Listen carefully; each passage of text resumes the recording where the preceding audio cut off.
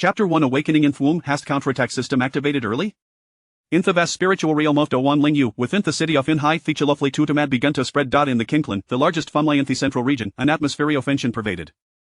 Chintian, it will protect this child no matter what. This is her firstborn, and a refuse stola thimperish, in a magnificent chamber, a middle good woman lay in the bed, her face death. She touched her swollen belly, a trace of pain evident in her brow.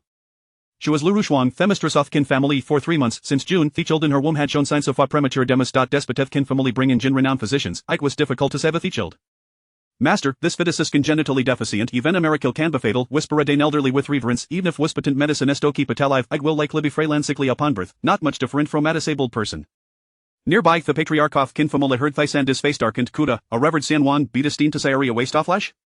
In the bustling surroundings, Chinzas Loleo Asha gazette around, he was utterly confused. What place is this? Ish dreaming, have found himself suspended in warm fluid, surrounded by darkness, with only fragmented memories in his mind. Hashesomihout revealed through time and space, and moreover, as a fetus? The next month, Chinza realized Thetrath, in his previous life, he was an exploited worker, overworked for 3 consecutive days and nights under the oppression of a ruthless boss, ultimately succumbing to exhaustion. He had never imagined that would no find himself in a world of fantasy. Suddenly, a vision appeared in Chinza's mind. Hesimad Toglim the outside world dagger young woman lying in bed in agony, beside her a dignified middle Gedman on his knees, his face filled with worry as she comforted her. Ruyen, let's not persist any longer. Sewer's condition is grave. Ifio continue. Bothiowan Sewer not survive. Themancius were reddened. Despite being a lofty San Juan, Hena revealed tender side Yeshev held his wife suffering.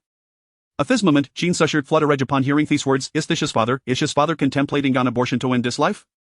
As Chin Supanda read the fragmented memories in his mind, he finally understood the situation. During his mother's pregnancy, she happened to engage in battle with demons, resulting in demonic invading her womb. Coupled with his congenital deficiencies, he had been in fevering cough death 4 months. No, Chin Zuba excellently, no matter what, I will bring Suir into the world. The gorgeous young woman's face was resolute. This was her firstborn, and she would not abandon him no matter what. Oh no, Amidstein Toperish soon after arriving in this world, Chinsa tried to scream Bootkun to her sound. He was merely affidus, not fully developed yet. Ding, sensing that the host is a tail point in life, the counterattack system is no activating. Suddenly, a melodious STEM voice rang out. Simultaneously, a light screen appeared before Chinsu. Linus saw small text appeared on the screen, recounting as fast. Host Chinsu.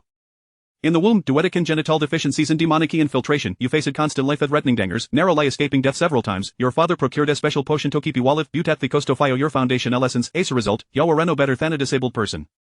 Upon birth, your spiritual root was tested and deemed inferior, the worst possible type. Normally, it would be impossible for you to embark on the path of cultivation. However, your San Wang father and Yenshen mother provide you with various resources, ultimately enabling you to pursue immortality. Adage 5, you struggled to become a cheery finding practitioner, burdened with the expectations of countless be pleased to son of San Wang. Despite your efforts, your spiritual roots bore quality hind your progress. A 13, you finally became a foundation building cultivator. Thinking your future is promising. However, when now you encounter at the prodigious of their great clans, who had already reached golden choristage, your deo heart nearly collapsed, unable to accept reality. By a getherty, dispatip resources, your main native foundation building cultivator, your parents realize it no amount of resources could make you strong, so Thasius support in your cultivation, urgent jata leviso healthy young master and enjoy the restofio your life, unwilling to accept this fate, war good with our parents and left home. A 35, without our parents' protection, you became a wandering cultivator, constantly living on thebring cough death. This made you realize how difficult it was to become an wandering cultivator. Even so, you persevered. At 60, you finally broke through to the foundation building stage and became an executor in Asmal sect, non off to discipline new your identity, and the reverend your San Wang father, Theoften spoke of his deeds, killing demons and girding demonic lairs, you listed insolence, choosing not to return. Perhaps your parent shadel ready for Gatinayu? A tone 112, you barely reached the lay foundation building stage but were nearing Thindofio your life, Alvafio were a revered Olderinthi sect, in your heart, Yupnuthatas the son of San Wang and Jiansheng, you were just as multime foundation building cultivator in Damanor sect Olderin remote borderlands, what a failed life. As Jinsa read the Linus and he light screen, he was deeply shocked, Istish's future, despite of Ingus in Wang father and Jiansheng mother, he would ultimately spend a tragic life filled with failures. This filled Jinsa with alarm if this were true, Hamitus well perish in Thwom. Just then, words on he light screen disappeared, despite over a century of failures, Yaniva gave up and continued to pursue with a grandeo. Congratulations, you have successfully activated counterattack system. Newbie quest initiated in your twilight years, with mobility hindered, attempt to traverse mountain sand rivers to return to the kin family and LTR parentiae once more, quest reward ancient sacred constitution level 1. Themelodious istem voice orangutagain. Jeans estimable formant, suddenly realizing something wasamis, huas a fetus, so how could the system have activate decenture yearly? Chapter 2 of the Ancient Sacred Body, Chinsu was taken aback. A person in the womb, a reversal system activated a century in advance. Should he accept the task, Chinsu gazed at the ethereal panel before him, feeling a momentary daze. However, he quickly regained his composure and immediately accepted the task, regardless of whether the system had malfunctioned, causing this premature activation. He would simply check for rewards upon completing the task. As long as there was a reward, even a mistake would be inconsequential. Yet, the first task was somewhat enigmatic. In my old age, I am physically hindered, traversing mountains and rivers to return to the Qin family. Now that I am here, all I need is for my parents to see me. Qin Su pondered internally. His father was a celestial king, and his mother a sword saint. They would surely possess the ability to release a form of divine consciousness, sensing his every move. Therefore, if he could create a commotion that prompted them to release their divine consciousness, he might just complete the task. Hopefully, this will prove useful. Qin Su felt a surge of anxiety. If it didn't work, he would have to wait until his birth to fulfill this novice task. He moved his body as much as possible, stirring the liquid around him. Suddenly, the beautiful woman's body jolted violently, a surge of intense pain radiating from her abdomen, spreading throughout her body like countless pinpricks. She bit her lip tightly, attempting to endure the sudden discomfort, yet, it was of little use. The child within her showed no signs of abating, but rather moved with increasing fervor. My dear. The middle-aged man was startled by this scene. He hurriedly approached, grasping his wife's hand and observing her pale, pained expression, he anxiously inquired, "What is wrong, my dear?" The stunning woman, with great difficulty, replied, "It seems that Suor is restless." Upon hearing this, everyone in the room fell into a stupor. Impossible, given the current frailty of the fetus, it was on the brink of demise. It could not possibly have the strength to be restless. The old physician, with a serious demeanor, stated unequivocally, "In my experience, at this stage, the fetus cannot be restless. The only possibility is that the fetus is in peril." Upon hearing these words, the middle-aged man became increasingly anxious. He feared that the loss of the fetus might also lead to the loss of his wife. "My dear, let us use our divine consciousness to investigate. If the fetus truly is in danger, we must terminate its life early to prevent a sudden loss that could endanger your health." The middle-aged man's expression grew grave. At this moment, he could only hope that the fetus would be unharmed. Reluctantly, the beautiful woman nodded in agreement. The couple did not hesitate further, releasing their divine consciousness to delve into her womb. In the next moment, both were left dumbfounded. They gazed at the tiny fetus within, their hearts stirred by a tempest of emotions. Wasn't it said that the fetus was exceedingly weak and on the brink of death? Why, then, did they see a child brimming with vitality, as if reborn, writhing and restless? Ding! Congratulations, host, on completing the novice task, and acquiring the ancient sacred body 1. Ancient sacred body, a unique constitution impervious to myriad evils, nearly invincible among peers, inherently immune to the pressures of the emperor level, and upon reaching its zenith, will enable the host to contend against emperors and suppress the heavens. The melodious voice of the system echoed. Qin Su ceased his movements, his heart swelling with excitement. Indeed, he had not been mistaken. Whether his parents used their eyes or divine consciousness, as long as they could see him, the task would be complete. Moreover, the system had truly arrived a century early. As long as he fulfilled the task, he would genuinely obtain the reward. The ancient sacred body was in the process of merging. Qin Su observed the ethereal panel, which displayed the system's prompt. Simultaneously, he felt waves of mysterious power merging into his limbs and bones, initiating a transformative metamorphosis. Mere moments later, the fusion of the ancient sacred body was successful. The pleasant chime of the system resounded once more. Qin Su's innate deficiencies had now vanished. Suddenly, the sky darkened ominously. The once clear expanse of blue was engulfed by thick clouds. Bolts of purple lightning danced within the cloud cover, and the sound of thunder was deafening. As the bloodline of the ancient sacred body was fully activated, a dazzling golden light soared into the sky, accompanied by the harmonious sounds of dragons and phoenixes reverberating across the heavens. A myriad of extraordinary phenomena unfolded, startling all the cultivators in Cloud Sea City. What prodigy Esperth could have summoned such celestial signs? When Qin Tianlong activated the primordial dragon body, the resultant phenomena were not nearly as terrifying. The phenomenon emanated from the Qin family. Could it be that another Qin Tianlong was about to emerge? Numerous cultivators ascended into the skies, attempting to glean the situation within the Qin family. Yet, a disdainful snort rang out. Qin Tianlong had made his move. Merely the aura he released sent the probing cultivators hurtling backward, sustaining significant injuries. At this moment, the atmosphere in the chamber turned decidedly peculiar. Qin Tianlong and Lu Rushuang exchanged glances, both sensing that Qin Su's condition had markedly improved. Suor is doing much better now. However, was the recent phenomenon summoned by him? Lu Rushuang furrowed her brows slightly, a flicker of doubt crossing her mind. Just then, the extraordinary signs vanished. Simultaneously, a servant rushed in, breathless with excitement, exclaiming, "Master, Madam, the second young masteress daughter, Qin Linger, has activated the Yin body, and just now summoned a phenomenon." Qin Linger? Qin Tianlong was momentarily taken aback. Qin Linger was the daughter of his younger brother, who had seemingly just been born 2 days prior. He hadn't expected her to activate a special constitution so soon. It appeared that the recent phenomenon was not summoned by his son after all. A trace of disappointment flickered in Qin Tianlong's eyes, yet his heart quickly regained its tranquility. Lu Rushuang, sensing her husband's emotional fluctuations, caressed her abdomen, a tender expression gracing her features as she said, "Regardless of whether the recent phenomenon was summoned by the little one, all I wish is for you to thrive." Qin Tianlong nodded slightly, in agreement with Lu Rushuang's sentiment. After all, he had immersed his divine consciousness into his wife's womb and sensed that the fetus exhibited signs of vibrant life. As long as the fetus could be born, what did it matter if it lacked any innate talent? He was a celestial king, and his wife a sword saint, that was sufficient to ensure their son could live a joyful life. "My dear, rest for now," Qin Tianlong spoke gently, then stood up and instructed his subordinates, "Immediately inform all clan members. I am convening a family assembly. The Yin body is one of the top 10 special constitutions, and Linger's activation of such a physique warrants the Qin family sparing no effort in her cultivation." Chapter 3. There are always schemers wishing to harm me. Qin Tianlong and Lu Rushuang were both immensely pleased. As long as Qin Su showed signs of improvement, it was the greatest blessing for them. My dear husband, you may proceed without concern. Although our son has yet to awaken his unique constitution, as long as he shows any progress and is born alive, that is all that matters. Lu Rushuang caressed her belly, her face radiating warmth and affection. From the very beginning, her sole wish was for her son to be born safely. Everything else paled in comparison. As for the notion of a special constitution, to her, it was merely an extraneous concern. If it existed, she would rejoice. If not, she would remain indifferent. Qin Tianlong nodded slightly and departed the chamber with his entourage. At that moment, the room was left with only Lu Rushuang and the venerable physician. Madam, is the fetus truly stabilized?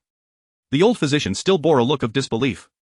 He had been attending to the Qin family for several days, checking on the fetus each day. This fetus, being inherently weak and afflicted by demonic energy, was perilously close to losing its life. How could it suddenly be improving? Old physician, do you doubt my son's ability to recover? Lu Rushuang's expression hardened as she spoke coldly. You may sense for yourself the truth of the matter. Upon hearing this, the old physician shuddered involuntarily. He nearly forgot that the enchanting lady before him was none other than the renowned sword saint. Nevertheless, he remained steadfast in his judgment. This fetus could never recover. Its inherent weaknesses could not be remedied, no matter how potent the divine medicines used. The old physician approached the bedside and unleashed his spiritual sense to examine the fetus within Lu Rushuang's womb. Yet, in the next instant, he exclaimed in disbelief, impossible. His face was etched with astonishment. It truly has improved? And why does it exude such a unique aura? Such fuss over nothing, Qin Su thought, as he remained indifferent to the external commotion. At that moment, he opened the system panel and scrutinized his data. Name: Qin Su. Age: 3 months. Cultivation: Nun Physique and Bloodline. Primordial Sacred Body Techniques and Nun Spells. 10,000 Evils unswayed, not activated. System prompt: the demonic energy within the host's body is continuously proliferating and may claim the host's life at any moment. My condition has yet to fully improve, Qin Su mused. The 10,000 evils unswayed of the primordial sacred body has not been activated, likely due to my lack of cultivation. If it were activated, I should be able to eradicate the demonic energy within me. The system has indicated as much. If I fail to eliminate this demonic energy, I could lose my life at any moment. Thus, I must hasten my learning of cultivation. However, considering I am merely a fetus, I cannot communicate with my parents to request a cultivation manual. Must I wait until I am born to begin my training? No, the system can activate in advance, indicating that the demonic energy might erupt prematurely. Should that happen, I would be in grave danger. Ding, the host has successfully activated the second task. You have returned to the Qin family, where your father, the Celestial King, and your mother, the Sword Saint, are overjoyed to see you. Yet, this is far from sufficient. To gain your parents' approval, you must unleash your full power and engage in a spar with your mother, the Sword Saint. If you can strike any part of her, the task will be completed. Task completion reward: Taiwan Swallowing Heaven Technique. The melodious voice of the system resonated once more, igniting Qin Su's excitement. Could this system truly hear his innermost thoughts? Just moments ago, he was troubled by the absence of a cultivation technique, and now the system has presented him with a task that rewards a method of cultivation, the Taiwan Swallowing Heaven Technique. Merely hearing the name evokes a sense of extraordinary potential. Before long, Qin Su calmed his racing thoughts and meticulously examined the task at hand. If he were a century older, he feared that the Sword Saint Mother would show no leniency. The notion of striking any part of her would be a futile dream. However, at present, he was but an unborn fetus. If he truly attempted to strike at his mother, she would likely be unable to retaliate. Therefore, this task seemed exceedingly simple. Suddenly, an overwhelming wave of drowsiness washed over him, and before he could contemplate how to fulfill the task, he found himself unable to open his eyes. Perhaps it was due to his fetal state, which limited his energy. In the blink of an eye, he succumbed to a deep slumber. The following day, a cacophony of voices roused Qin Su from his sleep. Brother, you are the illustrious Celestial King, and your wife is the Sword Saint. This fetus, even if born, is destined to be a waste. Do you wish to subject your son to a lifetime of ridicule? It would be better to snuff out his life in the cradle, sparing him a life of suffering. Listening to the external dialogue, Qin Su snapped awake. This is not good. There are always schemers wishing to harm me. Qin Su quickly assessed the situation and realized the identity of the speaker, his father's brother, Qin Tiancheng. Qin Tiancheng was holding a small girl, evidently here to flaunt his own achievements. This girl was none other than Qin Linger, who had activated the lunar physique just the day prior. What do you mean, Qin Tiancheng? Lu Rushuang's expression turned icy. She initially believed that Qin Tianlong had brought their daughter merely to visit, but she never anticipated that it was a pretext for advocating abortion. This ignited her fury, and she felt an urge to teach him a lesson. Sister-in-law, do not misunderstand. I speak only the truth. If you give birth to a waste, the Qin family will endure scorn from other factions for a long time to come. Such a fate would severely tarnish the reputation and prestige of the Qin family, Qin Tiancheng said, his words laced with veiled malice. He presented a facade of rationality, all while standing on a moral high ground, coercing Lu Rushuang into considering an abortion. Enough! At that moment, Qin Tianlong cast a glance that rendered Qin Tiancheng as if he had plunged into an icy abyss. I know you have come to boast. After all, Linger has activated the lunar physique, while my son is merely a waste. But, Qin Tiancheng, let me make it clear, no matter the circumstances, I will never abandon Su'er. With a composed demeanor, Lu Rushuang asserted, even if he can only be an ordinary person in the future, I will ensure that he grows up carefree and safe. In that instant, Qin Su felt a wave of warmth enveloping him. It was the unwavering love emanating from his mother. Even if it meant standing against the entire world, she would shield him from harm in this new life. How could he ever let such a remarkable mother down? A faint smile graced Qin Su's lips as he resolved to take action to defend his mother's honor. Chapter 4. Who dares to bully my mother? Qin Tianlong remained silent, fully aware of his brother's ulterior motives. This time, Qin Linger had activated her Taiyin physique. If she diligently cultivated, she would undoubtedly ascend to the position of the Qin family's patriarch in the future. It was precisely for this reason that Qin Tianqing had come here to flaunt his superiority. Sister-in-law, I apologize, he feigned humility. I am merely considering the interests of the Qin family. There is no malice intended. A thin veneer of a smile graced Qin Tianqing's face, yet deep down, he wished for Lu Rushuan's unborn child to vanish immediately. After all, if that child were to disappear, the next patriarchal position would surely belong to his daughter. Sister-in-law, this is my daughter, Qin Linger. I trust you are already aware of her recent activation of the Taiyin physique. She is the shining star of the Qin family. He continued, it is unfortunate that the child in your womb is inherently deficient. Even if it miraculously survives, it would only be a burden. Qin Tianqing led Qin Linger to the bedside, as if showcasing a flawless masterpiece, reveling in his own display. As his words fell, the expressions of Lu Rushuan and Qin Tianlong darkened. They were painfully aware of the child's condition, deficient and besieged by demonic energy. Even if it were to be born, the chances of it cultivating were slim. Their son might forever remain a mere mortal, while Qin Tianqing's daughter had the opportunity to stand atop the world. A mere comparison cast a shadow of sorrow over the couple, stirring a profound ache within them. Is this scoundrel mocking my parents, just a Taiyin physique, and he thinks it worthy of boasting? I am an ancient sacred body, yet I do not brag. Qin Su silently scoffed. The ancient sacred body ranked among the top 3 physiques, while the Taiyin physique was merely ranked 10th, a disparity akin to the radiant moon versus a flickering firefly. He was genuinely angered. Mother, allow me to avenge you. Qin Su vowed to slap Qin Tianqing's face hard. He recalled his second task. As long as he received the reward for it, he would be able to cultivate. Once he began, he could awaken the aura of the ancient sacred body, making his extraordinary nature apparent. The second task required him to strike any part of the Sword Saint's mother. If he were an elderly man, such an action would be exceedingly difficult. However, as a fetus, completing this task was remarkably simple. Without hesitation, Qin Su propelled himself forward until he reached the liquid's edge. He gently extended his right hand and struck the fleshy membrane before him. Ah! Lu Rushuan caressed her belly, a look of pain crossing her features as she softly murmured, Sewer is causing a ruckus again. Witnessing this, Qin Tianlong rushed to support his wife, exclaiming, my dear, please lie down and rest. Concern etched on his face, he feared that the child's disturbances might endanger Lu Rushuan's health. Humph, what a charade. Does he truly believe I am unaware of the child's precarious state? Does he not even have the strength to stir? Qin Tianqing sneered, lowly mocking, does she think this proves the child's healthy development? Everyone in the Qin family is well aware of the situation. The fetus is inherently deficient, lacking in foundation, besieged by demonic energy, and endowed with a myriad of shortcomings. It is a shared understanding among the clan that if this child manages to be born, it will be a miracle. Ding! Congratulations, host, for completing the second task. You have successfully struck the Sword Saint's mother and obtained the Taiwang Swallowing Heaven technique. The Taiwang Swallowing Heaven technique, a peerless top-tier cultivation method, could devour various energies, including the spiritual essence of heaven and earth, the powers of others, and various mysterious energy sources, transforming them into one's own strength. Additionally, it could reshape meridians in physical form, facilitating breakthroughs in cultivation. At its pinnacle, it would allow one to swallow the very heavens. The melodious voice of the system resonated. This was truly an unparalleled cultivation method. Qin Su's heart surged with excitement. He would finally possess a technique. He no longer had to wait until his birth to begin cultivating. As the Taiwang Swallowing Heaven technique flooded his consciousness, a torrent of information inundated Qin Su's mind, imprinting all knowledge related to the technique within his memory. The technique had been successfully imparted. Gazing at the system's prompt, he realized that with a mere thought, he could access any aspect of the Taiwang Swallowing Heaven technique. The technique comprised 9 levels, and the higher one cultivated, the more formidable the devouring power unleashed. Let us see if I can cultivate it, Qin Su composed himself.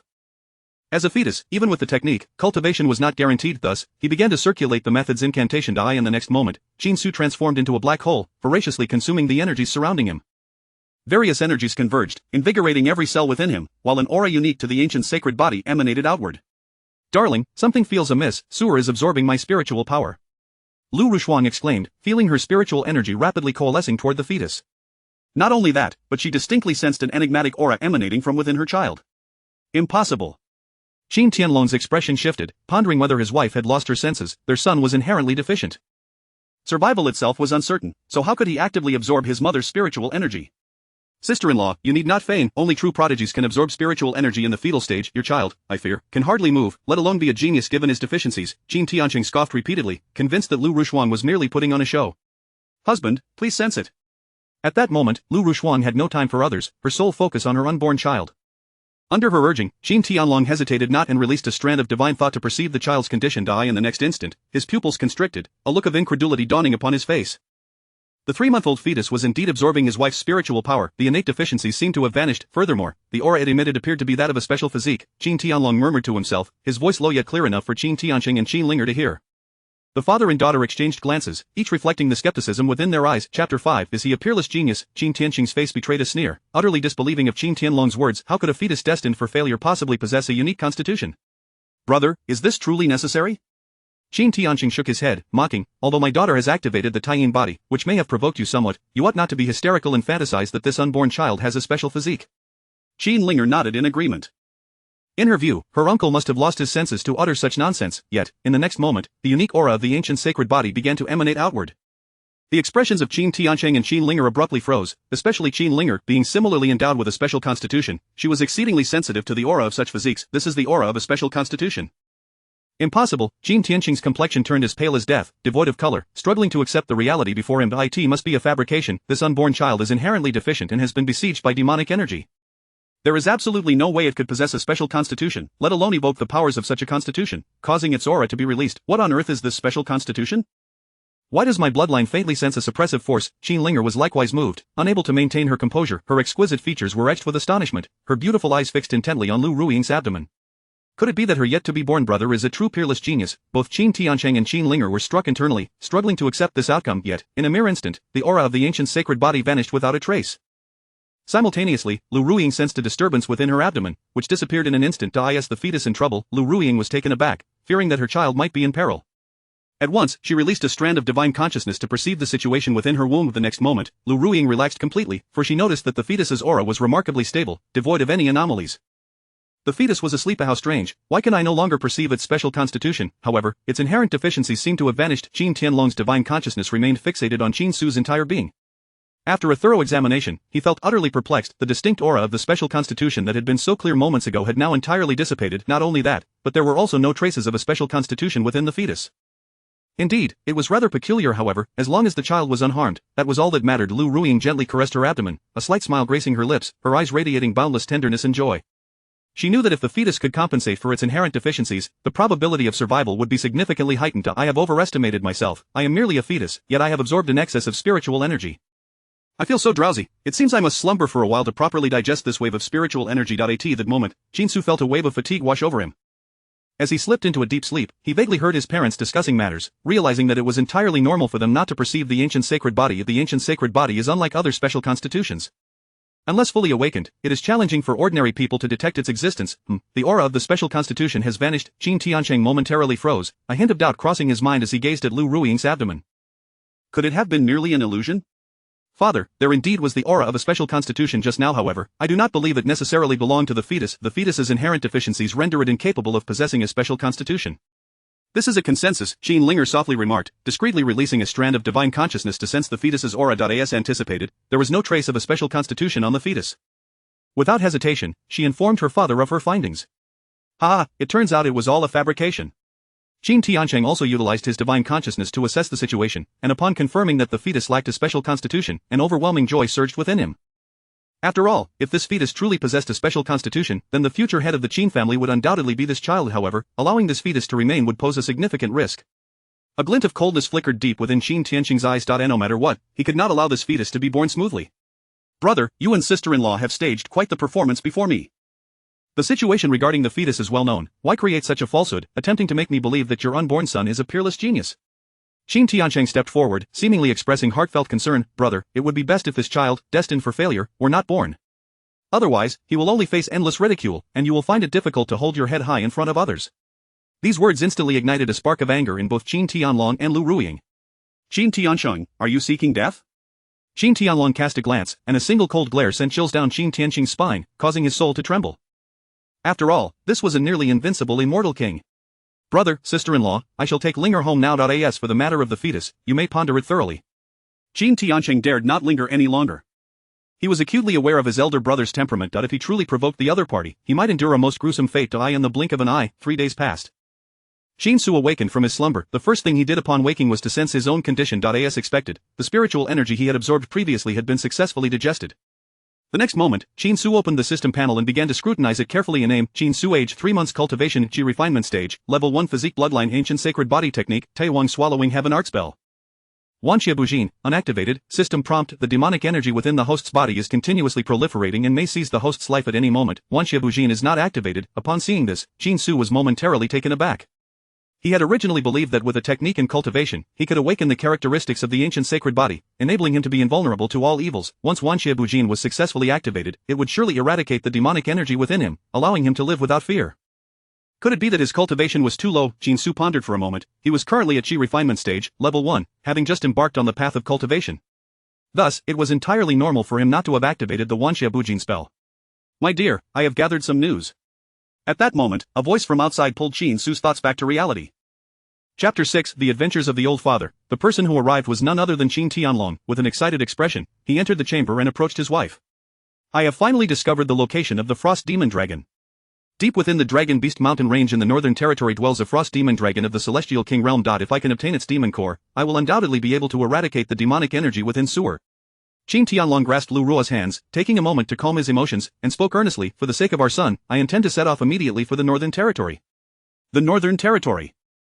No. Lu Ruo's pupils constricted as she attempted to dissuade Qin Tianlong from venturing to the north. The Great Wilderness Spirit Domain comprises 5 major territories. The Central and Eastern Territories are controlled by the human race, while the Southern Territory belongs to the demon race, and the Western Territory is the domain of the Buddhist sect. The Northern Territory, however, is governed by the Demon Clan. Months ago, it was precisely because Qin Tianlong and Lu Ruo defended against the demon race's invasion from the north that they fell victim to a cunning scheme orchestrated by a demon king, resulting in their child's dire condition. For human cultivators, the Northern Territory is considered a forbidden land, let alone the Dragon Beast Mountain Range, which has long been known as the burial ground of celestial kings. Even celestial kings who tread upon the Dragon Beast Mountain Range face the peril of imminent death. I cannot allow you to go to the Northern Territory. Though you are a peak celestial king cultivator, the Dragon Beast Mountain Range is far too dangerous. Lu Ruo's eyes glistened with tears. She recalled the time she and Qin Tianlong had ventured to the outskirts of the Dragon Beast Mountain Range, where they had come perilously close to demise on multiple occasions. The thought of Qin Tianlong attempting to traverse the Dragon Beast Mountain Range alone was something she simply could not accept. My dear, did you not say you wished for our son to be born safely? The demonic energy within him has yet to dissipate. If we cannot eliminate it, he may lose his life at any moment. Qin Tianlong smiled gently and stated plainly, rest assured, I promise to return alive. Is this truly my father? Jin Su, unaware of the Northern Territory's nature, gleaned from his mother's reaction just how treacherous it was. Do not go. Please, do not go, I can handle the demonic energy myself. Jin Su struggled desperately, attempting to attract his parents' attention. He wished to prevent his father from embarking on the journey to the north, for he knew that should he activate the spell of invulnerability to all evils, he could easily resolve the demonic energy within him. However, as a mere fetus, even speaking was an unattainable luxury for him. Ah! Lu Ruo felt a stir within her abdomen, her face contorting with pain. Is Su'er causing a ruckus again? Qin Tianlong was startled. Upon careful observation, he realized the child within Lu Ruo was thrashing about violently. Could it be that Su'er sensed his impending departure? Qin Tianlong could not help but speculate, yet, he knew he must venture to the Northern Territory. If the demonic energy within the fetus remained, the child could be in grave danger at any moment. Su'er, do not worry, your father is a celestial king, there are very few in this world who can match me. Qin Tianlong caressed his wife's belly, soothingly assuring her, you stay put and wait for your father to return, and then you will be born safely. Upon hearing this, Jin Su could only cease his struggles. However, he recalled the moment he activated the system had mentioned this very matter. Jin Su's previous life trajectory was one where death could strike at any moment. It was only due to the divine medicine procured by Qin Tianlong that he could be born smoothly. Yet, due to his congenital deficiencies, he emerged as a talentless waste. Thus, Qin Tianlong's journey to the Northern Territory, under normal circumstances, should allow him to return alive. Yet, he hoped that his changes would not cause any issues for his father. Jin Su mused silently, realizing that his attempts to dissuade were futile. Regardless, Qin Tianlong would undoubtedly venture to the Northern Territory unless he could immediately dispel the demonic energy within himself. However, without the ability to activate the spell of invulnerability to all evils, he had no means to resolve the nearly fused demonic energy. Indeed, he is concerned for your safety. It seems Su'er had truly developed awareness and could perceive the circumstances of the outside world. Lu Ruo was astonished. She had not anticipated that a single remark from her husband would calm the fetus. This left her feeling somewhat incredulous. What a good child. Once his congenital deficiencies are remedied, he will become normal. I will contact the Confucian family and request that they send someone to provide Su'er with prenatal education. With the influence of prenatal education, he will be even more intelligent upon his birth. Qin Tianlong's eyes brightened, equally astonished. As long as the fetus could perceive the outside world, prenatal education could be conducted. The culture of prenatal education was quite prevalent in this world. Any powerful family would invite Confucian cultivators to utilize certain special techniques for the purpose of educating the fetus. Such endeavors would not only subtly impact the child's character but also enhance their innate talents. Very well. Lu Ruo nodded slightly, saying, as it happens, my teacher from back then is currently traveling in the Purple Gold Dynasty. I shall send someone to invite him here. Prenatal education? Qin Su was momentarily taken aback. He had not expected that this world also practiced prenatal education. This piqued his curiosity, as in his previous life, prenatal education consisted of playing music and telling stories. What might prenatal education in this world entail? I am leaving. Without lingering, Qin Tianlong caressed Lu Ruo's belly before rising to depart. Travel safely. Lu Ruo watched Qin Tianlong's retreating figure, her face betraying a look of concern. Within the chamber, silence enveloped the space. Qin Su pondered for a moment. With no current tasks at hand, he would take this opportunity to diligently cultivate the Taiwan swallowing heaven technique and enhance his own strength. The next moment, he began to recall the contents of the Taiwan swallowing heaven technique and commenced the practice of the technique. Here it comes again? Lu Ruo sensed an immense force rapidly drawing the spiritual energy from within her. Instinctively, she exclaimed a "Sur." Subsequently, she composed herself and immediately consumed some spiritual pills. Indeed, the potent energy from the pills rushed not through her limbs but surged toward her abdomen. The overwhelming power of the pills nearly caused Qin Su to burst apart in an instant. Mother, you are truly impressive. Qin Su felt the immense energy coursing through him, and a wave of drowsiness washed over him. Before he could react, he fell into a deep slumber. During this slumber, he thoroughly digested the streams of energy, simultaneously elevating his cultivation level. In the blink of an eye, a day and night had passed. By the following day, Qin Su awoke amidst a chorus of discussions. Upon waking, he immediately checked his cultivation level. The third layer of qi refining? Qin Su was overwhelmed with joy. Had he truly ascended 2 small realms simply by sleeping? Chapter 7 A Motheress Dominance. After 10 months of gestation, when I finally enter this world, will I be invincible? Qin Su's eyes sparkled with excitement, yet he understood that the speed of his cultivation depended heavily on the nourishment provided by his mother. Should she continuously consume various elixirs, his progress in cultivation would undoubtedly soar to unprecedented heights. According to the original trajectory of my life, I would only reach the late stage of foundation establishment by the time I aged considerably. However, now, I could achieve that in merely a month or two. Qin Su took a moment to calm his racing thoughts, aware that prematurely celebrating could lead to unforeseen complications. More importantly, the demonic energy within him posed a constant threat to his life. No one could predict when it might erupt. Should it do so, his life would be forfeit. Sister-in-law, my daughter has awakened the Taiyin physique and rightfully deserves the guidance of Elder Chen, the sage. Chen Shunan, a Confucian sage, would greatly benefit Linger if he were to mentor her for a time. Indeed, the child you bear, Lu Rushuang, is destined to be a failure. Thus, there is no need to squander such valuable resources. Suddenly, Qin Su was startled by a commotion outside. Upon sensing the situation, he realized it was Qin Tianchen causing the ruckus. It appeared that their mother had invited a renowned Confucian sage to provide prenatal education, which Qin Tiancheng, upon learning, intended to intercept. Furthermore, he had summoned several esteemed elders from their clan, each advocating for him, as if Lu Rushuang's refusal would tarnish the reputation of the Qin family. How infuriating! Their father had barely stepped out for a day, and they were already bullying their mother. Qin Su longed to emerge and deliver a thorough beating to these individuals, yet, he was merely 3 months along. Even under the best circumstances, he would not be born for another 6 or 7 months. Lu Rushuang, you must consider the greater good of the Qin family. Qin Linger is the future of our clan. All resources should be directed toward her. We all know your child is inherently deficient, perhaps lacking any sense of perception, rendering prenatal education utterly futile for him. For the sake of the Qin family, speak with Elder Chen and have him become Linger's teacher. An increasing number of elders entered the chamber, all urging Lu Rushuang to accept Elder Chen as Qin Linger's instructor. To them, having Elder Chen provide prenatal education to Qin Su was a flagrant waste of resources. However, they remained oblivious to the growing displeasure on Lu Rushuang's face. Sister-in-law, I believe they speak the truth. Elder Chen is an exceptional Confucian sage. It would indeed be a waste for him to instruct Su-er. Only our Linger is deserving of such an honor. Qin Tiancheng wore a smug expression, convinced that Lu Rushuang, under pressure, would inevitably acquiesce to their demands. After all, those present were revered elders of the Qin family. Should Lu Rushuang refuse, she would undoubtedly face severe criticism, yet, they underestimated Lu Rushuang's fierce maternal instincts. Are you all seeking death? Elder Chen was my mentor in my youth. He is here because of me. What justification is there for him to become Linger's teacher? As for whether it constitutes a waste of resources, that is none of your concern. Lu Rushuang's gaze swept across the room, her inner fury becoming increasingly difficult to contain. Sitting on the bed, an overwhelming aura of sword intent radiated from her, causing the assembled cultivators to feel as though they were plunging into an icy abyss. Qin Tiancheng was taken aback. He had not anticipated such a vehement reaction from Lu Rushuang. At that moment, all present could sense a hint of murderous intent. Should they persist in their coercion, it seemed likely that Lu Rushuang would take action. As a sword sage, her prowess was sufficient to eliminate all present in an instant. Thus, the crowd turned to Qin Tiancheng for guidance. Though they were elders, the threat of death could easily diminish their courage. Motheress dominance. Qin Su watched the unfolding scene outside, feeling a surge of vindication. Truly, she was his mother. With merely a flicker of sword intent, she had rendered them powerless with fear. Indeed, strength is the ultimate truth. In this world, only with sufficient power can one avoid being bullied. Sister-in-law, there is no need to be angry. I merely hope you prioritize the greater good. If you disagree, we shall not impose our will upon you. Qin Tiancheng squinted, maintaining his moral high ground, appearing to respect Lu Rushuang's decision while subtly urging her to reconsider. Unless Elder Chen willingly chooses to become Linger's teacher, he shall only instruct my son. If you are dissatisfied, you may seek Elder Chen yourselves. Lu Rushuang's gaze turned frigid, her aura peaking, making it difficult for anyone present to breathe. At that moment, none dared utter another word. Even Qin Tiancheng fell silent, fearing that further words might provoke Lu Rushuang to deliver a fatal blow. Lu Rushuang, my dear disciple, your temper remains as formidable as ever. I could hear it clearly from outside. Suddenly, a hearty laughter echoed through the air. Everyone turned their gaze toward the entrance, where a spirited elder in a flowing blue robe entered, exuding an extraordinary presence. Greetings, Elder Chen. The Qin cultivators instinctively bowed in unison upon recognizing the visitor. Chen Shunan, the Confucian sage, and the future prenatal educator of Qin Su, a master, Lu Rushuang said, supporting her belly as she slightly inclined her body in greeting. Good disciple, please take a seat, Chen Shunan said, swiftly moving to Lu Rushuang's side. With a gentle motion of his feather fan, he compelled her to sit, leaving her unable to resist.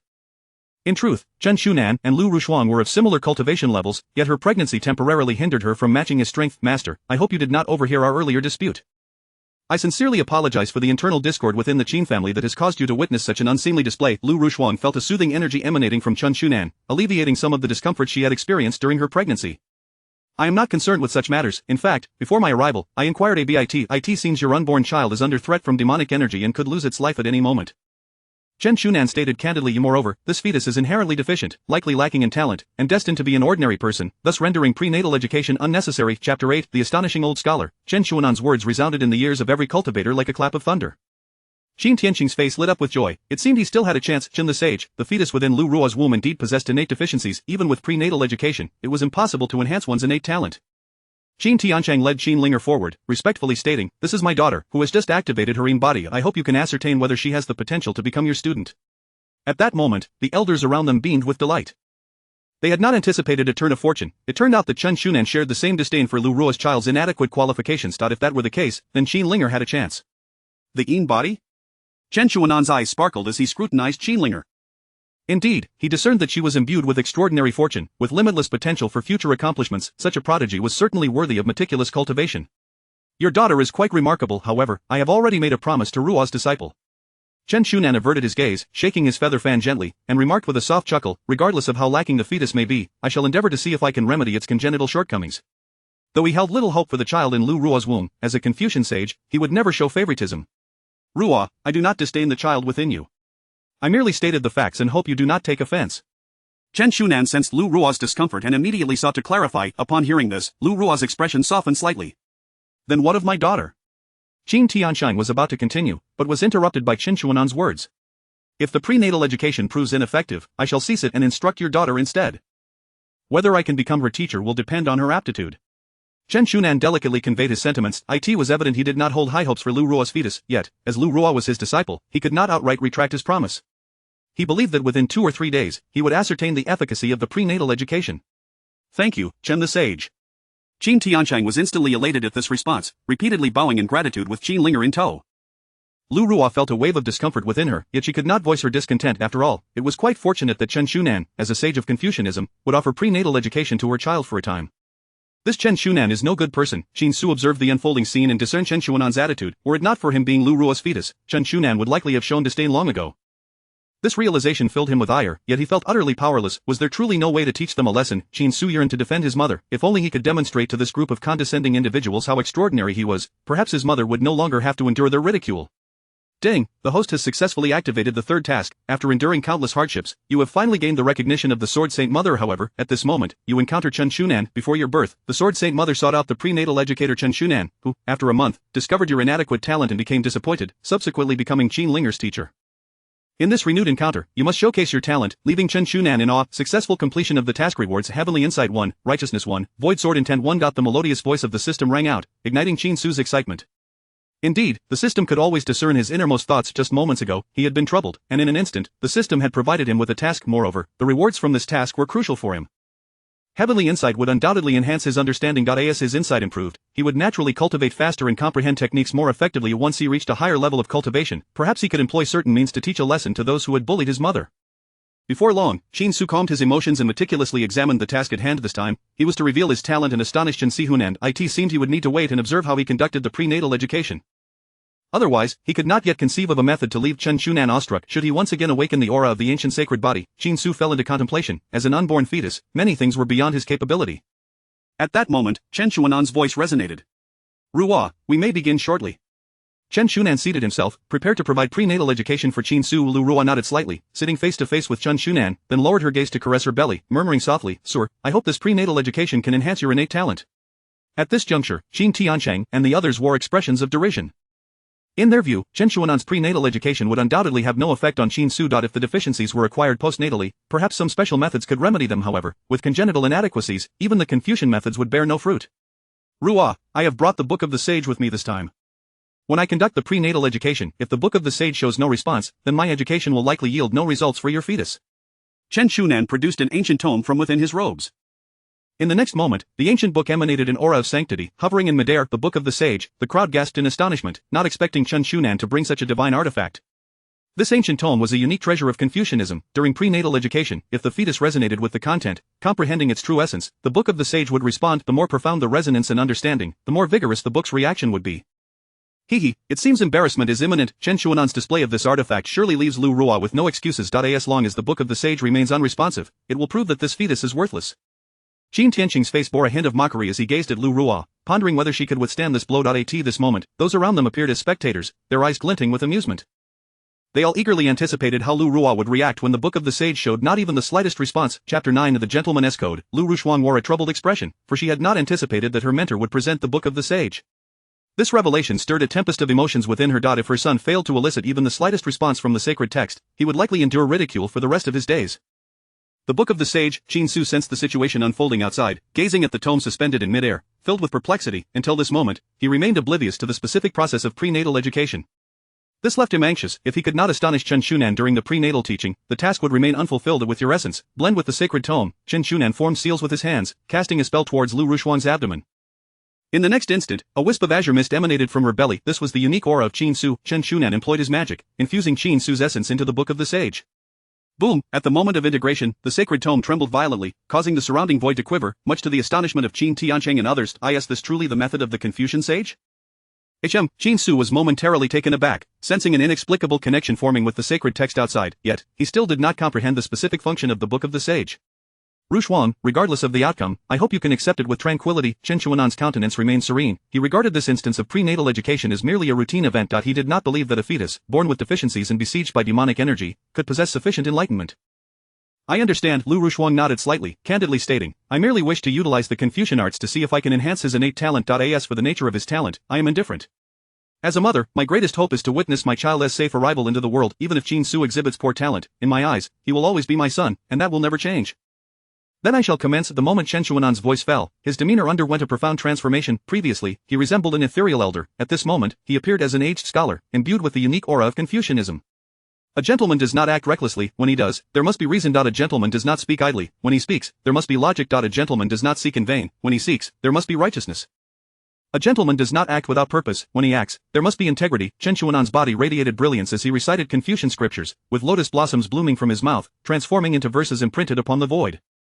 At this moment, all present felt a surge of mysterious power. Each individual's soul appeared to be purified, especially Qin Linger, who, upon hearing Chen Shuanan's recitation, faintly grasped some of the true essence. Indeed, it seems she has a connection with our Confucian teachings. Chen Shuanan's perception was exceptionally keen, and he immediately detected the unusual aura surrounding Qin Linger. This brought him great joy. It appeared that this visit to the Qin family was not in vain. If he could draw forth a prodigy destined for greatness into the Confucian fold, it would be a boon for the entire sect. As for the child within Lu Rushuang, Chen Shunan was not overly concerned, for he did not believe the fetus would provoke even the slightest reaction from the sacred tome. Meanwhile, Qin Su, listening to Chen Shuanan's recitation of the Confucian scriptures, found himself momentarily stunned. In his previous life, he had thoroughly studied the Analects and had been steeped in Confucian thought for years. Thus, he instantly comprehended the meaning behind Chen Shuanan's verses. In life, one must hold oneself to the standards of a gentleman, ensuring that words and actions are in harmony and that one's character is virtuous. Qin Su mused inwardly, but as soon as the thought emerged, he felt a force transmitting his innermost thoughts to the Book of the Sage through an inexplicable connection. Boom! In the next instant, the Book of the Sage erupted in resplendent light, illuminating the entire chamber. Simultaneously, the ancient tome hovering in midair flipped open to the first page, revealing Qin Su's interpretation. Am I seeing things? The Book of the Sage has actually responded. The elders of the Qin family were utterly astonished by this spectacle. They had long believed that Qin Su, born with deficiencies, could never possess any talent or enlightenment, yet, now, after merely a brief recitation by Chen Shunan, the sacred tome had reacted, and with great fervor. Could it truly be Rushuang? Is your fetus genuinely born with deficiencies? Chen Shunan was equally taken aback, sensing the spirit within the Book of the Sage stirring with excitement as if rejoicing at the sudden comprehension of Confucian principles. Though he was indeed born with deficiencies, those shortcomings had seemingly vanished in recent days. Lu Rushuang's eyes sparkled with hope as she caressed her belly, her gaze filled with tenderness. Sister-in-law, did you perhaps employ a spell to deceive the heavens, resulting in the Book of the Sage responding, we have witnessed countless instances of your child's deficiencies, perpetually teetering on the brink of life and death. Given his precarious condition, it would be impossible for him to grasp the essence of Confucianism, let alone perceive the sounds from outside. Qin Tianqing's expression darkened. Even at this juncture, he could not accept the reality. For 3 months, the Qin family had summoned numerous renowned physicians, all providing consistent diagnoses. Now, Lu Rushuang claimed that Qin Su's deficiencies had been resolved, a notion that was simply beyond Qin Tianqing's comprehension. The Book of the Sage held an exalted status. Even other Confucian sages could not easily deceive the heavens. Perhaps it was merely a coincidence. I shall continue reciting the Confucian scriptures and observe the fetus's reaction. Chen Shunan harbored a flicker of doubt, for he too found it hard to believe that anyone could rectify innate deficiencies. Even the legendary imperial-grade elixirs could not yield such results. As heaven moves vigorously, a gentleman strives for self-improvement. Chen Shunan once more channeled his spiritual energy, invoking the power of Confucianism as he recited various scriptures. At this moment, upon hearing these verses, Qin Su could not help but roll his eyes in exasperation. Truly, they were exceedingly simplistic, or essentially, they urged individuals to emulate the celestial movements, constantly striving for progress and vigor. For cultivators, it meant comprehending the natural laws of the universe and grasping the profound truths therein. As Qin Su contemplated his understanding, the brilliance emanating from the Book of the Sage began to shift in an instant. The 7-colored radiance cascaded like a waterfall, while the ancient tome continued to flip pages, with words floating forth, inscribing themselves upon the void.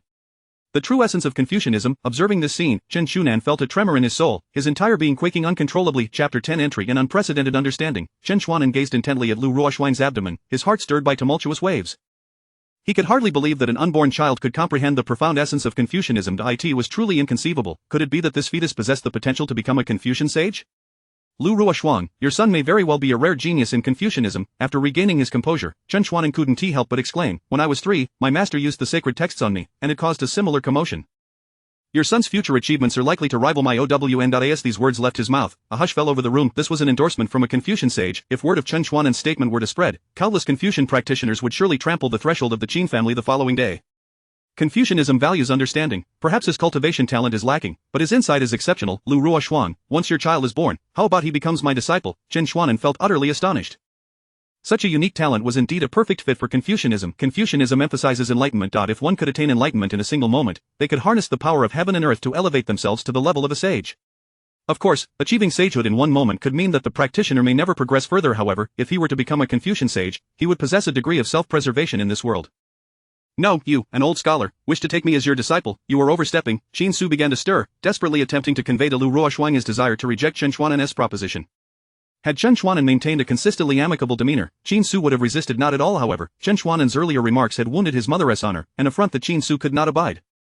It seemed as if the mother and son shared a profound connection. Lu Ruoxuang suddenly sensed Qin Su's thoughts. I'm sorry, although I am his mother, I cannot make decisions on his behalf. Once he is born, you may ask him and see if he agrees. Lu Ruoxuang gently declined, caressing her belly as she whispered, Sir, it seems you really dislike him. Qin Su nodded vigorously. He harbored a strong aversion to Chen Shuanan. This was due to Chen Shuanan's tendency, like many others, to look down upon those with lesser talents. Very well. Chen Shuanan sighed in resignation, yet he remained undeterred. He thought to himself that once the fetus was born and displayed poor cultivation talent, Lu Ruoxuang would have no choice but to acquiesce if he returned to the Qin family at that time. Old sage Chen, are you certain you are not mistaken? Qin Tianqing could not help but inquire. As soon as the words escaped his lips, Chen Shuanan's expression darkened. Are you questioning my judgment? The fetus within Lu Ruoxuang indeed exhibited the potential of a Confucian genius, though not the absolute best talent. He possessed the qualities necessary for sagehood. Chen Shuanan cast a cold glance, an inexplicable pressure. In the next moment, Qin Tianqing found it difficult to breathe. The surrounding elders of the Qin family, sensing the tense atmosphere, fell into an uneasy silence. My apologies. I did not mean to cast doubt upon you, Qin Tianqing quickly offered, then expressed his confusion. I simply cannot comprehend how a fetus, inherently deficient, could possibly possess such talent. Upon hearing this, Chen Shuanan reined in his aura, replying icily, Do you believe that your understanding of the world constitutes the entirety of reality? Perhaps no fetus has ever been able to rectify their innate deficiencies before, but today, is that not the case? As a sage of Confucianism, he possessed his own interpretation of the world, making it easier for him to accept Lu Ruoxuang's explanations. Just because something hasn't happened in the past does not mean it cannot occur in the present or future. This world is replete with various, unfathomable miracles. I understand. Qin Tianqing felt a deep disappointment wash over him, realizing how detrimental it was for him that Lu Ruoxuang's fetus displayed remarkable Confucian talent.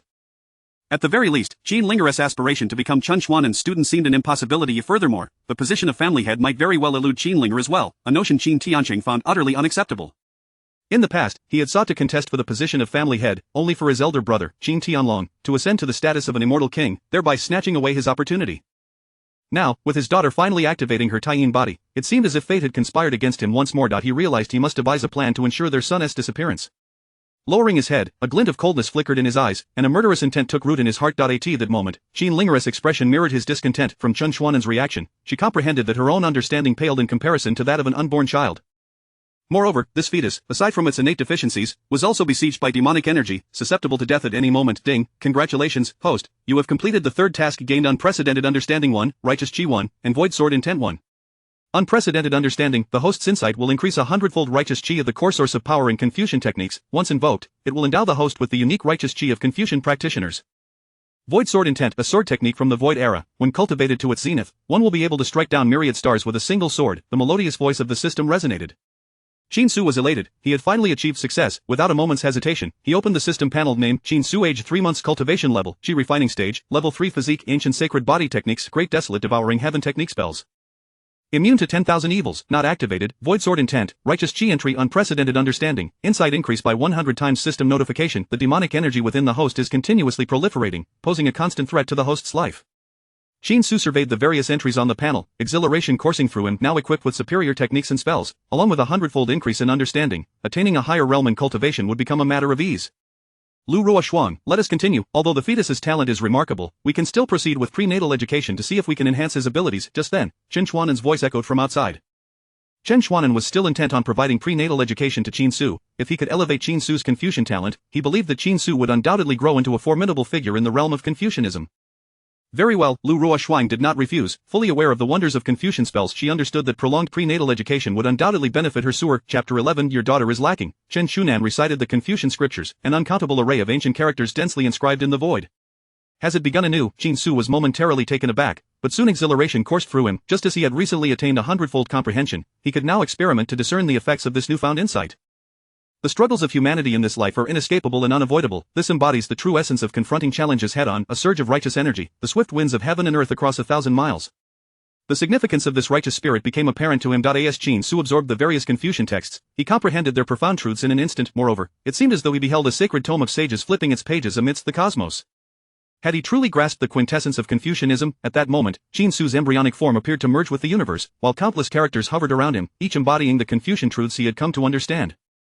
Boom! The Book of Sages erupted with boundless power in an instant. The elders of the Qin family were thrown back as if caught in a tempest. What is happening? Chen Xunan reacted swiftly, immediately shielding Lu Ruoshuang's body from the force unleashed by the sacred tome. He looked up and was astonished to see the characters upon the book vanishing at an astonishing speed, leaving him utterly dumbfounded. Could he truly fathom the celestial truths inherent in Confucianism? Furthermore, why was he experiencing a surge of righteous spirit? Had he perhaps discovered the source of Confucian power, embarking on an extraordinary path within this tradition? For a moment, Chen Xunan felt a wave of disorientation wash over him. He glanced at the sacred tome and then at Lu Ruoshuang's abdomen, feeling a storm of emotions within. The unborn child of Lu Ruoshuang did not seem to be an ordinary prodigy of Confucianism, a once-in-a-millennium genius. If this child were to be born, he might have the potential to carry forth the teachings of the ancients and usher in an era of peace for generations to come. Chen Xunan murmured to himself, utterly astounded. Having lived for over 1,000 years, he had never encountered such a talent. Perhaps Qin Su's gifts could only be compared to those of the most revered Confucian masters enshrined in the temples. As this thought crossed his mind, he trembled uncontrollably. Such a prodigy, should he align with the Confucian sect, could undoubtedly alter the entire landscape of power within the central domain. Linger, this fetus is far more extraordinary than we had anticipated. Qin Tiansheng observed the scene with intensifying malice. The more Qin Su showcased his talent, the more resolute Qin Tiansheng became in his desire to eliminate him. It mattered not, even if he were a Confucian sage. Once I ascend to the rank of immortal king, a single strike shall eradicate the sage. Although Qin Linger appeared composed, a flicker of disbelief lurked in her eyes. Clearly, until this very moment, she could hardly fathom that her cousin possessed such formidable Confucian gifts. While she held little interest in the position of family head, the thought of her attention being overshadowed by Qin Su filled her with unease. She gazed at Lu Ruoshuang's abdomen, silently vowing, once you are born, I shall suppress you. Meanwhile, Qin Su was absorbing streams of power. After grasping the profound truths of Confucianism, the sacred tome in midair unleashed a torrent of energy directed towards him. Without hesitation, he activated the Taihuang Tongtian technique, consuming the power of the sacred tome entirely. Yet, as before, merely a brief moment passed, and his diminutive form was saturated with energy. A wave of drowsiness overcame him, and before he could react, he fell into a deep slumber. In that instant, his connection to the sacred tome was severed. As the link dissipated, the radiant glow emitted by the tome gradually dimmed. Why has the connection been broken? Chen Xunan paused momentarily, then released a strand of divine consciousness to ascertain Qin Su's condition. Upon discovering that Qin Su was asleep, realization dawned upon him. If the fetus is asleep, the connection to the sacred tome would indeed sever automatically. Lu Ruoshuang, the fetus has drifted into slumber. When it awakens, I shall provide it with prenatal education. Chen Shunan stored the sacred tome and looked at his former student, Lu Rushuang, with a sense of nostalgia. You are carrying a remarkable child. I only hope that once he is born, he can visit the sacred ground of Confucianism. With his talents, he stands every chance of becoming a leading figure there. Upon hearing this, Lu Rushuang was taken aback. Even in her youth, she had never received such praise from Chen Shunan. Clearly, her son was extraordinary indeed. However, Lu Rushuang quickly composed herself and replied gently, regardless of his gifts, all I desire is for him to be born safely and grow up in peace. Safety and tranquility are true blessings. As a mother, she harbored no extravagant aspirations for her son's strength, she only wished for him to grow up happily. Chen Shunan was momentarily taken aback, and then he regarded Lu Rushuang's expression. At that moment, he finally understood the deepest hopes of a mother. Having a mother like you is indeed a blessing for him. Chen Shunan rose and chuckled softly, I shall take up residence here for the foreseeable future. Upon hearing this, Lu Rushuang promptly arranged for a courtyard for Chen Shunan. Just as he was about to exit the chamber, Qin Tiansheng, unwilling to relent, inquired, Elder Sage Chen, might my daughter still have the opportunity to become your student? Chen Shunan paused, glancing at Qin Linger. Her talent was commendable, and she bore the body of the Taiyin with proper cultivation. Her future was equally boundless. However, in comparison, Qin Linger's gifts in Confucianism paled in comparison to those of Qin Su. Perhaps we shall discuss this later, Chen Shunan casually remarked, turning to leave the chamber. Discussing it later was, in truth, a polite way of indicating there would be no opportunity. Father, do not fret. He is merely an old Confucian scholar. Without his guidance, I too can soar to great heights. Moreover, have you forgotten, news has come from the Yaoqi sacred land that the Grand Elder wishes to take me on as a disciple. Qin Linger spoke softly, a hint of sadness in her tone, yet devoid of any despondency. After all, she possessed the Taiyin body, while Qin Su merely held the gift of Confucianism. Her future achievements would undoubtedly surpass his. Daughter, should you join the sacred land, you will no longer be able to become the head of the Qin family. Qin Tianqing furrowed his brow, fully aware of the news that had reached him from the sacred land. Yet, he harbored an almost obsessive desire for the position of family head. Chapter 12 The Majestic Righteousness. The position of the head of the Qin family has long been a cherished dream of Qin Tiansheng. Thus, his obsession runs deep. Ever since Qin Tianlong ascended to the position of family head, Qin Tiansheng had nearly relinquished his aspirations. However, this notion was irrevocably altered upon the birth of Qin Linger. Even if he could not attain the position of family head himself, he resolved that his daughter would inherit it. Becoming a disciple of the Grand Elder of the Sacred Land did not equate to becoming a disciple of the Sacred Land itself. Qin Linger's eyes sparkled. She had been instilled with the belief from a young age that she must, by all means, become the family head. Hence, she understood her father's profound obsession with that title.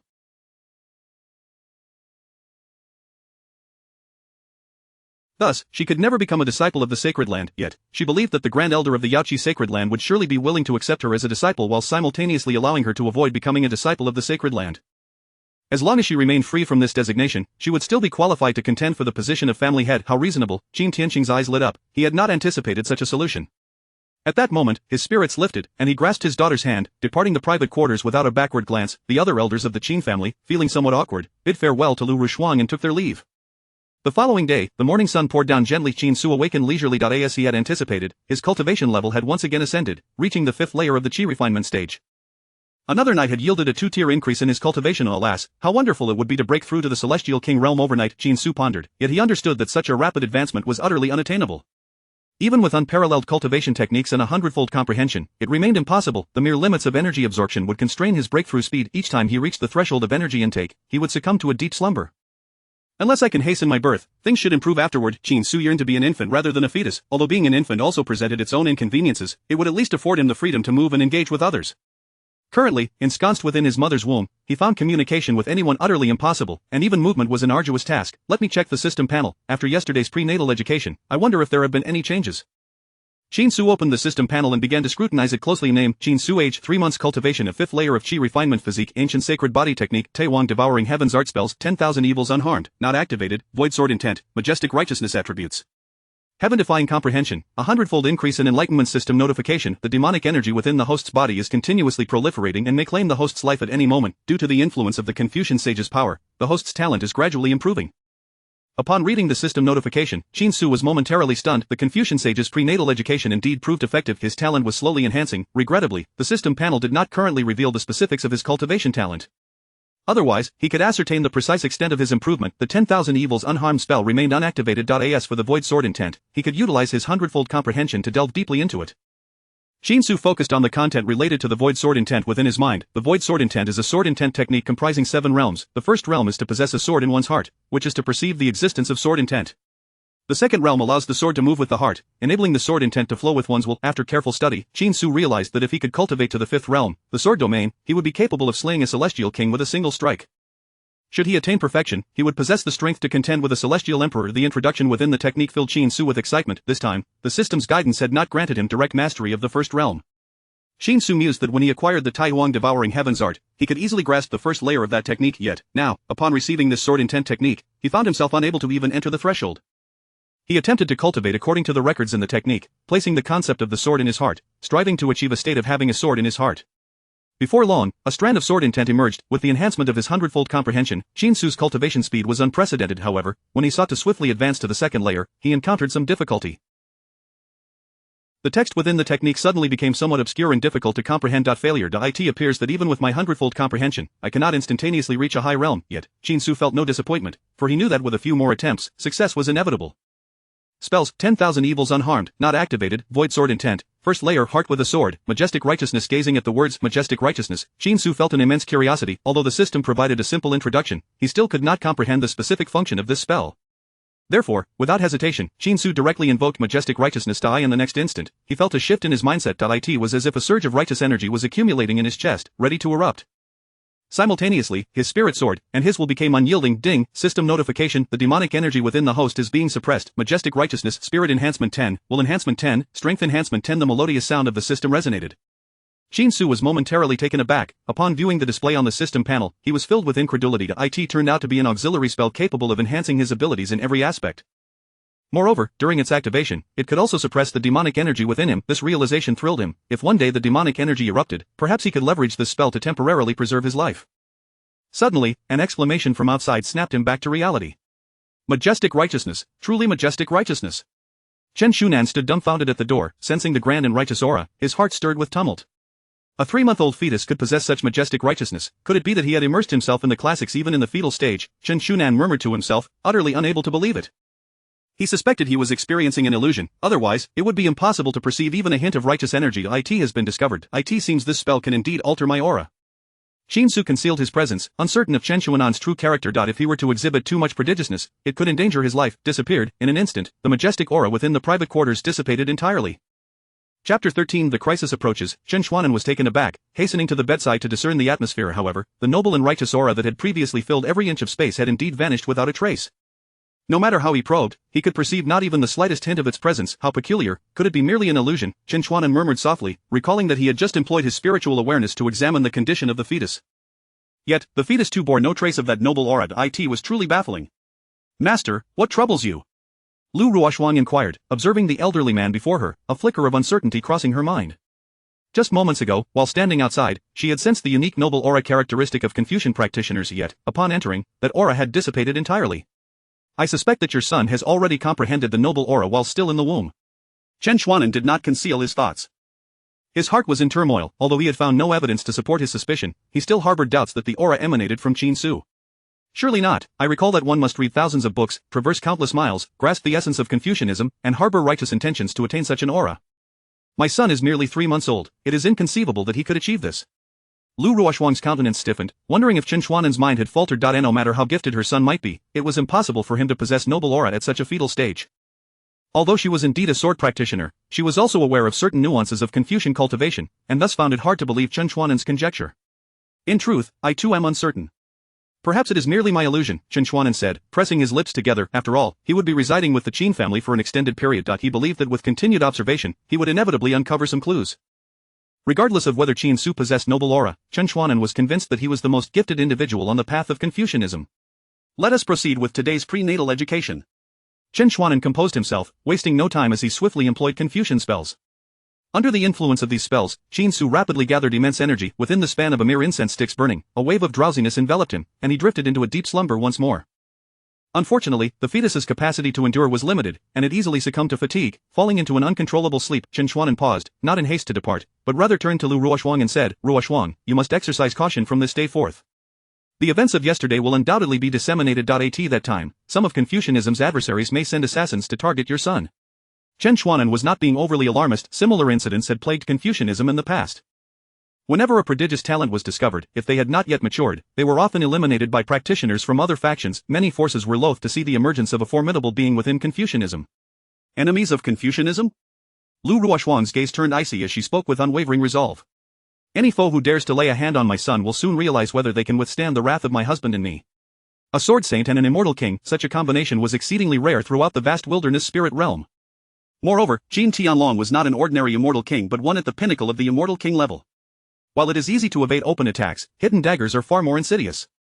If it were merely the machinations of certain factions, it might be somewhat manageable. However, do not forget, Ruoshuang, about the demon and monster races.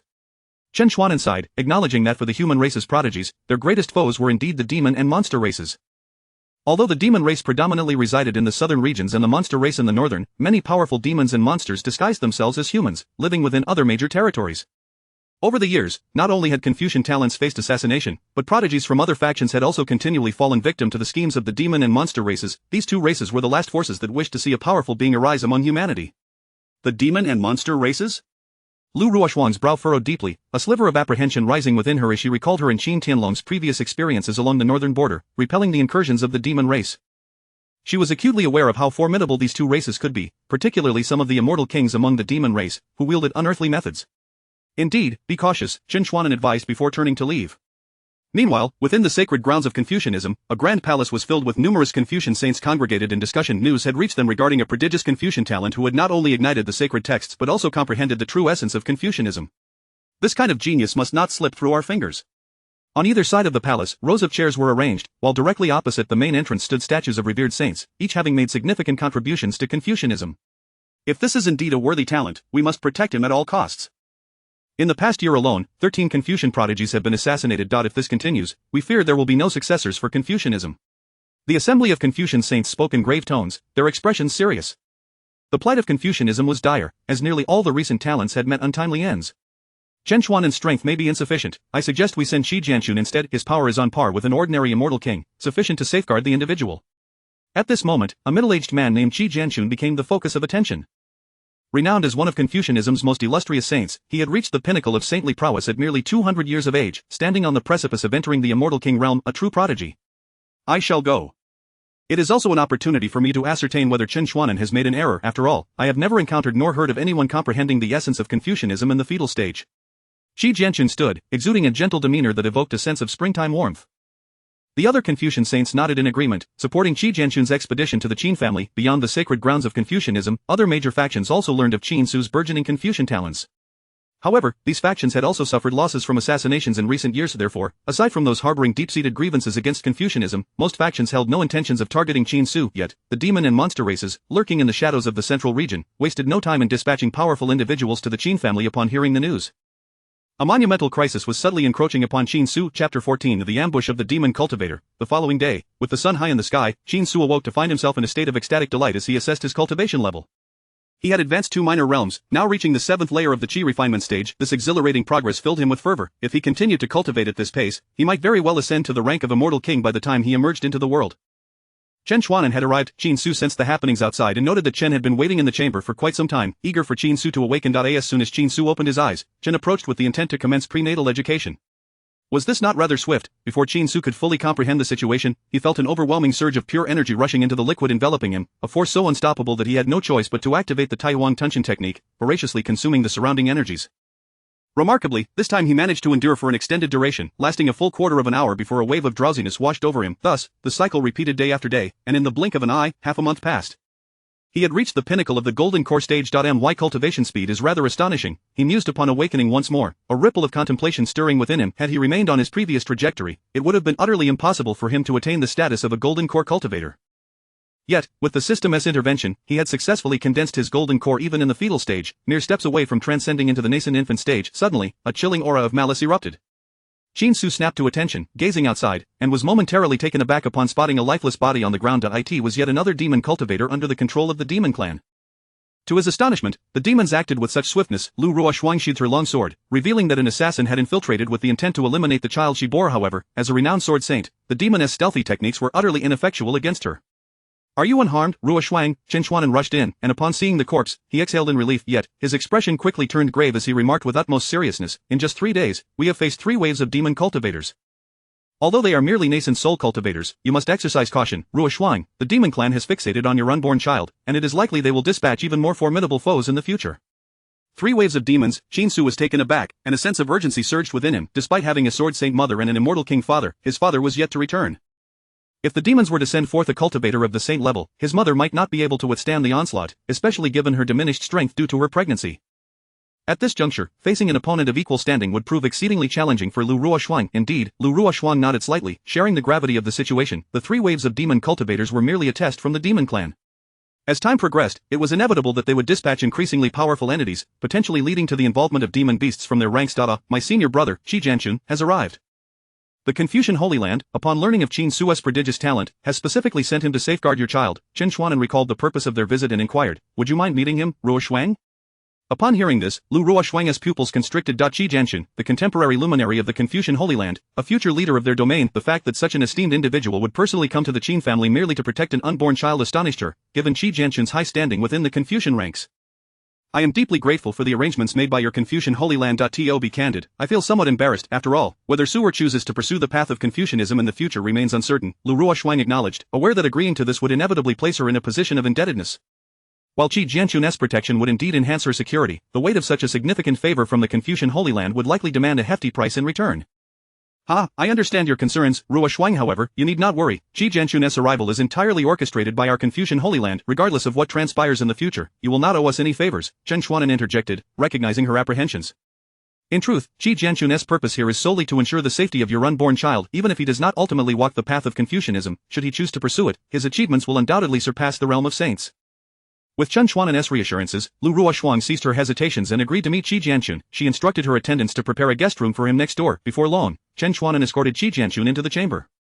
Qi Jianchun greeted Lu Ruoshuang with utmost courtesy, clasping his hands in respect. Lu Ruoshuang, looking upon the scholarly figure of Qi Jianchun, bore no hint of disdain. "Saint Qi, you are too kind," Lu Ruoshuang replied with a gentle smile, inviting both Qi Jianchun and Chen Xuanan to take their seats. She then served them each a cup of steaming tea. "Saint Ruoshuang, I am not being overly courteous. It is only fitting that I show you the respect you deserve," Qi Jianchun responded earnestly. "I once stood atop the city walls of North City, witnessing you and the heavenly dragon Immortal King fend off the demon army. It was then that I truly grasped the chasm that lies between us." Qi Jianchun spoke with genuine admiration for Lu Ruoshuang. When he had first attained the status of a saint, he had aspired to contribute to humanity by confronting the demon forces at North City. It was only when faced with the overwhelming might of the demon army that he realized the extent of his own insignificance. "You have been to North City?" Lu Ruoshuang inquired, astonished. "I do not recall having met you there." In response, Qi Jianchun offered a bittersweet smile. "When I ventured to North City, I was merely an ordinary saint, my strength quite lacking. In the face of some saint-level demon beasts, I found it difficult to withstand their assaults, thus, I departed. But over the years, my cultivation has progressed rapidly, and I intend to return to North City in due time to aid humanity."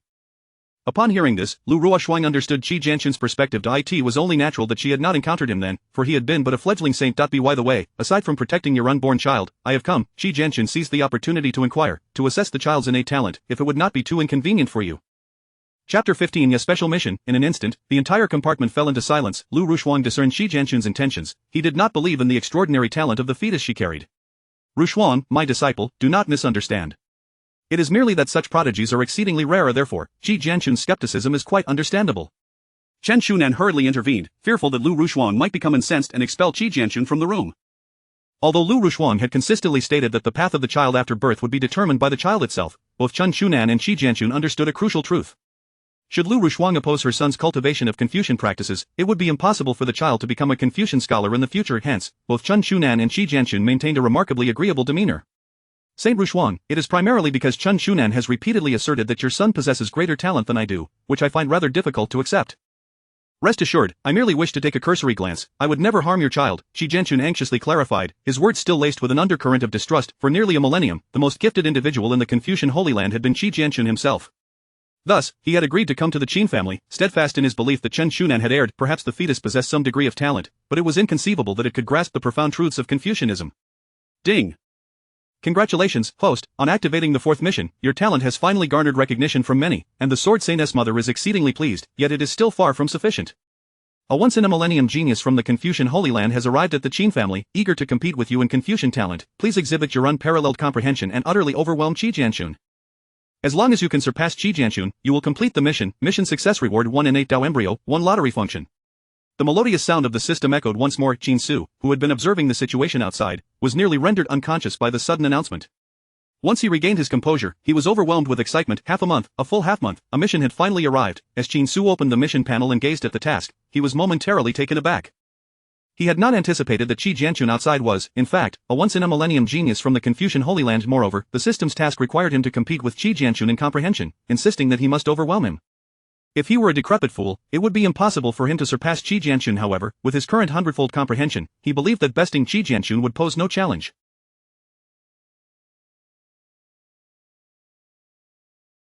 Furthermore, the rewards for this mission were exceedingly generous. An innate Dao embryo, which was also a special physique. He already possessed the ancient holy body. If he were to obtain the innate Dao embryo, would he not merge the two into an innate holy body Dao embryo? The thought sent ripples of excitement through his heart. An innate holy body Dao embryo would undoubtedly surpass the ancient holy body Dao in this world. The ancient holy body ranked among the top 10 special physiques. A physique superior to the ancient holy body would surely eclipse all other special physiques. It seemed that the dream of emerging as an immortal king might be realized sooner than expected. Ding! Host has successfully activated the special mission to conquer geniuses. After you establish your footing within the Qin family, you will discover that there are too few geniuses in the clan, causing your parents considerable anxiety. To earn more recognition from your parents and bring them joy, please embark on the path of conquering geniuses. Simply conquer 10 geniuses and make them your subordinates to complete the mission. Mission success reward: 1 mysterious treasure chest, 1 primordial immortal cauldron, 1 sky-devouring demon jar, 1 ascension pill, 1 comprehension tea, 1 9-turn emperor pill. Suddenly, the melodious voice of the system resounded once again. Qin Su suspected he had misheard. Had he not just activated one mission, now, another one had appeared. Was the system truly this benevolent? As he opened the system panel, he confirmed that indeed a second special mission had materialized, and its rewards were astonishingly generous. Not only were there immortal artifacts, but also immortal pills, and a mysterious treasure chest. Qin Su swallowed hard, wondering if he was still dreaming, but upon thorough verification, he realized he had indeed activated 2 missions. However, he quickly regained his composure. Upon careful examination, he found the second mission exceedingly daunting. Although it required the conquest of 10 geniuses, he understood that the geniuses he sought to conquer must meet certain standards. Currently, the hint indicated that there were only 3 individuals within the entire Qin family who qualified aside from his parents. There was also Qinlinger. His parents were an impossibility. After all, if he were to conquer them and make them his subordinates, it would be utterly blasphemous. As for Qinlinger, however, he could certainly give it a try. As Qin Su scrutinized the task panel, he noticed an additional name alongside the 3 individuals from the Qin family: Qi Jianchun. However, Qi Jianchun was a true Confucian sage, and conquering him would evidently not be an easy feat. Nevertheless, Qin Su mused that having a target was a positive thing. If he could surpass Qi Jianchun in comprehension, perhaps there might be a way to compel Qi Jianchun to obediently kneel and sing his praises of conquest. Meanwhile, within the compartment, Lu Rushuang coldly remarked, "Qi Jianchun, whether you believe it or not holds no consequence for me. I am indifferent to my son's talent. As long as he is born safely and grows up joyfully, I am content." Her expression remained impassive, devoid of any semblance of politeness. Initially, she had tempered her attitude out of respect for Qi Jianchun's status as a Confucian sage, but his recent behavior had left her feeling quite uncomfortable. "Do you not wish to ascertain whether your son is truly a once-in-a-million Confucian genius?" Qi Jianchun could not restrain his curiosity, struggling to comprehend Lu Rushuang's demeanor.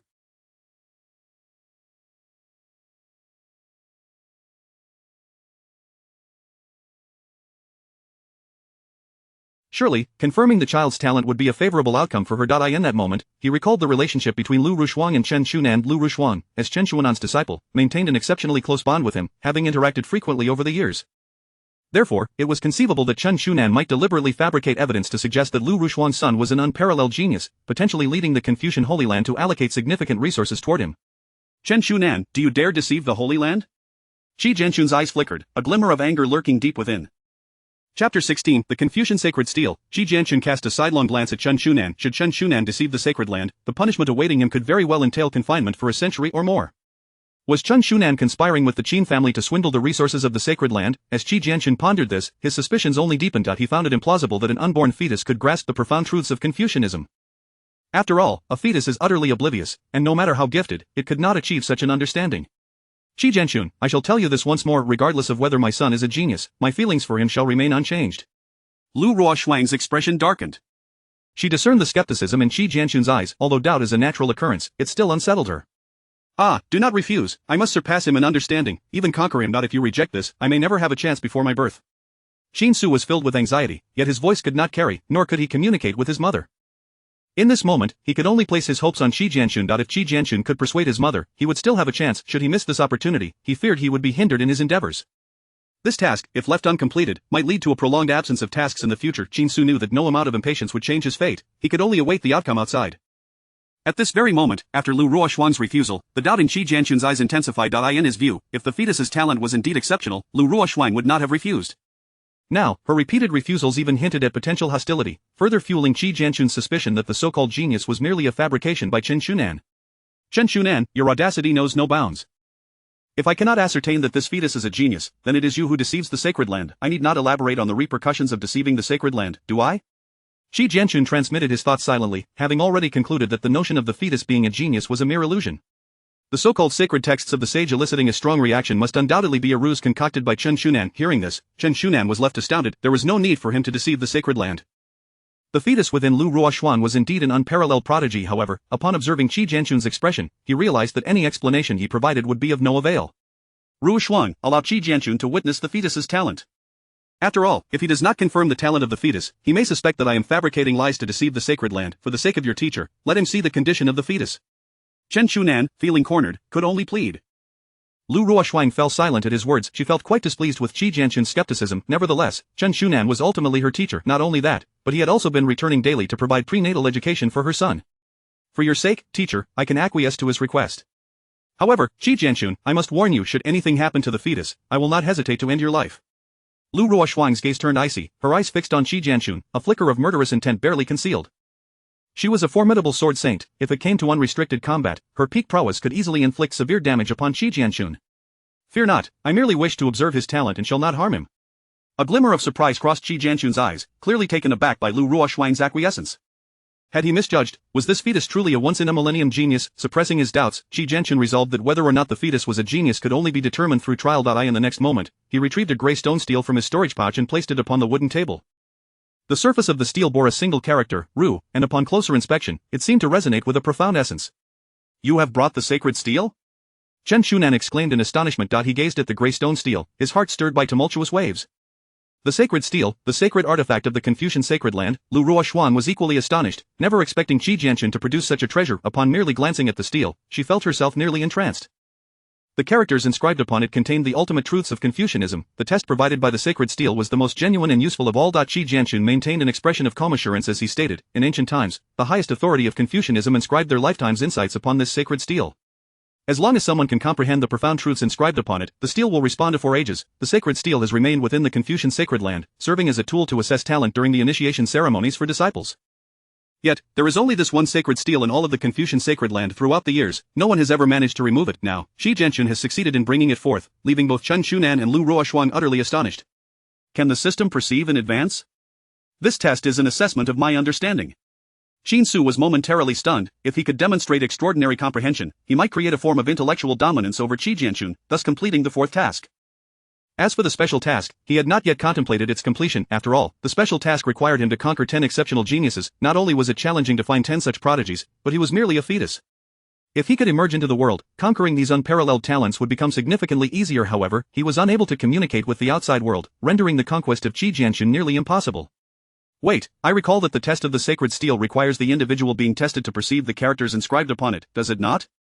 Lu Ruoxuan furrowed her brows and remarked, the child within my womb is merely a fetus. It would be quite difficult for it to undergo the test of the sacred stele. As her words fell, Shi Jianchun and Chen Shunan exchanged knowing smiles. Ruoxuan, you need not worry about this. The test of the sacred stele, much like the sacred texts, allows for the temporary infusion of the fetus's essence into the stele. In doing so, the fetus can indirectly perceive the characters inscribed upon it, Chen Shunan explained. In the past, there have been instances where fetuses exhibited sufficient talent. Thus, the Confucian sacred land has developed an effective method for utilizing the sacred stele to assess the understanding of fetuses. Upon hearing this, Lu Ruoxuan ceased to voice further concerns. At this moment, her only desire was for the fetus to remain unharmed. As for its talent and understanding, she was not particularly invested. Chapter 17, The Great Chessboard, within a room of the Qin family. Shi Jianchun meticulously prepared, merging Qin Su's essence into the sacred stele. The characters inscribed on the grey stele shimmered with a subtle glow. The methods of Confucianism are truly remarkable. In an instant, Qin Su perceived the characters on the stele with unparalleled clarity, as if he were standing outside, observing the stele at close range. Humph, Lu Ruoxuan and Chen Shunan certainly maintain their composure. If the fetus fails to exhibit any talent, they are merely deceiving the sacred land in collusion. Even Qin Tianlong would face the censure of the Confucian holy ground. Shi Jianchuan's eyes sparkled. Even at this moment, he found it hard to believe that an unborn fetus could grasp the profound truths of Confucianism. In his understanding, such an occurrence was utterly impossible.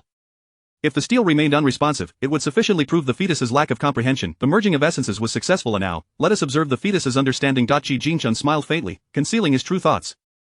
The three of them simultaneously gazed at the grey stone tablet. If the fetus could comprehend the profound truths contained within the stele, it would surely respond. Time trickled by. A full incense stick's duration passed, yet the stele remained completely inert. The three, witnessing this scene, reacted differently. Lu Rushuang and Chen Shunan were both astonished. They were aware of the fetus's Confucian aptitude given the time that had elapsed. The steel's silence was perplexing. Could it be faulty? That was inconceivable. This fetus possessed extraordinary potential, yet why did the steel show no sign of response? Chen Shunan murmured softly, feeling a sense of bewilderment. Had his perceptions over the past fortnight been mere illusions? Moreover, he distinctly recalled the intense fluctuations of the Book of Saints. Of the fetus's Confucian talent surely surpassed that of most geniuses. It was indeed a fabrication concocted by Chen Shunan and Lu Rushuang. Qi Jinchuan's eyes gleamed, and he fixed his gaze intently upon Chen Sihunan. As a Confucian sage, how dare Chen Shunan engage in such deception? A wave of fury surged within him. Qi Jinchun snorted coldly, questioning, Chen Shunan, do you have anything to say? To deceive the resources of the Confucian holy ground, what a splendid lie you have spun. Upon hearing this, Chen Shunan opened his mouth but found himself at a loss for words. He understood the authority of the steel. Its lack of response was sufficient evidence that the fetus within Lu Rushuang could not possibly comprehend the profound truths of Confucianism. Furthermore, it was highly likely that this fetus lacked any Confucian aptitude altogether. It was exceedingly strange. Lu Rushuang furrowed her brow, unable to refrain from explaining, we did not deceive you. When my teacher presented the Book of Saints, it indeed indicated that my son possesses remarkable Confucian talent. Moreover, the resources of your Confucian holy ground hold no value for me. I have no need to conspire with my teacher to fabricate lies. Her reasoning was sound, yet, it did not sway Qi Jinchuan's judgment. The Qin family may not require the resources of the Confucian holy ground, but that does not mean other factions do not. If the Qin family were to acquire the resources of the Confucian holy ground, they could effortlessly trade with numerous factions to obtain what they need. Regardless, you cannot escape responsibility for this matter. Qi Jinchun sneered repeatedly, entirely disregarding Lu Rushuang's dignity. He was now utterly convinced that the fetus was worthless. When I arrived in Yunhai City this morning, I inquired a bit. Almost everyone in the city knows that your son is deficient from birth and has even been afflicted by demonic energy. I once thought a miracle might occur, but it seems all of this was a fabrication. Qi Jinchuan's words were sharp, articulating his thoughts. Lu Rushuang, the sword saint, could it be that you are concerned that your child's birth will tarnish your and Tianlong's reputation? Is that why you would deliberately create a fade of genius? His words struck a nerve within Lu Rushuang. You cease this at once. Lu Rushuang's countenance darkened with fury. She was a formidable sword saint who had fought fiercely on the battlefield, making immense contributions to humanity. Thus, she would never stoop to such despicable acts. I have stated before that no matter my son's talents, I shall remain unaffected. However, I will not permit anyone to slander him. Lu Rushuang trembled with rage, turning to Chen Shunan, asking, Teacher, it has always been you who claimed my son possesses Confucian talent. Yet now, I am being labeled a fraud. Chen Shunan, hearing this, lowered his head in silence. At that moment, he found himself at a loss for how to explain. Any explanation would seem woefully inadequate. Just as the three were at an impasse, Qin Su found himself immersed in a peculiar realm. The moment he beheld the characters on the steel, his very soul seemed to transcend into another space. In this realm, there existed only a chessboard and an elderly man with white hair. The white-haired elder and Qin Su engaged in a game of Go, while the surroundings were shrouded in a mist that obscured all else. Qin Su felt as though he were suspended in mid-air, deep in contemplation as he played against the elder. With each move, layers of Tao rhythm rippled outward. Within this space, the concept of time appeared non-existent. Finally, after the last piece was placed, Qin Su exhaled, lifting his gaze to smile and declare, Old man, you have lost. The white-haired elder remained silent for a moment, a glimmer of disbelief in his eyes. He realized that the child before him was merely an unborn fetus. Indeed, I have lost. I never expected you to comprehend the profound truths I left behind in just 1 year's time. The elder was filled with emotion, and as he looked at Qin Su, his eyes brimmed with appreciation. He pondered that even his own essence might not possess the talent of this fetus. Qin Su grinned. He was an entity with 100-fold comprehension. Upon inexplicably entering this space, he had engaged the white-haired elder in a game of chess. He soon realized that only by grasping the profound truths contained within the opponent's pieces could he place his own correctly. Wait, old man, did you say 1 year? Have I been here for a year? Suddenly, Qin Su froze. If his soul had lingered here for a year, wouldn't that mean his fetal body had already been born? Would he emerge as a vegetative state? Old man, you have deceived me. Qin Su could not help but curse. Had he known, he would have overturned the chessboard. Chapter 18 in the Discourse on the Chessboard. Qin Su never anticipated that he would fall victim to an elderly man's schemes. He had thought that at most 3 or 4 days would pass. To his astonishment, a whole year had elapsed. If his mother outside were to discover that the fetus had lost its soul, she would surely believe that he had perished. After all the effort he expended to activate the system a century in advance, he still found himself unable to achieve a turnaround. Once Qin Su regained his composure, he felt a profound sense of despair. His future seemed bleak, leaving only a solitary soul that would likely fade away in no time. After all, he was merely a practitioner in the Golden Core stage. Had he reached the divine transformation stage, he could have survived without a physical body, relying solely on his primordial spirit to seek opportunities for possession. Yet now, he had lost even the chance for such a takeover. Ha, little one, you are mistaken. Although a year has passed for you here, only an hour has elapsed outside. The white-haired old man chuckled heartily. He hadn't expected that a casual remark of his would so deeply unsettle the young man before him. What Qin Su was taken aback, staring intently at the elderly figure, his emotions a tumultuous sea. I do not deceive you, this is the space within the sacred tablet. An hour has passed in the outside world, while here, a year has gone by. However, maintaining such a flow of time requires an inexhaustible amount of energy. The old man wore a benevolent smile and candidly remarked, "The year we just experienced consumed 30% of the sacred tablet's power. The strength contained within the sacred tablet is the accumulation of countless Confucian cultivators. Each Confucian practitioner, upon testing their talent with the sacred tablet, leaves behind a fragment of their strength within it. After millennia of accumulation, we have just expended 30%. Fortunately, Qin Su let out a long sigh of relief. Had a year passed outside as well, he mused, he would undoubtedly have clashed violently with the old man. Little one, you surpass me. Your talent is greater even in my youth. It would have been impossible for me to comprehend the profound truths of the sacred tablet in just 1 year. The old man generously praised him, viewing Qin Su as an unparalleled genius, particularly suited for the path of Confucian cultivation. Please, no need for flattery, yet if there is nothing else, I would like to return. Although merely an hour has passed outside, Qin Su was concerned about unforeseen events. Should his mother discover that the fetus's soul had vanished, she might very well confront Qi Jianxun with fervor. No need to rush, you are the only one to have passed my test in over 10,000 years. This is a fragment of my primordial power that I have preserved for a long time. Take it and cherish it. Along with that, my legacy now belongs to you. The old man gently flicked a finger, and a beam of light instantly entered Qin Su's brow. Ding, congratulations, host, for acquiring a fragment of the primordial power of the Grand Emperor Haoren. Ding, congratulations, host, for obtaining the Confucian Dao legacy of the Grand Emperor Haoren. A melodious chime resonated. Qin Su was momentarily stunned, not expecting that his chess match with the elderly man would yield such rewards.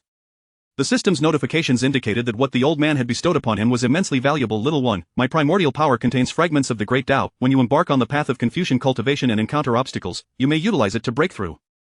As for my legacy, it comprises various techniques. Should you wish to pursue other legacies instead, that is also an option. The old man patiently elucidated that the legacy of a Confucian emperor, if revealed, would undoubtedly incite fierce competition among countless Confucian saints. Even the immortal kings of the Confucian school would covet such a legacy. Of course, during your initial cultivation of my techniques, there will be no issues. However, I urge you to remember that if you merely tread my path, you shall never attain my level. Every great Tao has but one endpoint, and that can only be reached by a singular individual. The old man discerned that Qin Su's talent was exceptional. Should he manage to survive, he would undoubtedly become an emperor.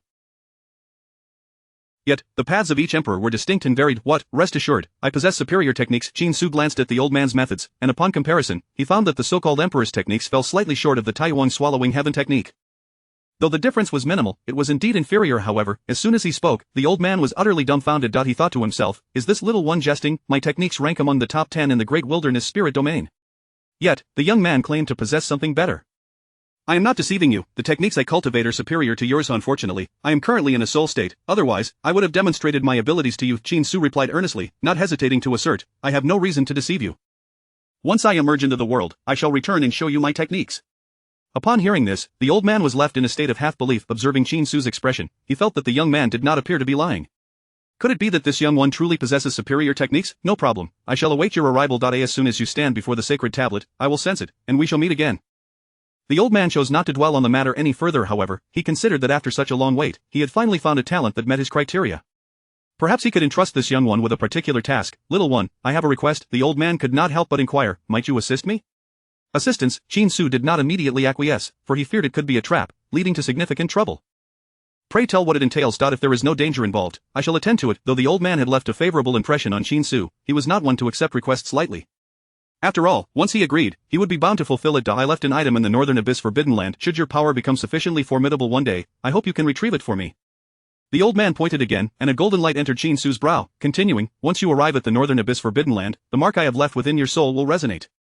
Of course, the choice to accept or decline rests entirely. Should you refuse, I will retract the mark at the northern abyss Forbidden Land. Qin Su was momentarily taken aback. His knowledge of the great wilderness spirit domain was scant, thus he was unfamiliar with the nature of the northern abyss Forbidden Land. However, the term Northern Abyss likely indicated that this forbidden area lay within the northern region, an area renowned as the territory of the demonic clan, fraught with peril at every turn. Chapter 19. He is not a genius. Old man, I have no knowledge of the location of the North Abyss Forbidden Land. Moreover, I cannot simply acquiesce to your request. Without a moment's hesitation, Qin Su was well aware that he would never recklessly venture into the unknown.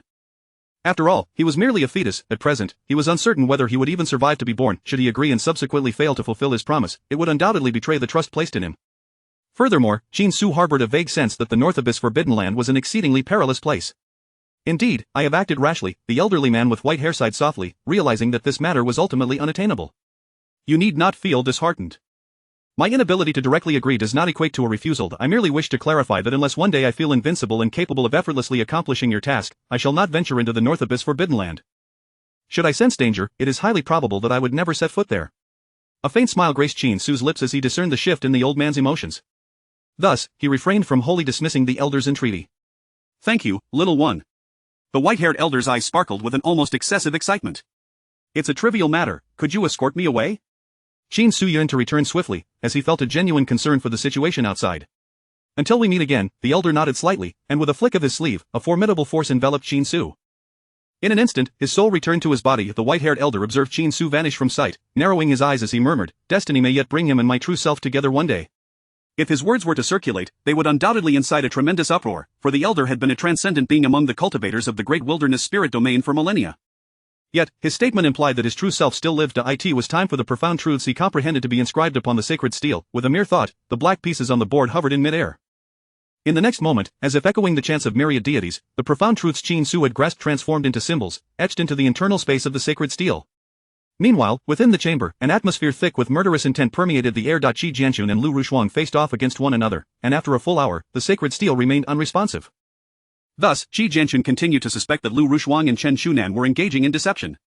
Humph, a fetus lacking innate endowment dares to claim to be the world's sole genius. I dare say he is not merely no genius, but even inferior to an ordinary person. Qi Jianxun's gaze was frosty. To him, it was utterly unforgivable that someone of Lu Rushuang's caliber was entangled in this charade. Damn. Thankfully, I arrived in time. Indeed, it was only an hour, yet it nearly spiraled into a colossal upheaval. Qin Su observed the tense standoff outside and quickly grasped the situation. Because he had spent an hour within the sacred steel space, it had remained unresponsive. Qi Jianxun, having seen the steel's lack of reaction, concluded that Qin Su possessed no scholarly aptitude and was convinced that Lu Rushuang and Chen Shunan were colluding in deceit. Qi Jianxun, do you think that just because I am with child, I would refrain from making a move? As Lu Rushuang's words fell, a long sword mounted on the wall vibrated ominously, filling the chamber with an overwhelming sword intent. Qi Jianxun felt a prickling sensation on his skin, his heart instantly gripped by trepidation. Truly, she is the renowned sword saint of Rushuang. Merely her sword intent is enough to instill great pressure upon Qi Jianxun, who stands at the pinnacle of sagehood. Sword Saint Rushuang, I have no desire to engage in idle chatter with you. I shall take the sacred steel back to the Confucian Holy Land, where the sages will learn that your son possesses not an ounce of scholarly talent. I wonder if you will retain such bravado then. I cannot help but question whether your Qin family can withstand the wrath of the entire Confucian sect. Qi Jianxun stepped forward, intent on seizing the sacred steel. However, in an instant, the steel began to tremble violently.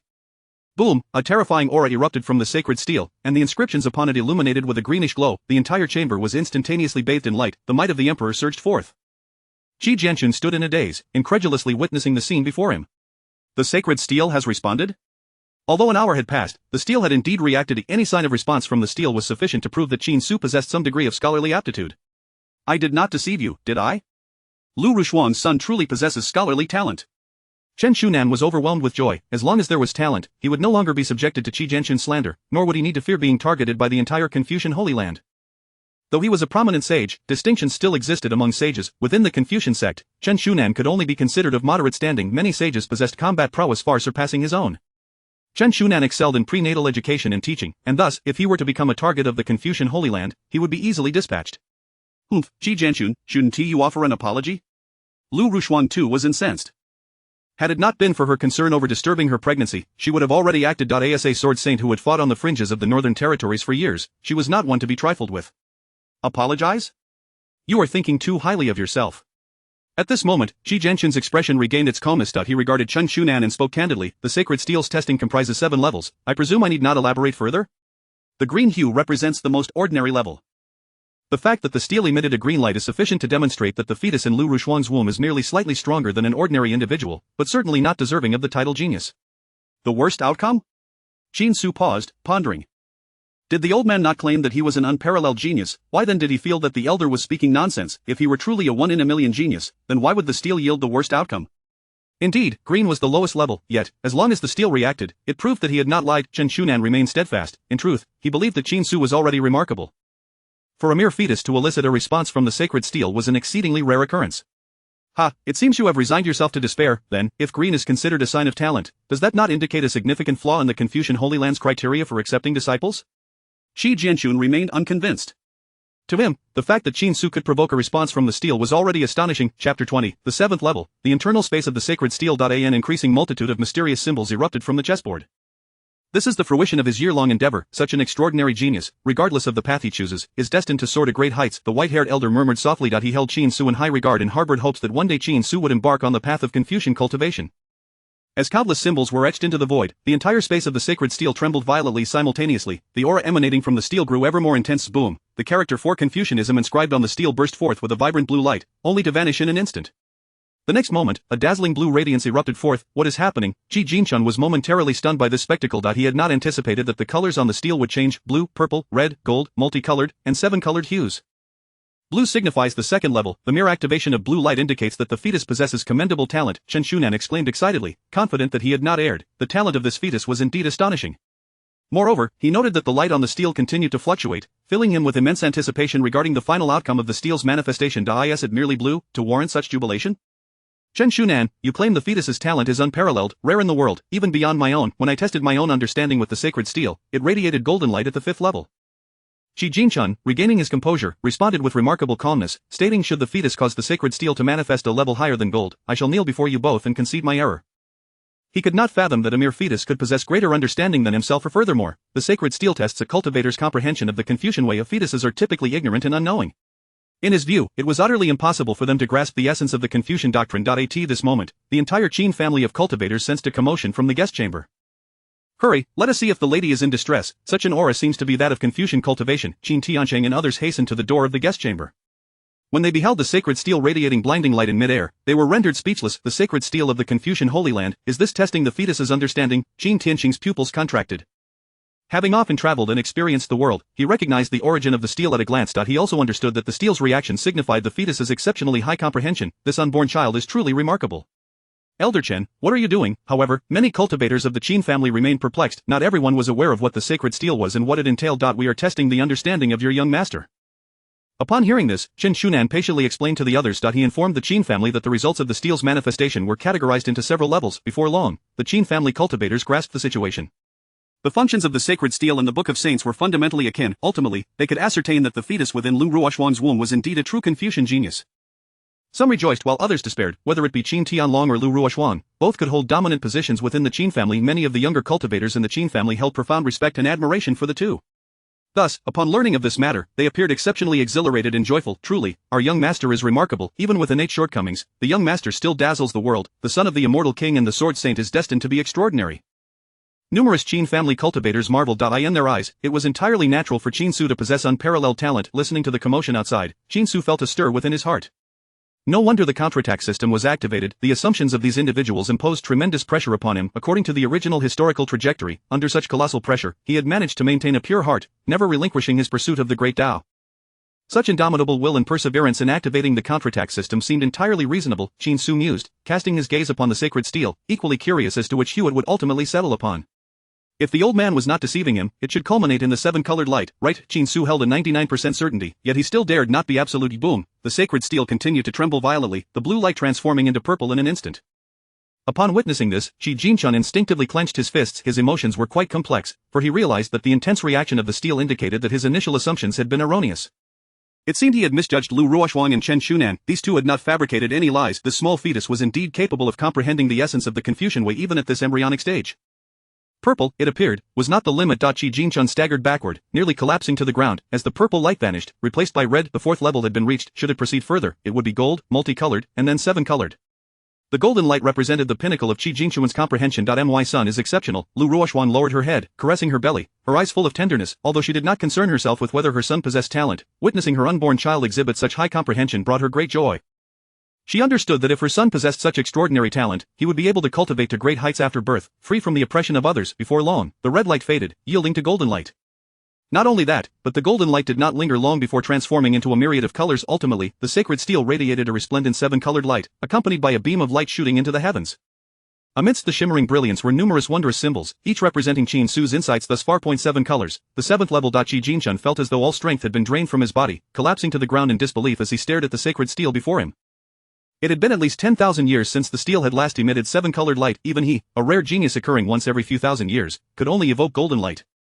Now, the results of Qin Su's test left Qi Jinchun feeling a profound sense of defeat. Is my comprehension truly inferior to his? Qi Jinchun managed a bitter smile, having been thoroughly overwhelmed this time. Chapter 21 A Hundredfold Enlightenment. The colorful clouds billow, shrouded in ethereal mist. Qi Jinchun gazes at the radiant beams emanating from the sacred steel, feeling an overwhelming sense of devastation within. He had always believed himself to be the foremost genius of the Confucian sacred land. Yet now, in terms of innate talent and comprehension, he finds himself being overshadowed by a mere fetus. If he were a young boy, perhaps it would be more acceptable. Alas, he is but an unborn child. Possessing such enlightenment at the fetal stage, what astonishing gifts will he reveal upon his birth? Qi Jinchun murmurs softly, still struggling to accept the manifestation of the sacred steel. Is it truly so, Rushwang? Am I not mistaken, such a brilliant rainbow of enlightenment? Chen Shunan trembles uncontrollably, his face awash with shock, and his heart stirred by tumultuous waves. He has forgotten how many years it has been since the sacred steel last radiated its colorful light. The rainbow glow signifies that Qin Su possesses the highest level of enlightenment recognized by the sacred steel. It indicates that once Qin Su embarks on the path of Confucian cultivation, he is destined to become at least a being of the celestial king realm. He is indeed a true prodigy. You did not misinterpret, it is indeed a rainbow glow. Lu Rushwang's eyes shimmer with emotion as she gently caresses her belly, a subtle smile gracing her lips, her gaze overflowing with boundless warmth and joy. In this moment, she feels immense pride for her son. Imagining the myriad possibilities that await her child's future fills her heart with anticipation. This is her son, a genius capable of shaking the very foundations of the Confucian sacred land. Suor, when your father returns and learns of your situation, he will surely be overjoyed. Lu Rushwang smiles gently, eagerly awaiting her husband's reaction upon his return. The old man is truly generous. Qin Su, perceiving the unfolding scene, thinks to himself that the white-haired elder is quite commendable, at least bestowing upon him the highest evaluation of enlightenment. At this moment, a gathering of Qin clan members at the entrance displays a range of emotions: shock, disbelief, and confusion. Many cultivators are unaware of the significance of the rainbow glow and how elevated a level of Confucian cultivation it represents. Why is Elder Chen so astonished? Was there not a time when few in the Confucian sacred land received the highest commendation from the sacred steel? Though Elder Chen has just provided some explanation, confusion still lingers. What does the rainbow glow from the sacred steel signify about the fetus's level of enlightenment?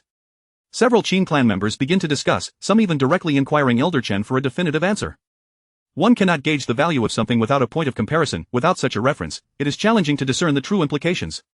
This individual is Qi Jinchun. I trust you are all familiar with his name? Chen Shunan smiles slightly, confident that a comparison with Qi Jinchun will elucidate the extraordinary talent of Qin Su.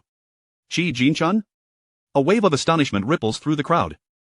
They turn their gaze toward Qi Jinchun's background, realizing that this middle-aged man is indeed the foremost prodigy of the contemporary Confucian realm. Qi Jinchun is well known, most cultivators are aware of his remarkable deeds. Not only is his talent exceptionally high, but his cultivation level is also formidable. He stands at the pinnacle of the sage realm, just a step away from entering the celestial king domain. Most importantly, he is remarkably young. Such a youthful sage is destined to become a celestial king. Elder Chen, we are aware of Qi Jinchun's extraordinary nature. However, what purpose does your introduction serve? A senior member of the Qin clan inquires. Qi Jinchun's high talent does not necessarily imply that the fetus possesses comparable abilities. Other members of the Qin clan nod in agreement, curiosity etched upon their faces. Upon hearing this, Chen Shunan no longer holds back. Given Qi Jinchun's talent, he could only reach the 5th level of the sacred steel, represented by golden light. However, the test results for this fetus reveal the 7th level, 2 entire levels higher than Qi Jinchun. It is evident that Qi Jinchun is destined to become a celestial king, so now you comprehend the extraordinary potential of the fetus, do you not? As Chen Shuanan's words resonate, they create a tidal wave of astonishment. The cultivators present are left speechless, grappling with the incredible revelation. In an instant, Lu Rushwang becomes the center of attention, with all eyes fixated upon her belly. Chen Shuanan's explanation illuminates the fact that her unborn son possesses terrifying potential. Now, Qin Su is not merely the son of a celestial king, he possesses the qualifications to become one. Although there are various levels within the celestial king realm, any cultivator who achieves that status can establish a sect in the vast wilderness. Ha ha ha. It seems our Qin family may soon witness the emergence of a second celestial king. They had not anticipated that what they once deemed a worthless fetus could harbor such exceptional talent. What if he is born with deficiencies? The path may diverge, yet even if he can only become a Confucian cultivator, his achievements will be limitless. Many members of the Qin clan are filled with excitement. For them, as long as the Qin family continues to produce powerful individuals, it is a cause for celebration. This is precisely why, when Qin Linger activated her Yin body, many chose to support her in Qin Tiansheng. In a truly great clan, prodigies are of utmost importance. If the descendants of the Qin family fail to produce any talents, relying solely on their past accumulation, it is likely that they will not endure for long and will gradually decline. Yet, amidst the joy, there are those who harbor resentment. Not everyone wishes to witness Qin Su unveil his unparalleled talent. How infuriating! Why does this soon-to-be deceased fetus possess such gifts? Qin Tianqing's eyes glint coldly. He yearns to take immediate action to ensure Qin Su's demise before birth, yet, he understands that his strength pales in comparison to Lu Rushwang's. Should he act, it is likely that she would emerge unscathed while he himself would meet his end. Father, does my cousin's talent surpass my own? A flicker of doubt stirs within Qin Linger. From childhood, she has been the center of attention, especially after activating her Yin body, receiving the family's praise and focus. Now, witnessing her kin captivated by a mere fetus, she feels a twinge of discomfort. Am I a proud Yin body, to be overshadowed by an unborn child? He merely possesses talent in Confucian cultivation. You possess a unique constitution. No matter which path you choose, you are destined for great achievements, and thus, you should not feel inferior to him, Qin Tianqing reassures her. In his eyes, his daughter's future accomplishments will undoubtedly surpass those of the fetus. After all, as of today, the unborn child has only demonstrated talent in Confucian cultivation, while other areas of potential remain unseen. I understand now. Qin Linger's gaze hardens with resolve. She vows not to be outshone by her yet-to-be-born cousin. Chapter 22. Is there a problem with the sacred steel? As time passed, the inscriptions upon the steel began to radiate an increasingly brilliant light. This phenomenon left Qi Jianchun and Chen Shunan momentarily stunned. Ordinarily, the brilliance would last only a brief moment before dimming, yet, the resplendent hues now intensified rather than faded. Something felt amiss. Could there be a higher level of significance? Qi Jianchun murmured to himself, his gaze fixed on the alterations of the steel, as a tempest brewed within his heart. Indeed, it mirrored his thoughts precisely. In an instant, the radiant colors vanished, replaced by a series of enigmatic symbols that emerged upon the steel surface, encircling the character for Confucianism. Was this extraordinary occurrence an indication that the innate potential of this fetus far exceeded mere brilliance? Furrowing his brow, Qi Jianchun contemplated the implications. If it were only a matter of vibrant colors, he could reconcile with that. However, the manifestations now presented on the steel unsettled him. Could it be that the steel had malfunctioned, resulting in such peculiar revelations? Qi Jianchun's voice was low, yet it resonated clearly amidst the assembly. Is it causing trouble again? Qin Su, overhearing this, felt an urge to roll his eyes. Unfortunately, his development was not yet complete, limiting his ability to express his disdain physically, and nonetheless, he inwardly scoffed. What is so strange about it? My hundredfold comprehension means the steel can only achieve a colorful manifestation at its highest tier.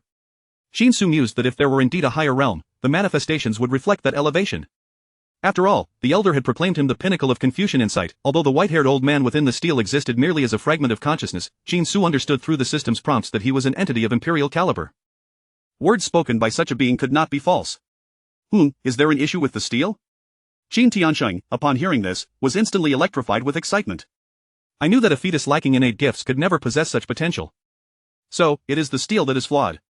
Qin Tianqing's eyes gleamed with fervor as he stepped into the chamber, feigning sorrow, and said, Sister-in-law, do not be too despondent. The steel's malfunction indicates your unborn child lacks talent. Yet, the absence of talent is not insurmountable. As long as he can be born alive, that suffices. Upon hearing this, Lu Rushuang shot a frigid glance at Qin Tianqing. That single look plunged him into an icy abyss. However, Qin Tianqing remained confident that, with so many clan members present, Lu Rushuang would not dare to act with lethal intent against him. Thus, he continued, I understand your reluctance, yet, just now, Sage Qi Jianchun stated that the steel exhibits anomalies, and the results it reveals should not be taken at face value. Qin Su, witnessing Qin Tianqing's sarcastic demeanor, felt a surge of indignation. This Qin Tianqing was truly insufferable. Once he was born, he vowed to deliver a hefty blow to him. Qin Su thought to himself, being merely a fetus, he was unable to leave. His only recourse to teach Qin Tianqing a lesson would be to wait until he emerged into the world. Nevertheless, he had already spent nearly 4 months in this state. The earliest he could be born would be in 5 months, and at most, 6.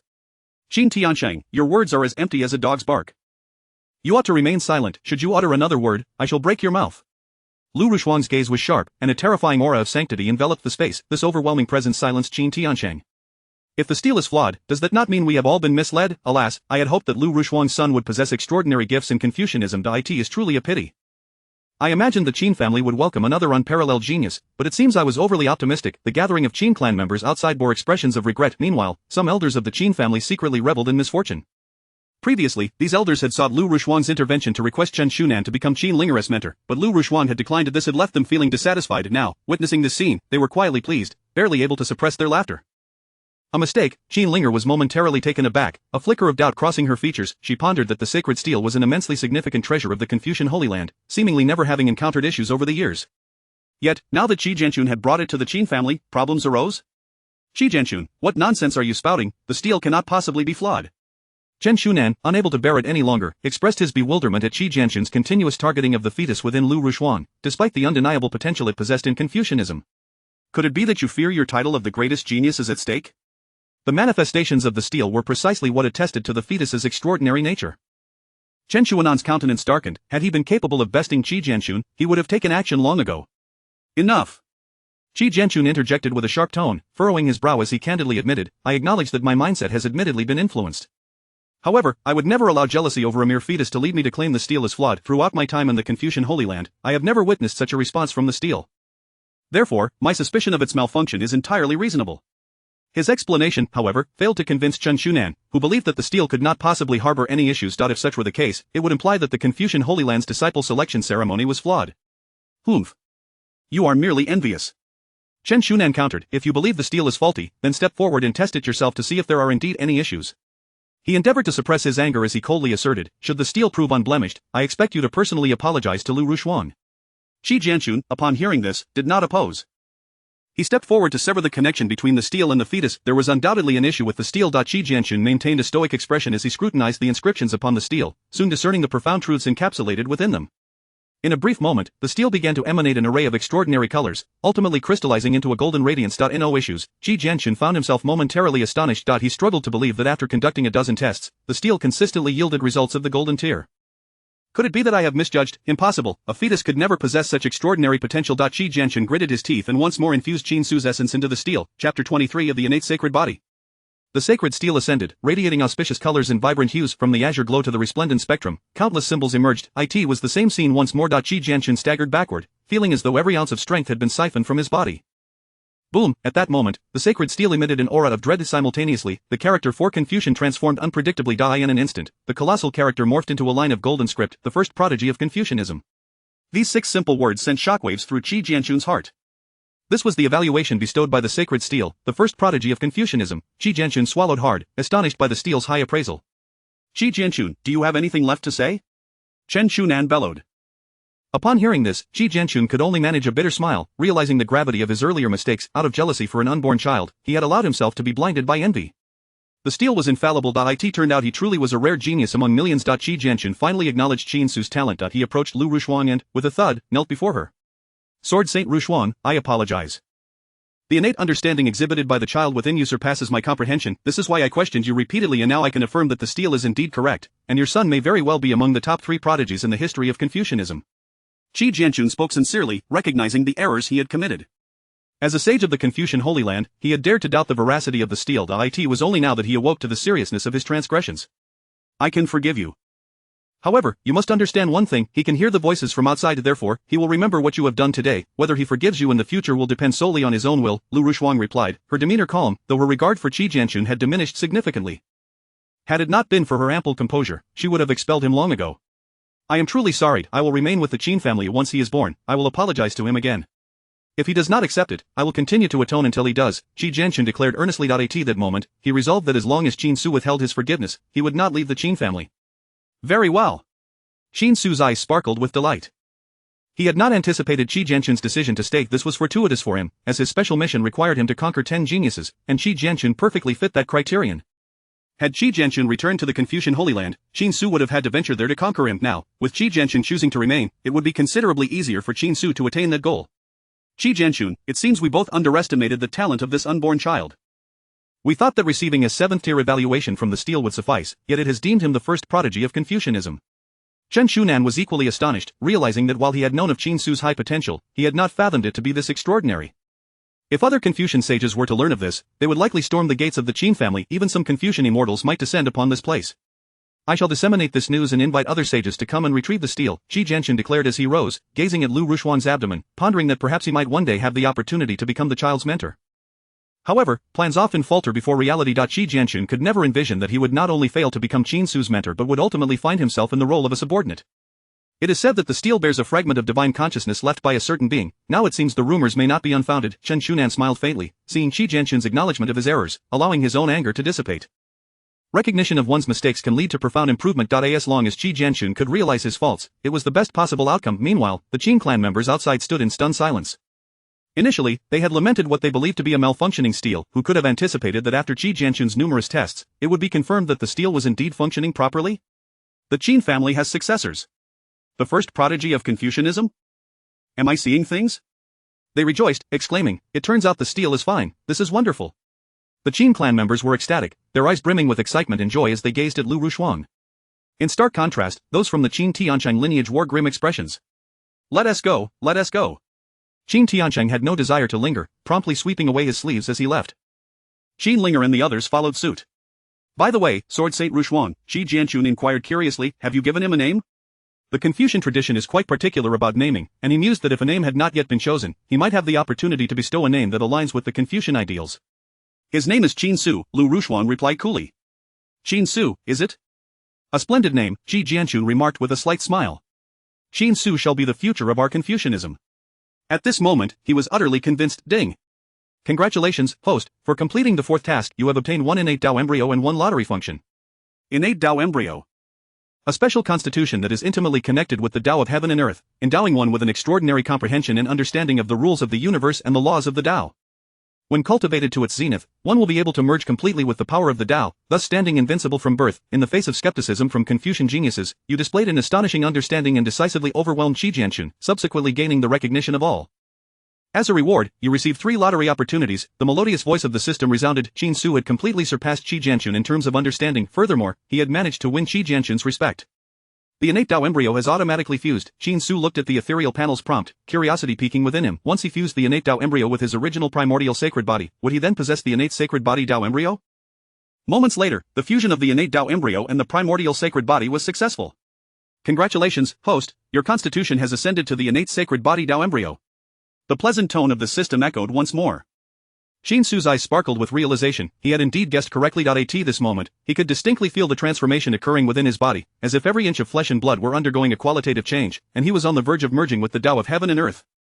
Chapter 24 of The Ordinary Cultivator. With astoundingly low luck, Qin Su was overwhelmed with excitement. His innate talent had undergone yet another remarkable transformation. This metamorphosis was akin to a complete rebirth. The ancient sacred body was inherently a formidable constitution, rendering the physical body invincible, with vitality akin to an ocean, capable of defying celestial beings at its pinnacle.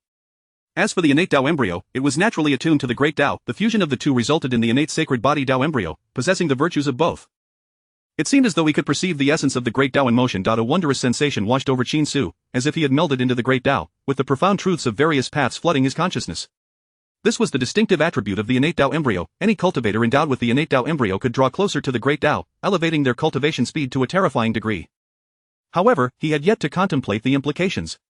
Luck appears to be on my side, Qin Su mused with a faint smile as he opened the system panel to scrutinize its contents. Name: Qin Su. Age: 3 months. Cultivation level: a pinnacle of golden core constitution. Innate sacred body Tao embryo technique: Great Desolation Devouring Sky technique. Spells: invulnerable to all evils, not activated. Unity with the Tao, not activated. Supreme Void Sword Intent, Righteous Qi Source attributes. Heavenly Insight, Insight enhancement by 100-fold, Prodigy of the Great Tao, Comprehension speed enhancement by 100-fold, System notification: the demonic energy within the host is continuously proliferating, posing an imminent threat to the host's life. Due to the influence of the Confucian sage's power, the host's innate talent is gradually improving. Indeed, his constitution had transformed. Furthermore, a new spell, Unity with the Tao, had emerged. After a brief contemplation, Qin Su grasped the nature of this spell. Much like invulnerable to all evils, it was a unique spell intrinsic to his special constitution. The ancient sacred body inherently granted the ability to be invulnerable to all evils, while the innate Tao embryo allowed him to merge with the power of the great Tao, thereby harnessing the forces of heaven and earth to amplify his strength.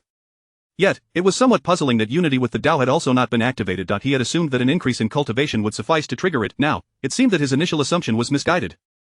A thought flashed through Qin Su's mind. Could it be that his spells remained dormant due to his incomplete physical development? Given that he had yet to be born, it appeared he would only discern the truth post-birth. Qin Su realized that further speculation would yield little fruit. He subsequently accessed the system's repository. Within the repository, alongside the Tao embryo pill, lay a fragment of the great Emperor Haoran's primordial power and his Confucian Tao legacy. As for the Confucian Tao legacy, it is of little use to me at this moment. However, once I venture out, I might leverage it to completely subjugate Qi Jianxun. Regarding the primordial power of the great Emperor Haoran, it could serve as a last resort in times of peril, Qin Su contemplated, refraining from utilizing any of the items. Even the Tao embryo pill was currently beyond his reach. This elixir was meant to be employed only after mastering the great Tao. Presently, he was merely a golden core cultivator. Unless he approached the sage realm, it would remain unutilized for the foreseeable future. It appears a new function has been added to the system. Qin Su recalled that upon completing a task, he seemed to have activated a lottery feature, receiving 3 chances to draw. His curiosity piqued, he glanced at the ethereal panel. Indeed, at the bottom of the panel, he discovered the lottery function. When he activated it, a vast, illusory will materialize before him, adorned with an array of rare treasures, including superior techniques and spells. Wait, is that an exquisite black silk artifact? An exquisite white silk artifact, and an exquisite black and white silk artifact? Suddenly, Qin Su was taken aback by the sight of some particularly unique prizes. The exquisite black silk artifact. Could it be that donning it would max out his charm value? Rather than feeling disdain, Qin Su was now even more intrigued. Let us see how fortunate I am. With only 3 chances at his disposal, he did not hesitate and immediately utilized them. The pointer on the colossal wheel spun at a dizzying pace, eventually halting on several remarkable prizes. Ding, congratulations, host, you have drawn the luck reversal attribute. Ding, congratulations, host, you have drawn the thank you for your patronage. Ding, congratulations, host, you have drawn Imperial Grade Alchemy Technique 1. Goodness, thank you for your patronage as well? Qin Su was incredulous. After all the effort he put into completing a task to earn 3 lottery chances, one of them had been squandered? He glanced at the system notifications and thought, I gambled for a bicycle and ended up with a wheel. However, his spirits lifted quickly after all. He still had 2 opportunities left. The luck reversal attribute? Qin Su examined the first prize, which was indeed a special attribute heavenly insight enhancement by 100-fold, prodigy of the great Tao, comprehension speed enhancement by 100-fold, luck reversal, increases luck value by 1 point per second, luck value 100, astoundingly low luck for an ordinary cultivator. Qin Su was momentarily stunned, doubting his own eyes. When he looked again, the luck value had increased by another 100, luck value 200, slightly low luck for an ordinary cultivator. This was a remarkable attribute. Qin Su swallowed hard. With this attribute, would he not be destined to become a child of fortune in the future? If he truly became a child of fortune, merely walking down the street could result in serendipitous encounters. With this thought, Qin Su couldn't help but feel exhilarated. Truly, this was the essence of a reversal system. The first step in a reversal was indeed to enhance one's luck. If luck were too low, even drinking water might result in choking. As the imperial grade alchemy technique surged into his consciousness, a melodious system notification resonated. A wealth of alchemical knowledge flooded Qin Su's mind, nearly overwhelming him. Yet, in a fleeting moment, he grasped a substantial amount of alchemical wisdom. Imperial grade alchemy technique successfully imparted. Congratulations, host, you are now a first-grade alchemist. Qin Su gazed at the system prompts, his heart brimming with excitement. He understood that mastering alchemy would enable him to be self-sufficient post-birth, provided he had sufficient materials, thus ensuring a continuous supply of cultivation elixirs. Simultaneously, the sacred monument outside began to dim. Shi Jianxun and the others confirmed that the fetus within Lu Ruoshuang was the foremost prodigy of the Confucian Holy Land. Ruoshuang, Sword Saint, in the days to come, I shall remain in the courtyard outside. Should any enemies approach, I will strike at the first opportunity. Shi Jianxun calmed his thoughts, fully acknowledging his responsibilities and embracing his role with sincerity. Chapter 25 of the Reinforcement of Confucianism. Lu Ruoshuang hesitated for a moment, but ultimately acquiesced. Although she was not particularly fond of Shi Jianxun, she considered the recent spate of demonic cultivators that had appeared over the past 3 days. While they were merely low-level practitioners, Lu Ruoshuang understood that these were merely scouts. Once the demon and beast tribes discerned her true capabilities, she feared that she would be met with a tempestuous storm. With Shi Jianxun's protection, at the very least, she and her unborn child would be safer. As the Sword Saint Lu Ruoshuang, we shall take our leave, Shi Jianxun stated as he stowed the sacred tablet and departed the chamber alongside Chen Shunan. Meanwhile, the Qin clan members at the entrance dispersed. Before long, Lu Ruoshuang found herself alone in the chamber. My husband, when will you return? She mused, gazing through the window towards the north, a flicker of worry etched upon her face. Qin Tianlong had been gone for half a month without a trace of news. Though Lu Ruoshuang understood the circumstances, given the perilous nature of the northern domain occupied by the demon tribe, transmitting information from there was nearly impossible. Nevertheless, her concern remained unabated. The northern expanse of the great wilderness spirit domain was fraught with danger. Lu Ruoshuang, having battled the demon tribe for many years, possessed profound knowledge of the northern domain. Is mother worried about father? Qin Su sensed the emotional turmoil within Lu Ruoshuang, which in turn caused him discomfort. His father had ventured deep into the northern domain in search of a treasure capable of dispelling demonic energy. However, Qin Su was confident that his father would remain unharmed. According to the original historical trajectory, Qin Tianlong would also journey to the northern domain in search of divine medicine and would safely return with it. Even if Qin Su altered certain aspects of history, it was reasonable to believe that Qin Tianlong would remain safe. Simultaneously, news regarding the sacred tablet spread like wildfire. The formidable beings of Yunhai City were left astounded. They had long heard rumors that the son of the immortal king was a congenital failure, yet they had not anticipated that this so-called failure could exhibit such astonishing talent. The sacred tablet bestowed the highest accolades. The title of the foremost prodigy of Confucianism swiftly traversed to every corner of the central domain. The sages of Confucianism and the immortal king became aware of this revelation simultaneously. Within the vast palace of the Confucian Holy Land, a multitude of sages, including reclusive immortal kings, gathered. Chen Shunan and Shi Jianxun have relayed the news. Following Shi Jianxun's confirmation, the talent of the Qin clan's unborn child is indisputable. Furthermore, the sacred tablet has rendered the highest commendation. This child shall be the greatest genius of Confucianism in millennia. At the main seat, an immortal king shrouded in misty light was obscured from view. Although he appeared calm, his voice betrayed an unmistakable excitement. For Confucianism, this was an exceptionally fortuitous announcement. After all, it had been many years since a high-tier immortal king had emerged. The assembly erupted in astonishment, with many sages exchanging glances. While they had heard whispers previously, the confirmation from the Confucian immortal king left their hearts in turmoil.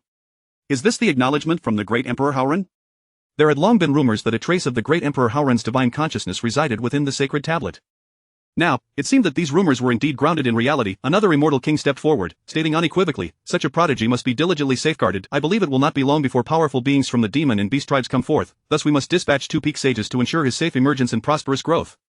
This declaration garnered unanimous approval from every Confucian sage present.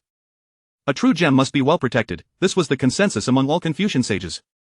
The words of immortal King Wenshu are astute. Our future may very well hinge upon this unborn child, lamented another sage. Regrettably, my cultivation is inadequate, and my strength is feeble. Otherwise, I would volunteer myself. It was astonishing that such a mere fetus could display such exceptional talent. It was truly an eye-opener. Numerous Confucian cultivators engaged in fervent discussions. However, many of them were ordinary sages, their prowess significantly inferior to that of Qi Jianxun.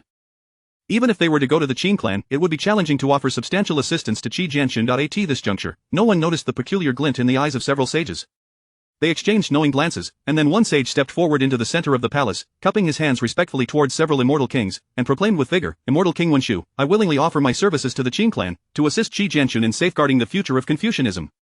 The assembly regarded the middle-aged Confucian cultivator who had volunteered with mild surprise, yet it was not wholly unexpected. It was none other than Zhang Yu, known as the Saint of Painting, who had attained enlightenment through art. He was renowned for his enthusiasm. Whenever Confucianism encountered difficulties, he would invariably be at the forefront. This time was no exception, as he readily stepped forward once more. The Confucian cultivators within the palace whispered among themselves. They believed that Zhang Yu, possessing a peak sage's cultivation, had spent over 100 years in the vicinity of the northern city, frequently encountering the demon tribe, thus amassing considerable combat experience. Therefore, they surmised that Zhang Yu's involvement would indeed prove beneficial to Qi Jianxun. "Zhang Yu, you are commendable," Immortal King Wenshu remarked with a slight smile, turning to the other peak sages and inquiring, "I understand your concerns. It is highly probable that a sage-level demon cultivator will come to assassinate you. Worry that encountering such beings may result in severe injuries or even loss of life. However, I implore you to remember one thing. Confucianism cannot afford to lose such an important genius." Upon hearing this, the Confucian sages within the palace fell silent, the atmosphere heavy with gravity. "Immortal King Wenshu, I recall that Saint Yunshu has sequestered himself within the Demon Suppression Mountain for many years. Perhaps I could request him to proceed to the Qin clan to protect this prodigious fetus. After all, Saint Yunshu's combat prowess rivals that of many half-step immortal kings. With his protection, this child should remain unharmed." At that moment, a Confucian sage proposed. However, upon hearing the name of Saint Yunshu, the expressions of many Confucian cultivators shifted dramatically. "That may not be wise. Saint Yunshu is quite eccentric, often claiming that there are demon cultivators among the Confucian sages. In fact, to maintain his sanity, he has isolated himself within Demon Suppression Mountain, relying on the mountain spirits to keep himself from losing control." "Indeed, I concur. I too oppose this." Numerous sages rose in unison, each voicing their dissenting opinions. Chapter 26. Others laugh at my madness. In the sacred realm of Confucianism, the scholars within the palace were embroiled in heated debate. Though the sage Yunshu exhibited a touch of madness, he had never committed any transgression against the Confucian tenets. Indeed, he remained steadfast in the face of moral dilemmas. "Wenshuan, the celestial king, I consent to allow Sage Yunshu to accompany Zhang Yu on his journey." Opinions were divided, some opposed while others agreed. Many Confucian sages harbored significant concerns regarding Sage Yunshu's state of mind, deeming him somewhat unstable. However, a faction of devoted followers believed that permitting Sage Yunshu to proceed was the most favorable outcome, for his prowess rivaled that of Qi Jianxun. Silence. Suddenly, a terrifying pressure descended upon the assembly. Wenshuan, the celestial king, cast a cold glance that rendered all Confucian scholars mute. Sage Yunshu's strength was formidable. Moreover, his prolonged stay in the Demon Suppression Mountain was not advantageous. Thus, I have resolved to allow Zhang Yu and Sage Yunshu to embark together. The gaze of Wenshuan, the celestial king, burned with intensity as he issued his command. To many, sending Sage Yunshu to the Qin family was undoubtedly a misguided decision. There were concerns that he had succumbed to madness. Would it truly be wise to send him forth? Wenshuan, we hold you in high esteem, yet I fear this is a grave misjudgment. Sage Yunshu has long believed that there are demonic cultivators within the sacred realm of Confucianism. I suspect he himself is one. This declaration stirred a tempest of dissent. Numerous Confucian sages rose to voice their opposition, showing remarkable courage even in the face of the celestial king's imposing presence. However, before Wenshuan could respond, a hoarse voice emerged from outside. "I am not mad, nor am I a demonic cultivator. While others mock my eccentricity, I laugh at their inability to see the truth." A ragged youth, cradling a wine jug, strode into the palace. He approached the center and knelt before several celestial kings, proclaiming in a voice as resonant as a bell, "For the future of Confucianism, I willingly venture to the Qin family. Even if a multitude of demons assail me, I will use my own body to safeguard the brilliant talents of Confucianism." The newcomer was none other than Sage Yunshu. Though his attire was disheveled, he exuded an extraordinary aura. "Excellent! Excellent!" Wenshuan, the celestial king, brightened as he discerned the clarity in Sage Yunshu's eyes, realizing that he had likely overcome his inner demons. "No, Sage Yunshu, who can guarantee that you will not suddenly lose your sanity?" they retorted. "Indeed, you cannot go to the Qin family. I shall not support you, you are but a madman." Nevertheless, a considerable number of Confucian sages continued to voice their dissent. Sage Yunshu, unperturbed by the scene, merely emanated the aura of a peak sage and coldly stated, "If you are dissatisfied, you may challenge me to a duel. Should you emerge victorious, I shall not proceed." Upon this proclamation, the assembly fell into silence. Although many regarded Sage Yunshu as a madman, they were acutely aware of his formidable strength. Even among the peak sages present, few could rival him. "Very well, it is settled. Zhang Yu, Gu Yunshu, you shall board the swiftest spiritual vessel and reach the Qin family in the shortest time possible." Wenshuan, the celestial king, spoke with gravity, his gaze fixed upon Gu Yunshu as he earnestly cautioned Gu Yunshu, "Remember this. Even if it costs you your life, you must ensure that this unborn child comes to no harm. Upon hearing this, Sage Yunshu pledged solemnly, Wenchuan, the celestial king, rest assured, I shall risk my life to protect him. Shortly thereafter, Jiang Yu and Sage Yunshu boarded a spiritual vessel, racing through the void toward Yunhai City. Once they had departed, Wenchuan and the other celestial kings exited the palace. Do you believe there are demonic cultivators within our Confucian ranks? Wenchuan mused, gazing into the distance. Perhaps Sage Yunshu is not mad but has uncovered some critical clues. The other celestial kings exchanged glances, yet none voiced opposition, for they too had harbored suspicions over the years. If there were no demonic cultivators within the sacred realm, the losses suffered by Confucianism could not have escalated so dramatically, yet, despite their extensive inquiries, they had failed to unearth any truth. Meanwhile, aboard the grand spiritual vessel, Sage Yunshu and Jiang Yu sat upon the deck, sharing a drink and engaging in light-hearted conversation. Suddenly, Sage Yunshu looked up and inquired, Jiang Yu, do you think you might be a hidden demonic cultivator within Confucianism? The question caused Jiang Yu's expression to shift momentarily, though he quickly regained his composure in feigned anger. Sage Yunshu, I believe it is you who harbors such a title. I have dwelt within the sacred realm of Confucianism for over 3,000 years, do you truly think I could be a demonic cultivator? A glimmer of insight flickered in Sage Yunshu's eyes as he sensed something unusual in Jiang Yu's countenance. However, the latter's expression shifted too swiftly, leaving Sage Yunshu uncertain. He quickly laughed and replied, I was merely jesting, there is no need for concern, you are a sage of Confucianism, how could you possibly be a demonic cultivator? Jiang Yu scoffed, rising to retreat to the cabin, unwilling to pursue the conversation further. In his eyes, Sage Yunshu was nothing more than a madman, and he could not fathom why Wenchuan would permit him to journey to Yunhai City. Time trickled by, and before long, 10 days had elapsed. Within the Qin family, Qin Su was diligently honing his skills. Possessing exceptional talent did not afford him the luxury of complacency, for as long as the demonic energy within him lingered, he remained in peril. Finally, he reached the peak of the Yuaning stage. Qin Su assessed his progress with a tinge of dissatisfaction. He had anticipated that 10 days would suffice to break through to the transformation stage. Who could have imagined he would merely achieve the Yuaning stage? At that moment, within his dantian, the original golden core had dissipated, replaced by a small infant seated upon a lotus platform, hands forming seals to guide the flow of spiritual energy.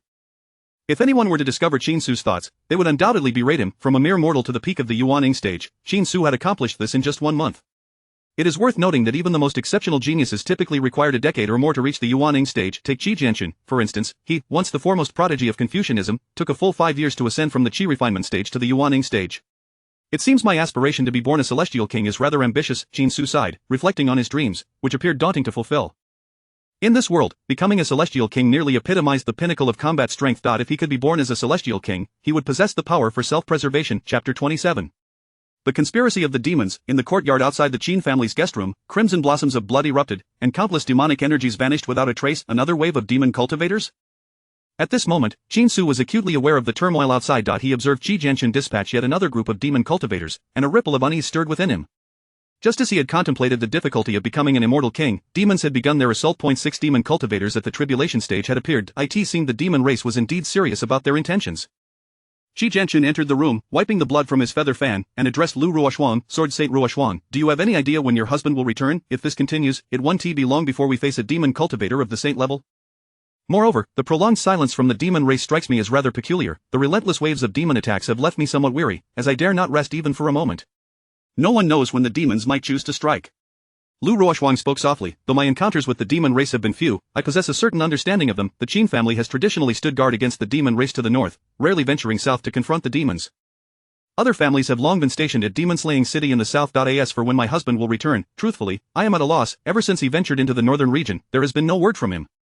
If Qin Tianlong were to return, at least my safety and that of our child would be assured. After all, he is a being at the pinnacle of the immortal king level. Unless a demon beast of equivalent strength intervenes, he is more than capable of dispelling any threat. This is dire indeed. Could it be that my alteration of history has prevented my father from returning? Qin Su listened to the discussions outside, a vague sense of unrest brewing within him. Yet, he was utterly powerless to act, for he was merely a fetus. Were he an infant, he might have enjoyed some measure of freedom, but as a fetus, he could only remain obediently within his mother's womb. I hope to grow stronger swiftly. Only by becoming powerful can I ensure my own safety. Qin Su opened the system panel named Qin Su Age, a 4 months cultivation level, peak nascent soul physique, innate sacred body embryo technique, Taiwang devouring heaven technique spells. 10,000 evils inaccessible, not activated, unity with the Tao, not activated, supreme void sword intent, righteous chi, emperor grade alchemy, first rank alchemist, attributes heaven-defying insight, insight enhancement 100-fold, son of the Tao, Tao comprehension speed enhancement 100-fold system notification. The demonic energy within the host's body is continuously proliferating, posing an imminent threat to the host's life. Due to the influence of the Confucian saint's power, the host's talents are gradually improving. Attributes: Heaven-defying insight, insight enhancement 100-fold, Son of the Tao, Tao comprehension speed enhancement 100-fold, reversal of fortune, increasing luck value by 1 per second, luck value 864,000, extremely low luck for an ordinary prodigy. Qin Su focused on his luck value. His current luck value had elevated him to the status of a prodigy, no longer merely an ordinary cultivator with abysmally low luck. However, even with nearly 1,000,000 luck points, he still fell short of the fortune enjoyed by top-tier prodigies. He couldn't help but scoff at this fact, but he pondered that he had approximately 6 months until his birth. In 6 months, his luck value would surely ascend to a staggering level.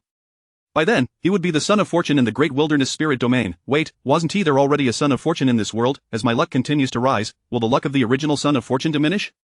Suddenly, Qin Su found himself pondering this question. He experienced a peculiar sensation, as though his increasing luck might be siphoning fortune from others. However, the system offered no response. At this very moment, in a remote mountain range of the northern region, a chilling atmosphere prevailed. Qin Tianlong, do not even think about returning for now. Your son has revealed a talent for Confucian cultivation, and the sacred tablet has bestowed upon him an exceedingly high evaluation, recognizing him as the foremost prodigy of the Confucian school today. We cannot allow you to return to save him. The void trembled. 3 demonic dragons encircled Qin Tianlong. A barrage of various demonic spells relentlessly bombarded him. Armed with a long blade, Qin Tianlong conjured ancient runes around him to fend off the attacks of the 3 dragons. My son has displayed a talent for Confucian cultivation? The foremost prodigy of the Confucian school? Upon hearing this, Qin Tianlong was momentarily taken aback. He understood that his enemies had no reason to deceive him, since they had spoken of it. It must indeed be true that his son had exhibited an extraordinarily rare talent. Yet, a strange expression crossed his face. But my son has yet to be born. Has he to demonstrate such unprecedented talent at merely 3 or 4 months gestation, and be recognized as the greatest prodigy by the Confucians? Indeed, dragons beget dragons, phoenixes beget phoenixes. My son must possess such gifts. Qin Tianlong let out a long howl toward the heavens, filled with elation. However, as he gazed at the 3 demonic dragons before him, he quickly regained his composure. Each of these dragons hailed from the depths of the northern region and possessed the combat strength of an immortal king at their peak. Thus, Qin Tianlong realized that it would be nigh impossible for him to return home in the immediate future. No wonder you do not wish to engage me in a life-or-death struggle. Instead, you are depleting my strength to prevent my escape. Qin Tianlong's gaze turned icy. With the demon race dispatching 3 dragons to detain him, his son was likely in peril. Currently, the only member of the Qin family at the saint level was his wife. The other cultivators of the Qin family possessed strength below that level. Should the demon race send several beings of the saint level to assassinate his son, his wife might not be able to withstand the onslaught. At that moment, both his wife and the unborn child could face grave danger. You demon race have provoked my wrath. If you had targeted me alone, I might have been indifferent. However, if you dare to lay your sights on my son and wife, you are truly courting death. In the next instant, Qin Tianlong's entire being radiated a crimson light, his aura soaring as he approached the imperial realm in an instant. He summoned an immortal cauldron and launched it at one of the demonic dragons. We have incited his wrath. This is bad. We must seek assistance from other clansmen at once. They had not anticipated that he possessed an immortal artifact. With their strength, they might not be able to withstand the wrath of Qin Tianlong wielding such a relic. The 3 demonic dragons, sensing the terrifying power emanating from Qin Tianlong, all changed their expressions drastically and hastily communicated for aid deep within the northern region. Chapter 28: The Father's Crisis. Qin Tianlong battles against 3 dragons alone. Even the 3 eminent celestial kings are unable to impede his progress. Now, as he contemplates the imminent danger his unborn son may face, his heart is filled with profound anxiety. I cannot afford to delay, otherwise, an increasing number of demon clan celestial kings will inevitably converge upon me. Qin Tianlong forcefully carves a bloody path, soaring towards the central domain at breakneck speed. However, the 3 demon dragons swiftly catch up, launching another assault that hinders his pace. Meanwhile, within a modest courtyard of the Qin family, Qin Tianqing stands resolute. We are aware you have long wished for his demise. Now, the opportunity has arisen. If you administer this vial of poison to Lu Rushuang, your nephew is assuredly doomed. A figure cloaked in black lurks in the shadows beneath a tree, tossing a vial of poison, his eyes glinting with a chilling light, while a sinister aura emanates from beneath his robe. Is there truly a demon in the tribulation stage? Which formidable demon are you? Qin Tianqing, his expression impassive, gazes at the jade vial on the stone table, yet shows no inclination to seize it. Who I am is of no consequence. Do you truly wish for him to survive? The figure in black cackles coldly, having already ascertained the situation of the Qin family. Qin Tianqing's daughter had activated the body of the Taiyin and had a considerable chance of becoming the next family head. Yet now, Qin Tianlong's unborn son exhibits exceptional scholarly talent, depriving her of any opportunity. Do you take me for a fool? Indeed, I do not desire his continued existence. However, as a member of the human race, I could never ally with your demon kind. With a forceful strike, Qin Tianqing shatters the stone table into fragments. Deep within, he harbors a fervent desire for Qin Su's immediate demise, yet, he cannot resort to such methods to extinguish Qin Su's life. Moreover, should he collaborate with the demon clan to assassinate Lu Rushuang and her unborn child, he would forever find himself ensnared by their grasp. Qin Tianqing, I have provided you with a means. Whether you utilize it or not is entirely up to you. The figure in black appears unfazed, showing no signs of emotional turmoil as he turns to leave. Just before departing the courtyard, he leaves Qin Tiancheng with a final statement: "If your nephew survives, your daughter shall never ascend to the position of family head." Moments later, the courtyard returns to silence. Qin Tiancheng refrains from obstructing the figure. A demon cultivator in the tribulation stage could easily overpower him. After a brief hesitation, he picks up the jade vial from the ground, mulling over the figure's last words. The position of family head, Qin Tiancheng murmurs to himself, his eyes clouded with uncertainty. His heart wrestles with the dilemma of whether to take action. As time passes, an increasing number of cultivators arrive at Cloud Sea City. Besides the infiltration of the demon and devil clans, other factions have also joined the fray. After all, certain adversaries of the Confucian school do not wish to see Qin Su survive.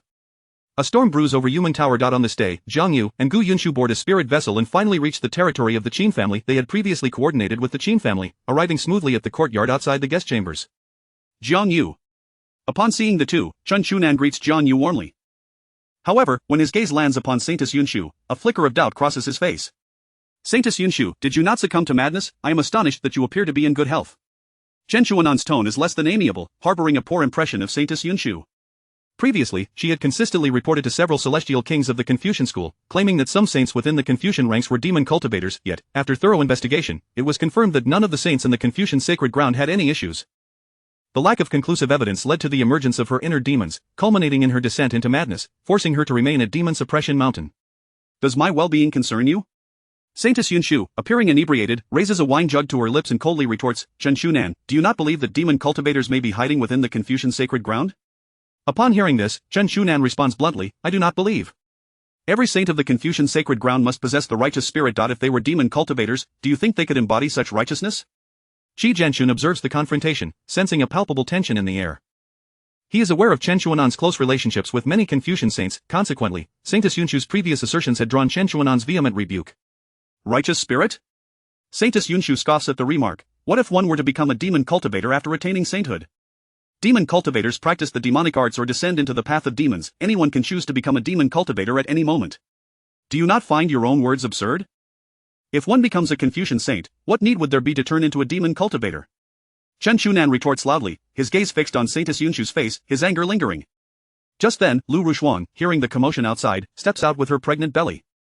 "What is happening?" She frowns, disliking the raucous environment during her pregnancy. Upon seeing Saintess Yunshu, she is momentarily taken aback. "Yunshu, what brings you here?" The moment those words escape her lips, everyone is left in shock. Do Lu Rushuang and Saintess Yunshu know each other? "Fellow Daoist Rushuang, it has been years, you appear to have grown even more youthful." Saintess Yunshu finally breaks into a smile, clasping her hands in greeting. "I apologize for the earlier commotion. I had a slight disagreement with Chen Chunan, and the volume grew louder, disturbing your rest." Lu Rushuang glances at Chen Chunan and then back to Saintess Yunshu. "Chen Chunan was my teacher in my youth. Since it is merely a difference in ideology, there is no need for further argument." Her voice is soft yet carries enough weight for all present to hear. Chen Chunan opens his mouth but ultimately refrains from continuing the debate. More Confucians have arrived? At this moment, Qin Su observes the situation outside, sensing the auras of Jiang Yu and Saintess Yunshu. He notes that their energies seem to rival that of Qi Jianxun. It is evident that the Confucian school holds him in high regard. "Saintess Rushuang, I am Jiang Yu, a saint of the Confucian school. While I am unaware of your relationship with Saintess Yunshu, she indeed exhibits certain issues. During our journey, she suspected me of being a demon cultivator and repeatedly interrogated me about it."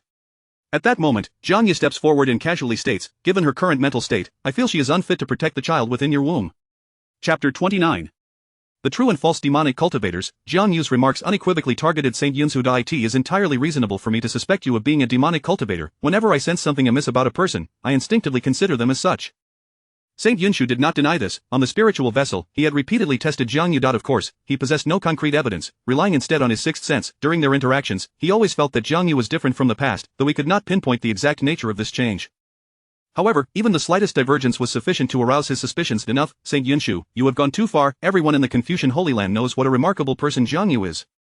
No matter the assistance any Confucian cultivator required, Jiang Yu has always been steadfastly devoted." Chen Chuanan's expression darkened as he coldly fixed his gaze on Saint Yunshu, inquiring if he were indeed a demonic cultivator. "Then why, 30 years ago, when I was nearly slain by a demonic plot in the imperial capital of the Zijin dynasty, did he risk his life to save me?"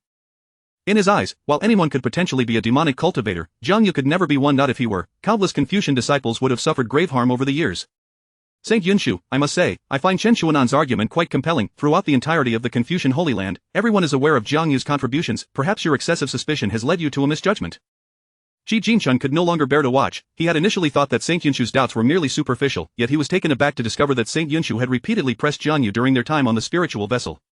This was something both he and Chen Shunan found utterly unacceptable. Alas, just because one has made contributions does not preclude them from being a demonic cultivator. Have you considered that everything he has done may have been orchestrated for this very moment? Saint Yunshu trusted his sixth sense, believing even at this juncture that Jiang Yu was highly likely a demonic cultivator. As these words escaped his lips, both Chen Shunan and Shi Jinchun were incensed.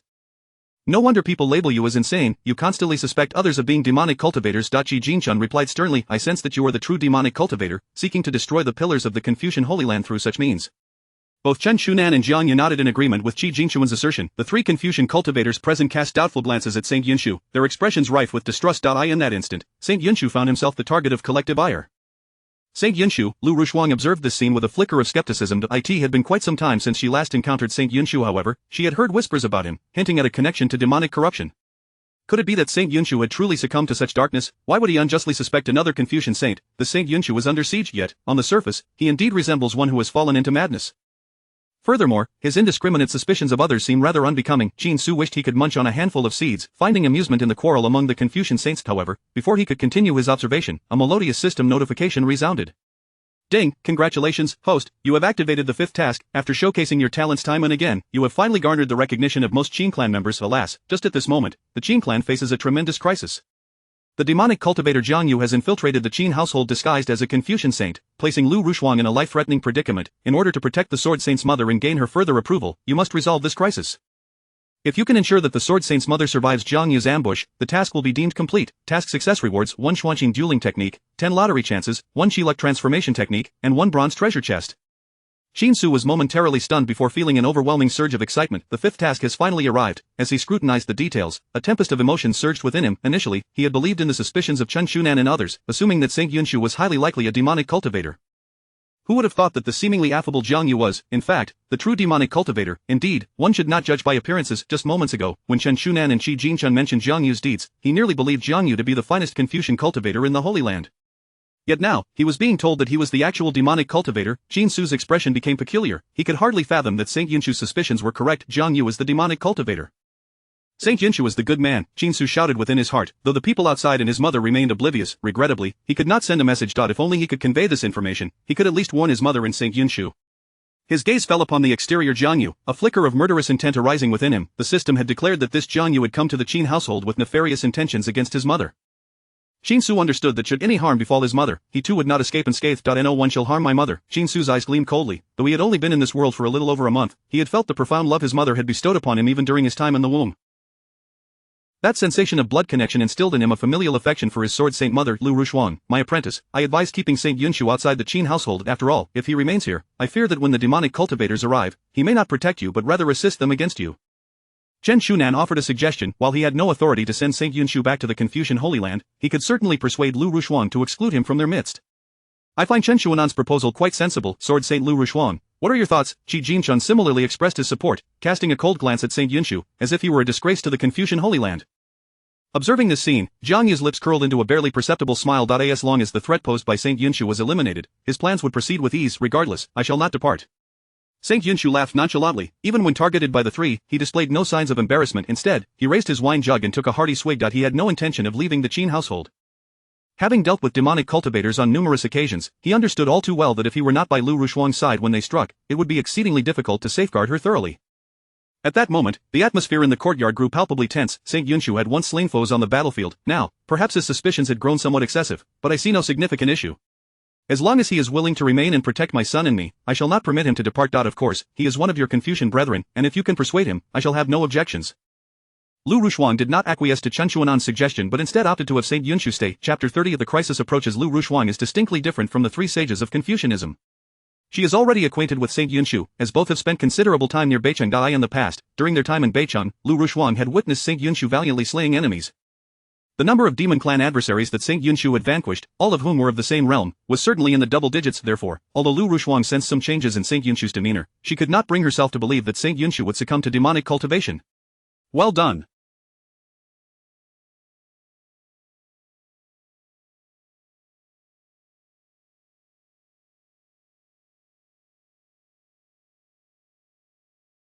Truly worthy of being my mother.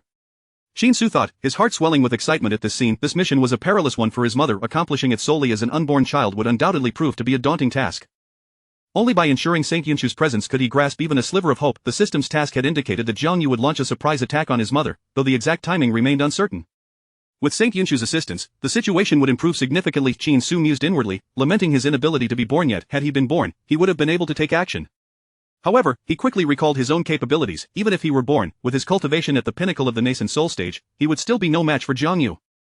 At present, the only means at his disposal to injure Jiang Yu appeared to be a wisp of primordial power bestowed by the great Emperor Haoran. Qin Su pondered for a moment, fully aware of the immense value of the great Emperor's primordial power. Should any Confucian celestial king become aware that he possessed such a treasure, they would likely be eager to serve as his protector. Meanwhile, a flicker of surprise crossed Jiang Yu's eyes. He had initially thought that with a slight manipulation, he could compel St. Yunshu to leave the Qin family. However, he had not anticipated that Lu Rushuang would see through his ploy. I shall retire to rest now. If you truly wish to protect, you may remain outside, Lu Rushuang stated impassively, turning to enter her chamber. St. Yunshu, meanwhile, disregarded Chen Shunan and the others, seating herself at a stone table to indulge in her drink. Humph. Consider yourself fortunate. Should I detect even a hint of demonic cultivation on you, do not blame me for being ungracious. Chen Shunan retorted coldly. Although his cultivation fell short of St. Yunshu's, he remained undaunted. St. Yunshu feigned ignorance, as if she had not heard him, offering no response. Fear not, should he reveal any vulnerabilities, I will act without hesitation, Shi Jianchun declared as he sat opposite St. Yunshu, meticulously observing her every move, ever vigilant for any unforeseen occurrences. At this moment, Jiang Yu's expression darkened. He had initially intended to employ cunning to drive St. Yunshu away, knowing full well her formidable strength. If she remained present, it would be exceedingly difficult for him to act. It seemed he would need to devise a strategy to lure them all away. Jiang Yu contemplated silently, gently stroking the ring on his thumb as he discreetly relayed messages outward. Meanwhile, in a mansion located in the southern part of Yunhai City, Jiang Yu had finally arrived at the Qin family estate. With 2 peak sages, 1 ordinary sage, and Lu Rushuang as a sword sage, there were 4 sages in total. In the main hall, a robust figure rose, exclaiming with fervor, "We have essentially grasped the exact strength of the Qin family." Upon hearing this, the surrounding demon cultivators erupted with excitement. Lord Yin, shall we take action? One inquired eagerly. Humph, had I known, we would have stormed in directly. I had thought the Qin family concealed numerous experts. Do not let your guard down. In recent days, we have sacrificed several tribulation stage demon cultivators, which sufficiently attests to the strength of Qi Jianchun and Lu Rushuang, who are far more formidable than ordinary peak sages. The demon cultivators began to murmur amongst themselves, some advocating for aggression while others urged caution. A faction believed that they must thoroughly ascertain the Qin family's strength before launching an assault to ensure success. Do you think I do not wish to act sooner? My strength is comparable to that of Qi Jianchun. If I were to lead you into battle, the likelihood of total annihilation would be substantial. The burly man, known as Yin, cast a sweeping gaze over the assembly, instantly silencing the demon cultivators.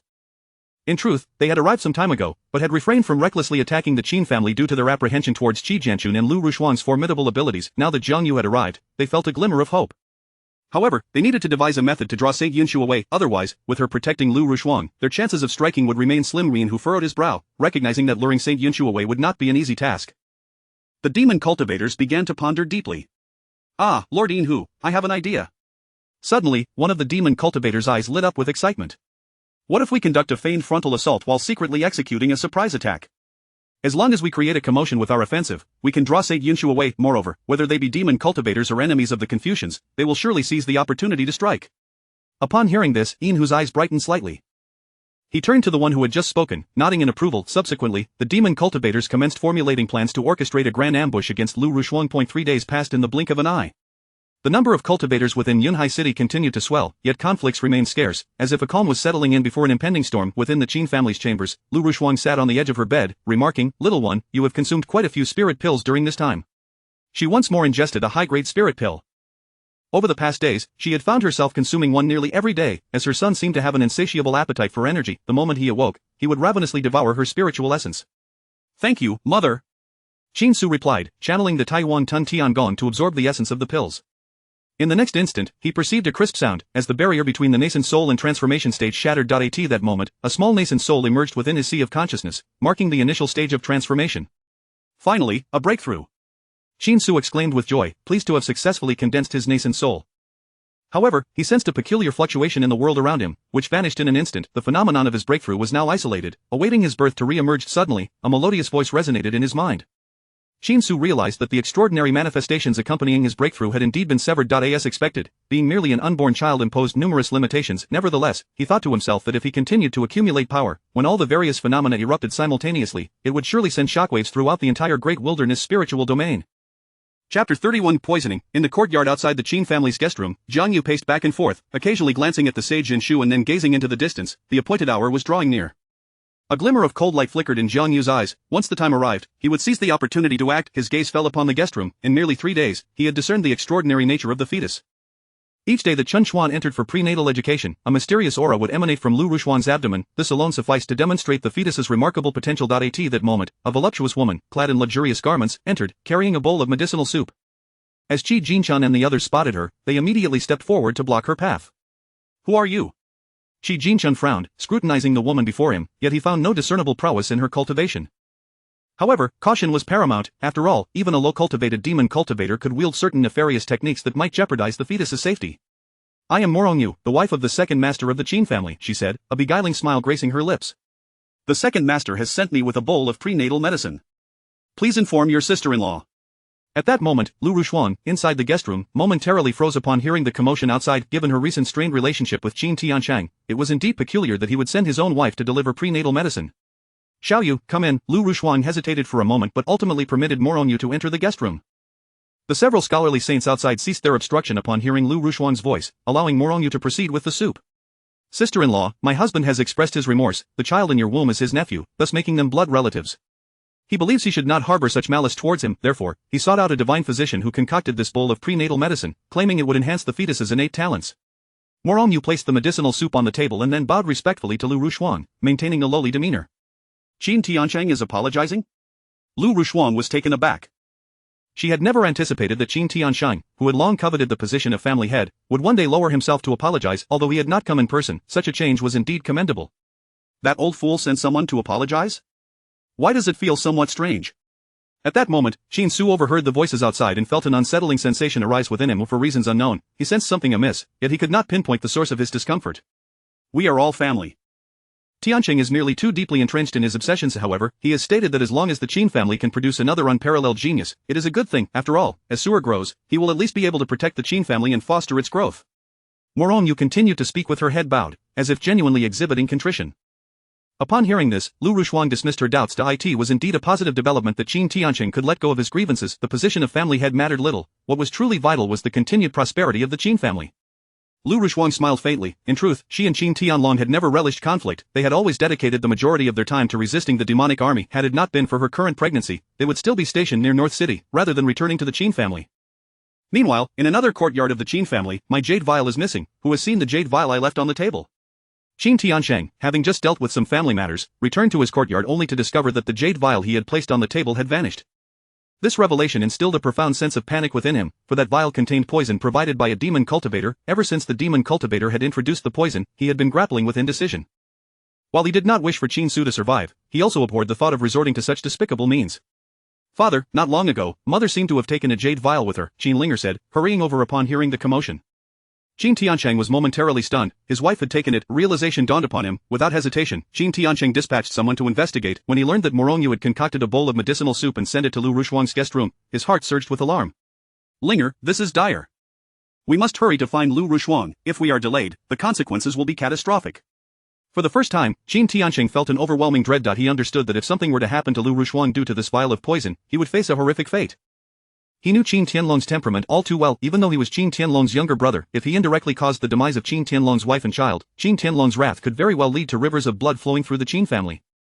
Qin Linger looked at her father with a puzzled expression as he rushed outside. Although she was unaware of the specifics of the situation, she chose to follow him nonetheless. At that moment, within the guest room, Morongyu and Lu Rushuan engaged in casual conversation, after which Morongyu aptly suggested, "Sister-in-law, you should drink it while it's warm. If it cools down, its efficacy will diminish."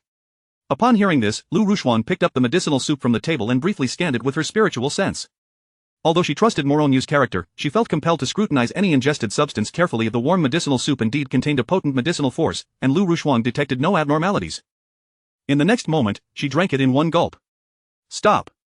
A loud shout echoed through the air. Qin Tianshang, accompanied by Qin Linger, burst in, and upon seeing Lu Rushuan just finishing the soup, his legs turned to jelly, and he collapsed to the ground as if his soul had fled. "This is terrible. Sister-in-law, quickly expel the medicinal effects that is poison from a demon cultivator. Qin Tiancheng exclaimed urgently, his eyes filled with hope as he looked at Lu Rushuan. He could only pray that she would be unharmed. If something were to happen, it would be a calamity. Demon cultivators poison? Lu Rushuan's eyes widened in disbelief as she glanced at Morongyu. Clearly, she had not anticipated that Morongyu would poison the soup. Was it possible that Morongyu was a demon cultivator in disguise? Master, why are you kneeling before her? Once the poison takes effect, she will perish. Have you not always wished for her child to be lost? Not only will the fetus be lost, but Lu Rushuan will also perish. What a fortuitous turn of events! Morongyu exclaimed with excitement, as if the demise of Lu Rushuan and her child would secure her husband's ascension to the position of family head. Chapter 32 Luring the tiger from its mountain. Qin Tiancheng was taken aback, gazing at the woman before him, feeling an unfamiliarity he had never encountered in his decades of companionship with his wife. Now, this very wife uttered such venomous words. You. Qin Tiancheng pointed at Morongyu, trembling with rage. Mother, how could you do this? Qin Linger was equally incredulous. Do you not realize the implications of Lu Rushuan and the loss of the fetus? When the family head returns, our lives may be forfeit. Staggering a couple of steps, Qin Linger pondered whether her recently activated Taiyin body would be cut short on the path of genius. In the entire Qin clan, no one was a match for Qin Tianlong. Moreover, every member of the Qin family comprehended Lu Rushuan's significance to Qin Tianlong. Once, the sect plotted against Lu Rushuan, and the following day, Qin Tianlong, disregarding all counsel, stormed that sect, slaying 3 celestial kings with a single strike each. That battle was earth-shattering, making it clear that Qin Tianlong would go to any lengths for Lu Rushuan. Suddenly, Lu Rushuan let out a blood-curdling scream. She felt a bizarre force erupting from within her limbs. This strange power surged through her veins, racing towards her dantian. No! Lu Rushuan's face contorted in agony as she promptly seated herself, channeling her energy to halt the spread of the poison. Yet, perhaps due to her pregnancy or the peculiar nature of the toxin, she could only temporarily slow its advance, unable to expel it entirely. The antidote, I need the antidote. Gritting her teeth, she looked towards Qin Tiancheng, struggling to speak. Even the power of a saint cannot stop the spread of this toxin. I can hold out for no more than the time it takes to burn a joss stick. Hurry and retrieve the antidote. The antidote? Qin Tiancheng stared blankly for a moment, before responding, his face ashen. There is no antidote. Upon hearing this, Lu Rushuan was engulfed in fury, her desire to eliminate both Morongyu and Qin Tiancheng nearly overwhelming. However, she was presently unable to act, focusing all her strength on staving off the toxin's spread. Yet, she was acutely aware that as time passed, once the toxin reached her dantian, her child would inevitably suffer its effects, leading to death. Not only that, but her own life would also be at grave risk. Rushuan, the sword saint, Rushuan, my disciple. At that moment, Shi Jianchun and others sensed something amiss and rushed in. Their hearts sank upon witnessing Lu Rushuan's agonized state. Demon tooth venom. Jiang Yu recognized a familiar aura and immediately understood the situation, a thrill of excitement coursing through him. As expected, the demon clan had set this up long ago. The demon tooth venom was an exceedingly rare poison, derived from the fangs of a peak celestial king beast. Unless a celestial king intervened, no one could save Lu Rushuan. The toxin was colorless and tasteless, even a celestial king might not detect it, which explained why Lu Rushuan fell victim. A glint of amusement flickered in Jiang Yu's eyes. It seemed he might not even need to act today. Before long, Lu Rushuan disclosed her predicament. Both Saint Yunshu and Shi Jianchun acted without hesitation, employing their spiritual energy in an attempt to expel the toxin. However, the nature of this poison was too peculiar, even 2 peak saints struggled against it. This is dire. Unless we promptly return to the Confucian Holy Land and summon figures like King Wenshuan, perhaps we can still save you and the fetus, Shi Jianchun remarked, furrowing his brow. Even utilizing a top-tier spiritual ship, it would take 10 days to return to the Confucian Holy Land. 10 days was a duration Lu Rushuan might not withstand. Is there any other way? With the assistance of 2 saints, Lu Rushuan felt somewhat relieved. None, Shi Jianchun shook his head and replied, unless King Tianlong returns, but I recall you mentioning, Sword Saint Rushuan, that there has been no news from King Tianlong.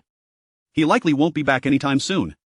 Upon hearing this, Lu Rushuan did not hesitate, stating firmly, then we must set forth immediately to the Confucian Holy Land. If we remain here, we are doomed. There is still a glimmer of hope in heading to the Confucian Holy Land. We shall take the spiritual ship. Shi Jianchun helped Lu Rushuan to her feet as they moved outside. However, as they reached the courtyard, a terrifying aura surged from all directions. In an instant, dark clouds gathered, and a sea of demonic mist enveloped the area. The entire Qin clan was surrounded by hundreds of demon cultivators in the blink of an eye. This is bad. The demon cultivators have chosen this moment to strike. Shi Jianchun's expression shifted as he scanned the area, discovering that the hundreds of demon cultivators were all at the tribulation stage, lacking any saints among them. Saint Yunshu, these demon cultivators are yours to handle. With your strength, you should be more than capable of dealing with them and buying us some time. Suddenly, Jiang Yu spoke up, his heart racing with excitement as the plan unfolded. As long as it proceeded smoothly, the fetus within Lu Rushuan would be doomed. Damn, a conspiracy, the strategy of luring the tiger from its mountain. At that moment, Qin Su spotted Jiang Yu's emergence and immediately discerned his intentions. He had not anticipated the crisis to arise so swiftly. In just 3 days, a life and death predicament had descended upon them. Do not approach, Saint Yunshu, you must keep a close watch on Jiangyu. Qin Su longed to shout, yet he was rendered mute, unable to convey his thoughts to Saint Yunshu. Perhaps due to his excessive fortune, Saint Yunshu appeared to hear Qin Su's silent plea, resolutely declaring, "My duty is to protect Lu Rushuang, and thus I shall not leave her side for a moment."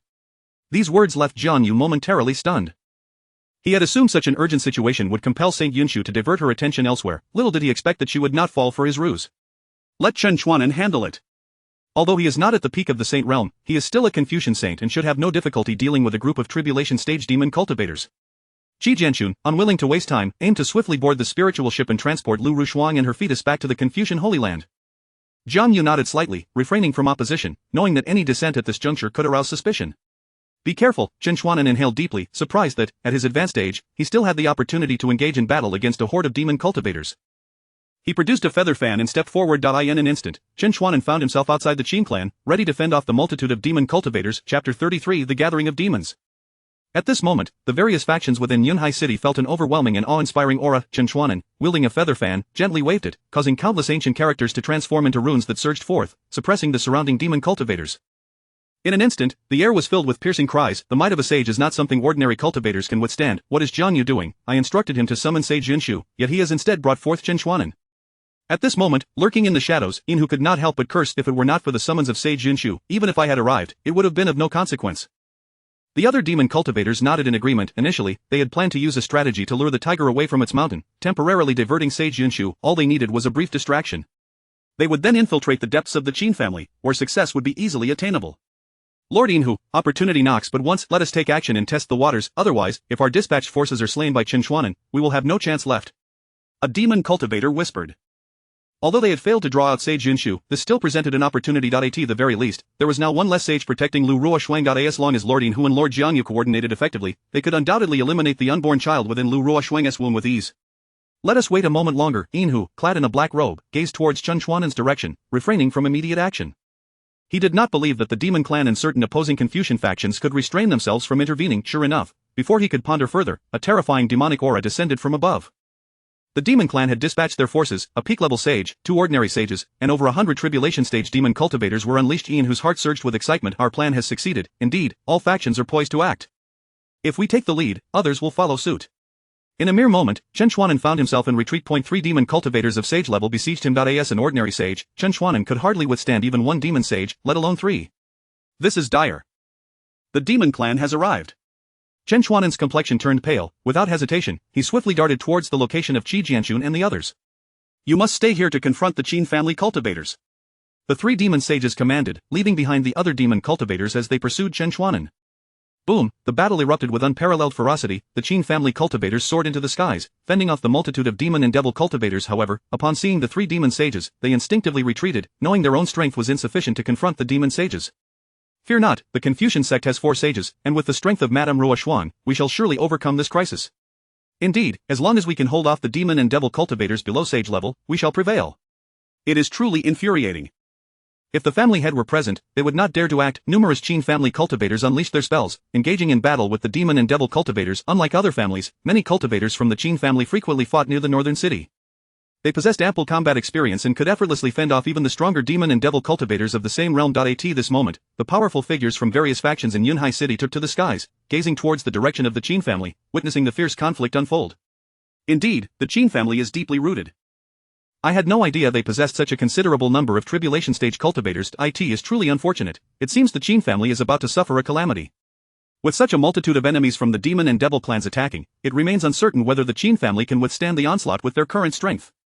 Many experts engaged in hushed discussions, contemplating that unless Qin Tianlong returned, the Qin family's crisis might remain unsolvable. It is time to strike. Without hesitation, Yin Hu led a group of demon cultivators towards the location of Lu Rushuang. Meanwhile, outside the guesthouse, Lu Rushuang and the others were preparing to take action when they spotted Chen Chuanan rushing back. This is bad. The demon clan has deployed 3 demon sages, one of whom is a peak-level sage. With my strength, I cannot possibly withstand them. Chen Chuanan spat blood, appearing utterly weakened. As soon as he finished speaking, the 3 demon sages were already upon him. These were not mere demon cultivators.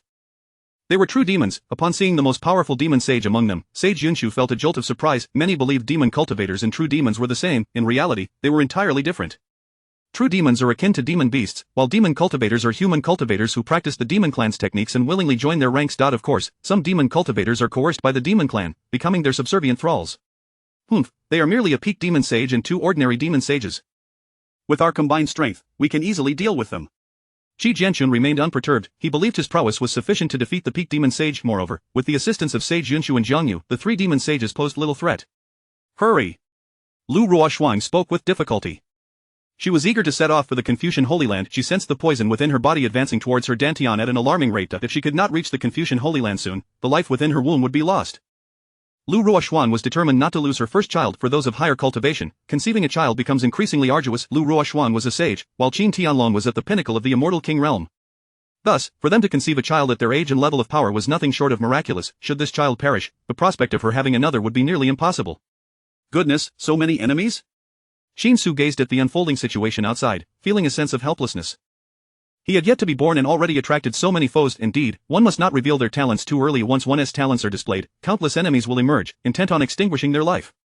After all, the potential Qin Su exhibited already foretold a future of greatness. Likely as a Confucian immortal king, both the demon and devil clans would dread the emergence of another immortal king among the human race. Any immortal king possesses the potential to inflict significant harm upon the demon and devil clans. Chapter 34 Words Manifest Power. The arrival of the 3 revered saints of the demon race instilled a sense of trepidation within Lu Ruoshuang. She feared that if time dragged on too long, her situation would become increasingly perilous. In the event of a confrontation, she would have to rely solely on her own strength to slow the spread of the poison. Without the assistance of other saints, the rate of toxicity would only accelerate. Let us strike together. I shall contend with the peak demon saint, Yunshu Jiangyu. You and Shen Xuanan shall face the 2 ordinary demon saints. We must resolve this swiftly. Qi Jianchun's eyes glinted with a fierce determination, a surge of battle intent rising like a tempest. The others nodded in agreement, but just as they prepared to act, they sensed a wave of demonic energy rushing towards them.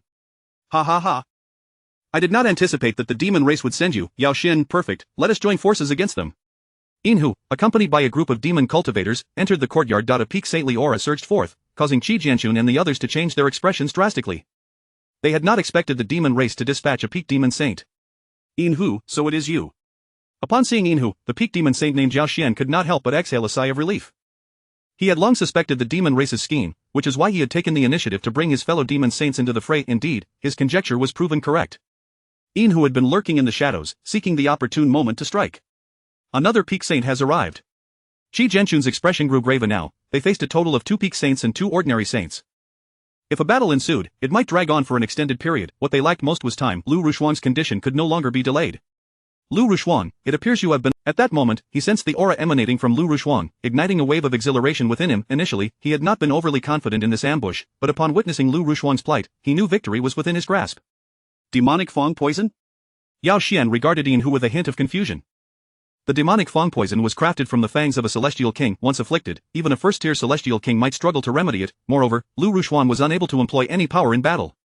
If she were to engage them, the venom would rapidly infiltrate her dantian. At that point, not only would the fetus perish, but she herself would also be doomed. Inhu patiently elucidated. He had never anticipated that Lu Ruoshuan would fall victim to poison, considering that Qin Tianshang was her uncle and would likely refrain from such treachery. Yet, he had not foreseen that this ploy would indeed bear fruit. Qin Tianshang, how insidious you are. I provided you with the poison, and yet you truly administered it to Lu Ruoshuan. Inhu's gaze lingered on Qin Tianshang with keen interest. In his eyes, such a malevolent individual was entirely suited to become a demon cultivator. Once the battle concluded, he might even plant a seed of demonic influence within Qin Tianshang, gradually steering him towards the path of demonic cultivation. It was you. Qin Tianshang's eyes widened in fury as he yelled at Inhu, if it weren't for you, my sister-in-law would not be in danger. The moment Inhu had appeared, Qin Tianshang had felt a sense of familiarity, resembling the figure who had delivered him the poison. Enough with the idle chatter. Shen Xuanan, take Ruoshuang to the location of the spirit ship Yunshu. You will handle the demon saint. I shall confront the peak demon saint, and Jiang Yu, you shall deal with the remaining 2 ordinary demon saints. Qi Jianchun drew forth a long sword, and his demeanor transformed entirely. At that moment, he no longer resembled a frail scholar but rather embodied the essence of a sword saint. Understood. Jiang Yu's gaze flickered as he obeyed Qi Jianchun's command, charging towards the 2 demon saints. The 2 ordinary demon saints initially intended to unleash their full power, but upon receiving Inhu's mental communication, they realized Jiang Yu was an ally. This revelation left them astonished, and they each utilized half of their strength to engage Jiang Yu in combat. The true battle was on the verge of erupting. In an instant, the figures of Qi Jianchun and Inhu vanished from sight. Boom! The clash between one man and one demon resonated through the air, unleashing a terrifying shockwave that reduced countless structures to ashes. Qi Jianxun's power was formidable. Even when faced with a demon saint of equal standing, he remained undaunted. He continuously wielded various Confucian spells. Weapon. Qi Jianxun spoke eloquently, and in the next moment, his long sword seemed to gather boundless energy, cleaving the void and creating a dark fissure. Is that all? Yin Hu exhibited no fear, instead charging forward. He refrained from using any magical artifacts, relying solely on his hands to withstand Qi Jianxun's sword. As sparks flew as both Yin Hu and Qi Jianxun retreated several steps, their strengths were evenly matched. The true demon saint posed a challenge, and Qi Jianxun's ability to hold his ground was a testament to his status as the foremost prodigy of the Confucian school. Hey, it seems that Qi Jianxun is now merely the second prodigy, is he not? In Yunhai City, many cultivators witnessed this fierce battle. Their hearts were stirred, and they dared not approach too closely, for this was a confrontation of peak saints. Even the shockwaves alone could easily obliterate beings below the saintly realm. Meanwhile, Yunshu and Yao Xian had also engaged in combat. Suppress, block, kill. Yunshu's combat style differed slightly from the others. He held an ancient tome in his hands, and with each utterance, the forces of heaven and earth coalesced to form various tangible assaults, aiding him in contending against Yao Xian. This was the true essence of Confucian cultivation, words manifested power. Is that not the Yunshu saint of the Confucian school? It is said he has long become a half-step celestial king, yet fell into demonic obsession, preventing him from achieving full celestial king status. Numerous cultivators gasped in astonishment as they beheld Yunshu's manner of combat, feeling deeply awed. With merely a single utterance of the word suppress, illusory mountains cascaded towards Yao Xian. The word block conjured layers of air shields to withstand Yao Xian's onslaught. As the word kill fell, an array of weapons, swords, sabers, spears, and halberds materialized from thin air, striking at Yao Xian from various angles. In comparison to Qi Jianxun, Yunshu appeared far more at ease. Rushuang, follow me. At that moment, Chen Xuanan had no time to spare, leading Lu Rushuang towards the courtyard's exit. However, a multitude of demon and magic cultivators obstructed their path. Though these demon and magic cultivators were all at the tribulation stage, far inferior to his prowess, Chen Xuanan still required a certain amount of time to dispatch them. Chapter 35. 1 against 2, the entire Qin family has descended into a battlefield. Countless demon cultivators and devil practitioners recklessly charge towards the Qin disciples above the courtyard where Lu Rushuang resides. Fierce battles unfold. Saints clash, and the terrifying shockwaves force Qin Tiansheng and others to retreat to a considerable distance. Is this the power of a saint? Qin Linger swallowed hard. Although she knew Lu Rushuang was a saint, she was unaware of the true extent of her terrifying strength. Witnessing these battles among saints made her realize why Qin Tiansheng never dared to offend Lu Rushuang. Lu Rushuang is a sword saint, one of the top 3 combatants among the many saints. Unfortunately, Lu Rushuang cannot intervene for now, otherwise, the aerial battle would likely have concluded long ago. This is disastrous. When my elder brother returns, I fear I may not survive. Qin Tiansheng felt a deep despair, having witnessed numerous clan members perish. Each life lost was inextricably linked to him. If Lu Rushuang had not been poisoned, she could have at least held back the assaults of the demon and devil clans, and fewer lives would have been lost. Morongyu trembled nearby, finally comprehending the grave mistake she had made. However, her regrets were now futile. Father, we can only take one step at a time. I must go outside to fend off the attacks of the demon and devil cultivators. Qin Linger sighed.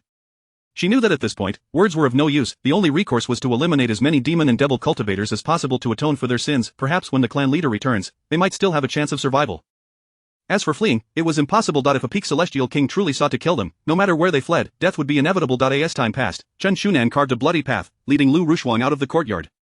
However, just as they thought they could swiftly board the spiritual vessel, a figure in a grey robe blocked their way. Chen Xunan, Lu Rushuang, all I need to do is eliminate the fetus. The raspy voice of the grey-robed man pierced the air, his gaze fixed on Lu Rushuang's abdomen, revealing a murderous intent. Simultaneously, an ordinary saint's aura surged forth, making it difficult to breathe. Who are you? Chen Xuanan's pupils constricted. The grey-robed man bore no aura of the demon or devil clans. Who I am is inconsequential. If you willingly eliminate the fetus, I will allow Lu Rushuang to board the spiritual vessel and head to the Confucian Holy Land for an antidote. However, if you force my hand, I can only extend my apologies. The grey-robed man's gaze turned icy, as a spiritual blade materialized in his hand, suggesting that he would strike without hesitation if Chen Xunan refused. At that moment, Chen Xunan realized that this grey-robed man was a saint sent by a rival faction of the Confucians. Only the enemies of the Confucians would seek to extinguish the life of a fetus with exceptional Confucian talent while sparing Lu Rushuang.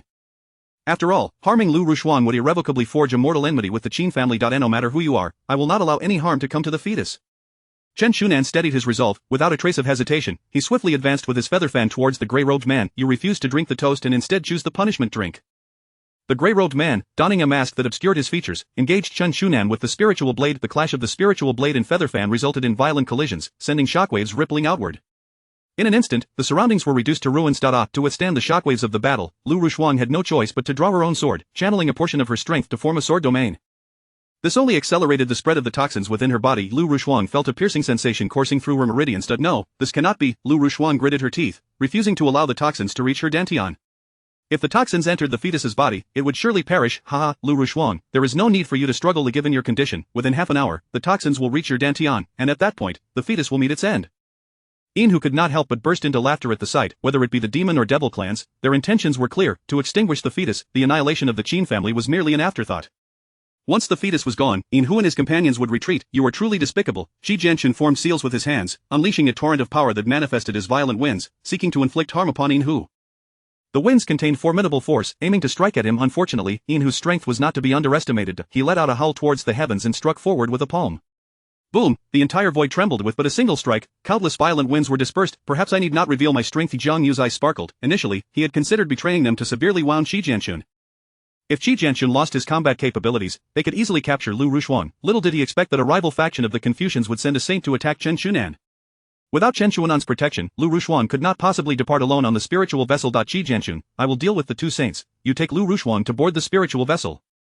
Just then, the Saint Yunshu intended to confront two peak-level saints alone. Shi Jianxun paused, recognizing the earnestness in Saint Yunshu's expression. Understanding that he was not speaking lightly. Very well, Shi Jianxun ceased his hesitation, knowing that prolonging the conflict would only seal the fetus's fate. Bind, trap. The ancient tome in Saint Yunshu's hand erupted with boundless light. The celestial forces within a 100-mile radius converged, merging with the essence of the Tao, pressing down upon Yao Xian and Yin. Simultaneously, ethereal pillars descended from the heavens, forming two cages in an attempt to ensnare Yao Xian and Yin. Yao Xian and Yin did not anticipate Saint Yunshu's audacity. Even if he were a half-step celestial king, it was impossible for him to contend with two foes. Both Yao Xian and Yin were not mere peak saints. Thus, they unleashed punch after punch, effortlessly shattering the cages created by Saint Yunshu. Saint Yunshu, you have underestimated our strength. Yao Xian and Yin attacked in tandem, relentlessly bombarding Saint Yunshu with their full might. In merely a brief moment, blood blossoms erupted. Saint Yunshu, like a kite severed from its string, crashed violently to the ground. With his solitary strength, he was utterly incapable of withstanding the onslaught from Yao Xian and Yin. Saint Yunshu, Shi Jianxun, witnessing this scene, felt his heart shatter with rage. Chapter 36. Do your best and leave the rest to fate. The Saint of Yunshu struggled to rise, his body drenched in blood, and his back marked with numerous fist imprints. I am unscathed, he proclaimed, though he realized he could hardly contend with them all at once. The Saint of Yunshu swallowed a healing elixir, believing that with his own strength, it would be feasible to hold off Yao Xian and Yin. Yet, reality dealt him a crushing blow.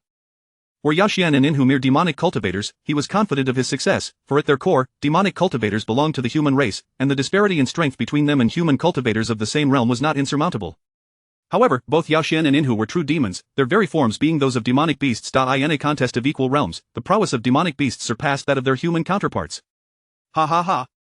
What of a half-step immortal king? A half-step immortal king is, in essence, merely a peak saint. Yin laughed boisterously, dismissing the Saint of Yunshu entirely. He now fixed his gaze on the figure of Lu Rushuang, advancing towards her step by step. Sword Saint Rushuang, hold on just a little longer. Shi Jianxun sighed in despair, overwhelmed by hopelessness. Had he known, he would have requested more saints from the Confucian sacred land. With the meager strength of their small group, merely holding back the onslaught of the demon and demonic races was already their utmost limit. Cursed demonic race, you shall not harm Sword Saint Rushuang.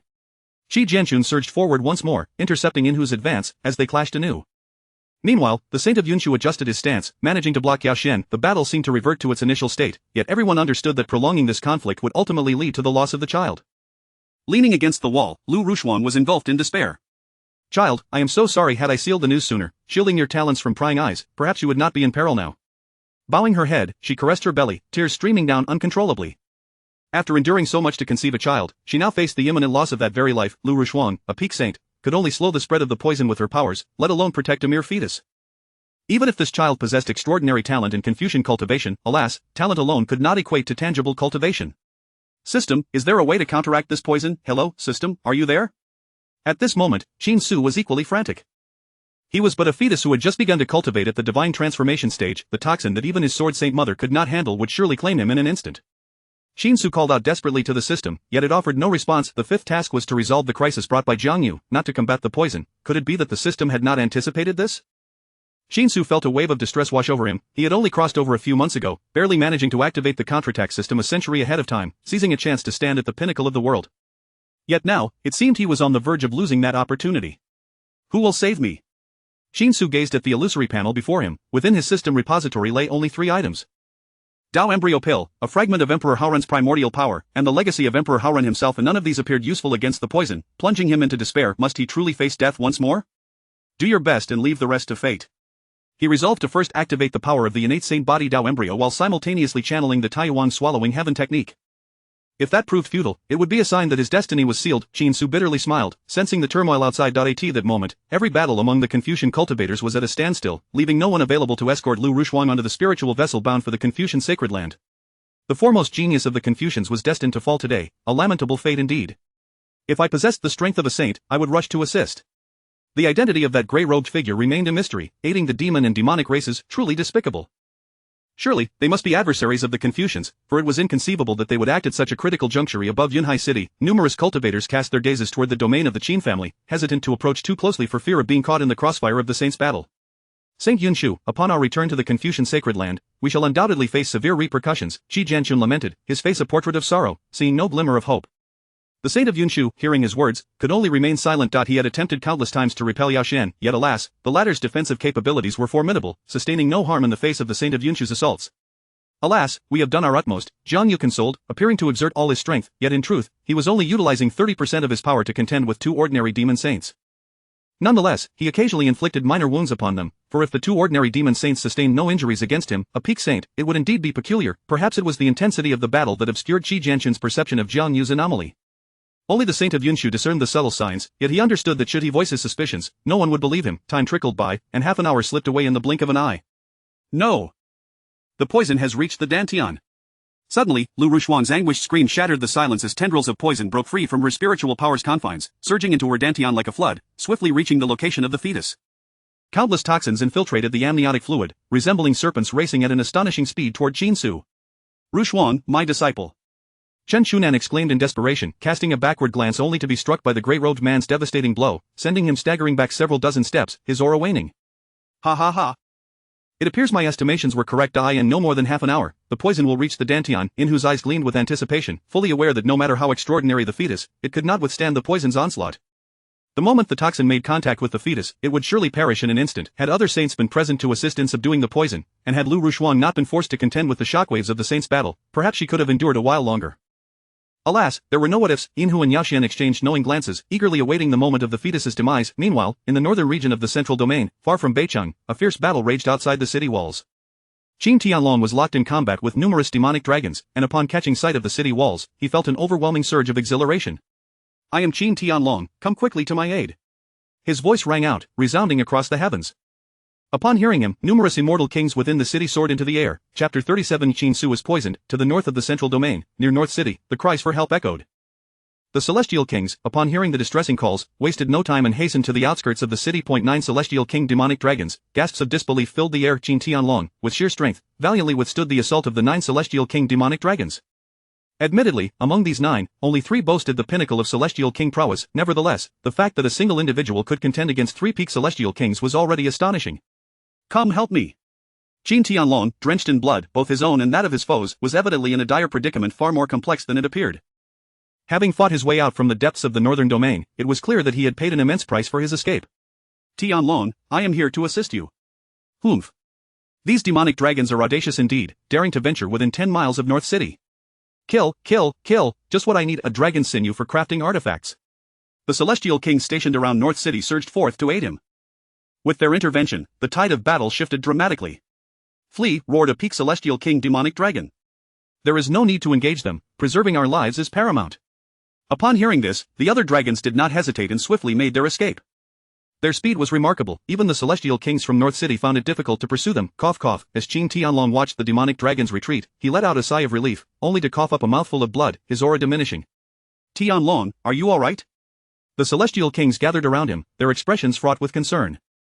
They had known Qin Tianlong for many years, having been stationed near North City, and their bond ran deep. Thus, upon witnessing his condition, they felt a wave of anxiety wash over them. I'm fine, Qin Tianlong waved his hand dismissively. Let us enter the city. I must ascertain if there is any news from home. He recalled the words of the demonic dragons, who had mentioned that the demon and monster races were plotting an assault on the Qin family, intending to eliminate his unborn son. Therefore, he needed to enter the city swiftly to check for any messages from the communication talisman. Sure enough, as Qin Tianlong stepped into North City, the talisman in his hand began to flicker incessantly. The demon and monster races are attacking. Return swiftly. Master, help, numerous demon cultivators and monster cultivators are here. Listening to the voices emanating from the talisman, all of them belonging to members of the Qin clan, Qin Tianlong felt his heart sink. Among them was also the voice of Lu Rushuang. She recounted the dire situation she faced, bidding him a final farewell. It was painfully clear that both Lu Rushuang and the unborn child were in grave danger. Do the demon and monster races seek their own demise? How dare they lay hands on your wife and child? Tianlong, we shall accompany you back. The surrounding celestial kings grasped the gravity of the situation, their hearts racing with dread. If anything were to happen to Qin Tianlong's wife and unborn son, he would surely descend into madness. Lady Lei Yun, Qin Tianlong said, suppressing his fury, I recall you possess a remarkably swift spiritual vessel. Would you be so kind as to accompany me? Of course, I owe you my life, and it is only fitting that I assist you now. Lei Yun, without a moment's hesitation, summoned her spiritual vessel from her inner space. A blue ship crackled with arcs of lightning, prompting those nearby to instinctively step back. Before long, Qin Tianlong and Lei Yun boarded the vessel, hurtling toward the Qin family at an unthinkable speed. Yet, as they sailed, an unsettling premonition gnawed at Qin Tianlong, as if calamity loomed on the horizon. Meanwhile, within the Qin family, Lu Rushuan lay half reclined against the wall. She could only helplessly witness countless toxins surging toward the location of her unborn child, powerless to intervene. Damn it, it's really happening. It seems my life is forfeit. The toxins, which even celestial kings might struggle against, were far beyond the endurance of a nascent child in the early stages of cultivation. In her despair, Lu Rushuan could only watch as the toxic tendrils encroached upon her child, desperately channeling her own energy to fortify the infant's fragile form, hoping against hope that her unique constitution might withstand the onslaught. In a brief moment, the surrounding liquid turned pitch black with the encroaching toxins, overwhelming Qin Su entirely. Lu Rushuan's consciousness, witnessing this horror, erupted in tears, feeling her strength wane. It's over, my child is lost. The power of the toxin severed her connection to her unborn child, and though she could not see the situation further, she intuited the grim reality. Ha ha ha. I warned you, such toxins are beyond the capacity of a mere fetus to withstand. Yao Xian, it is time for us to depart. Yin Hu, suppressing his elation, could hardly contain his excitement upon hearing Lu Rushuan's voice. He had successfully completed a significant mission, and upon returning to the demonic territories of the northern domain, he would undoubtedly be richly rewarded, having lingered at the peak of the sage realm for millennia. Yin Hu had long yearned to ascend to the celestial king realm, and now, that opportunity was finally within reach. Yun Shu, kill them! Qi Jinchuan's eyes blazed with fury as he lost all reason, unleashing his potential and recklessly charging at Yin Hu. The first talent of the Confucian school, the future hope of Confucianism, was thus extinguished. You shall pay for this. Yun Shu, overwhelmed with rage, wielded various Confucian spells, illuminating the skies with radiant brilliance. In that moment, he yearned to crush Yao Xian into oblivion. Chapter 38, A New Path. Shi Jianxun and Saint Yunshu were both in a frenzy, launching reckless assaults with a ferocity that seemed intent on annihilating Yao Xian and Yin Hu. This is dire. Yin Hu's expression shifted subtly. He had believed that with the loss of the fetus, he could seize the opportunity to escape. Little did he expect that Shi Jianxun would not grant him the chance to flee. Yao Xian found himself in a similar predicament. Saint Yunshu, unconcerned with the depletion of his spiritual energy, unleashed a barrage of Confucian spells, leaving Yao Xian struggling to stave off the relentless onslaught.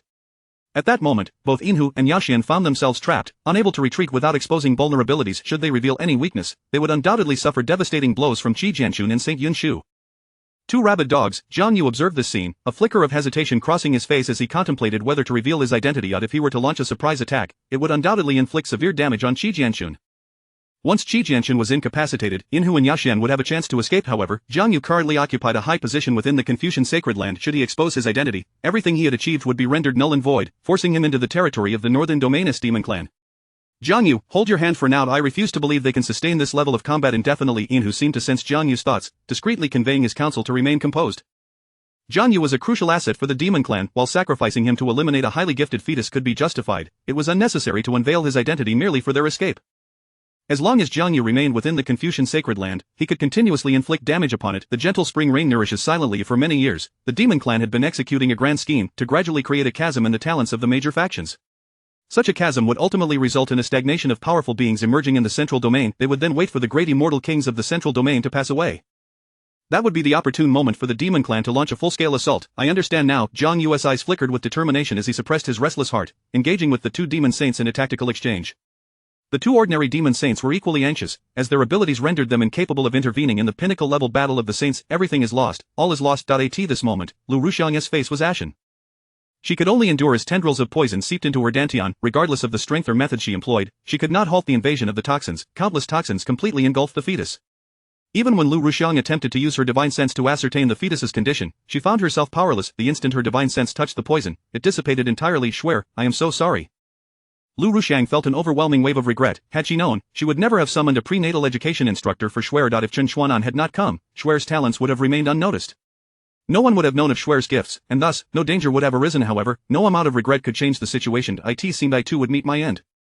Lu Rushuan felt the poison corroding her dantian. Sensing her vitality gradually dissipating, she summoned the last vestiges of her strength to produce a transmission talisman, sending a final message to Qin Tianlong. My beloved, I am deeply sorry the fetus could not be saved, and I am gravely poisoned. I may not endure much longer. I hope in the next life, I can still be your wife. With those words, Lu Rushan felt as if all her strength had been siphoned away, her right hand, which held the transmission talisman, falling limply to her side. Meanwhile, as Qin Tianlong hurriedly approached, a sense of foreboding surged within him upon seeing the talisman flickering. When he heard the voice emanating from it, he felt as though struck by a thunderclap, utterly stunned. The child is gone. My wife is on the brink of death. The demon clan. The Dark Clan, you dare to slay my wife and child. Qin Tianlong's eyes turned crimson, a torrent of murderous intent surging skyward. Not far away, the immortal King Lei Yin trembled. She thought to herself, the demon and Dark Clans must be mad to dare harm Qin Tianlong's loved ones. Who does not know the significance of his wife to him? It is to be feared that soon, the entire northern and southern domains will be upended. The immortal king murmured, should Qin Tianlong transform into a harbinger of darkness, executing a series of assaults against the demon and Dark Clans, he would undoubtedly deliver them a devastating blow. At this very moment, the entire Qin family believed the fetus was lost. Only Qin Shuer remained unaware of the dire circumstances outside. It truly works, no wonder it is the great desolation swallowing heaven technique. Qin Shuer was fully channeling the technique, devouring the toxins from all directions. Poison is but another form of energy. The great desolation swallowing heaven technique can absorb any form of energy. At that moment, he resembled an insatiable black hole, consuming the surrounding toxins entirely. However, ever-increasing quantities of poison continued to surge and Qin Shuer gradually felt overwhelmed. After all, he was merely a cultivation practitioner at the transformation stage, and his dantian could only accommodate a limited amount of energy. Before long, his dantian was filled to the brim with boundless energy. Qin Shuer realized that once his dantian reached capacity, he would succumb to drowsiness. If he fell asleep, he would be unable to manage the remaining toxins. At that point, not only would his life be in jeopardy, but his mother as well. A sense of crisis welled up within Qin Shuer. Unless he could swiftly deplete the energy within him, he feared for his very life. He did not wish to lose his life mere months after his arrival in this world. Cultivate. Now I possess 100-fold comprehension. My understanding of the Tao is swift. If I cultivate quickly enough, I can continuously elevate my realm.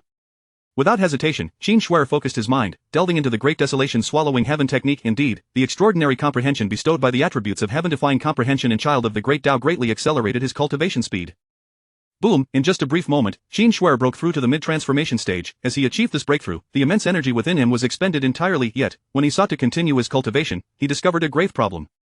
The speed at which he could convert energy was insufficient. The conversion speed was too slow. It seemed he must elevate the great desolation swallowing heaven technique to a higher level. If he could cultivate the technique to its second tier, he would undoubtedly be able to absorb more toxic energy and swiftly convert it into the energy he required.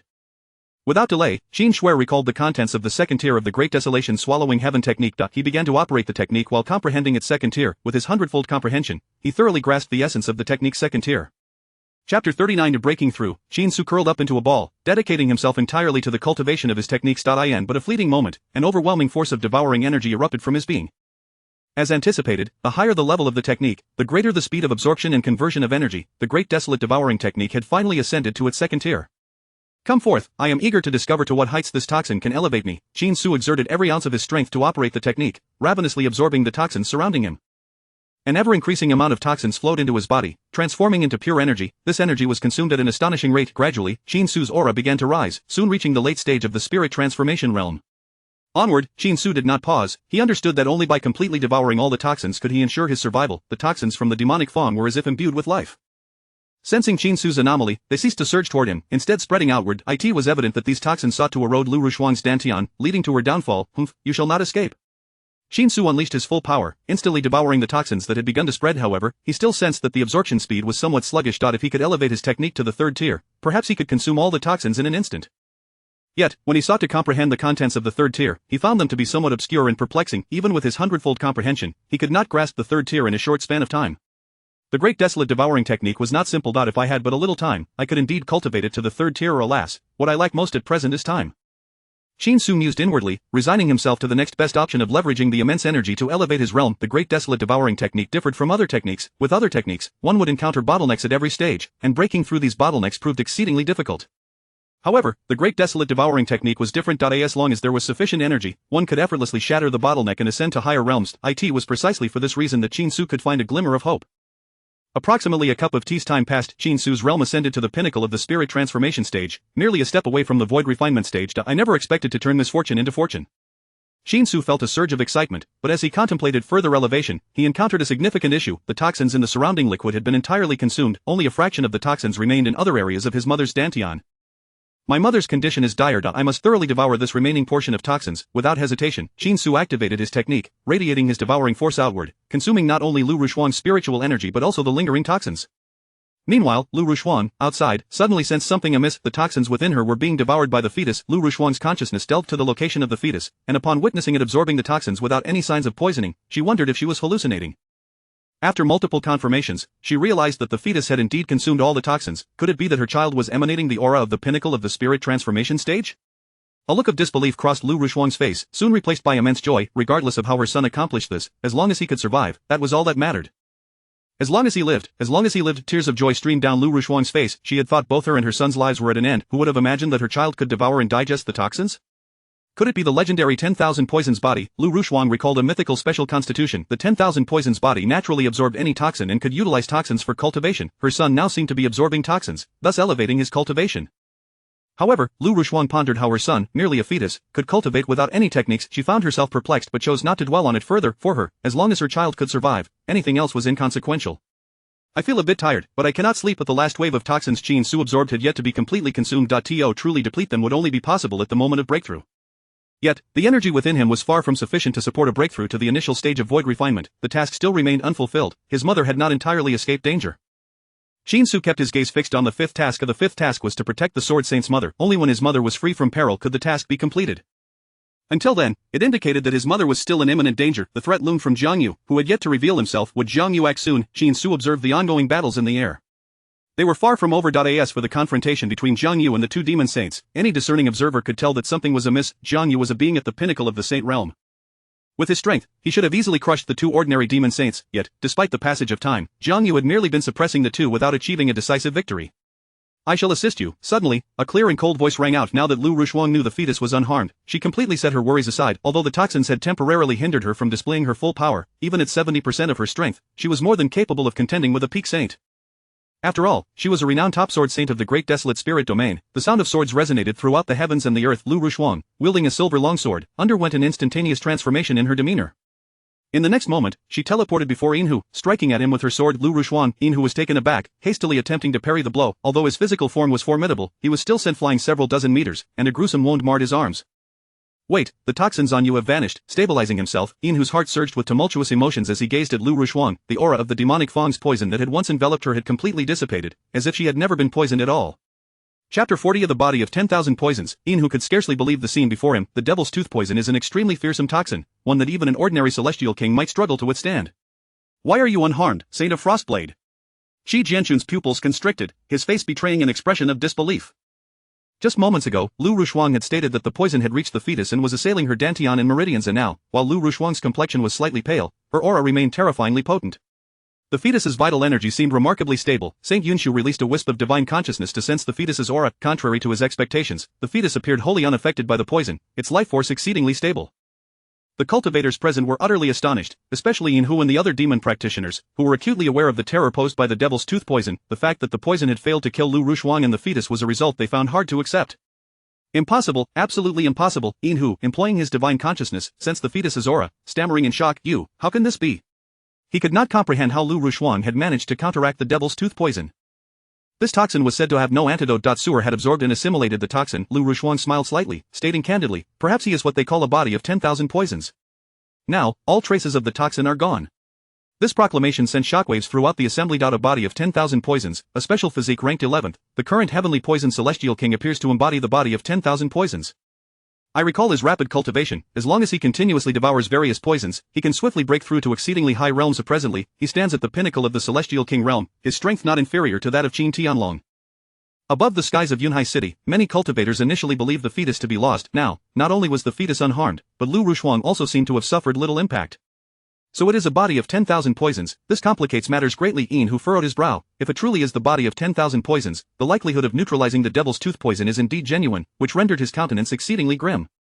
He had initially thought this mission could be completed successfully. Who would have anticipated that the fetus could survive? Moreover, Lu Rushuang was also capable of joining the fray. If such a significant cost could not bring down the fetus, upon my return, I would undoubtedly face severe punishment. Yinhu's eyes blazed with a fierce crimson light. With he and Yao Xian's combined strength, contending against both Saint Yunshu and Shi Jianchun was already a daunting challenge. Adding Lu Rushuang to their ranks would likely spell their doom in a matter of moments. It seems I must employ Jiang Yu as a pawn after all. Yinhu sighed inwardly, having initially hoped to allow Jiang Yu to remain undercover. However, it now appeared that without utilizing Jiang Yu, he and the other demon practitioners might be doomed to linger here indefinitely. Shi Jianchun, Saint Yunshu, let us strike. We shall eradicate these detestable demon and monster clans. Lu Rushuang's murderous intent soared to the heavens. The thought of her son, who had nearly lost his life moments ago, ignited a fierce determination within her. A terrifying sword intent enveloped the entire Qin clan. This was the true embodiment of the sword domain. Within this domain, Lu Rushuang's combat prowess received a significant enhancement. Kill.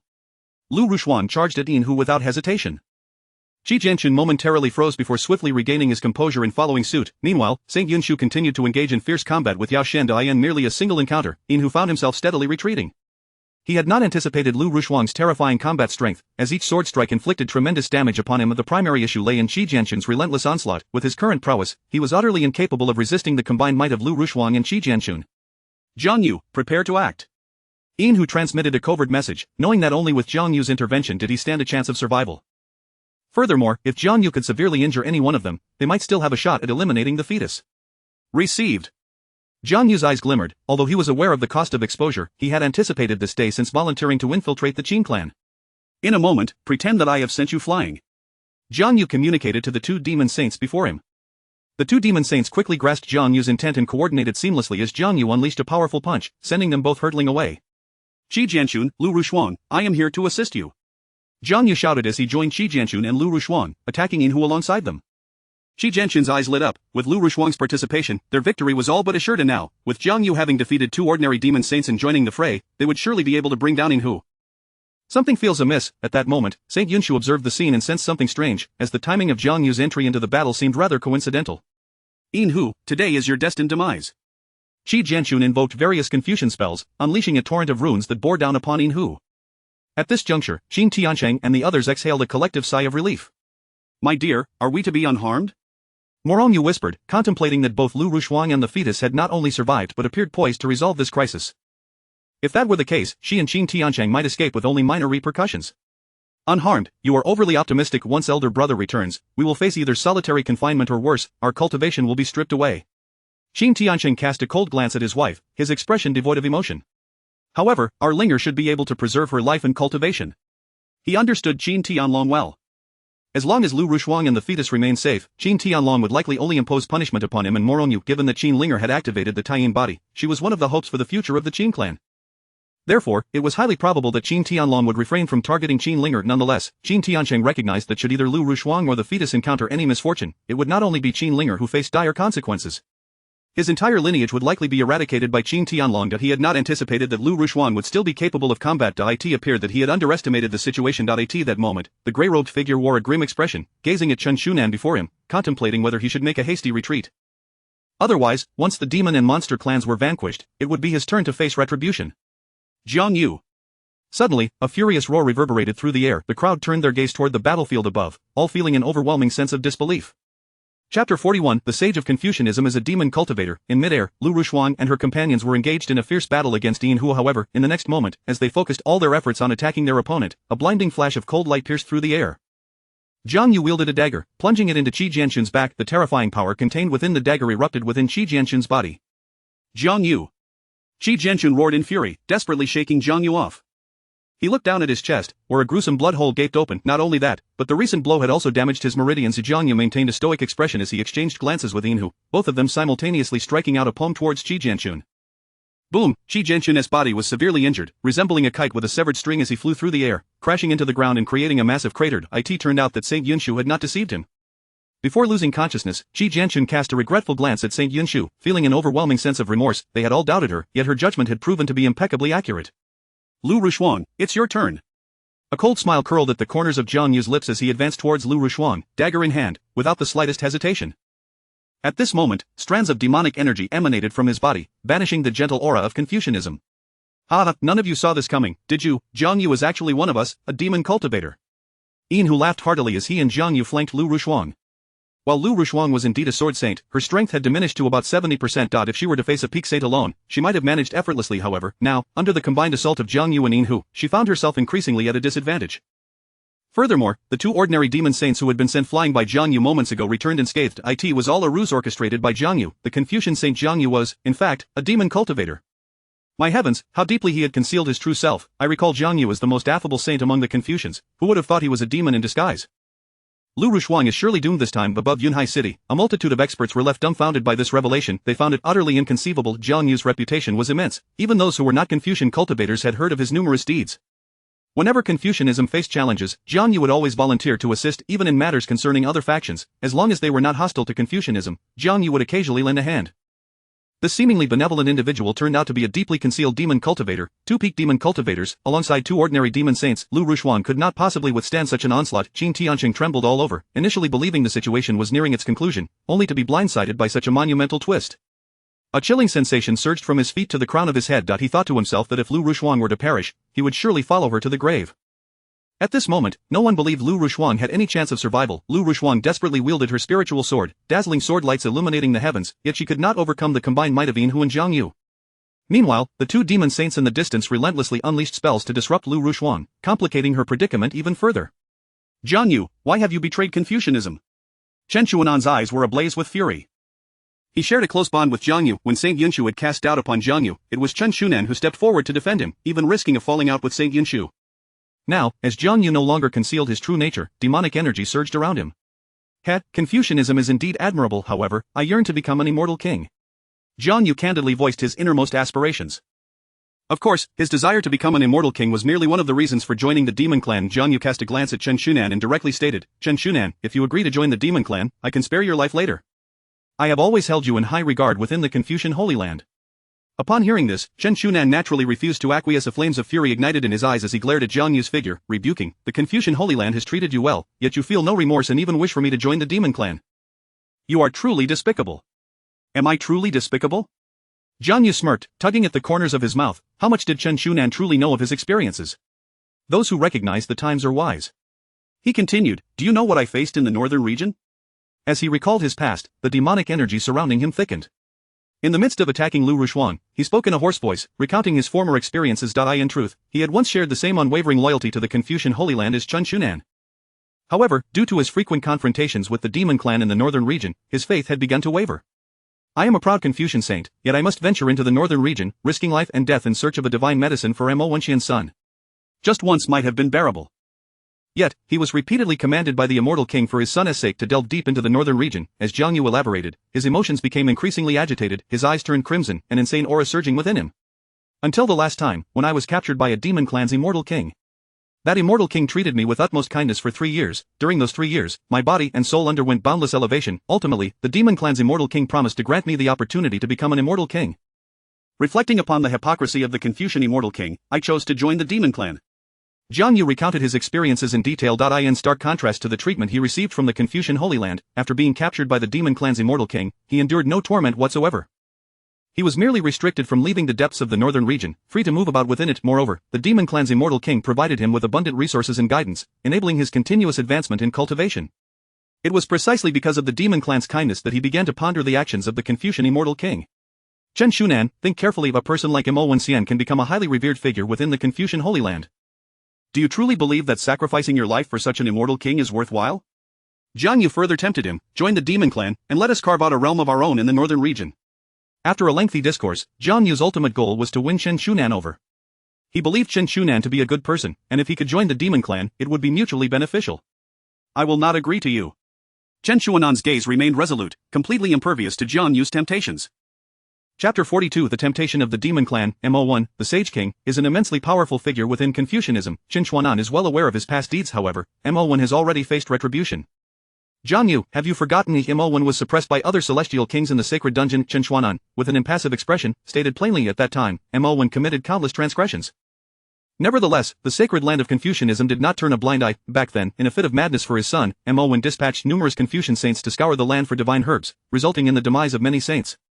Upon learning this, the other celestial kings swiftly imprisoned Mo1. Given his overwhelming power, it was exceedingly difficult to eliminate him, thus, his suppression was the best outcome. What good is it to address matters after the fact? And do you believe the other celestial kings are devoid of issues? Jiang Yu, wielding a brush, inscribed runes in the void. Countless runes coalesced into a landscape painting, rushing towards Lu Rushuan in an attempt to subdue her. Your perception is flawed, leading you to believe there is an issue. Chen Chuanan, unwilling to engage in further debate with Jiang Yu, resolutely defended against the attacks of the grey-robed figure, his heart unwavering. Even at the cost of his life, he would not conspire with the demon clan. Jiang Yu, there is no need for further discourse. Quickly eliminate the fetus. If this fetus remains alive, upon our return to the northern domain, we shall undoubtedly face the wrath of the celestial kings. Yin Hu furrowed his brow, feeling that time was slipping away too swiftly. Should this continue, uncontrollable problems may arise. After all, he believed that some observing cultivators would surely notify the nearest saints and celestial kings.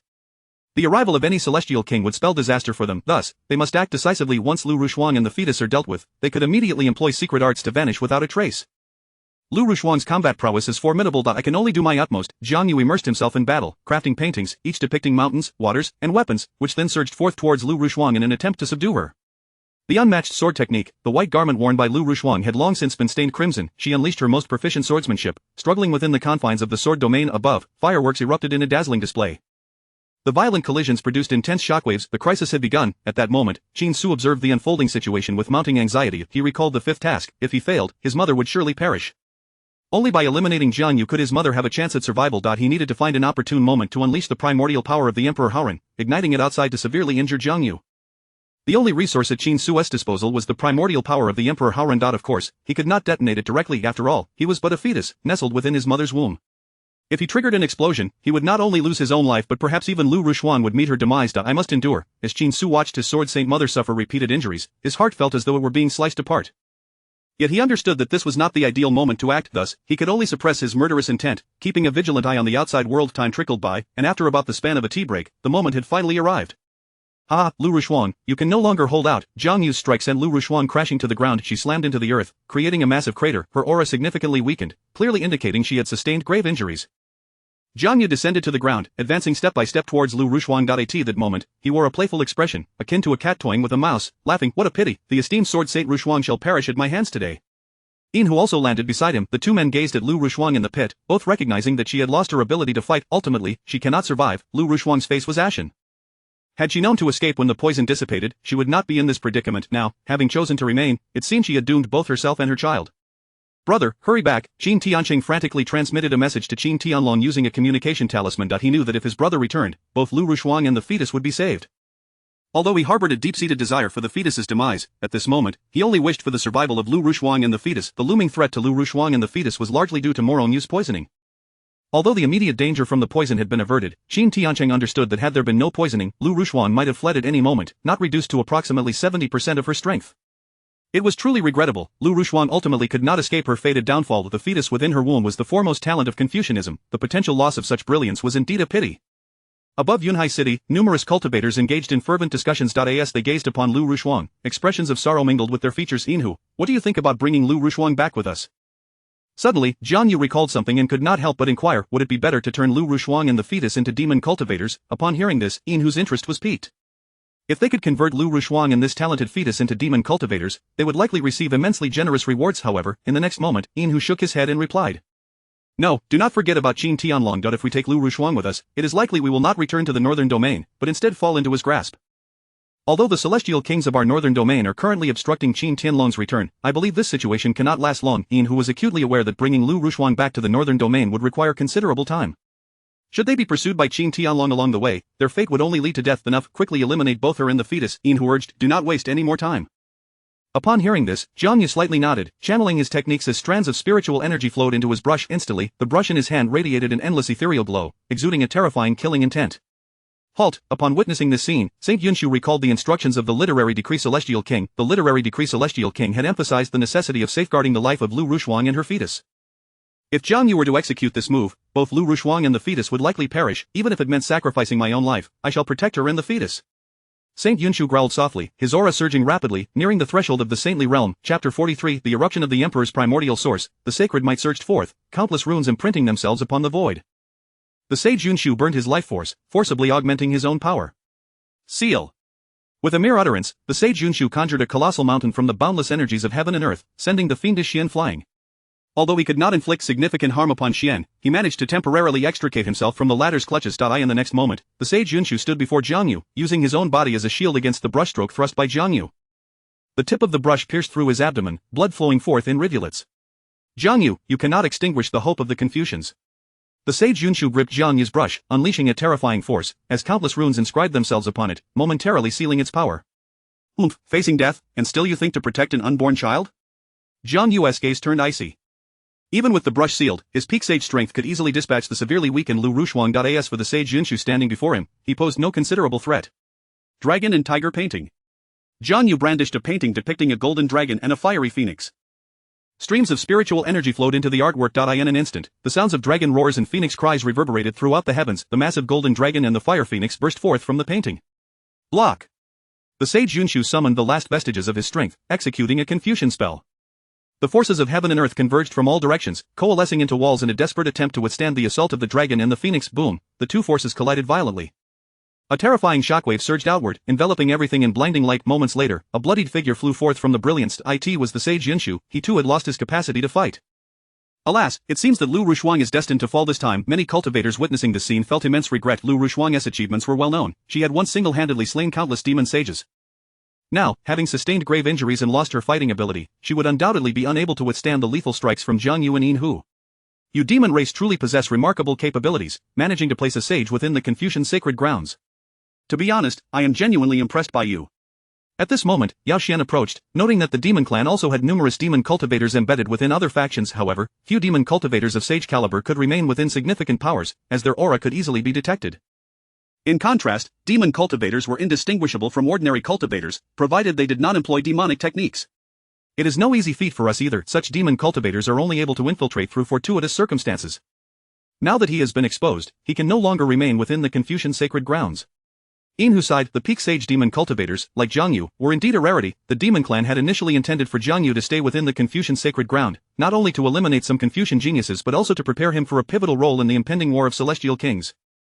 Of course, now that Jiang Yu could assist in obliterating the future hopes of the Confucians, it was already a splendid outcome for the demon clan. Let us hope for success. At this moment, Qin Su was drawing upon the primordial power of the great Emperor Haoran. He understood that he had but one chance. Should he fail, both he and his mother would surely perish. In the next instant, the primordial power of the great Emperor Haoran materialized around him. Ever since Qin Su acquired this primordial power, he could manipulate it at will. He directed this strand of primordial energy outward into a liquid form. Before long, the primordial power of the great Emperor Haoran reached Lu Rushuang's dantian. This is primordial energy? Lu Rushuang had not lost consciousness.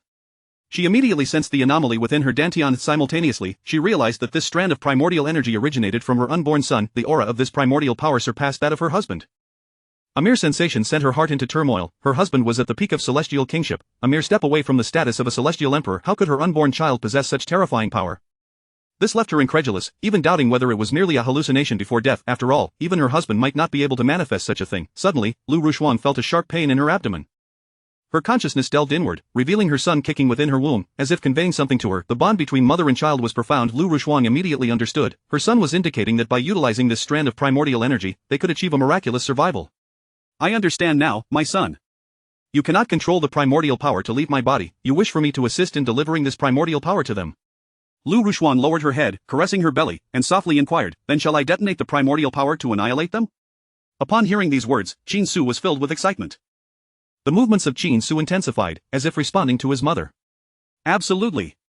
Lu Rushuang's eyes brightened. Indeed, her son could hear her voice from the outside. She turned her gaze forward, where Jiang Yu, Yin Hu, and Yao Xian stood together. This was the best opportunity. If she could deliver the primordial energy, she and her son would have a chance to survive. In the next moment, Lu Rushuang summoned the last remnants of her strength, enveloping the primordial power of the great Emperor Haoran with strands of spiritual energy, sending it toward Jiang Yu and the others. At that moment, Jiang Yu and Yin Hu were laughing with unbridled excitement, as both Qi Jianxun and the sage Yunshu had lost their combat capabilities. It would be an effortless task for them to eliminate Lu Rushuang. Suddenly, the smiles on their faces froze. Explode. Qin Su sensed the situation outside. When he saw the primordial power descend between Jiang Yu, Yin Hu, and Yao Xian, he hesitated not for a moment, igniting this strand of primordial energy with a single thought. The primordial power of the great emperor, coveted by countless celestial kings, erupted in an instant. Boom, the terrifying aura of the emperor enveloped a radius of 100 miles. The cultivators of Yunhai City trembled in fear, witnessing shockwaves radiate outward, instantly leveling the entire Qin clan to the ground. At that moment, whether demon cultivators, demonic cultivators, or Qin family cultivators, all were swept away by the residual waves, scattering like fallen dumplings onto the ground. Chapter 44 The Loki Qin Su. A fragment of the primordial power of the great Emperor Haoran, Jiang Yu and the others found themselves at the forefront, initially believing they could easily dominate Lu Rushuang. Little did they anticipate that Lu Rushuang had yet to reveal her trump card, the fabled primordial power of the great emperor. No, a look of terror spread across Jiang Yu's face. As realization dawned upon him, he swiftly summoned his array of magical artifacts. Each artifact, an exquisite painting, floated in the air, attempting to withstand the shockwave unleashed by the eruption of this primordial force. In an instant, countless precious paintings were reduced to mere dust. The aura of the sacred steel, the primordial power of the great Emperor Haoran, Jiang Yu was enveloped by an overwhelming brilliance, and in the final moment, he sensed the familiar presence of the sacred steel. As a sage of the Confucian Holy Land, he was well acquainted with its essence, thus, he quickly comprehended that this was indeed a fragment of the primordial power of the great Emperor Houran. How could Lu Rushuang possess the power of the great emperor? No, wait, was it the fetus? A look of horror crossed Jiang Yu's face as he finally understood that this fragment of imperial primordial power did not originate from Lu Rushuang but from the fetus within her womb. In that fleeting moment, both his body and soul, shrouded in light, gradually transformed into a cascade of luminescence, vanishing without a trace. Even a mere fragment of the emperor's primordial power could effortlessly obliterate an existence at the pinnacle of sagehood. The chasm between the emperor and the sage was akin to the divide between heaven and earth. As Jiang Yu disappeared, his eyes were filled with regret and resentment. Had he not allied himself with the demon clan, perhaps today's outcome would have been different. Alas, there exists no antidote for regret. Not everyone is afforded the opportunity to traverse realms like Qin Su. The annihilation of both body and soul signifies that one shall never have the chance for rebirth. Damned, why did she possess a fragment of the emperor's primordial power? Could it be that an emperor has emerged in the central region, whose face contorted with fear as he retreated hastily, casting forth various magical implements? Yet, under the might of the emperor's power, all artifacts proved utterly useless. Countless demonic tools were reduced to dust, every spell shattered like fragile bubbles upon contact with the primordial force. Roar, who reverted to his true form, a colossal black tiger, howling to the heavens enveloped in swirling black mist, he endeavored to survive this cataclysmic onslaught with his formidable physique. However, all his efforts were in vain. An endless radiance swept through, and whose corporeal form likewise disintegrated into dust, vanishing with the wind. The fate of Yao Xian was no different. The power that who could not withstand was even more insurmountable for Yao Xian. Boom, with a resounding crash, three beings at the pinnacle of sagehood were utterly erased from existence. As for Lu Rushuang, who was closest to the chaos, she widened her eyes in shock as the shockwaves surged toward her, momentarily forgetting a crucial fact: the emperor's fragment of primordial power, capable of slaying Jiang Yu, could equally annihilate her. Moreover, she was perilously close, destined to suffer grave injury. Such a terrifying shockwave would undoubtedly obliterate her. It seemed she could not escape death after all. Lu Rushuang closed her eyes, a threat of despair creeping into her heart. However, moments later, she felt no impact at all. Her eyelashes fluttered slightly as she opened her eyes. Upon witnessing the scene before her, she was left utterly dumbfounded. The sacred steel, brought forth by Qi Jinchun of the Qin family, had voluntarily suspended itself before her, shielding her from the shockwave generated by the explosion of the emperor's primordial force. Since the steel in this fragment of primordial power originated from the same source, it effortlessly withstood the onslaught. Yet, what truly astonished Lu Rushuang was the steel's initiative to protect her and the fetus. Could it be that the steel possessed sentience? Might the primordial power that Su Er wielded derive from the steel? After a moment's contemplation, Lu Rushuang began to piece together the puzzle. During Qi Jinchuan's previous experiment with the steel, it had exhibited various anomalies, seemingly holding great significance for Su Er. Evidently, that notion had proven true not far away. Chen Chunan and the man in the grey robe were not as fortunate. As ordinary sages, they possessed little capacity to resist such a formidable force. Both were sent flying like kites with severed strings, severely injured. The two ordinary demon sages also suffered significant harm, collapsing to the ground, motionless. In a short while, the blinding radiance gradually dissipated. Lu Rushuang rose to her feet, gazing at the Qin family's domain reduced to ruins, her heart heavy with emotion. Yet, she did not forget to deliver the final blow. She approached the two ordinary demon sages, now in a state of unconsciousness, and without a word, she swung her sword, cleaving their bodies in twain. In the next moment, the souls of the two ordinary demon sages fled from their severed forms, seemingly attempting to escape. Humph, you nearly brought death to my son, and now you dare to flee. Lu Rushuang's gaze was ice cold. Though injured, dispatching the souls of the two demon sages was a trivial matter. With another strike of her sword, a searing beam of light sliced through the air. A cacophony of wails ensued as the souls of the two ordinary demon sages were reduced to nothingness within the brilliance of her sword. The enemies at the sage level had been dealt with. Lu Rushuang and the fetus had survived. It appeared that she was the only one left standing in the entirety of the Qin family.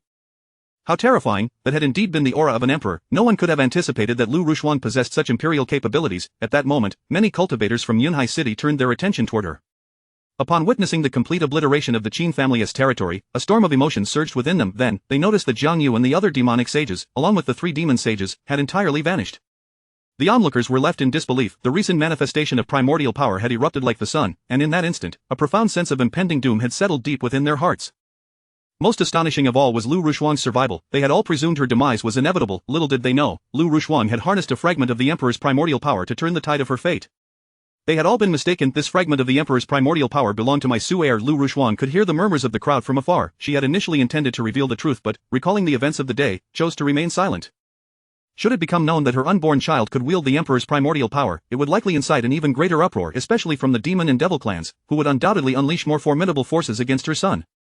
To act with discretion is to survive longer. Lowering her head, Lu Rushuang caressed her belly, her eyes tinged with guilt as she softly murmured, "My son, I am so sorry." Chapter 45. The art of rejuvenation. Lu Rushuang was acutely aware that the greater her son's displayed talents, the more perilous his existence would become. Over the years, the Qin family had similarly offended numerous adversaries. In due course, not only would the demonic clans pose a threat, but even the enemies of the Qin family might devise schemes to bring harm to her. It was a moment of maternal decision. Others would presume it was the innate power bestowed by her, and she accepted this notion. Lu Rushuang murmured, only in this way will others target you more directly. Upon hearing this, Qin Su felt indifferent. Initially, he had wished to showcase his talents solely to bring honor to his mother and deter anyone from bullying her. Now that others recognized his exceptional gifts, it was likely they would cease their mockery of her. With his objective achieved, Qin Su naturally desired to maintain a low profile as much as possible. Had the sacred steel just flown out, at that moment, from a distant pit in the ground, Ji Jinchun struggled to emerge. Upon seeing the sacred steel hover nearby, an inner tempest stirred within him. This unborn child had undoubtedly garnered the absolute recognition of the sacred steel. Had the steel not just proactively flown out to safeguard Lu Rushuang and the fetus? Indeed, the child within Lu Rushuang was the future hope of Confucianism. Within the sacred steel's realm, the great Emperor Haoran sighed deeply. He had not anticipated that the source of power he had bestowed upon her would be employed so swiftly. Regrettably, it was not to comprehend the profound truths it contained but rather for the sake of survival. The elder with white hair bore no resentment, he merely felt a tinge of regret. This was a fragment of power left behind by his true self. Initially, he had given it to Qin Su with the hope that, upon his birth, he could utilize this essence to advance rapidly on the path of Confucianism and, in a short time, become a Confucian sage. The white-haired elder understood that Qin Su had been left with no choice but to employ this tactic. At that moment, 3 peak sages were poised to act, intent on annihilating Lu Rushuang. Had Qin Su not drawn upon this fragment of source power, survival would have been nearly impossible. If it were feasible, he would have wished for him to carry the sacred steel. In that case, he could frequently enter the steel's realm, allowing him to offer guidance on the principles of Confucianism. After his birth, the elder spoke softly, holding great expectations for Qin Su, for even during his own existence in the great wilderness spirit domain, he had never encountered a being with such remarkable talent. Boom! At that moment, thunderous booms erupted. A colossal thunderous spirit ship soared swiftly into the skies above the Qin family. Was that the Heavenly Dragon Immortal King? The Heavenly Dragon Immortal King had returned, though regrettably, he had arrived too late. Alas, the Qin family had suffered immense losses, with many of its cultivators perishing. Above Cloud Sea City, numerous cultivators felt a shiver as they beheld a figure descending from the spirit ship. The Heavenly Dragon Immortal King was a figure of immense renown, a pinnacle existence among immortal kings. Within the entire great wilderness spirit domain, there were few who could rival the Heavenly Dragon Immortal King. My dear. Qin Tianlong flashed to Lu Rushuang's side.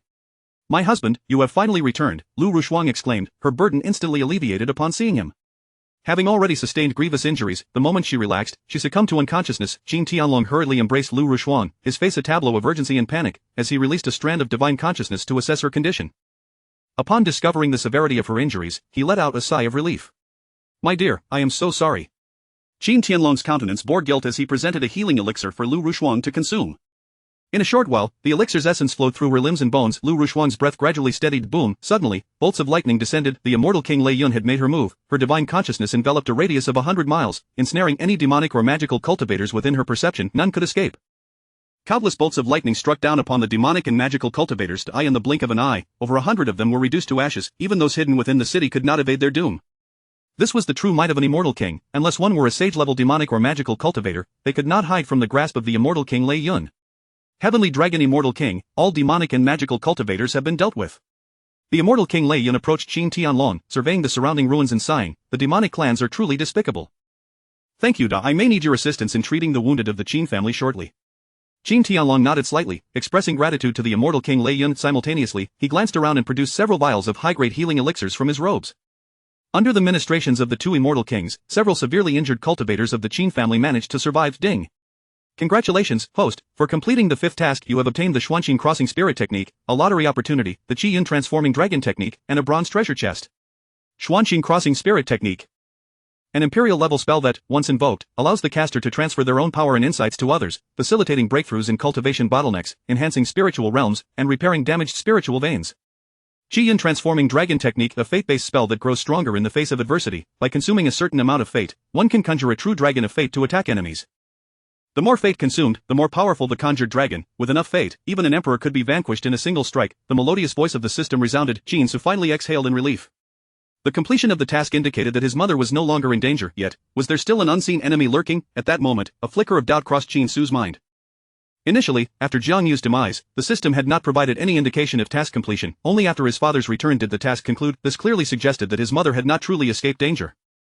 This alone confirmed that within Cloud Sea City, a sage-level demonic or magical cultivator was undoubtedly concealed. However, with his father back, he was eager to examine the rewards of the task. Qin Su fully relaxed, gazing at the array of rewards in the system's repository. His heart stirred with anticipation, for the rewards of the 5th task were indeed plentiful. Not only were there 2 spells, but also 10 chances for a lottery. The last time, 3 lottery chances had bestowed upon him a special attribute. With 10 chances, would he not acquire even more attributes? As the knowledge of the Xuanqin crossing spirit technique and Qi Yun transforming dragon technique flooded his mind, the harmonious system voice echoed once more. Qin Su felt segments of spell knowledge integrating into his consciousness. Perhaps with the enhancement of his cultivation, he would no longer find the process of enlightenment overly painful. Chapter 46, The Chen Yuan Sect. As Qin Su was undergoing the initiation ceremony, outside, Qin Tianlong was in a state of utter frenzy. In addition to the demonic and monster clans, a figure cloaked in grey had also participated in this conflict, and he was the only one who emerged alive. Humph, who would have thought that the vice-sect leader of the Chen Yuan sect would be involved? You Chen Yuan sect are truly courting death. Standing beside the grey-cloaked figure, Qin Tianlong unhesitatingly unleashed a soul-searching spell, completely indifferent to the spiritual harm it would inflict upon the grey-cloaked man. The Chen Yuan sect. At that moment, the recently awakened Qi Jianxun and others gathered beside Qin Tianlong. Upon learning it was the Chen Yuan sect, they comprehended the gravity of the situation. The Chen Yuan sect is a rival force to the Confucian Holy Land, having engaged in numerous fierce confrontations in the past. However, the Chen Yuan sect boasts 2 celestial kings, both of whom have established formidable reputations. It was unexpected for the Chen Yuan sect to send someone over. Saint Jinshu's complexion was ashen. During the previous battle, he had consumed his life force, rendering him exceedingly weak despite taking some rare healing elixirs. The Chen Yuan sect and the Confucian Holy Land occupy the same territory, frequently clashing over cultivation resources. Their enmity deepened as both sides slaughtered each other's disciples, resulting in a blood feud spanning many years. The Chen Yuan sect's 2 celestial kings had seemingly not ventured near Beicheng for quite some time. I recall they had committed a grave error near Beicheng, leading to the demise of over 1,000 cultivators, which compelled their return to the Chen Yuan sect. Celestial King Lei Yun was equally familiar with the Chen Yuan sect. She and the 2 celestial kings of the Chen Yuan sect belonged to the same era. Hui Yao Celestial King and Song Yan Celestial King, if I am not mistaken? Qin Tianlong's gaze turned icy, an overwhelming murderous intent surged forth, and his voice was devoid of mercy regardless of who it may be. Any who dare to harm my wife shall be destined for annihilation. Upon hearing this, the cultivators present felt a tremor of fear. Could it be that Qin Tianlong intended to confront the Chen Yuan sect? Celestial King Lei Yun, you shall remain here to protect my family. I shall pay a visit to the Chen Yuan sect. Blood debts must be repaid in blood. They have participated, and they shall bear the consequences. Qin Tianlong's voice resonated loudly, nearly audible to every cultivator in Yunhai City. The Celestial King of the Dragon, those are 2 celestial kings, and a major sect at that. Should they activate their protective sect formation, they might indeed possess the strength to contend with you. Celestial King Lei Yun furrowed her brows. She understood Qin Tianlong's temperament but was taken aback by his determination to assault the Chen Yuan sect directly. Every major sect has its protective formation. Although the 2 celestial kings of the Chen Yuan sect are of a lower tier, the protective formation might still provide a means to withstand Qin Tianlong's onslaught. Yet, I do not counsel you against going. Rather, I hope you can prepare adequately before you depart. Moreover, given the current state of the Qin family, your presence is indispensable. Otherwise, should you leave, the Qin family could very well face calamity once more. Celestial King Lei Yun urged, believing that accounting for the Chen Yuan sect could wait until the dust settled. Hearing her words, Qin Tianlong gradually regained his composure. In truth, he was not concerned about defeating the 2 celestial kings of the Chen Yuan sect. His apprehension lay in the potential actions of the demon and monster clans, as well as other adversarial forces, against his wife and son in his absence. I will heed your advice. Qin Tianlong took a deep breath, suppressing the tumultuous murderous intent within. He then glanced at the grey-cloaked man, who was pleading for mercy, and with a mere gesture, he extinguished a saintly figure. The initiation of the Xuanqin Spirit Passage technique was successful. The initiation of the Fortune Transformation Dragon technique was successful. Simultaneously, Qin Su heard the melodious system notification, immediately immersing himself in the study of the 2 newly acquired techniques. The Xuanqin Spirit Passage technique, if I were to employ it, could it not nourish my mother, enabling her to transcend to the Celestial King realm? As for the Fortune Transformation Dragon technique, with my abundant fortune value, as long as I expend sufficient fortune, I could contend with the enemies outside? Both the Xuanqin Spirit Passage technique and the Fortune Transformation Dragon technique were immensely beneficial to Qin Su. He recalled how he often consumed excessive energy, causing him to succumb to drowsiness. Now, if he were to devour too much energy, perhaps he could redirect it back to his mother. Furthermore, he could assist Lu Ruoshuang in her cultivation. By comprehending her swordsmanship and channeling his insights back to her, he might greatly enhance her chances of breaking through her bottleneck. Lu Ruoshuang stood at the pinnacle of the saintly realm. Should she break through, she would ascend to the level of a celestial king. The chasm between a celestial king and a saint is akin to the divide between heaven and earth. I shall give it a try. Qin Su felt a surge of excitement, yet he realized that with his mother currently in slumber, attempting this now would likely yield minimal results. As for the Fortune Transformation Dragon technique, unless faced with imminent danger, using it now would only squander valuable fortune. Nonetheless, I am somewhat curious, as an ordinary celestial prodigy with exceedingly low fortune, if I were to expend all my fortune value, what might be the power of the fortune dragon I would conjure? Qin Su mused, subsequently opening the system panel for a glance. Named Qin Su. Age of 4 months. Cultivation. Peak Spirit Transformation. Physique. Innate Holy Body Foundation Technique. Taewon Swallowing the Heavens Method. Spells. Invulnerable to all evils. Not activated. Unity with the Tao. Not activated. Taisu Sword Intent. Righteous Chi Abundant. Imperial Grade Alchemy Technique. First Rank Alchemist. Xuanqin Spirit Passage Technique. Fortune Transformation Dragon Technique. Attributes. Heaven-defying insight, insight enhancement by 100-fold, son of the great Tao, Tao comprehension speed enhancement by 100-fold, fortune reversal, increases fortune value by 1 point per second, system notification. The demonic energy within the host is proliferating, posing an imminent threat to the host's life. Due to the influence of the Confucian saint's power, the host's innate talent is gradually improving. Fortune value, 1,064,000, extremely low fortune for an ordinary celestial prodigy. Qin Su felt an overwhelming sense of satisfaction. After all, achieving such accomplishments merely over a month since his arrival was commendable in his eyes. He then turned his attention to the grand prize wheel, where 10 chances for a draw were displayed. No rush. Qin Su refrained from using them immediately, instead opening the system warehouse to inspect a bronze treasure chest within. Because previous tasks had never rewarded him with any chests, he was particularly intrigued by this bronze chest. Let us see what treasures lie within. After a moment of hesitation, Qin Su merely summoned a thought and opened the bronze chest. The next moment, a resplendent golden artifact appeared in his system warehouse. Chapter 47. The Confucian demonic cultivator. Qin Su gazed at the treasures within the warehouse, momentarily taken aback. He had never anticipated that a mere bronze chest could unveil such extraordinary items. A golden legendary entry. Qin Su initially presumed it to be a form of divine treasure, only to discover that the bronze chest contained a unique type of entry. Ding, congratulations, host, you have acquired a golden legendary entry. Would you like to activate it? Yes. Upon hearing the melodious voice of the system, Qin Su felt no hesitation whatsoever. Entry of the golden legendary entry originates from the anomalies of the blue planet. Once possessed, the more lottery attempts the host makes, the greater the chance of acquiring increasingly valuable items. Qin Su scrutinized the description of the entry displayed on the ethereal panel and immediately comprehended its significance. The so-called golden legendary entry served as a form of safety net. For instance, if he were to initiate 10 consecutive draws, it was highly probable that he would secure an item of golden legendary caliber. It seems my luck is quite favorable. Qin Su's eyes glittered. With the golden legendary entry in his possession, he was even more reluctant to squander his 10 lottery opportunities. After all, the more chances he took, the more likely he could eventually engage in 100 or even 1,000 consecutive draws, potentially acquiring the cultivation level of an emperor. Suddenly, before Qin Su could delve deeper into his thoughts, a wave of drowsiness enveloped him. It turned out that it was time for rest. As a fetus, Qin Su inherently possessed a biological clock, and when the time arrived, he would feel an overwhelming fatigue. Before long, he succumbed to a deep slumber. As time passed, the events surrounding the Qin family reverberated throughout the central domain. When the Confucian sacred land learned that Jiang Yu was a demonic cultivator, they were all astonished. At that moment, within a palace of the Confucian sacred land, an atmosphere of tension pervaded the air. Seated upon the main throne were several celestial kings, their expressions grim. Did you not doubt Saint Yunshu?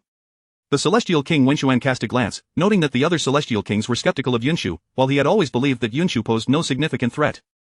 Now, Yunshu's judgment had proven correct. Indeed, the Confucian sacred land harbored demonic cultivators of saintly caliber. This revelation instilled profound fear among the assembled saints, for they could not ascertain whether those around them were also demonic cultivators.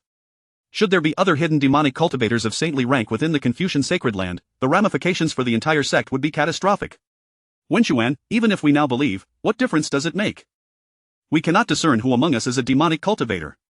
I fear we shall have to tread carefully from now on. We might even hesitate to travel in the company of other saints. The assembly of saints buzzed with discussions, and a flicker of guilt washed over them for their previous treatment of Saint Yunshu. Yet, this fleeting remorse could not obscure the panic that loomed in their hearts.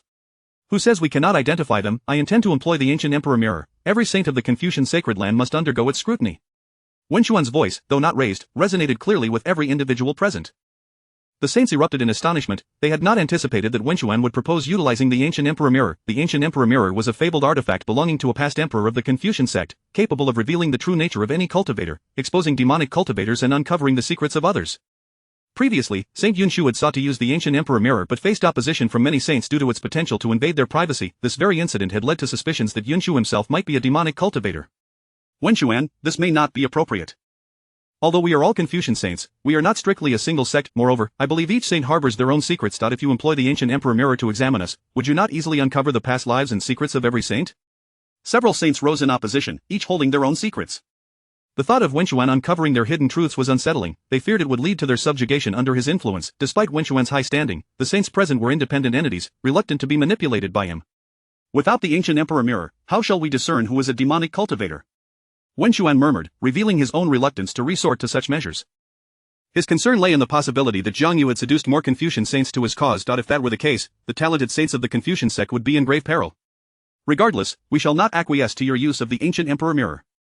I refuse to believe there are other hidden demonic cultivators. Even if there were, we shall bear the consequences ourselves.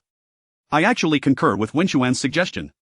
The palace erupted into chaos as the saints debated fervently, with some supporting and others opposing the proposal. Ultimately, the matter was left unresolved. However, in the shadows of the palace, some Confucian saints observed with glimmers of intrigue in their eyes. Meanwhile, at the main peak of the Chen Yuan sect, a sense of foreboding loomed. Sect Master, Grand Elder. We are in deep trouble. The deputy sect master has been soul-searched, and Celestial King Tianlong knows that it was our Chenyuan sect's people who acted, and he intends to annihilate us. A Chenyuan sect elder burst in, having just received news of Tianlong's wrath. Although both the sect master and the grand elder were celestial kings, they feared that even they could not withstand Tianlong's might. After all, Tianlong's reputation was formidable. Numerous demonic celestial kings had previously plotted to ambush him, only to face his relentless counterattacks. We are aware. Soon, you all must position yourselves at the heart of the protective array. Should Tianlong approach, we shall activate the protective formation. I refuse to believe that with the entire Chenyuan sect and the strength of our two celestial kings, we cannot withstand his assault. The Chenyuan sect master scoffed, confident that Tianlong was merely posturing and would not dare to approach them. After all, the Chenyuan sect had endured numerous confrontations with the Confucian sacred land over the years and had remained steadfast, showcasing their considerable prowess. Even Tianlong would find it impossible to obliterate them. Sure enough, mere moments later, a disciple entered with news Tianlong had not set out but had instead been intercepted by Celestial King Lei Yun. Ha, I knew Tianlong would not dare to come easily. Lei Yun's intervention merely offered him an excuse to retreat.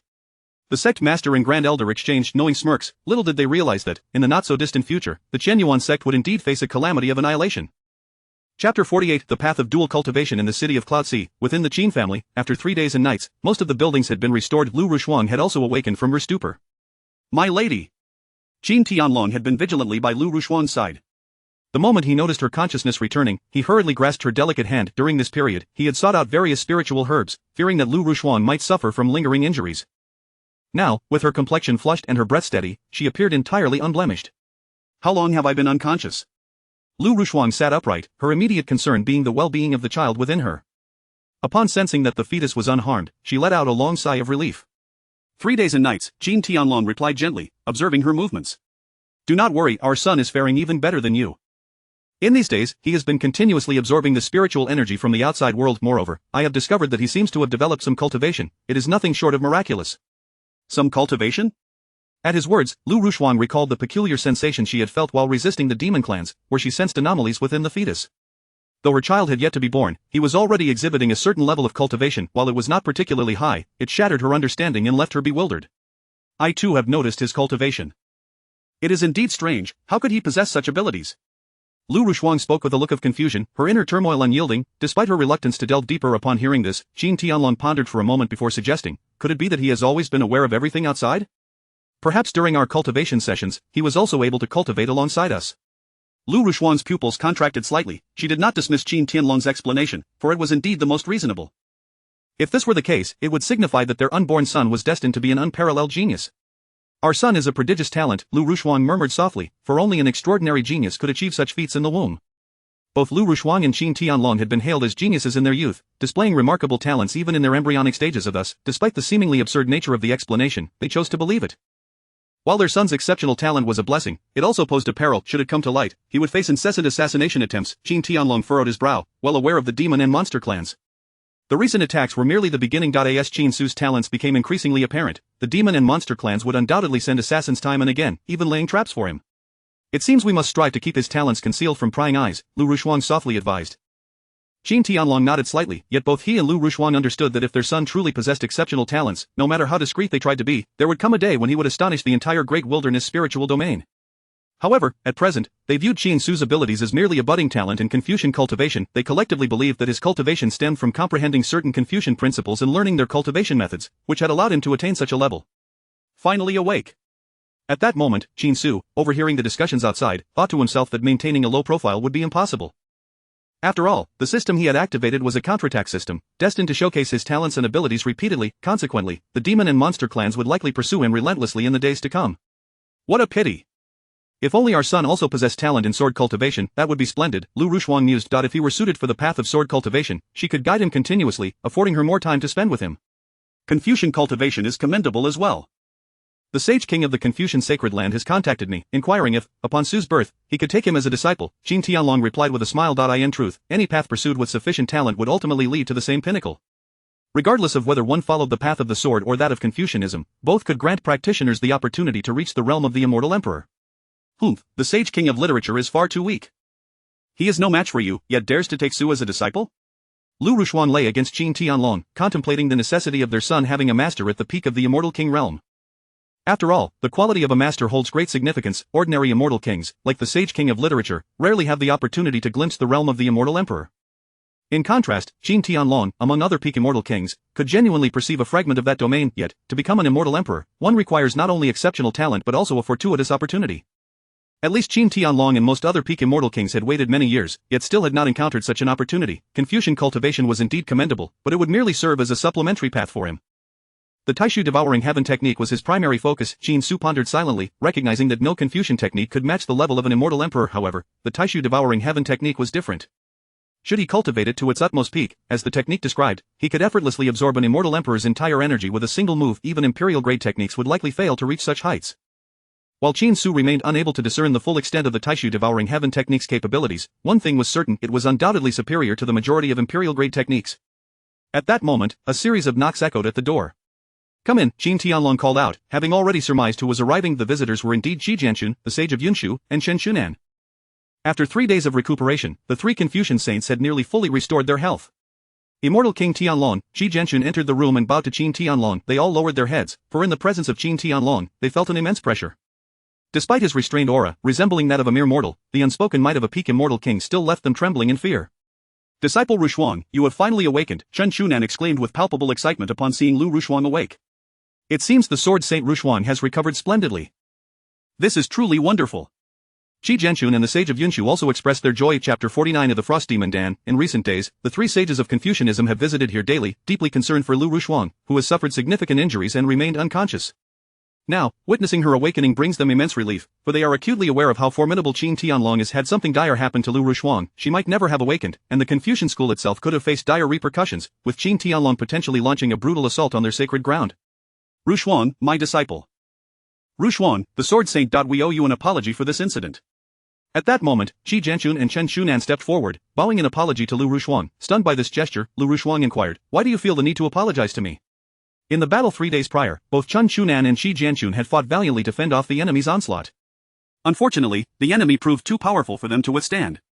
Had we kept the matter of testing the fetus's talent a secret, perhaps the crisis of recent days could have been avoided, Shi Jianxun remarked, a bitter smile gracing his lips as he recalled the scene of testing Qin Su's talent, surrounded by onlookers from the Qin family. At that time, he could hardly believe that an unborn child could possess such exceptional talent in Confucianism. Otherwise, he would have certainly sent the Qin family members away from the room. "Ah, so that is what transpired. In truth, had you not tested Su'er's talent, we would have remained oblivious to his remarkable abilities," Lu Rushuang replied, a gentle smile illuminating her features, devoid of any blame towards them. After all, she understood that neither Shi Jianxun nor Chen Shunan could have foreseen the impending crisis.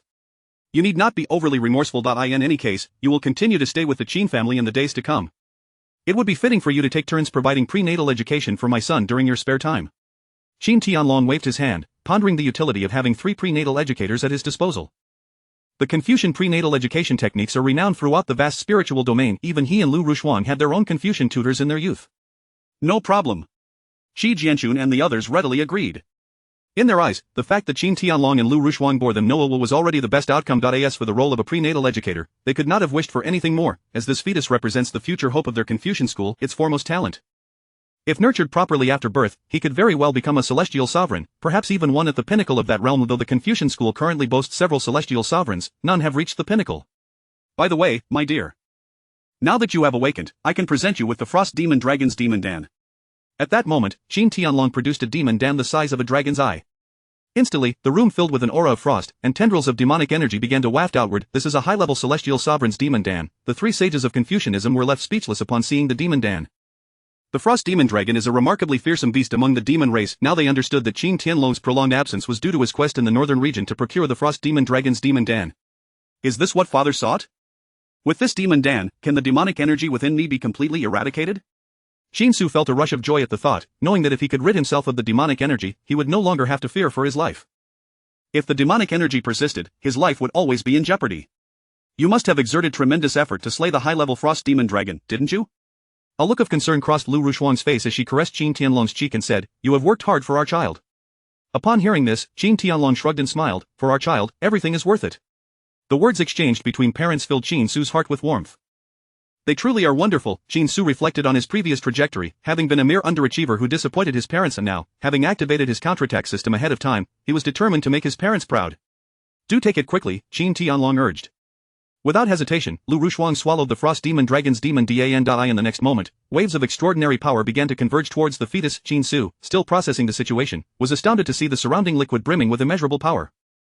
Simultaneously, this power surged into his body, wildly absorbing the demonic energy within him. The demonic energy hidden deep within Qin Su was no match for the demon Dan's power, which effortlessly consumed all of it.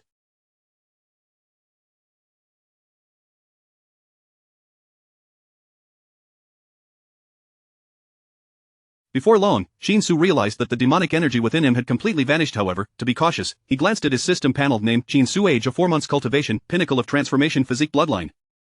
Innate sacred body embryo technique, a great desolation devouring heaven technique spell, 10,000 evils invasive, not activated, unity with the Tao, not activated, void sword intent level 2, sword follows the heart, righteous chivast, imperial grade alchemy technique, first level alchemist, profound heart crossing spirit technique, fortune transforming dragon technique attributes.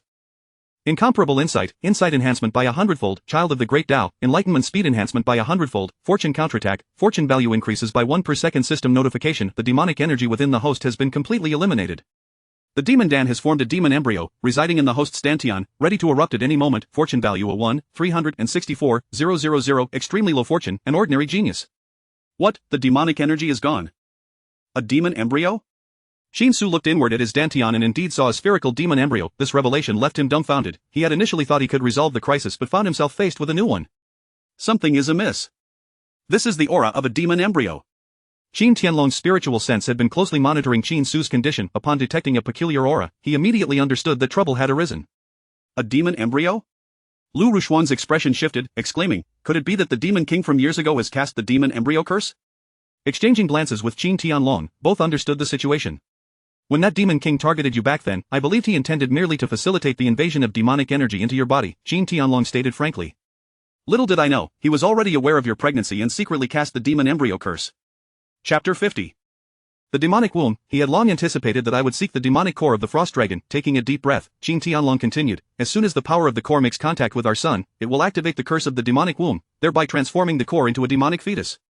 At this moment, the 3 sages of Confucianism were left in utter astonishment. They understood the terrifying nature of the curse of the demonic womb. Once the demonic fetus matured, it would erupt completely, devouring the soul of the unborn child in its stead. The disappearance of the demonic energy was, in fact, a positive development. Lu Rushuan calmed her thoughts and gently remarked, as for the curse of the demonic womb, it is somewhat simpler to resolve than the demonic energy. Once the child is born, we can have him cultivate the 5 elements technique. By utilizing the special methods within this practice, we can eradicate the demonic womb. Upon hearing this, Qin Tianlong nodded in agreement with Lu Rushuan's assessment. Previously, the demonic energy within the fetus had nearly fused with the meridians and flesh, therefore, even their powers could not guarantee the safety of the fetus while attempting to purge the demonic energy. This was precisely why Qin Tianlong had traveled great distances to the northern region in search of the frost dragon's core. How peculiar it was. The system had initially stated that his father, the celestial king, had sought divine medicine to eliminate the demonic energy, allowing him to survive. Qin Su found it quite strange. Could it be that his series of actions had altered the course of history, creating a butterfly effect? Suddenly, he grasped the situation. His mother had just mentioned that the demonic womb needed to mature before it could erupt. The prerequisite for the maturation of the demonic womb was an ample supply of energy. Had he remained on the original trajectory of history, he would have been utterly useless, unable to provide significant energy to the demonic womb. Thus, the demonic womb would have been unable to mature, and even if the core transformed into a demonic womb, it would not emit excessive energy, preventing his parents from discovering it. Qin Su realized with clarity that he had almost forgotten that, as a fetus, he already possessed the cultivation level of a peak transformation god, with a vast reservoir of energy stored in his dantian. It was precisely because of this that the transformation of the core into a demonic womb resulted in a powerful emanation of energy. Moreover, the demonic womb would continually absorb the power within him, growing rapidly.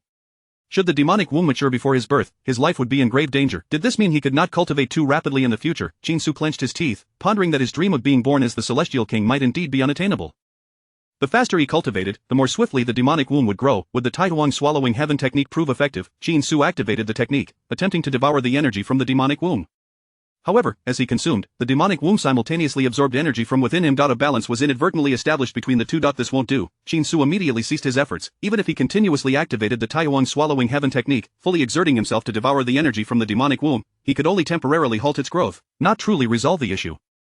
Nonetheless, he quickly conceived a solution to elevate the level of the Taihuang swallowing heaven technique as much as possible. Currently, he was at the second level of the technique. Should he advance to the third level, a far more terrifying absorption power would be unleashed, and the speed of consumption would increase exponentially. It seemed that in the days ahead, he would have to focus intently on comprehending the profound truths of the third level of the Taihuang swallowing heaven technique. Having a plan was indeed a comforting prospect. Shinsu finally felt a slight sense of relief. Without a solution, the demonic womb would loom over him like a sword, poised to strike and claim his life at any moment. Meanwhile, outside, Qin Tianlong and Lu Rushuang's spirits had lifted considerably of believing that the issue of the demonic womb could be resolved. Their concerns had lessened. My dear, I forgot to mention, Qin Tianlong suddenly recalled, the cultivator that Chen Shunan dealt with was from the Qianyuan sect. A glimmer of coldness flashed in his eyes as he stated unequivocally, I wish to venture out. I shall not spare those who bully us. His mood was already sour, and this opportunity presented a chance to vent some frustrations. Upon hearing this, Qi Jinchun and the others were left dumbfounded. They had assumed that Qin Tianlong would not take action against the Qianyuan sect, who would have thought that he had merely been waiting for Lu Rushuang to awaken. Now that she was not only awake but unharmed, Qin Tianlong certainly would not let the Qianyuan sect go unpunished. Husband, I support you. Lu Rushuang did not dissuade him but rather nodded, adding, do you need to bring some people along? The Qianyuan sect was a major sect, and it would undoubtedly possess protective formations. If he were to confront them directly, it might be challenging to inflict significant damage. She thought to herself that had she not been with child, she would surely accompany Qin Tianlong. After all, her sentiments aligned with his. If they allowed the Qianyuan sect to escape unscathed, other forces might feel emboldened to bully the Qin family in the future. I can go alone. As for the protective formations of the Qianyuan sect, I believe I will not give them the opportunity to activate them. Qin Tianlong smiled faintly, knowing that his wife understood his intentions. He softly replied, coincidentally, the celestial king Lei Yun is here. I will have her assist in guarding the Qin residence. She will remain by your side until I return. Celestial king Lei Yun? Lu Rushuang paused for a moment, surprised that the celestial king had arrived.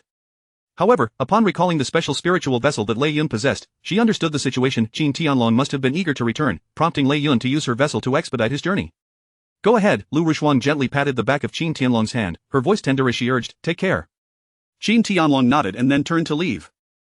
Once Qi Jinchun and the others regained their composure, they felt utterly incredulous. Sword Saint Rushuang, are you truly so at ease with the celestial king going alone? Qi Jinchun could not help but inquire. The overall strength of the Qianyuan sect was quite formidable. Although Qin Tianlong was at the peak level of the celestial king, to truly annihilate the Qianyuan sect would undoubtedly require a tremendous cost. Therefore, Qi Jinchun found it difficult to comprehend. In his view, a slight reprisal against the Qianyuan sect would suffice. There was no need to raid their stronghold or even eradicate them entirely. Your Confucian sect may not be able to deal with the Qianyuan sect, but that does not mean Tianlong cannot, Lu Rushuang replied with a confident smile, asserting, just wait and see the outcome. Upon hearing this, Qi Jinchun and the others exchanged glances, unsure of how to respond. This was a matter for the Qin family, and as disciples of the Confucian sacred land, it was not their place to interfere. However, Saint Yunshu secretly transmitted a message to the Wenchuan celestial king, urging him to keep a close watch. Chapter 51, The Acknowledgement from the Friend of the Immortal King. The thoughts of Sage Yunshu were rather straightforward. At present, the future path of Qin Su had yet to be firmly established. Should Qin Tianlong require assistance, the immortal King Wenchuan could indeed lend a hand, thereby allowing the Qin family to owe a favor. In such a scenario, once the child is born, there would be greater opportunities for the infant to embark upon the path of Confucian cultivation. Before long, the immortal King Lei Yun entered the room. She had just encountered Qin Tianlong and understood the endeavors he was undertaking. Thus, she made her way to the side chamber, intending to reside there and provide close protection for Lu Rushuang. Immortal King Lei Yun. Qi Jianchun and the others hastily rose to pay their respects. The immortal King Lei Yun was also a remarkably powerful figure, a stalwart protector of Beicheng, having made significant contributions to the human race, thus deserving of the utmost respect from Qi Jianchun and his companions. The immortal King Lei Yun nodded slightly, acknowledging their presence. She then approached the bed, sitting beside Lu Rushuang, warmly exclaiming, Sister Rushuang, it has been a few months since we last met, and you have become even more beautiful. Lu Rushuang and the immortal King Lei Yun shared a close bond, and they quickly fell into conversation. The high-caliber female cultivators in Beicheng were exceedingly rare, which naturally fostered a strong friendship between Lu Rushuang and the immortal King Lei Yun. Thank you so much, Xiao Yun. Lu Rushuang smiled gently and inquired, you were the one who brought Tianlong back this time, weren't you? The immortal King Lei Yun did not deny it. She recounted a series of events that transpired after Qin Tianlong's return to Beicheng, including the solitary confrontation he faced against 9 malevolent dragon kings outside the city. Wow, is my father truly that formidable? Qin Su, eavesdropping on their conversation, felt an overwhelming sense of astonishment. Indeed, his father, the immortal king, had single-handedly battled 9 dragon kings. Moreover, he learned from the immortal King Lei Yun that 3 of those dragon kings were at the pinnacle of the immortal king realm, further solidifying his understanding of his father as an immensely powerful being. My father must be considered invincible among those below the immortal emperor rank, Qin Su murmured to himself, which sparked a thought. To fully earn his father's recognition, he might need to exert even greater effort. Presently, his talent was regarded as commendable by many, yet in Qin Tianlong's eyes, it was merely average, given his father's extraordinary aptitude. Immortal King Lei Yun, Sword Saint Rushuang, we shall take our leave for now. We will return tomorrow to conduct prenatal education for the child, Qi Jianchun suggested, noticing the engrossing conversation between Lu Rushuang and the immortal king. He gently ushered Yunshu and Chen Shunan out of the chamber, for lingering any longer would seem somewhat intrusive. Sister Rushuang, allow me to take a look at the child within your womb, the immortal King Lei Yun remarked, disregarding the presence of the three Confucian sages, as she had always harbored a distaste for Confucian practitioners, perceiving them as somewhat pedantic. Ding, congratulations, host, on activating the sixth task. You have successfully alleviated the life and death crisis of the Sword Saint's mother. Upon her awakening, a friend of hers has come to visit, disapproving of Confucian cultivators and hoping you possess talents in other areas. To gain the recognition of the Sword Saint's mother's friend, please utilize your sword intent to attack the immortal King Lei Yun and survive her wrath to complete the task. Task completion rewards: 1 copy of the Thunder Emperor Scripture, 1 Purple Cloud Divine Thunder, 1 Thunder Spirit Immortal Body. As the immortal King Lei Yun touched Lu Rushuang's abdomen, Qin Su heard the melodious voice of the system. He was momentarily taken aback, clearly not anticipating the activation of yet another new task. Moreover, this task seemed rather uncomplicated. As long as he employed his sword intent to strike the immortal King Lei Yun and survived her fury, he would successfully fulfill the task. If he were an elderly man, achieving this task would be impossible. However, he was merely a fetus. A fetus attacking the immortal King Lei Yun would not provoke any retaliatory action from her, regardless of her anger. Thankfully, during the past 3 days of his mother's unconsciousness, he had not been idle. Utilizing his heightened comprehension, he had advanced the void sword intent to the second level, reaching a state where the sword followed his heart. With this thought in mind, Qin Su felt an eager anticipation to try it out as soon as possible. Meanwhile, the immortal King Lei Yun sensed the aura emanating from Qin Su. Alas, there are no indications of other talents. After a thorough inspection, the immortal King Lei Yun found no signs of additional abilities within Qin Su, causing her considerable disappointment. She turned slightly, speaking softly, I had hoped he possessed talents beyond mere Confucian cultivation, but it seems I may have overestimated. Upon hearing this, Lu Rushuang did not feel the slightest bit offended, for she understood the immortal King Lei Yun's character and passed well. You have always held a disdain for Confucian practitioners. It seems my child will not be able to grow particularly close to you in the future. Lu Rushuang offered a gentle smile, candidly stating, in truth, I am already quite pleased to know that Su'er has cultivation potential. 3 months ago, he was not only lacking in innate gifts but also suffered from the invasion of demonic energy. We feared he might not survive birth, yet now, he not only lives but possesses commendable Confucian talents. Is that not a cause for celebration?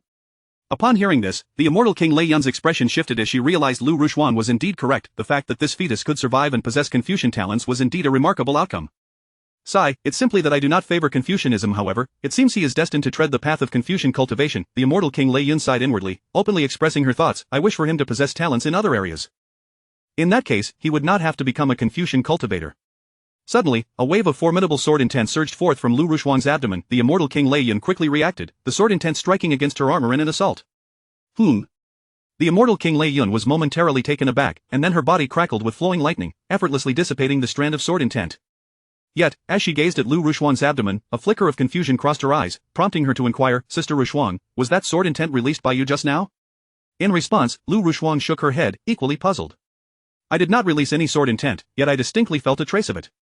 Could it be a low-level sword intent emanating from the fetus within you? The immortal King Lei Yun furrowed her brows, placing her right hand upon Lu Rushuang's belly, once more utilizing her divine consciousness to probe into Qin Su's condition. Chapter 52 of the Thunder Spirit Celestial Body. Qin Su was left dumbfounded, having not received the completion of his task despite diligently adhering to the requirements. Why had he failed? Wait, could it be that he needed to strike at the physical form of the Thunder Queen? His intent had merely struck her armor and was effortlessly deflected. Suddenly, Qin Su recalled the earlier moment. It seemed he had targeted the armor of the Thunder Queen rather than her corporeal being. At this juncture, he was unconcerned about revealing the sword intent he had cultivated. Once more, he unleashed the Taishu sword intent, a strand of it darting with astonishing swiftness towards the right hand of the Thunder Queen, which rested upon the abdomen of Lu Rushuang. This was indeed the sword intent originating from the fetus. The Thunder Queen's pupils contracted, her expression one of disbelief. It appeared that my son possessed talents beyond mere scholarly pursuits. Lu Rushuang was equally astounded, clearly taken aback that the fetus within her could emit a strand of sword intent. Although the level of this sword intent was not particularly high, it made her realize that her son's gifts were not confined to those of a scholar. Sister Rushuang, it seems that after his birth, he need not necessarily tread the path of a scholar. The Thunder Queen laughed heartily, her disdain for scholarly pursuits evident. Now, seeing that the fetus possessed other talents, her heart brimmed with joy. Ding, congratulations to the host for completing the sixth task. You have released a strand of Taishu sword intent, successfully striking the Thunder Queen and surviving her wrath. Task completion reward: Thunder Emperor Scripture X1, Purple Sky Divine Thunder X1, Thunder Spirit Celestial Body X1. The system's melodious voice resonated. Qin Su felt an overwhelming excitement. This task had been completed with remarkable swiftness. If tasks continued to surface, he could incessantly obtain various rewards, although he could no longer make further breakthroughs at present. Once he elevated the Taiwan swallowing heaven technique and vanquished the demonic fetus, these rewards would enable him to grow exponentially in strength. Before long, both the Thunder Emperor Scripture and the Purple Sky Divine Thunder had been successfully imparted. A torrent of information flooded into Qin Su's mind, allowing him to grasp the Thunder Emperor Scripture and Purple Sky Divine Thunder instantly. The Thunder Emperor Scripture, a technique created by the Thunder Emperor during the ancient era, grants mastery over formidable thunderous power upon cultivation, unleashing astonishing combat prowess in battle, and at its pinnacle, allows one to contend against beings of the celestial emperor tier. The Purple Sky Divine Thunder, a devastating Imperial tier spell, manifests immense power and unparalleled speed, capable of inflicting severe damage upon foes in an instant while instilling profound fear within them. The confluence of thunderous techniques and spells. As for the Thunder Spirit Celestial Body, it is a unique constitution. The fusion of the Thunder Spirit Celestial Body has succeeded. Congratulations to the host for acquiring the characteristics of the Thunder Spirit Celestial Body, bringing you closer to the path of thunder. Shin Su observed the system's notification, immediately sensing a profound aura. It was as if strands of thunder were flowing around him. With the synergy of the three, he felt confident in easily cultivating the Thunder Emperor Scripture to an exalted realm.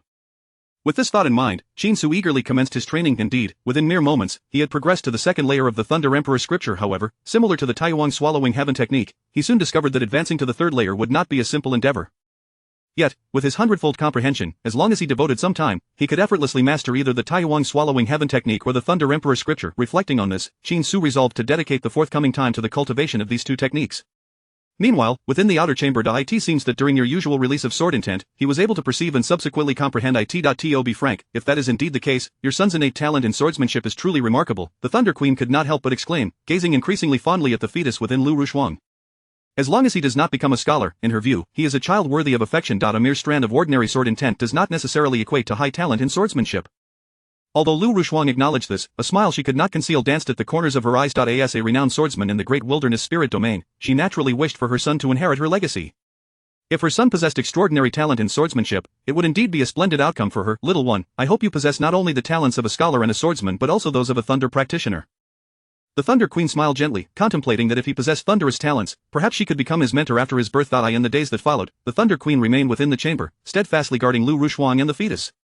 Time passed swiftly, and 3 days elapsed. In the distant Qianyuan sect, a terrifying battle unfolded. Jin Tianlong, you have truly lost your mind. As kin of the human race, how could you turn against us? The two celestial kings of the Qianyuan sect were engaged in combat with Jin Tianlong, yet, in mere moments, they found themselves at a disadvantage. You of the Qianyuan sect wish to eliminate my unborn child. What wrong have I committed in retaliating against you? Jin Tianlong's gaze was icy, summoning forth a massive celestial cauldron that relentlessly battered the two celestial kings, forcing them into retreat. Despite both being celestial kings, the disparity between them was still vast. The celestial kings of the Qianyuan sect were no match for Jin Tianlong. Your child possesses the foremost talent in Confucianism. We are merely acting in accordance with the circumstances. Moreover, did you not slay one of our sect's saints? Is this not enough to quench your vengeance? The expression of the sect leader of Qianyuan darkened. He had not anticipated that Jin Tianlong would dare to mount such an assault. Initially, he had thought Jin Tianlong was merely issuing threats, never expecting the situation to escalate to this extent. No, Jin Tianlong's face remained expressionless as he unleashed a barrage of spells. Boom! The entire mountain gate of the Qianyuan sect was reduced to rubble. As for the disciples below, they were instantaneously turned to ashes, having no chance to flee. Jin Tianlong, cease your actions at once. Do you not fear that if we escape, we shall annihilate your Qin family? The elder of the Qianyuan sect, witnessing the fall of numerous talented disciples, felt a piercing anguish within his heart. With so many disciples lost, it would take the Qianyuan sect several hundred years to recover. You cannot escape. Jin Tianlong's words were succinct. Having chosen to assault the Qianyuan sect, he had no intention of granting the two celestial kings a chance to survive. Upon hearing this, the two celestial kings of the Qianyuan sect felt as though they had plunged into an icy abyss, a chilling dread enveloping their hearts. Chapter 53 of the Forbidden Scales.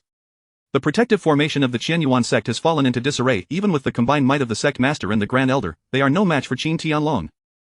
Flee! Without a moment's hesitation, the sect master of Qianyuan hurriedly made his escape. The Grand Elder, also a celestial king, disregarded all else and transformed into a streak of light, vanishing into the void, arriving 100 miles away in an instant. It is evident that they both intend to abandon the disciples within the sect. After all, if they remained, their fate would be nothing but death. I warned you, none of you can escape. In but a fleeting moment, Jin Tianlong stood before the Grand Elder of Qianyuan sect. He summoned the celestial cauldron and forcefully sent the Grand Elder crashing back to the sect's mountain gate. Then, with a swift movement, he appeared before the sect master of Qianyuan. Boom! The sect master cast a defensive spell, yet it could not withstand a single strike, sending him hurtling away, meeting the same fate as the Grand Elder, both landing at the mountain gate. If Jin Tianlong had not stealthily infiltrated and dismantled the protective formation, we would not be in such a dire predicament. Both the sect master and the Grand Elder turned pale. At this moment, they lamented their choices. Had they known to offer their apologies at the very outset, perhaps today's outcome would have been different. The celestial king Tianlong's actions are solely the deputy sect master's doing. It has nothing to do with us. Indeed, we were unaware of the deputy sect master's audacity in approaching the Qin family. I beg you, spare us. At this moment, disciples knelt on the ground, pleading for mercy from Jin Tianlong. They felt utterly innocent, having never anticipated the deputy sect master's boldness. Rooting out the source, Qin Tianlong remained impassive, harboring no thoughts of sparing these disciples. When these cultivators chose to join the Qianyuan sect, they should have foreseen the possibility of such an outcome. Moreover, Qin Tianlong understood that sparing these disciples would only sow the seeds of future troubles for the Qin family. The battle was on the verge of reigniting. Approximately half an hour passed. The two celestial kings of Qianyuan sect lay lifeless on the ground, devoid of vitality, such as the prowess of peak celestial kings. Though they were both celestial kings, the two from Qianyuan sect were utterly incapable of contending with Qin Tianlong. Truly, he is the celestial king Tianlong. Had he marched upon the Confucian sacred ground, it would likely face annihilation. Initially, we believed we would assist, but it seems we overestimated our importance. The event today is bound to reverberate throughout the entire central domain. High above in the distance, Celestial King Wenchuan and a multitude of Confucian cultivators observed the unfolding battle. They had arrived earlier, hoping to aid Qin Tianlong when he found himself in a precarious position. Who could have imagined that he alone would eradicate the entire Qianyuan sect? Truly, Qianyuan sect is woefully unfortunate, provoking none other than Celestial King Tianlong. Throughout the vast spirit domain, everyone knows that the forbidden scales of Celestial King Tianlong are his beloved wife. At this moment, many cultivators whispered among themselves. It is well known that Celestial King Tianlong dotes on his wife, thus, even if someone sought to target the Qin family, they would not dare to offend Lu Ruoxuan lightly. Should one offend Qin Tianlong, he might only impose a slight punishment. However, to offend Lu Ruoxuan would undoubtedly provoke Qin Tianlong to obliterate an entire sect. Fellow Taoists, I urge you to disseminate my words throughout the central domain. Whoever dares to harm my wife and son, even if they are from the great sacred grounds, I shall personally exact vengeance. Showing no mercy, Qin Tianlong was aware that numerous powerful figures lurked within the void around him. Therefore, standing atop the main peak of Qianyuan sect, he surveyed his surroundings, unleashing an aura akin to that of a war god. As his words echoed, a profound silence enveloped the many powerful beings present. Time passed slowly. In the blink of an eye, 3 days had elapsed. All the factions within the central domain learned of the events at Qianyuan sect. The cultivators from various powers were left in astonishment. They had not expected Qin Tianlong to act so decisively, and that Qianyuan sect could not withstand his onslaught for even half a day. The two celestial kings had no opportunity to flee, being directly slain by Qin Tianlong. It seems one must tread carefully around the Qin family in the future. Qin Tianlong has truly gone mad. After all, that is a major sect, and he dares to take action. This time, Qin Tianlong was fortunate. The ancestors of Qianyuan sect had passed away, or else it might not have been so easy for him to succeed. Regardless, it is likely that aside from the demon and monster races, no human cultivator will dare to bully Lu Ruoxuan and her unborn child. In every corner of the central domain, cultivators discussed this matter. This was precisely the outcome Qin Tianlong desired. Slaughtering the chicken to warn the monkey. Qianyuan sect was that chicken. As long as the celestial kings of the major factions do not act recklessly, they will undoubtedly refrain from openly targeting the Qin family. As for the condemnation from certain factions, it holds no weight for Qin Tianlong. Meanwhile, within the ancestral hall of the Qin family, numerous elders gathered. In the center of the hall knelt those from the Qin Tianshang lineage. Eldest brother, I was wrong. Although it was my wife who poisoned Sister Ruoxuan, had I destroyed the poison sooner, Sister Ruoxuan would not have suffered. Now, I only wish for Ling Er to survive. As for myself and you, we are willing to pay with our lives in atonement. Qin Tianshang's voice was filled with anguish. Ever since the battle concluded, he had lived in constant trepidation. Especially after Qin Tianlong returned without imposing any punishment, he felt an overwhelming sense of dread, for he knew his elder brother all too well. The severity of Morongyu poisoning Lu Ruoxuan was not something Qin Tianlong would easily overlook. As expected, upon returning from the annihilation of Qianyuan sect, Qin Tianlong immediately convened a family meeting, summoning him and Morongyu to the ancestral hall of father. Upon hearing this, Qin Linger could not help but exclaim, a hint of sorrow etched upon her face. Yet, when her gaze fell upon Qin Tianlong not far away, she dared not utter another word. Qin Tianlong was not only the clan leader but also the guardian of the entire Qin family. Without him, the Qin family would merely be an ordinary second-rate clan. Finally, the time to avenge mother has come. At this moment, Qin Su had just awakened and, seeing the situation outside, felt an overwhelming sense of joy. He had initially thought Qin Tianlong would show leniency towards Qin Tianshang, given their brotherly bond, yet now, it appeared that even if Qin Tianshang were to survive, he would emerge severely scarred.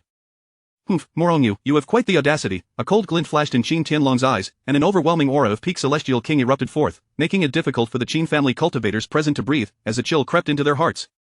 Chapter 54 The Punishment of the Qin Tianshang Lineage. In the ancestral hall of the Qin family, the celestial king Lei Yun stood in a corner, pondering the genuine anger of the celestial king Tianlong. Previously, during their time near North City, each of Qin Tianlong's fits of rage had been provoked by the harm inflicted upon Lu Ruoxuan. It was utterly incomprehensible to her how one could dare to poison Lu Ruoxuan. Did she truly believe that if Lu Ruoxuan were to perish, the matter could be concealed? Lei Yun secretly mused, casting a glance at Morongyu, as if she were gazing upon a fool.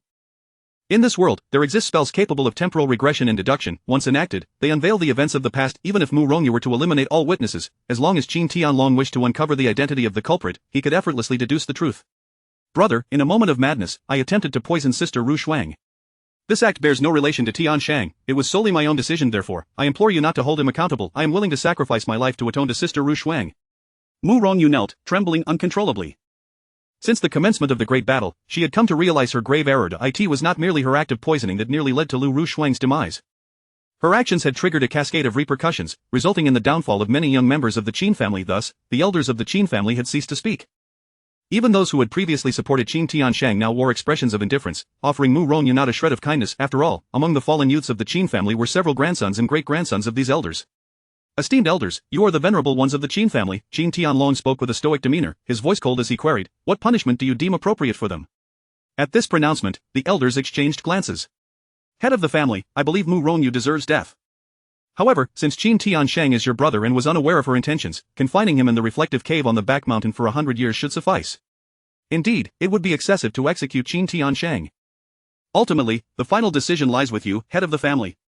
Each elder offered their counsel, unanimously agreeing that Mu Rongyu's execution was warranted. However, given Qin Tianshang's unknowing complicity, they felt that a century of confinement would be a fitting punishment. My lady, what is your perspective? Qin Tianlong's displeasure was evident. The opinions of the elders had not aligned with his expectations. Lu Rushuang glanced over, quickly discerning Qin Tianlong's thoughts. Confine Mu Rongyu in the blood prison. If she survives for 100 years, then she may be released. As for Qin Tianshang, despite his apparent innocence, his possession of poison indicates he harbored ill intentions toward me, therefore, he too must face punishment. I propose he be imprisoned in the blood prison for 10 years, and upon his release, he shall remain on the back mountain, forbidden from stepping beyond its borders. As for Qin Ling'er, she is still young and shall not be punished. The blood prison. At the mention of this term, Mu Rongyu trembled. She would rather face immediate execution than endure imprisonment in the blood prison. The restrictions within would suppress the powers of any cultivator. Furthermore, the blood prison contained 108 different formations, each corresponding to a unique form of punishment. Anyone entering the blood prison would suffer various torments daily. Madam, you truly possess a ruthless disposition. Given Mu Rongyu's strength, merely surviving 10 years in the blood prison would be a stroke of fortune, let alone a century.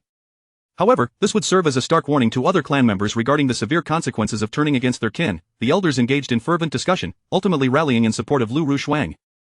Qin Tianshang appeared ashen, yet dared not utter another word, for he understood that if he refused to enter the blood prison, the repercussions would not only befall him and his wife but could also extend to his daughter. So be it, Qin Tianlong declared, a satisfied smile gracing his features. At his command, several members of the Qin family approached to escort Mu Rongyu and Qin Tianshang to the blood prison. Meanwhile, Qin Ling'er could only watch, powerless to intervene.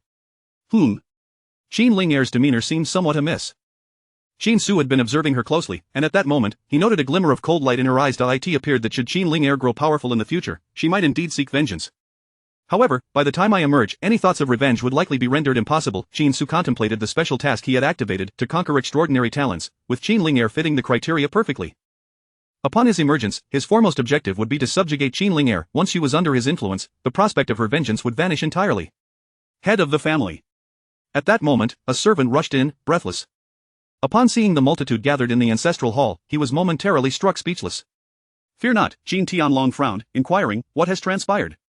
Once calmed, the servant replied, head of the family, a throng of sword cultivators has arrived at the entrance, demanding your presence along with Lady Rushuang to greet them. This revelation caused an uproar among those present. Qin Tianlong stood at the pinnacle of the Celestial King realm. How could anyone dare to summon him and Lu Rushuang to greet them personally? We, the Qin family, rank among the top 3 clans in the central domain. How dare they presume to summon our head and his wife? The elders, indignant, declared, let us go and see who dares to be so audacious. The Qin family cultivators surged forth, eager to ascertain the origin of the sword cultivators at the entrance. Sword cultivators? Lu Rushuang paused, exchanging a knowing glance with Qin Tianlong. It was evident they understood the identity of their visitors. Wait. Qin Tianlong called out, hastily exiting the ancestral hall alongside Lu Rushuang. I know who has arrived, prepare some fine wine and dishes to welcome them. He gestured for the others to remain calm before hastening toward the entrance with Lu Rushuang. At that moment, dozens of sword cultivators had gathered at the gate of the Qin family, led by a formidable figure exuding an immensely powerful aura. In no time, Qin Tianlong and a throng of cultivators emerged. Upon seeing the sword cultivators and the elderly woman at their forefront, a look of realization washed over him. Celestial King-level sword cultivators? The hearts of the Qin family cultivators stirred with tumultuous excitement upon beholding the elderly woman leading the group. Chapter 55 The visitors from the maternal family. In the vast wilderness of the spirit domain, sword cultivators at the level of immortal kings are exceedingly rare, particularly those of the higher tiers. The gathered crowd gazed in astonishment at the elderly lady before them. What was even more astounding was that the dozens of sword cultivators at the entrance were all at the level of saints. Beside the elderly lady stood a stunningly beautiful young woman, who was in existence at the pinnacle of the saint level. Why did this elderly lady and the woman next to her bear such a resemblance to Madame Lu Rushuang?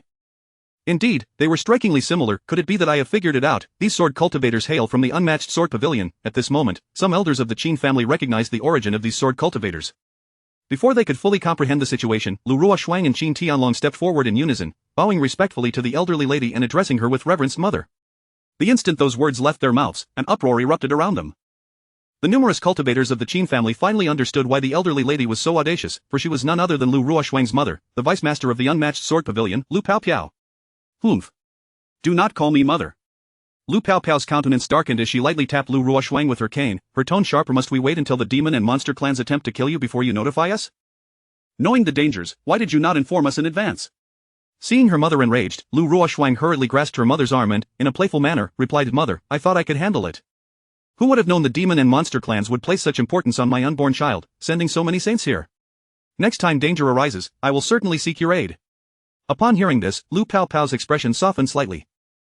Her gaze then turned to Qin Tianlong, questioning, Qin Tianlong, I entrusted my daughter to you, yet you nearly brought her to harm. Regardless of your reasons, they do not excuse the fact that my daughter was almost in peril. Despite Lu Paopiao's cultivation being inferior to Qin Tianlong's, she showed no fear at this moment, delivering a stern lecture to him. Before others, Qin Tianlong appeared nearly invincible, yet in Lu Paopiao's presence, he resembled a mere child, not daring to retort. After all, it was Lu Paopiao who had supported their union, allowing the unmatched sword pavilion to release him. Lu Ruoshuang had once been the future star of the unmatched sword pavilion, and they had always regarded her as their heir. Who would have thought that this heir had been taken away by Qin Tianlong? Is this my grandmother? Qin Su listened to the commotion outside, observing the striking resemblance between the elderly lady and his mother, a vague emotion swelling within him. From Lu Paopiao's words, it was evident how deeply she cherished her daughter. Mother, there are too many people here, let us discuss this inside. Lu Ruoshuang urged as she led Lu Paopiao further in. The other sword cultivators held their heads high, exuding an air of superiority. The Qin family cultivators understood that these sword cultivators held a prestigious status, for the unmatched sword pavilion was one of the top 3 sacred grounds in the eastern region. Within it lay countless saints, as well as those at the pinnacle of the immortal king level. Shortly thereafter, they arrived at Lu Ruoshuang's courtyard. Just as they settled down, the stunning young woman who had been accompanying the elderly lady finally spoke. Sister, the Qin family remains as feeble as ever. There isn't a single saint among them. A look of disdain crossed her face, for in her eyes, such a family could hardly be considered a true great clan. The elders of the Qin family, upon hearing this, exchanged glances, their expressions shifting as they directed unfriendly gazes at the beautiful woman. Yet, the next moment, a powerful aura emanated from her, suffusing the air with the pressure of a peak saint. The Qin family elders felt an overwhelming weight upon them. Sister, the Qin family is far from lacking. Lu Ruoshuang retorted with a cold snort, subtly raising her hand to dispel the beautiful woman's oppressive aura, adding, while it is true that the Qin family currently lacks any saints, do not forget that my husband is at the pinnacle of the immortal king level. Furthermore, I can assure you that in the near future, my yet-to-be-born child and another little girl will achieve at least the same accomplishments as you and I. Sister? The Qin family elders finally recognized the beautiful woman as Lu Ruoshuang's elder sister, Lu Ruoshue. Mother's sister seems to harbor a hint of hostility. Qin Su could sense the emotional fluctuations of his mother, perceiving that the beautiful woman's words, while seemingly aimed at the Qin family, were actually directed at his mother. I merely spoke the truth. If the Qin family had no brother-in-law, it would be a family of no significance, Lu Ruoshue remarked with a slight smile, her gaze fixated on Lu Ruoshuang's abdomen, bluntly stating, moreover, your son achieving my level in the future? Surely you jest. I have heard that this unborn child is constitutionally deficient and afflicted by demonic energy. While he may possess some talent in Confucian cultivation, he could never reach my heights. In that instant, the atmosphere thickened with a palpable tension. The sword cultivators from the unmatched sword pavilion wore mocking expressions, for they had thoroughly investigated the circumstances before arriving at the Qin family. Thus, they were well aware that the child in Lu Ruoshuang's womb was deemed a congenital failure. My son is perfectly fine. Any congenital deficiencies have long been compensated for. As for the issue of demonic energy, it was resolved days ago, Lu Ruoshuang retorted with a cold smile. From childhood, she and her sister had never seen eye to eye, so she felt no surprise at their verbal sparring. Compensated for congenital deficiencies? Lu Ruoshue was momentarily taken aback, then boldly declared, surely you jest. Acquired deficiencies can be remedied, but congenital ones can only be altered through the complete remaking of one's body and soul. The moment those words left her lips, laughter erupted around them. The elders of the Qin family were aware that the fetus had improved significantly, and thus they found Lu Ruoshuang's resolute statements somewhat amusing. Lu Ruoshue's narrow-mindedness was glaring. What she deemed impossible had, in fact, already come to pass. It was truly laughable how confidently she asserted such a belief. The elders of the family whispered among themselves, their voices low enough to ensure Lu Ruoshue could hear. Could it truly be that the congenital deficiencies have been compensated for? Lu Ruoshue found it hard to believe, immediately releasing a wisp of divine sense to conduct a thorough examination of the fetus. The next moment, she gasped in astonishment, how is this possible? This fetus shows no signs of any congenital deficiencies. Lu Ruoshue could see nothing in Qin Su's physical form that indicated any congenital shortcomings. Chapter 56, Is Qin Su a waste? Lu Ruxue was incredulous, her consciousness sweeping repeatedly over Qin Su's diminutive fetal form. However, despite her numerous examinations, she could discern no abnormalities. This cannot be right.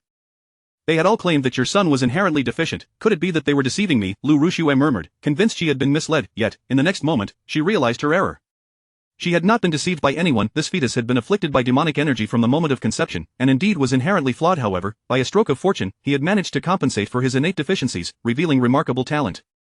One by one, the clan elders stepped forward. The matter of the fetus's inherent deficiency was well known among them. Many of the elders had witnessed it firsthand, thus it was not a matter of fabrication. Tianlong, is this true? Lu Piapiao's expression remained calm as she regarded Qin Tianlong's countenance, observing his expression while inquiring, I hope you are not fabricating a so-called genius. Upon hearing this, Qin Tianlong nodded slightly and stated candidly. Every word is true. In fact, even to this day, we remain unaware of how the fetus was able to compensate for its inherent deficiencies. Nevertheless, as Lu Shuang has said, as long as the child can be born safely and thrive, that is our greatest happiness. After this exchange, the sword cultivators in the courtyard exchanged glances. Although they remained somewhat skeptical, they understood that Qin Tianlong had no need to lie about such matters. After all, if the fetus were truly as deficient as claimed, any deliberate pretense by the parents would be easily exposed once the child was born, thus tarnishing the reputations of both Qin Tianlong and Lu Shuang. Lu Ruxue's expression darkened. She had initially thought to mock her sister, only to find that Lu Shuang's son was without any issues. Wait, is this a demonic fetus? Suddenly, Lu Ruxue detected a peculiar aura. As she delved deeper with her consciousness, she discovered that within Qin Su, there resided indeed a demonic fetus. What does it matter if the inherent deficiency is compensated? I just observed that your child appears to be nurturing a demonic fetus, does it not? Once the demonic fetus matures, your child may find it exceedingly difficult to survive. Lu Ruxue narrowed her eyes, speaking with a tone of pride. It seems, dear sister, that you are still inferior to me. Do you know, my son, upon birth, activated the ancient divine king body. Moreover, upon his arrival, he triggered numerous extraordinary phenomena. Upon hearing this, Lu Shuang's expression remained unchanged. She had never been one to indulge in comparisons, and her resolve had always been firm. As long as the child in her womb could survive, that was sufficient. The demonic fetus was a minor concern. Once he was born, it could be easily resolved. Did you not know, elder sister? Lu Shuang responded coolly, not concealing her thoughts. Elder sister, you have always enjoyed competing with me since childhood. Now that we are both married, do you still wish to compare? Even in childbirth, must you seek to outdo me? Upon hearing this, Lu Ruxue's countenance grew grim as she recalled her past experiences, stating coldly, indeed, I wish to compete with you. At this moment, the air was thick with tension. The surrounding sword cultivators seemed to understand Lu Ruxue's attitude, yet, the cultivators of the Qin family displayed expressions of confusion. To them, Lu Ruxue was Lu Shuang's elder sister, and their relationship should have been harmonious.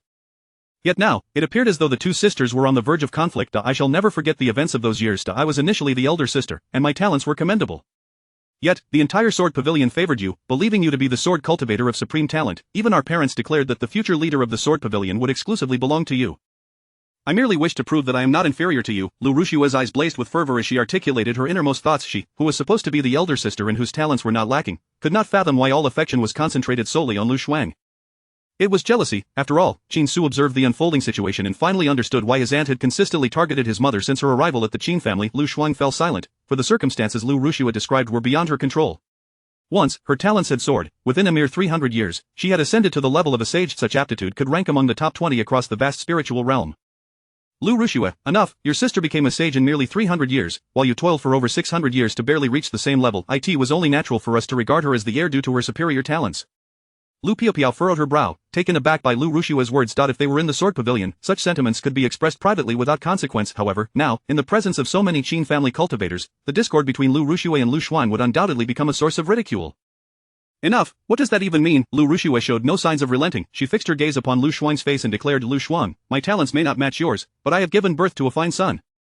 My son's talents surpass those of your child by leaps and bounds. Ding, congratulations, host, for activating the 7th task. Due to Sword Saint's mother being harmed, her family has come to visit, among them Lu Ruxue, your Sword Saint's mother's elder sister, who harbors significant hostility towards your mother.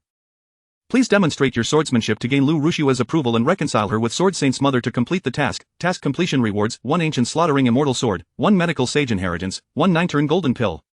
The melodious system notification resonated. Qin Su was momentarily stunned, then filled with elation. He had not anticipated that merely a few days had passed before he could activate another task, the 7th task. He must earn Lu Ruxue's approval. As long as I employ my sword intent against Lu Ruxue, as I did in the previous task, I am certain to gain her recognition. Once she realizes my talents are on par with her son's, perhaps she will reconcile with my mother. Qin Su's eyes sparkled with determination. Without any hesitation, he summoned the void sword intent. A strand of sword intent surged forth, directed at Lu Ruxue. Chapter 57, Your sword intent lacks strength. Lu Ruxue reacted with remarkable swiftness, merely raising her hand slightly to extinguish the sword intent that had materialized from thin air. She cast her gaze towards Lu Ruxiang's abdomen, a flicker of perplexity flashing in her eyes. The sword intent that had just emerged seemed to emanate from her sister's womb. Could it be that the fetus was the source of this sword intent? Lu Piapiao and the other sword cultivators similarly sensed the sword intent released by Qin Su. However, they were somewhat incredulous. After all, Qin Su was merely a tiny fetus. How could he possibly exude sword intent? Swear, stop fooling around, Lu Ruxiang said softly, looking down and gently caressing her belly. This is your aunt. You mustn't harm her. Upon hearing this, the entire assembly was taken aback. Ruxiang, was that sword intent just now released by the child in your womb? Lu Piapiao exclaimed as she sprang to her feet, approaching Lu Ruxiang and placing her right hand on her belly, fully concentrating on sensing Qin Su's condition. In the next moment, Qin Su released another strand of sword intent, which was the second layer of the void sword intent. Although it was not particularly advanced sword intent, he believed that if he could unleash sword intent as a mere fetus, he would undoubtedly earn Lu Ruxiue's acknowledgement. Indeed, it was the sword intent of a fetus. Who would have thought you would give birth to a genius sword cultivator? A glimmer of joy flashed in Lu Piapiao's eyes as she mused that if the fetus were indeed a sword cultivator prodigy, she must ensure that the child joined the unmatched sword pavilion after birth. After all, to comprehend sword intent at the fetal stage meant that the child's future achievements would at least reach the pinnacle of a saint. I knew it, Ruxiang's son could not possibly lack sword cultivation talent. I recall that when Ruxiang was at the fetal stage, she too could comprehend sword intent. Indeed, a dragon begets dragons, and a phoenix begets phoenixes. Ruxiang's son is likely destined to become a sword cultivator of same caliber. The surrounding sword cultivators exclaimed in astonishment, yet they soon found it completely reasonable. If Lu Ruxiang's child lacked sword cultivation talent, it would indeed seem odd. You are mistaken. It was not Su'er who released the sword intent just now. It was I, Lu Ruxiang suddenly exclaimed, as if a realization struck her. Su'er is a genius of Confucianism, but he is not a sword cultivator. Please do not overthink it. Upon hearing this, the sword cultivators who had just been exhilarated fell silent. Ruxiang, you needn't explain. Your sword intent would not be so feeble, and the fetus in your womb has merely grasped a fragment of sword intent. In our time, we could achieve this as well, Lu Ruxiue coldly remarked. The aura of the sword intent just now was clearly not that of Lu Ruxiang, and thus she directly exposed Lu Ruxiang's explanation. Lu Ruxiang furrowed her brows, wishing to say more, but upon witnessing the belief in the surrounding crowd that it was the fetus who released the sword intent, she felt a twinge of displeasure. She did not wish to attract too much attention. If word of this spread, it was likely that the demon clans would dispatch even more powerful beings for their next assassination attempt. What? The sword intent is too weak? Qin Su was rendered speechless upon hearing Lu Ruxiue's words. He had initially thought that casually releasing a strand of sword intent would earn him Lu Ruxiue's recognition. Who would have imagined that both Lu Ruxiue and Lu Ruxiang had been able to comprehend supreme sword intent during their fetal stages? This left Qin Su in a quandary. He opened the system panel and scrutinized it closely. Name: Qin Su. Age: 5 months. Cultivation: Pinnacle of Spirit Transformation. Physique and Bloodline: Innate Holy Body Embryo. Thunder Spirit. Immortal Body Technique. Second layer of the Great Desolation. Devouring Heaven Art. First layer of the Thunder Emperor. Scripture Spells. Unassailable against all evils, not activated. Unity with the Tao, not activated. Second layer of Void Sword Intent. Sword follows the heart. Righteous Chi Surging. First tier of Imperial Grade Alchemy Technique. Profound Heart Spirit Crossing Technique. Fortune Transformation Dragon Technique. First layer of Purple Cloud. Divine Thunder Attributes. Heaven-defying comprehension. Comprehension speed increased by 100-fold. Fortune counterattack with an increase of 1 fortune point per second. System prompt: the demonic energy within the host has been completely eradicated. A demonic core has formed into a demonic fetus, parasitizing within the host's dantian, and could erupt at any moment. Fortune value: a 1,564,000. Ordinary genius with medium fortune. The void sword intent remained at the second layer. The first layer is the foundational stage, while the second and third layers are the intermediate stages. The fourth and fifth layers represent the advanced stages. Perhaps I must cultivate to the fourth layer of sword intent to gain Lu Ruxiue's acknowledgement. Qin Su furrowed his brows. The third layer signifies unity between man and sword, while the fourth layer embodies the transformation of the sword into all things. Although he possessed a 100-fold comprehension, if he were to immerse himself in cultivation, it would still take several days to reach the fourth layer. What if Lu Ruxiue departed in a few days? Would that not render the seventh task impossible to complete? Very well, truly, you are my grandson. Lu Piapiao beamed with a satisfied smile, reminiscing about the past as she candidly stated, you and Ruxiue displayed your swordsmanship talents with equal flamboyance back in the day.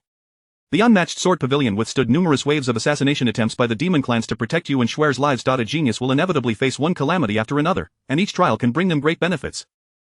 You should not merely seek to evade, rather, you must confront challenges head-on. Only in this way can the child grow better in the future. Otherwise, upon his birth, his resolve may be compromised, leading him to retreat upon encountering difficulties. The old matriarch's words plunged Lu Ruxiang and Qin Tianlong into deep contemplation. During this time, both Lu Ruxiang and Qin Tianlong had been solely focused on concealing the fetus's talents. They believed that as long as no one knew of Qin Su's abilities, he would not attract excessive attention and assassination attempts. However, Lu Piapiao's reminder awakened them. Su'er can hear the voices from outside. Mother is right. If we continue to evade, we may inadvertently set a poor example for Su'er. Subconsciously, his resolve may be greatly influenced, Lu Ruxiang murmured. She had always easily overlooked the fact that Qin Su could perceive the outside world. Reflecting on her own fetal stage, it was through her parents' repeated repulsions of the demon clans that a seed of fearlessness was planted deep within her heart. Now, however, their actions could easily sow the seeds of retreat in Qin Su. Chapter 58. The father of Lu Rushuang. My dear, you are absolutely correct. Qin Tianlong nodded slightly, in agreement with Lu Rushuang and Lu Piapiao's assertions. Both he and Lu Rushuang were genuine prodigies, having displayed their extraordinary talents even in the fetal stage. Consequently, they were acutely aware of the psychological fluctuations that would manifest during that period. Are you misunderstanding something? I harbor no negative emotions, my Dao heart remains unperturbed. Qin Su yearned to shout this declaration, yet being in the fetal stage rendered any form of communication a distant aspiration. Were he a regular fetus, he would undoubtedly be influenced. However, he was a transmigrator, having lived 2 lives. It was now exceedingly difficult for him to be swayed. Regrettably, no one could perceive Qin Su's thoughts. With such mediocre swordsmanship talent, does he truly believe he can attract the demon races?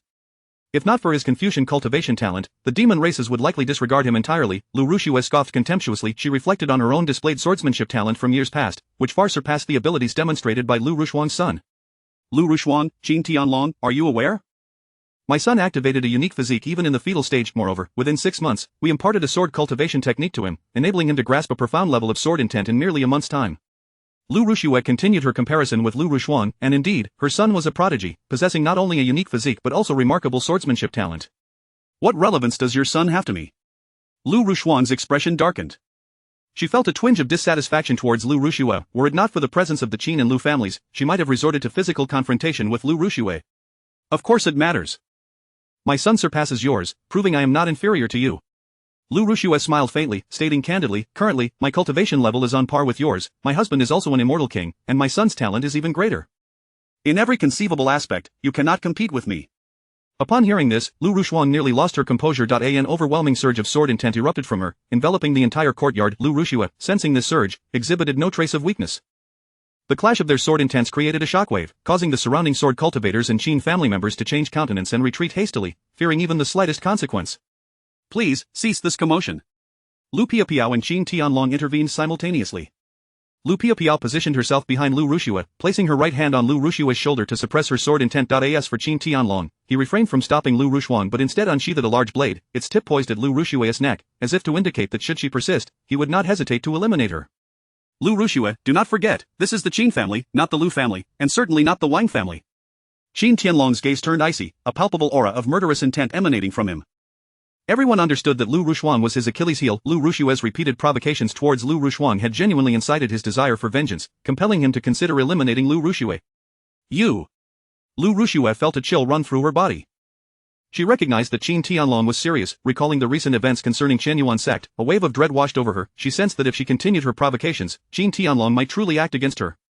Taking a deep breath, Lu Rushue retracted her sword intent. Observing this, Qin Tianlong nodded slightly, lowering his hand holding the blade, and said, Lu Rushue, I understand that you and Rushuang have some grievances. However, I do not wish for any conflict within the Qin family. Moreover, with your current strength, you are no match for my wife. Upon hearing this, Lu Rushue's complexion fluctuated between pale and flushed. She longed to retort but, feeling the weight of Qin Tianlong's piercing gaze, she swallowed her words and remained silent. Before long, Qin Tianlong arranged a grand banquet to entertain the sword cultivators from the Lu family, subsequently accommodating them around Lu Rushuang's quarters. Lu Piapiao, aware that Qin Su had released a thread of sword intent, decided to remain in the Qin family until Qin Su's birth, intending to escort the gathered sword cultivators back afterward. Her decision was met with the approval of most sword cultivators, yet Lu Rushue strongly opposed it. After all, when she bore her own prodigy, Lu Piapiao had not summoned such a formidable display. Nevertheless, she could not sway Lu Piapiao's determination. Regardless of her protests, Lu Piapiao resolved to have the sword cultivators from the Wushuang Sword Pavilion stationed on Qin territory. This news quickly spread. In a secluded mansion within Yunhai City, the Wushuang Sword Pavilion dispatched dozens of saints, including the Vice Master. The immortal King Lei Yun similarly stood guard by Lu Rushuang's side. Esteemed lords, should you wish to continue assassinating Lu Rushuang, you will need to dispatch an existence at the immortal king level, a demonic cultivator remarked, infusing the information he had gathered into a talisman.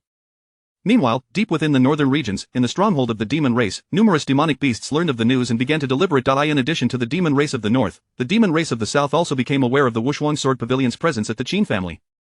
Nonetheless, after careful consideration, both the demon and monster races resolved to target Lu Rushuang and the unborn child. After all, the Confucian cultivation talent exhibited by Qin Su was indeed astonishing.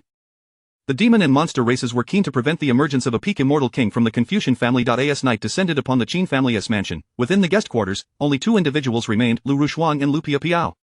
My daughter, have you not felt a tinge of remorse for not returning all these years? Lu Piapiao seated herself on the bed, gently grasping Lu Rushuang's hand and speaking softly, "Since your departure, your father has missed you dearly." At these words, Lu Rushuang fell silent. Since marrying into the Qin family, she had maintained minimal contact with the Wushuang Sword Pavilion. In fact, her father had even declared a severance of ties with her. The reason was simple. As the heir to the Wushuang Sword Pavilion, marrying Qin Tianlong rendered her unable to remain there, for Lu Rushuang did not wish to be separated from him. After a lengthy pause, Lu Rushuang quietly inquired, "Was it your father's command that brought you to the Qin family this time?" Lu Piapiao nodded slightly, not concealing the truth from her daughter, stating plainly, had he not agreed and given the order, how could so many saint sword cultivators come here?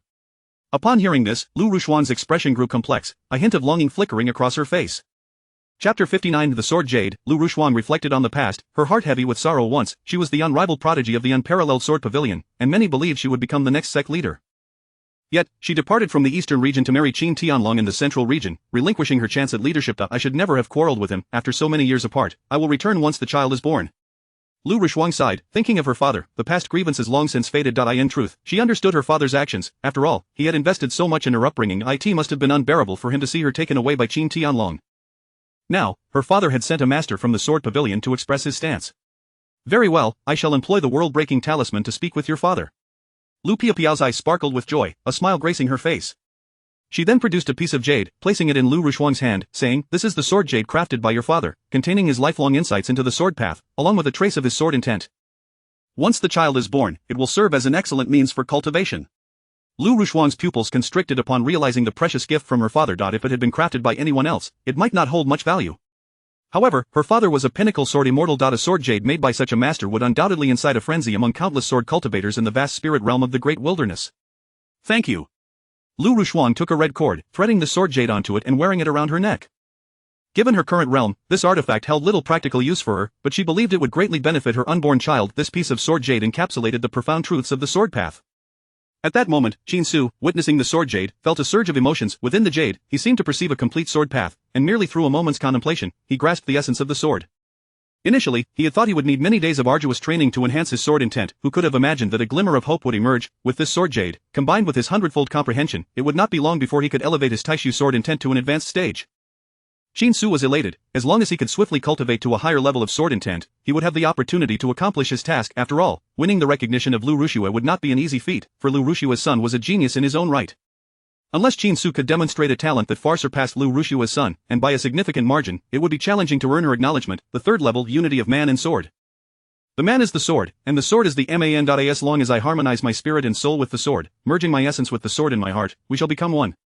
Qin Su's pace of cultivation was astonishing. In just 1 hour, his Taishu sword intent broke through to the third level, achieving the unity of man and sword. However, both the free flow of the sword and the unity of man and sword belong to the second phase of the Taishu sword intent. Only by reaching the level of sword transformation could Qin Su's Taishu sword intent be deemed as truly entering the realm of mastery. Sword transformation refers to using the sword as the foundation to evolve into the myriad forms and changes of all things. The sword can embody fire, water, fierce winds, or even icy cold. Qin Su was completely immersed in the cultivation of sword intent, unaware that he had become so attuned to it that his entire being seemed to transform into a long sword, ever-changing, at times morphing into a block of millennia-old ice, at times into a blazing flame.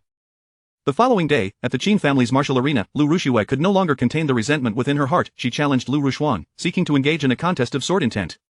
A pure contest of sword intent would not harm either party physically, it merely compared their respective understandings of the sword path.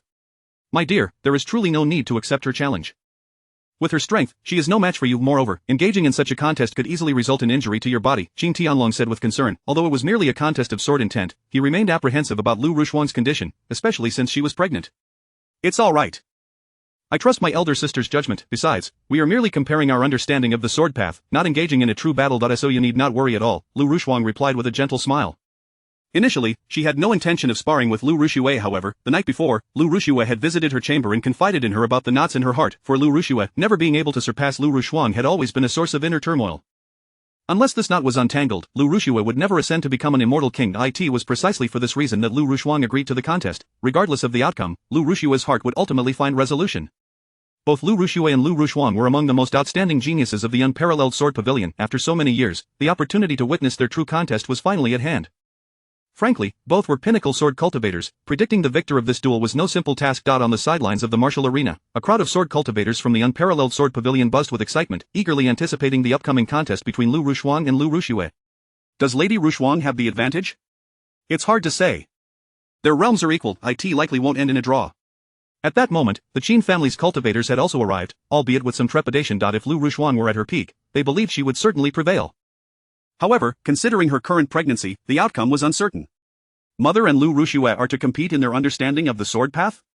Qin Su, just awakening, beheld the scene outside. Initially, he had intended to cultivate through the night, but as a fetus, he had no say in when to sleep.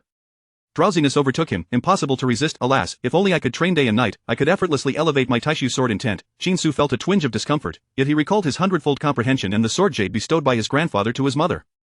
With the profound truths of the sword path contained within the jade and his extraordinary comprehension, Qin Su believed that in a few hours, he would break through to the fourth level of the Taishu sword intent.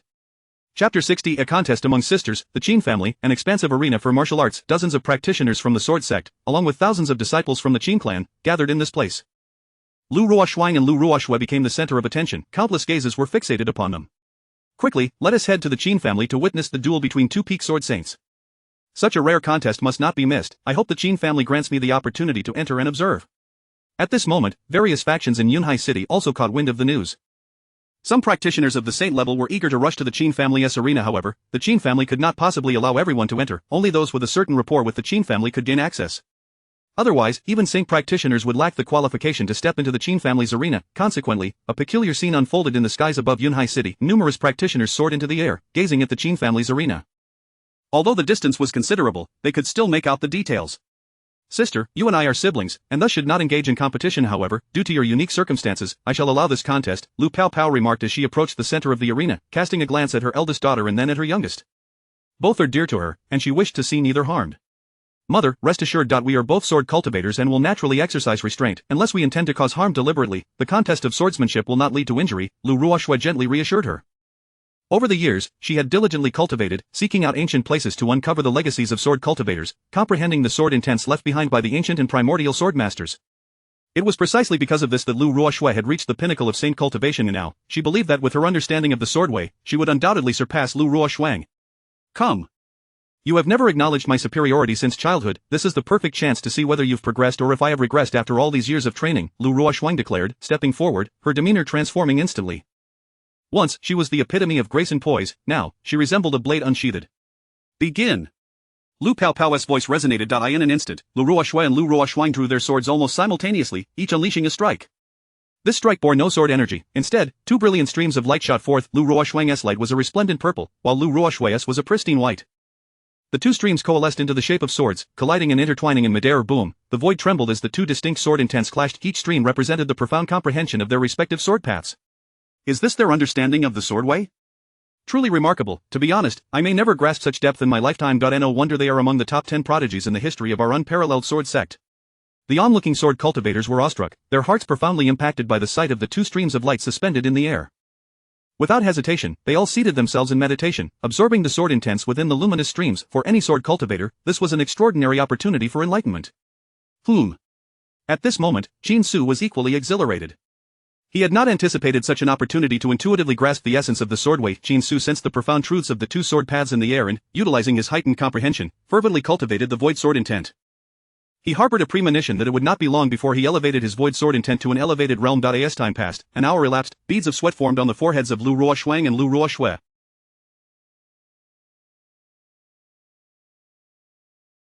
The pressure upon them was immense, yet neither exhibited a willingness to concede. Ah, the sword transforms all things. At this moment, Qin Su's sword intent finally ascended to the fourth level. The fourth level of void sword intent, the transformation of all things. This level signified a new height in Qin Su's understanding of sword intent. Not enough. Qin Su pressed on, for he sensed that the sword paths of his mother and Lu Ruoxue made it easier to cultivate the void sword intent. Hence, he resolved to continue his practice, striving to elevate his void sword intent to the fifth level. The fifth level of void sword intent is known as the domain of the sword.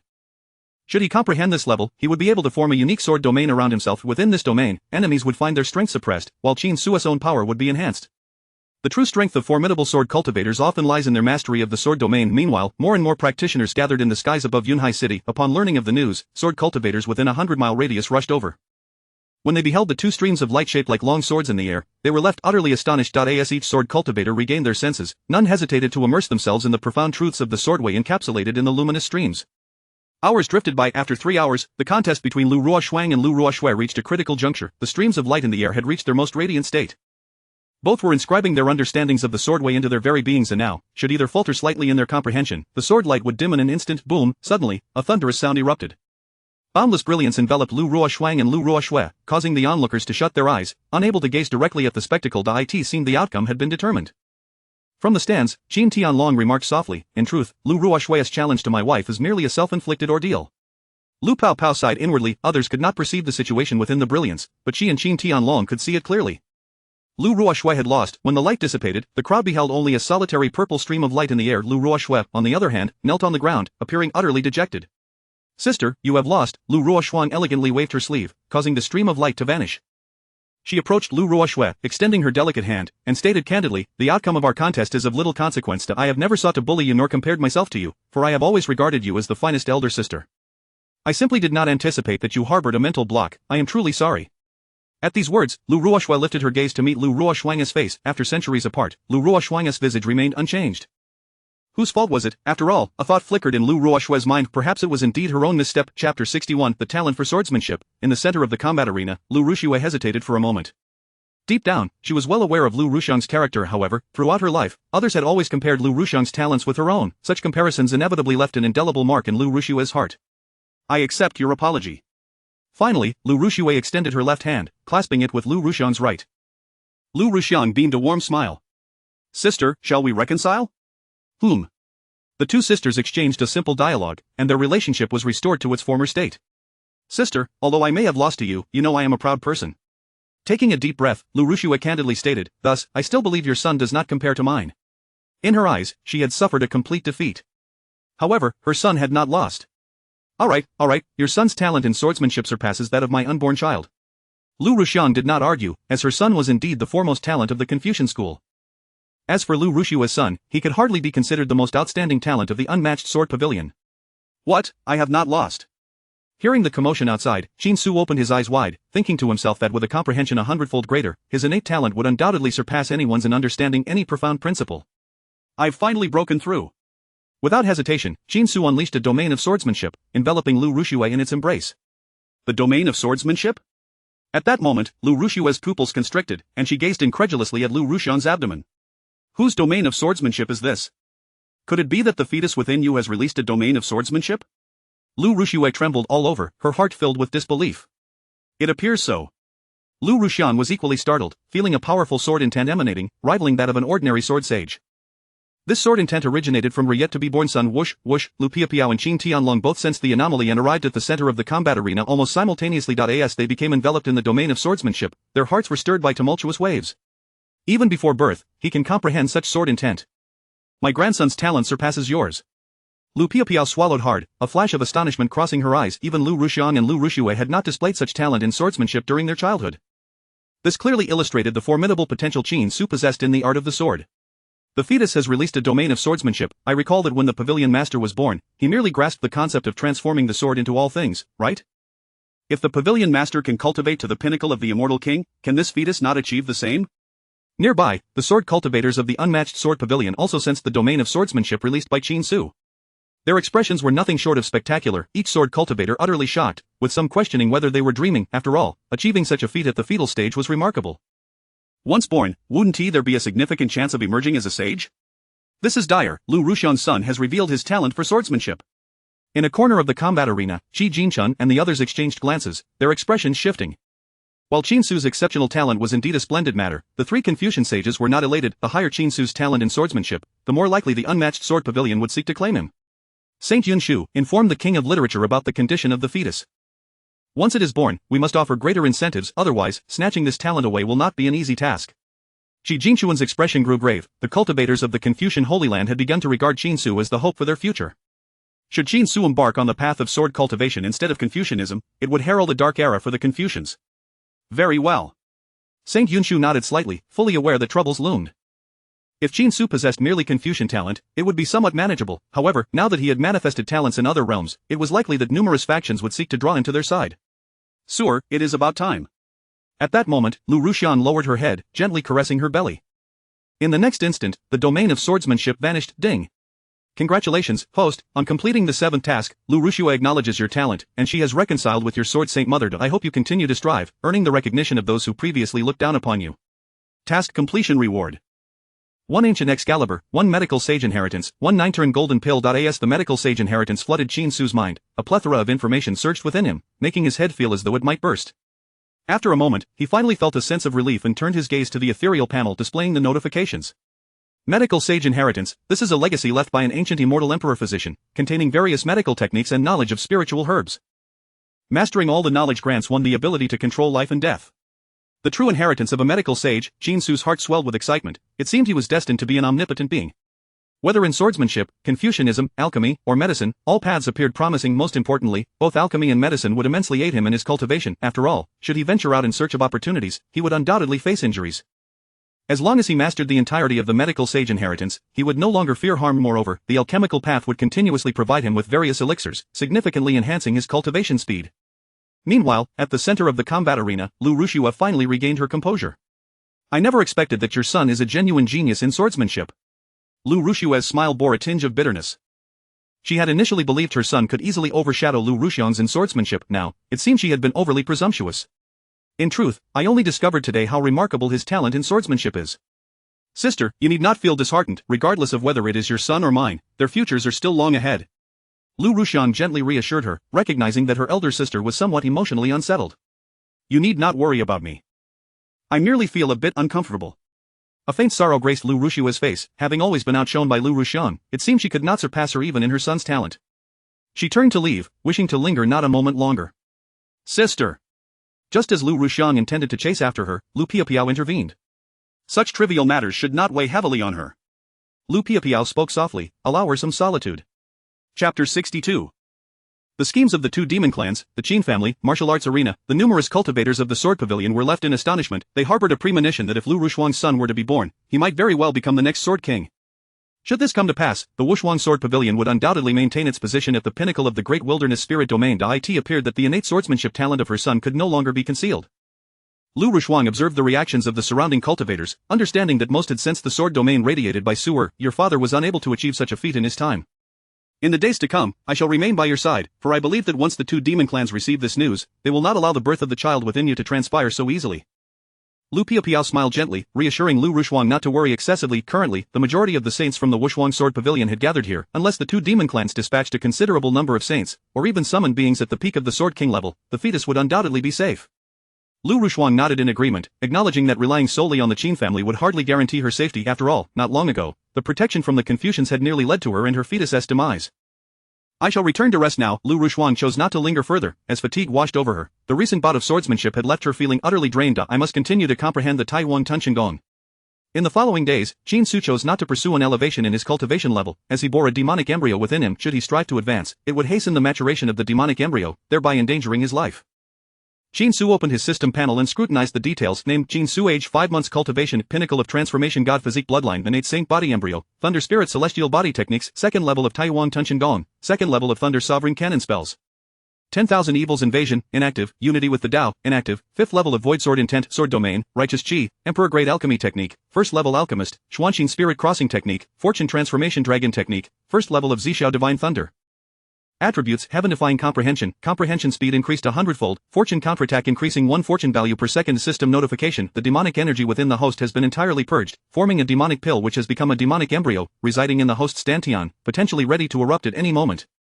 Fortune value 1,664,000, a medium-level ordinary genius. Aside from the Taiwan Tunchen Gong, the Thunder Sovereign Cannon could also be cultivated. Furthermore, the Xuanqin spirit crossing technique might enhance his mother's cultivation level. Qin Su pondered, aware that elevating his technique level would not only alleviate the crisis of the demonic embryo but could also exponentially accelerate his future cultivation speed. My recent insights into swordsmanship can be shared with my mother. Without hesitation, Qin Su activated the Xuanqin spirit crossing technique. In the next instant, a unique connection formed between him and Lu Rushuang, as if a bridge had been established between their souls. His insights into swordsmanship transformed into streams of information, flowing into Lu Rushuang's mind. Lu Rushuang, resting in bed, was jolted upright upon sensing the anomaly. She gazed down at her abdomen, her heart stirred by a tempest of emotions. Su'er, have you established a special connection with me? Moreover, can you share your insights into the Tao? Lu Rushuang swallowed hard. Although Su'er's comprehension of swordsmanship held limited significance for her, if he could continue this way, when he eventually broke through to Sword King, the insights he shared might allow her to transcend the bottleneck of the pinnacle saint realm and reach the first tier of Sword King. Qin Su wiggled his arms and legs in response to his mother's inquiries. Such a reciprocal technique, even a cultivator at the peak of Sword King, would find perplexing, wouldn't they? This is truly strange. Could it be that this is a spell imprinted within the bloodline, learned from the bloodline itself? Lu Rushuang murmured softly, providing herself with what seemed a plausible explanation, for otherwise, she could not fathom how her son, merely in the fetal stage, could wield such extraordinary spells.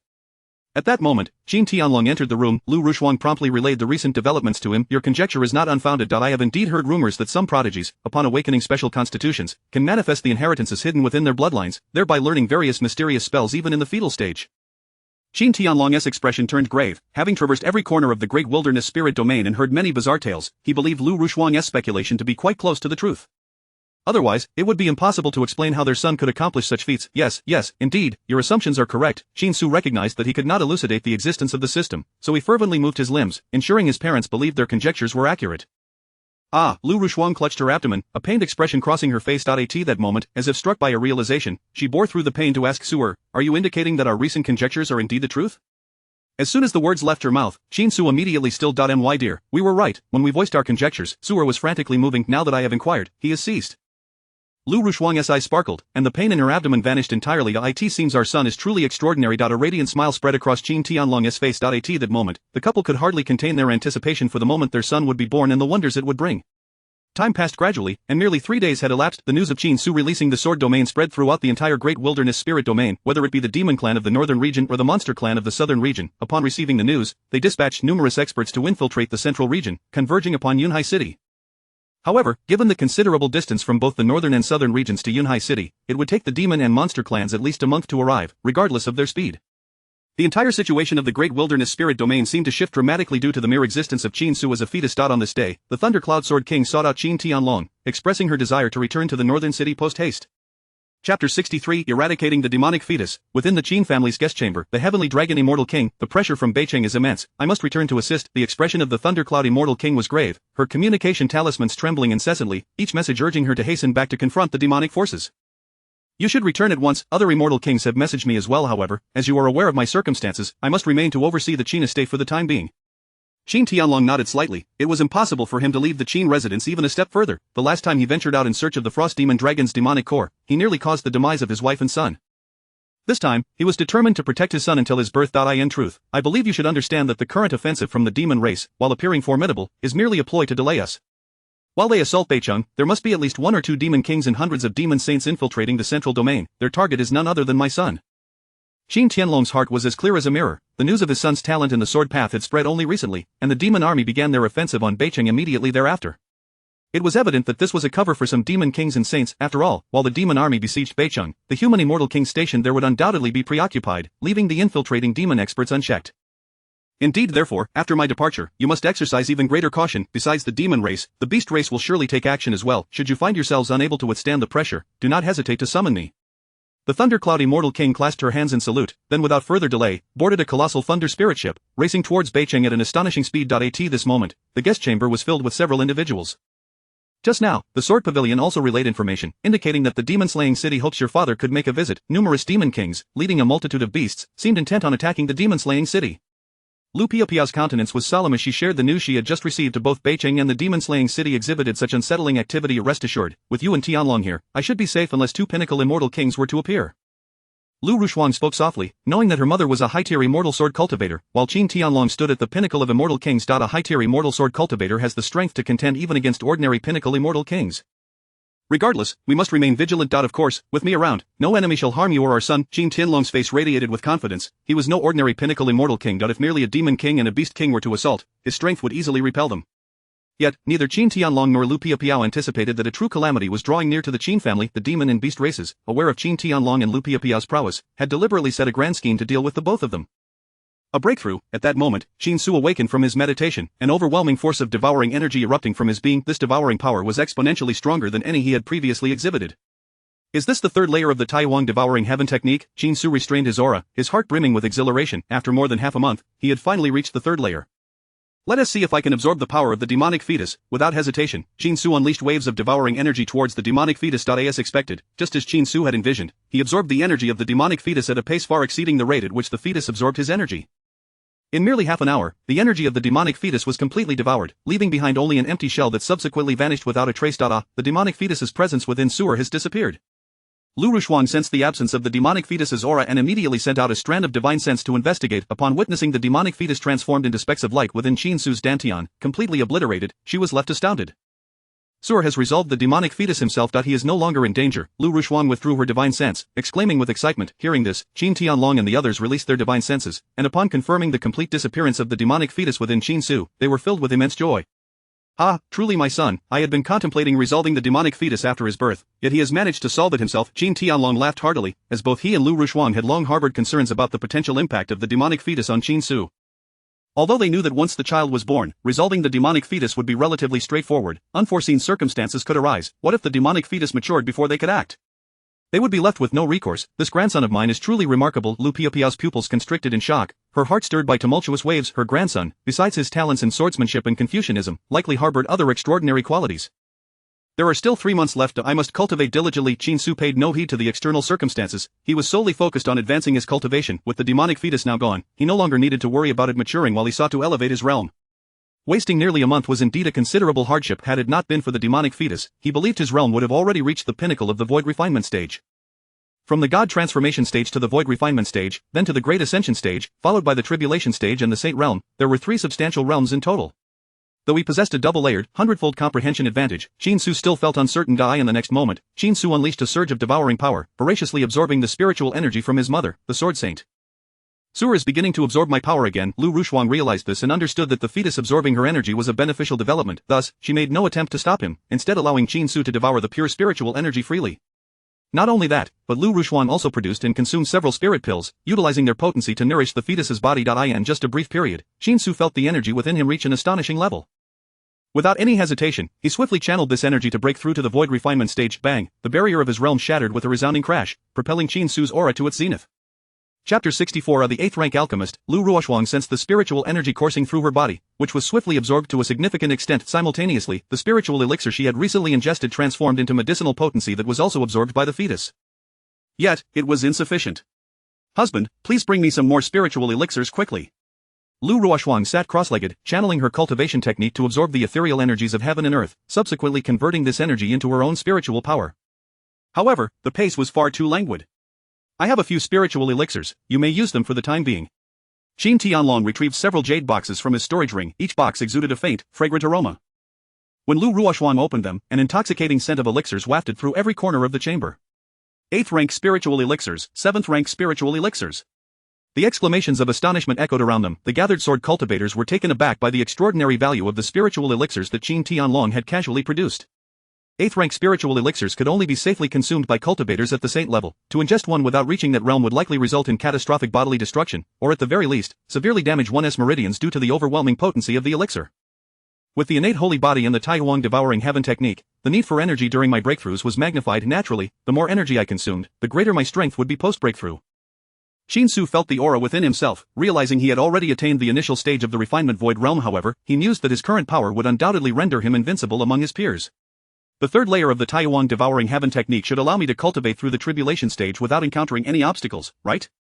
Qin Su pondered, his determination unwavering as he continued to operate the Taihuang devouring heaven technique, voraciously absorbing energy from his mother. Boom! 3 hours later, Qin Su achieved another breakthrough, reaching the mid-stage of refinement void. A day later, he ascended to the peak of refinement void. However, just as he sought to continue his cultivation, an overwhelming drowsiness assailed him. No way! I wish to cultivate, I do not want to sleep. Qin Su shouted in his mind, yet he was powerless to resist. Asa fetus, he had no say in when to rest. Nonetheless, before succumbing to slumber, he had devoured a tremendous amount of energy. With this energy, he could still cultivate autonomously even in his sleep. Days turned into weeks, and half a month passed. On this day, the atmosphere in the chamber was somewhat tense. The 8th rank spiritual elixirs had been nearly exhausted. Acquiring more in a short span would prove challenging. My dear, I have contacted the Alchemist Association and requested them to send an 8th rank alchemist to concoct 8th rank spiritual elixirs for you and our son. Qin Tianlong sighed, having initially believed that the 8th rank spiritual elixirs would suffice. Yet, he had forgotten that his wife, now with child, could only safely consume milder elixirs. After half a month, the Qin family had depleted all their milder spiritual elixirs. However, thanks to years of development, the Qin family had amassed a wealth of alchemical materials. As long as they had an alchemist, they could continuously produce numerous 8th rank spiritual elixirs. Are the spiritual elixirs running low? Qin Su felt a pang of discomfort upon hearing the voices outside. Having reached the mid-stage of the Great Ascension realm, he now required vast amounts of energy to advance to the late stage. His mother's pregnancy had limited the spiritual energy within her, and her ability to absorb and convert the ethereal energies was also affected. Otherwise, with her peak saint-level cultivation, the energy she could store would be sufficient for him alone, Qin Su pondered, realizing that his aspiration to emerge as a celestial king was likely unattainable. 3 days later, an 8th-rank alchemist, along with a group of disciples, arrived at the Qin residence. In the Great Wilderness spiritual domain, alchemists held an esteemed status, as every cultivator required spiritual elixirs during their training. Moreover, when injured, they relied on healing elixirs. Various elixirs possessed unique and wondrous effects. 8th-rank alchemist, Chu Yuner. In the small courtyard outside the chamber, Qi Jinchun and others exclaimed in surprise upon seeing her. Chu Yuner served as the vice president of the Alchemist Association and was recognized as its foremost prodigy, achieving the rank of 8th-rank alchemist at such a young age. She stood merely a step away from the 9th rank. Should she attain 9th-rank status in the near future, she would not only swiftly ascend to the Celestial King realm but also become the youngest 9th-rank alchemist in the annals of the Great Wilderness spiritual domain. Saint Qi Jinchun, Saint Yunshu. Chu Yuner nodded slightly in greeting to the two Confucian saints. However, when her gaze fell upon Chen Shunan, she merely offered a nod of acknowledgement, refraining from calling his name. I never expected that Celestial King Tianlong would invite you here. It has been over a century since we last met, hasn't it? Qi Jinchun remarked with a hint of nostalgia, recalling an event in the Confucian Holy Land that necessitated a substantial number of 8th-rank spiritual elixirs. At that time, Celestial King Wenxuan had summoned Chu Yuner from the Alchemist Association, hence, Qi Jinchun and Chu Yuner were acquainted. Daoist Chu, you have finally arrived. Hearing the commotion outside, Qin Tianlong and the others hurried out to welcome her. I have met with Celestial King Tianlong and Sword Saint Ruoshuang. Chu Yuner slightly bowed in respect to Qin Tianlong and Lu Ruoshuang. The gentle breeze tousled her hair, and her flowing white gown accentuated her graceful figure, akin to a celestial maiden descending to earth. I had thought you would not arrive until tomorrow. My sincerest apologies, allow me to host a banquet in your honor shortly. Qin Tianlong smiled faintly, initially having received word that Chu Yuner and her party encountered a minor delay, thus postponing their arrival by a day. Little did he expect that she would arrive today. There is no need for such formalities. Chu Yuner waved her hand, stating directly, Celestial King Tianlong, my time is limited, so let us commence the alchemical process immediately. The elixirs you wish to create must be of a mild nature, imbued with abundant and pure energy, correct? Upon hearing this, Qin Tianlong nodded and replied, Indeed, you shall provide the recipe, and I will supply the materials. At that moment, Qin Su gazed at Chu Yuner outside, suddenly struck by a sense of familiarity. It was as if he had encountered her before. How peculiar, could I be so forgetful? Surely, I should not forget such a beautiful girl. As Qin Su reflected on his past, a series of vivid images flashed through his mind, all connected to Chu Yuner. Chapter 65 of the Purple Celestial Dan Furnace, Qin Su finally recalled, before his transmigration, his parents had sought out numerous esteemed healers, among whom was Chu Yuner. Alchemists often possess remarkable medical skills. However, at that time, after examining the situation, Chu Yuner was also at a loss. After all, the innate deficiencies combined with the invasion of demonic energy posed a dire threat to the fragile fetus, which could perish at any moment. Even if Chu Yuner were able to concoct the finest elixirs, it would at best only sustain the fetus's life precariously. Jianshang Ruoshuang, I have heard that the child within your womb has perfectly compensated for its innate shortcomings. Moreover, the demonic energy within it has vanished. To be frank, I still find it somewhat hard to believe. May I take a look at the fetus? Chu Yuner approached Lu Ruoshuang, her gaze fixated on Lu Ruoshuang's abdomen, her eyes gleaming with curiosity and inquiry. Although Qin Su's exceptional talent had already spread throughout the vast spiritual domain, Chu Yuner recalled that just a few months prior, the fetus's condition had been quite dire. She had consulted with 9th-rank alchemists and some truly skilled healers, yet both the 9th-rank alchemists and the genuine healers deemed the fetus's situation unsolvable. Now, however, the fetus seemed to have improved, which left Chu Yuner in a state of disbelief. Hearing is but a rumor, seeing is believing. Unless she could truly witness the improved condition of the fetus, she would remain skeptical. Of course. Lu Ruoshuang smiled gently, not overly concerned by Chu Yuner's seemingly intrusive behavior, for she understood how grave the initial situation had been for Su'er. It was entirely reasonable for Chu Yuner to doubt Su'er's recovery upon her return to the Qin family. Thank you. Chu Yuner stepped forward, releasing a strand of spiritual consciousness that penetrated Lu Ruoshuang's abdomen, conducting a comprehensive examination of the fetus. The next moment, an expression of incredulity emerged on her face. The previously inherent deficiencies and the demonic energy that had once lingered within the flesh had vanished entirely. Moreover, Chu Yuner could discern that Qin Su possessed a rather unique constitution. It was entirely possible that this fetus had an extraordinary constitution as well. I can't believe it. Chu Yuner withdrew her spiritual consciousness, unable to suppress her astonishment. This truly is an unprecedented miracle. Moreover, it seems the fetus is absorbing the spiritual energy from your body. Not only has it improved, but it can even cultivate. I suspect I might be dreaming. Her words instantly elicited shock among the many alchemists present. The alchemists accompanying Chu Yuner were her disciples and junior colleagues, all of whom had achieved commendable accomplishments in the field of alchemy. Thus, they understood just how extraordinary Chu Yuner's claims were. You are not dreaming. Regardless of anything else, the mere fact that my child has recovered is the greatest fortune for me.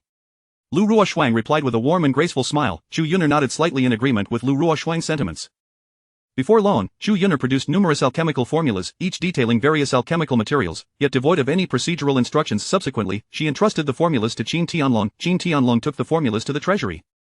Approximately half an hour later, several Qin family cultivators entered, carrying numerous wooden boxes. Upon opening the boxes, they revealed exquisite jade containers, each housing extremely precious celestial herbs and spiritual flowers. You certainly spare no expense for a mere fetus. Chu Yuner mused, observing the bounty of alchemical materials, realizing that the Qin family must have been willing to expend their entire resources. To mobilize such vast resources for the cultivation of a single fetus was a rarity among any faction. Nevertheless, as the clan leader, Qin Tianlong had earned much of the treasury's materials through his own endeavors, so even if he depletes the treasury, the Qin family cultivators would not dare voice their objections. Celestial King Tianlong, since you place such trust in me, I cannot disappoint your expectations. Chu Yuner retrieved a purple Dan furnace from her storage ring. As the purple Dan furnace touched the ground, it stirred up a cloud of dust, emanating a wondrous aura. The intricate patterns etched upon the surface of the furnace shimmered with light, as if imbued with profound Taoist essence. The purple celestial Dan furnace. I never anticipated that Chu Yuner would bring such a treasure. The surrounding cultivators gasped in astonishment. Qi Jianxun and others were equally taken aback, for the purple celestial Dan furnace was a top-tier celestial artifact.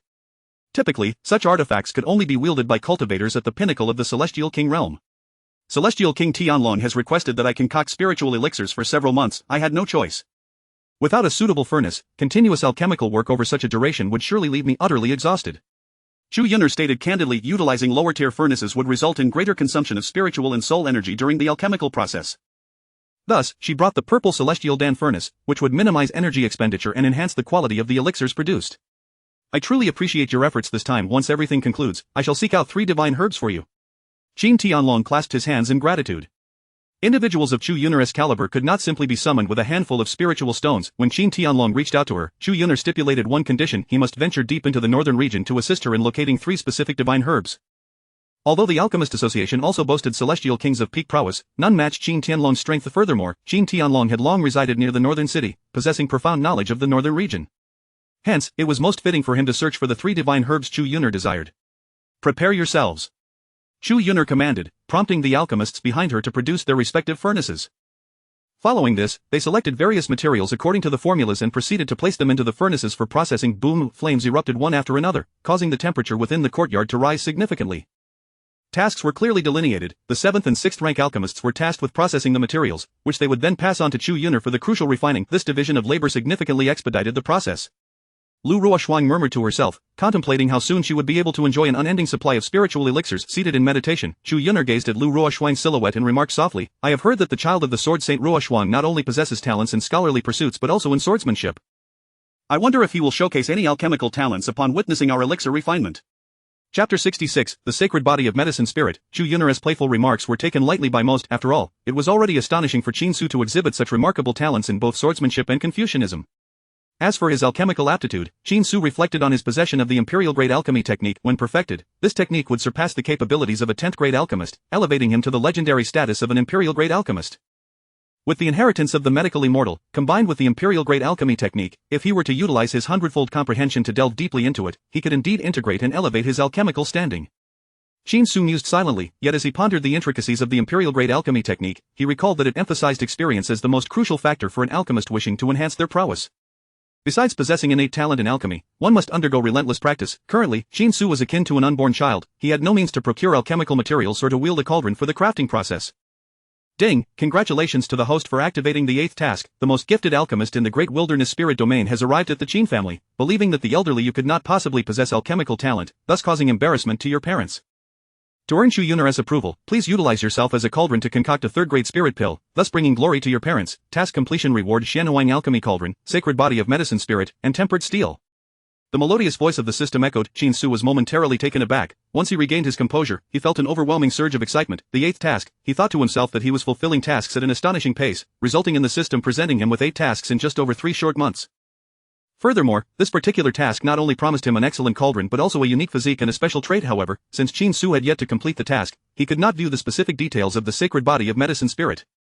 As for the effects of the Tempered Steel trait, he was also quite unclear. Nevertheless, products from the system are assuredly of premium quality. This time, the task required him to concoct a 3rd-grade spirit pill.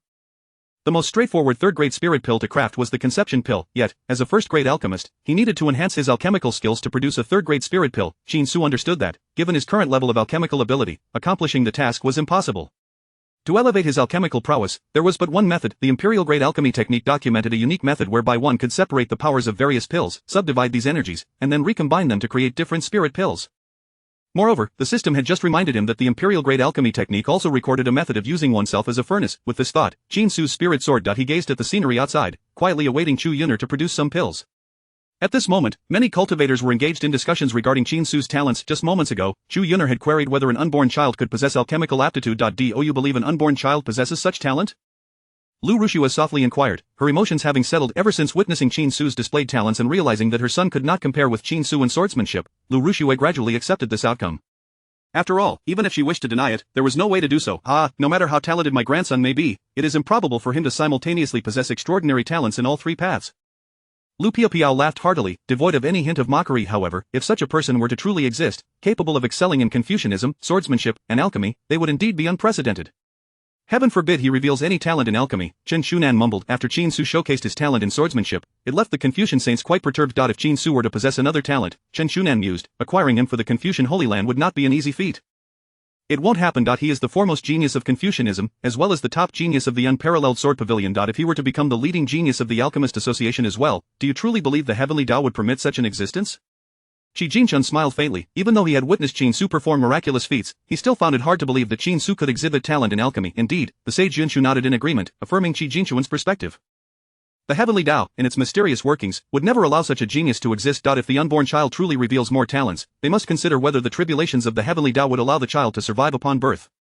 I did not expect that a mere comment of mine would spark such extensive discussion. Chu Yuner, hearing the surrounding voices, chuckled softly and shook her head. Alchemy is unlike any other path.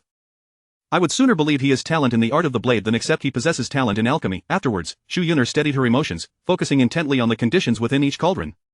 The alchemists behind her were her disciples and junior brothers with whom she had collaborated for many years. Although she felt reassured, she still needed to monitor them closely to address any unexpected occurrences promptly. Do they not believe in me? Qin Su dismissed their skepticism, contemplating that had he followed the course of history, he would have remained a feeble foundation-building waste, incapable of manifesting any alchemical talent. But now, he was different. He was an unborn child on the path of reversal, nearly 6 months old, making everything possible. Hurry up. Qin Su gazed intently at Chu Yuner outside, eagerly anticipating her swift concoction of the spirit pill. Alas, fatigue washed over him once more. Nearly 3 short hours had passed when a wave of drowsiness engulfed him, rendering him unable to resist the pull of slumber. The next day, Qin Su slowly awakened, the first sensation being his awareness of the surroundings. At this moment, Lu Rushua had not gone to the outer courtyard but remained resting in the chamber. Nearby, on a wooden table, lay a series of jade boxes. Each translucent box, as clear as crystal, contained spirit pills the size of lungan fruits. The entire chamber was suffused with the rich fragrance of elixirs. Has Sur awakened? Lu Rushua felt a stirring in her belly. Instantly alert, when she probed with her spiritual sense, she indeed saw Qin Su's lively demeanor. This is urging me to swiftly consume the spirit pill. Lu Rushua smiled gently, tenderly caressing her belly, and soothingly said to Sur, there is no need to rush, mother will soon rise to take the spirit pill. Chapter 67, The Supreme Tao Artifact. Lu Rushuan grasped a handful of spiritual pills and swallowed them whole. The immense potency of the elixir surged through her limbs and bones in an instant simultaneously. A portion of this potent energy flowed towards the location of Qin Su. The 8th grade, perfect quality Tianyuan pills, even held significant benefits for me.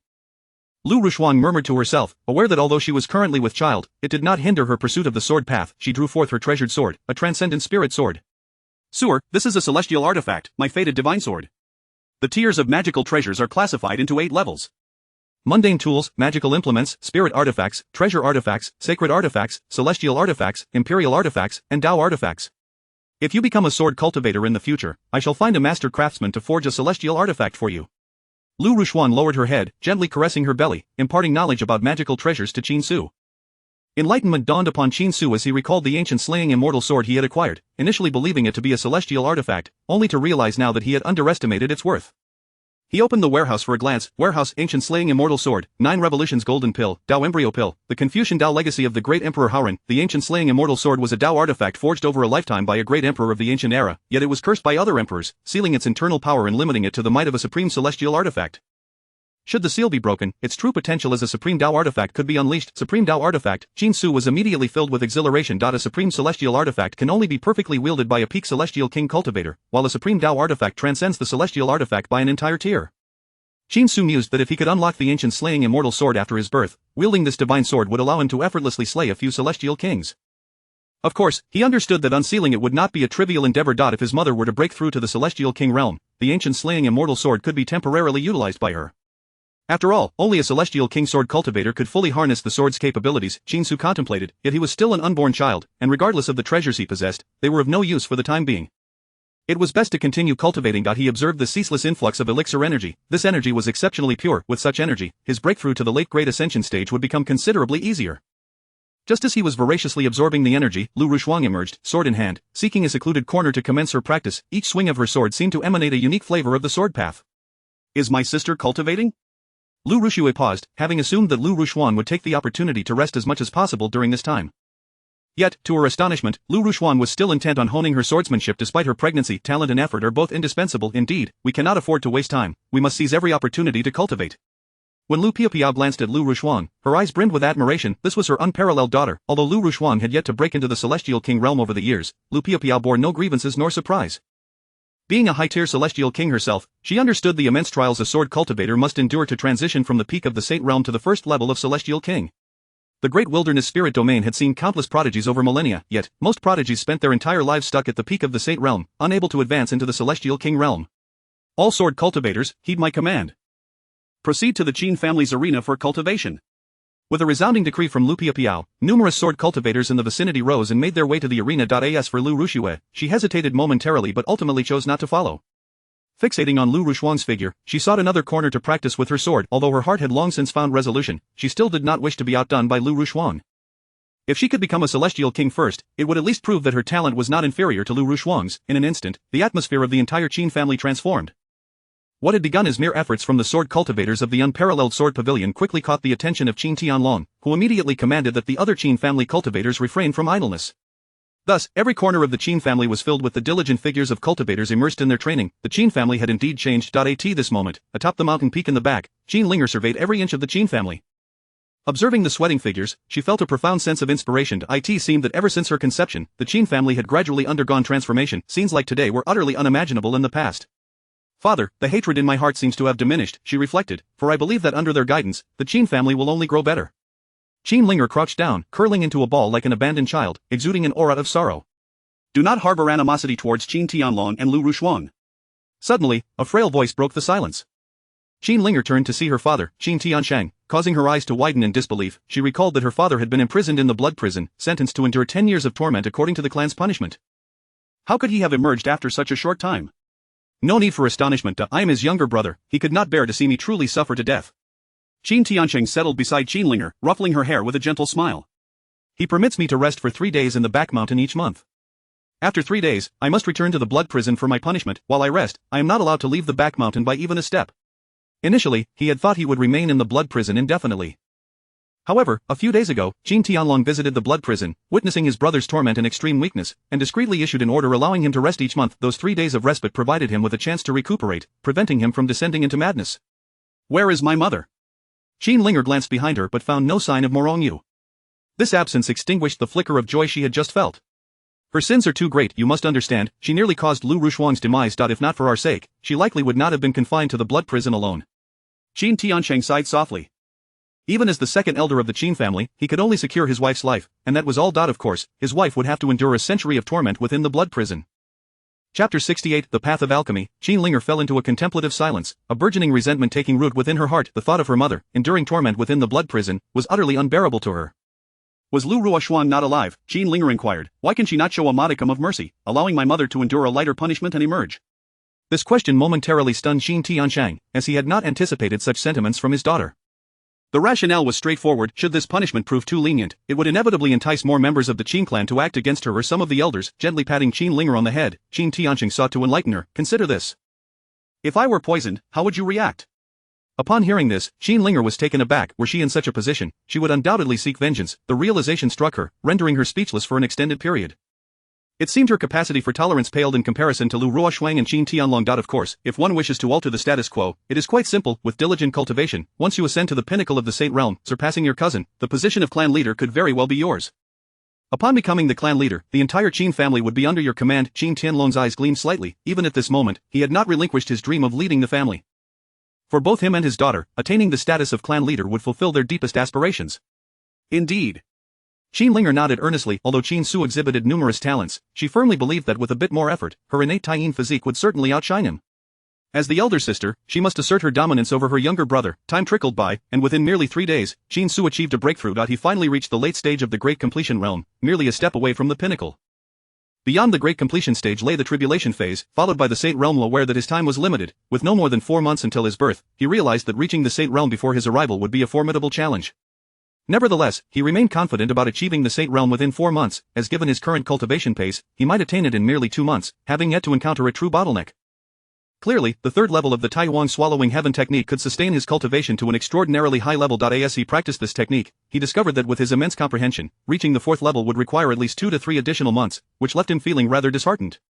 The higher the level of the Taiwan Swallowing Heaven technique, the faster he could advance. Occasionally practicing the Thunder Emperor's scripture yielded some benefits as well. Having attained the second level of the Thunder Emperor's scripture, he found it easier to cultivate than the Taiwan technique, allowing him to gradually enhance his skills with just a little time each day. There was also the Imperial Grade Alchemy technique. The 8th task required him to concoct a third-grade spirit pill. He intended to attempt this once he reached the pinnacle of his current realm. Originally, Qin Su planned to focus on his cultivation after completing the tasks. However, he suddenly realized that he might soon face a bottleneck. Should he encounter such an obstacle, absorbing sufficient energy would cause him to fall into a deep slumber, wasting precious time. Therefore, he resolved to push his cultivation to its limits before attempting to complete the tasks. Boom! Qin Su activated the Taiwan Swallowing Heaven technique, relentlessly devouring the medicinal essence from all directions. The liquid surrounding him was saturated with a rich potency of medicinal energy, enveloping him entirely. The power he absorbed invigorated every cell within him, gradually enhancing his physical strength. A week passed in a blur. Qin Su was taken aback by the rapid onset of his bottleneck. Upon reaching the peak of the Great Completion stage, he found that despite absorbing vast amounts of energy, he was unable to advance further within a short time frame. It appeared that the third level of the Taiwan Swallowing Heaven technique could only support his breakthrough to the peak of the Great Completion stage unless he could elevate himself to the fourth level. Ascending to the Tribulation phase would be a time-consuming endeavor. Resolving himself, Qin Su decided to attempt completing the 8th task without hesitation. To fulfill this task, he needed to decompose the absorbed medicinal energy, employing special techniques from the Imperial Grade Alchemy to merge portions of this energy, using his body as a furnace to refine the spirit pill. Decomposing this medicinal energy would inevitably lead to the loss of some power. However, for the sake of completing the task, it was a sacrifice worth making. Drawing upon the knowledge from the Imperial Grade Alchemy, he utilized the power of his soul to perceive the strands of absorbed medicinal essence. His soul force acted like a sharp blade, meticulously slicing through the seemingly ethereal medicinal energy. This reminded Qin Su of the knowledge he acquired in his previous life, where he learned to break down molecules into individual atoms and then reassemble them. Wasn't this precisely what he was doing now? The medicinal energy resembled molecules, and the substance after division represented atoms. Qin Su mused that all roads lead to the same destination. If the technology of his past life were to reach its zenith, perhaps humanity could embark on the path of cultivation as well. Boom! Suddenly, Qin Su sensed that the energy he had sliced apart exploded violently. I must not rush. The Imperial Grade Alchemy had cautioned that any lack of attention could lead to obliteration of the divided energies. Undeterred, he recognized that this was his first practical attempt, and failure was merely a stepping stone to success. Without failure, how could one ever achieve victory? Qin Su persevered, even as the surrounding medicinal energy dwindled rapidly. Surely, the spirit pill I just consumed couldn't have depleted its potency so quickly. Lu Ruoshuang, intending to continue her sword cultivation, felt the fetus consuming her spiritual energy. Clearly, this behavior only occurred when the available medicinal energy was insufficient. Without hesitation, she seized more spirit pills from a nearby stone table and swallowed them in one go. The immense medicinal energy coursed through her meridians, ultimately nourishing the position of the fetus. Senior sister. Master, we are feeling rather fatigued. At this moment, the alchemists in the courtyard were drenched in sweat, appearing utterly exhausted. Chapter 69 The Demon Crisis. In the backyard of the Qin family, amidst the fatigue of numerous alchemists, it had been approximately half a month since they had ceased their labors. Are you all unable to continue? Chu Yun'er glanced back, noting the poor spirits of each alchemist. Should they persist in their endeavors, it would undoubtedly lead to various issues. However, her gaze fell upon the stone table, where the spirit pills they had concocted were nearly depleted. By Lu Ruoshuang. If the supply of these spirit pills were to be interrupted, she feared she would face some discontent. Frowning, Chu Yun'er realized that if word got out, it would cast doubt upon her abilities and significantly tarnish her reputation. Thus, she understood that she could not afford to halt her efforts. I shall grant you half a day's respite. Will that suffice for your recovery? Chu Yun'er inquired. Upon hearing this, the alchemists displayed expressions of joy. Sister, I have no issue. Half a day is ample, one asserted. I am nearly ready as well, another chimed in. Master, I require only 3 hours, each alchemist responded eagerly. Then let us take turns resting, Chu Yun'er instructed, while she herself had no intention of pausing. Although the continuous alchemical work over the past fortnight had taken a significant toll on her body and spirit, she believed she could persevere. With deft hands, she formed seals, manipulating the flames within the alchemical furnace, blending various materials into liquid, ultimately refining them into spirit pills. Their ability to endure for half a month was commendable, given the tremendous demand for spiritual energy required by the fetus. In truth, you have all misunderstood, not all the potency of the pills has been absorbed by the fetus, she clarified.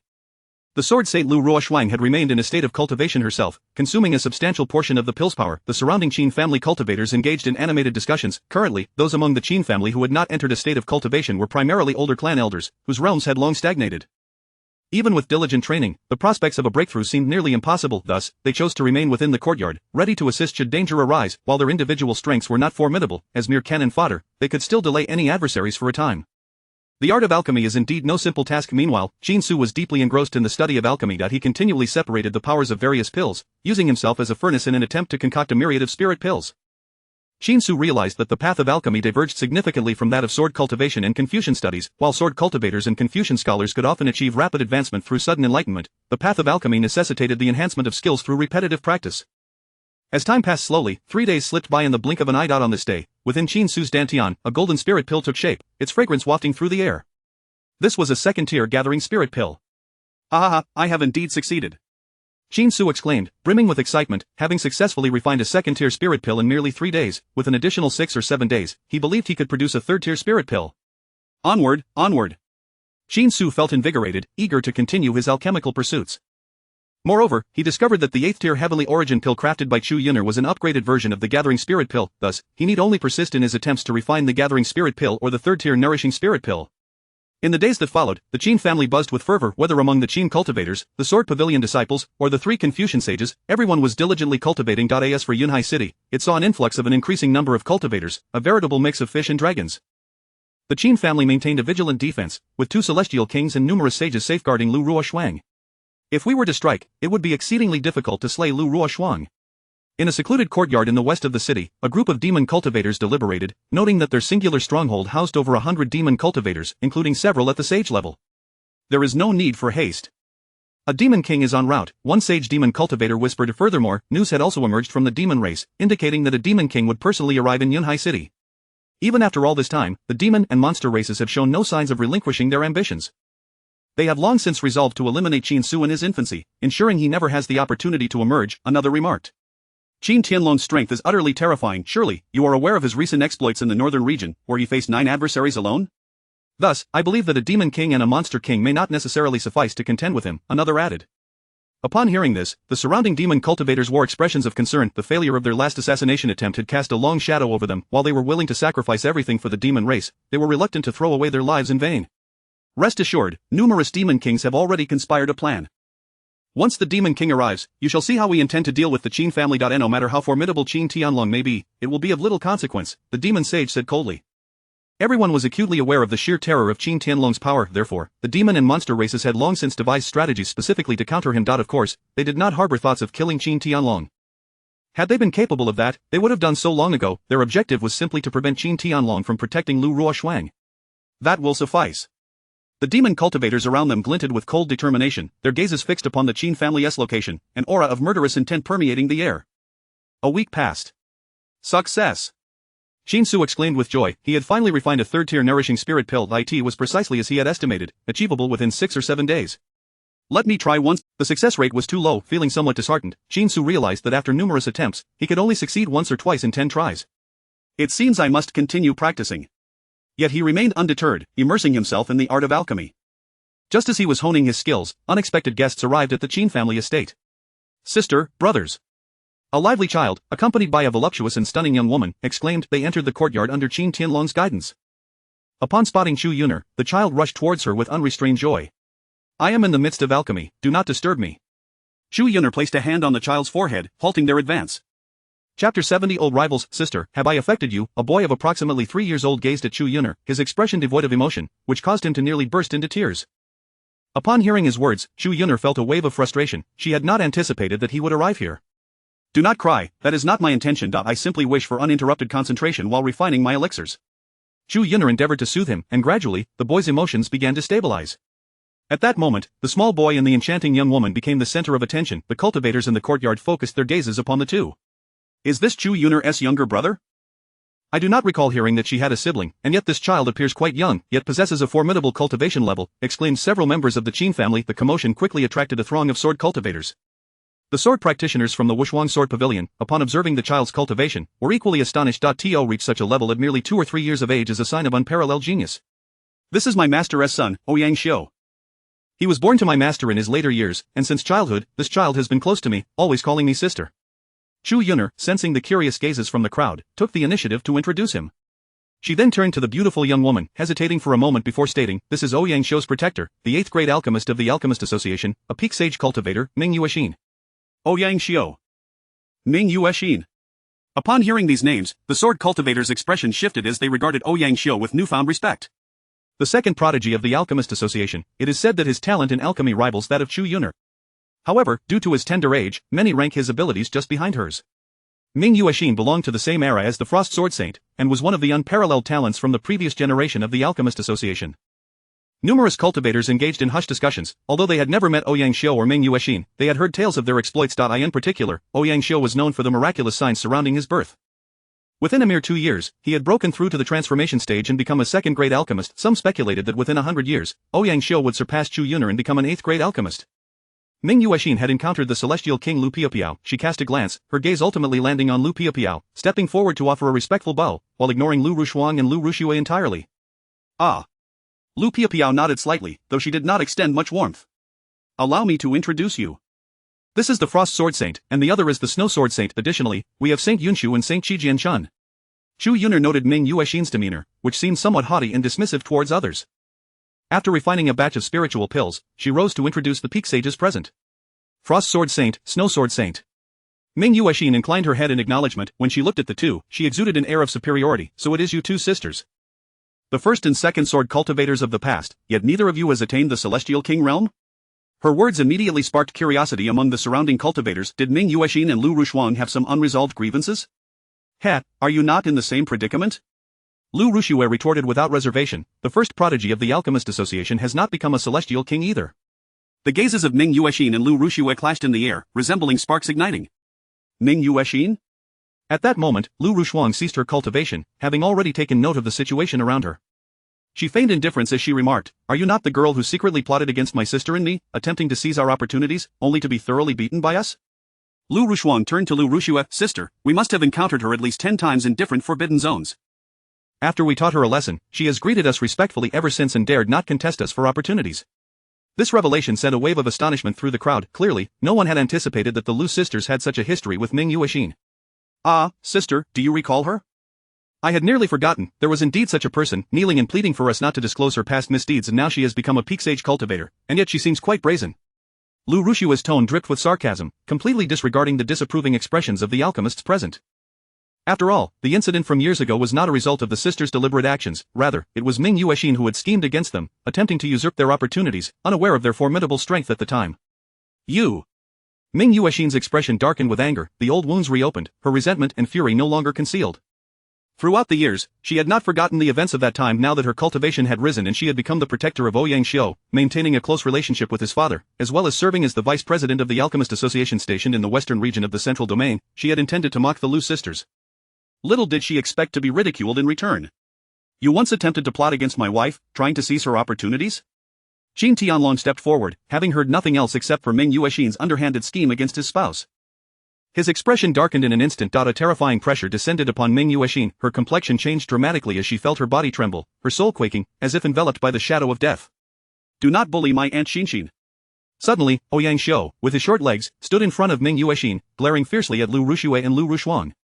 This sudden turn of events transformed the atmosphere in the room. Ming Yuexin's eyes brightened, the oppressive force she had just experienced vanished entirely with Ouyang Xiu's protection. She felt assured that she would not come to harm. "Little guy, step aside." Naturally, Qin Tianlong had no intention of harming a child.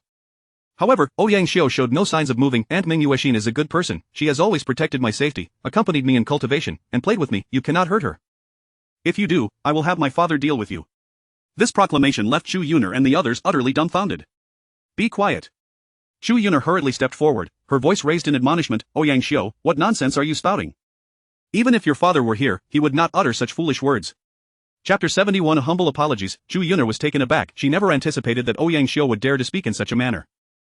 If the Heavenly Dragon Immortal King were to fly into a rage, it was entirely possible he could smite Ouyang with a single stroke. Although Ouyang father was not only a peak immortal king but also an extraordinarily powerful alchemist, it did not excuse Ouyang insolence towards another peak immortal king. No matter how doting a father might be, he could not shield his son from the consequences of such recklessness. Regardless of who it may be, no one is permitted to harm Aunt Xin. Ouyang stood resolutely, arms spread wide in front of Mingyue Xin, adopting an air of defiance as if he believed his father's protection allowed him to act without restraint. Your father is Ouyang, is he not? Qin Tianlong's gaze turned icy, a murderous intent surging forth. Once I have dealt with you, I shall offer my apologies to Ouyang. At that moment, an aura of a peak immortal king enveloped the entire courtyard. The surrounding cultivators trembled in fear, and the many alchemists from the Alchemist Association dared not utter a word, fearing they might become a target for Qin Tianlong's wrath. Heavenly Dragon Immortal King, it is all a misunderstanding. Chu Yun'er hurried forward, fixing her gaze on Mingyue Xin, and spoke coldly. Mingyue Xin, you must promptly apologize to Heavenly Dragon Immortal King and the Frostblade Sword Saint. Otherwise, do not blame me for being ungracious.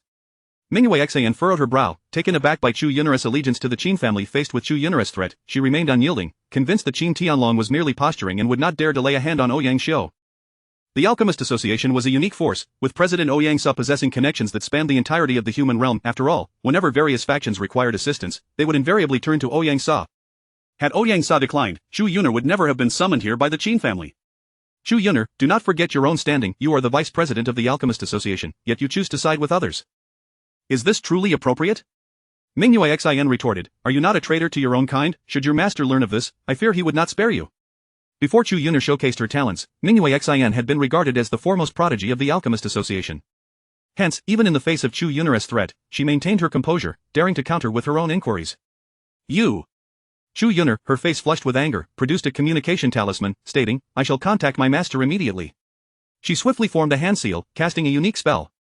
In the next moment, the communication talisman burst forth with blinding light. Far away at the Alchemist Association, Ouyang, who had been instructing his disciples on the art of alchemy, felt his talisman tremble violently at his waist. His expression shifted dramatically as he grasped the talisman, pouring in his divine sense. Instantaneously, within the courtyard of the Qin family, the talisman in Chu Yun'er's hand projected a hazy image, coalescing into a figure. Father! Ouyang felt a surge of excitement upon seeing the figure. In his mind, with his father's backing, this so-called Qin Tianlong would undoubtedly refrain from making a move against him. Ouyang's apparition surveyed the scene in the courtyard, momentarily bewildered. Sure, you are with Yun'er? Have you summoned me because you are in peril? Ouyang frowned, pondering whether his son was in danger, prompting Chu Yun'er to utilize a special communication spell to call forth his divine projection. Father, this Qin Tianlong seeks to kill me. You must hurry to my aid, otherwise, he will unleash a massacre, annihilating both me and Aunt Xin. Ouyang cried out, convinced that if his father arrived in person, Qin Tianlong would be compelled to apologize. Qin Tianlong? Ouyang's pupils narrowed as he finally noticed Qin Tianlong's presence. And he is truly audacious. I have revealed your name, yet he still dares to threaten me without regard. Ouyang continued to embellish the tale, eager for his father to defend him. Heavenly Dragon Immortal King, it has been a long time. Pray tell, what has my son done to provoke such malice from you? Ouyang's expression darkened. He was incredulous that even after revealing his lineage, Qin Tianlong would not offer a modicum of respect. If I wish to kill, I shall do so. If you find it disagreeable, I shall march upon the Alchemist Association tomorrow. Qin Tianlong merely dismissed Ouyang's apparition with a glance, recognizing it as a mere projection devoid of combat prowess. Should he truly decide to act, this divine projection would not be able to impede him. At this declaration, Ouyang's expression darkened. Just as he was about to speak, Chu Yun'er stepped forward in a timely manner. Master! Allow me to recount the events as they transpired. It all began with Mingyue Xin insulting the wife of Heavenly Dragon Immortal King. Chu Yun'er recounted the entire affair in meticulous detail. Ouyang's expression shifted dramatically as he scrutinized Mingyue Xin below. Is this Mingyue Xin seeking her own demise? How dare she insult the wife of Qin Tianlong? Ouyang finally comprehended why Qin Tianlong bore such an air of hostility. Recent events surrounding the Chenyuan sect had spread throughout the central domain, and it was common knowledge that Qin Tianlong would not hesitate to unleash his wrath for the sake of his wife. Father, this Qin Tianlong is insufferably arrogant. You must not let him go unpunished. Silence. Ouyang was eager to stoke the flames further, but Ouyang saw through his intentions. This son of mine is truly a source of distress. Mingyue Xin. Kneel before me. Ouyang's gaze blazed with intensity as he spoke coldly. You are to apologize to the Heavenly Dragon Immortal King at once. Unless he grants you forgiveness, you are not permitted to rise. As for you, Yun'er, restrain Xior. If he truly wishes to court death, you are to eliminate him and offer your apologies to the Heavenly Dragon Immortal King. The gravity of his words left everyone present utterly stunned. It was evident they had not anticipated such a rapid shift in Ouyang's stance. Ah!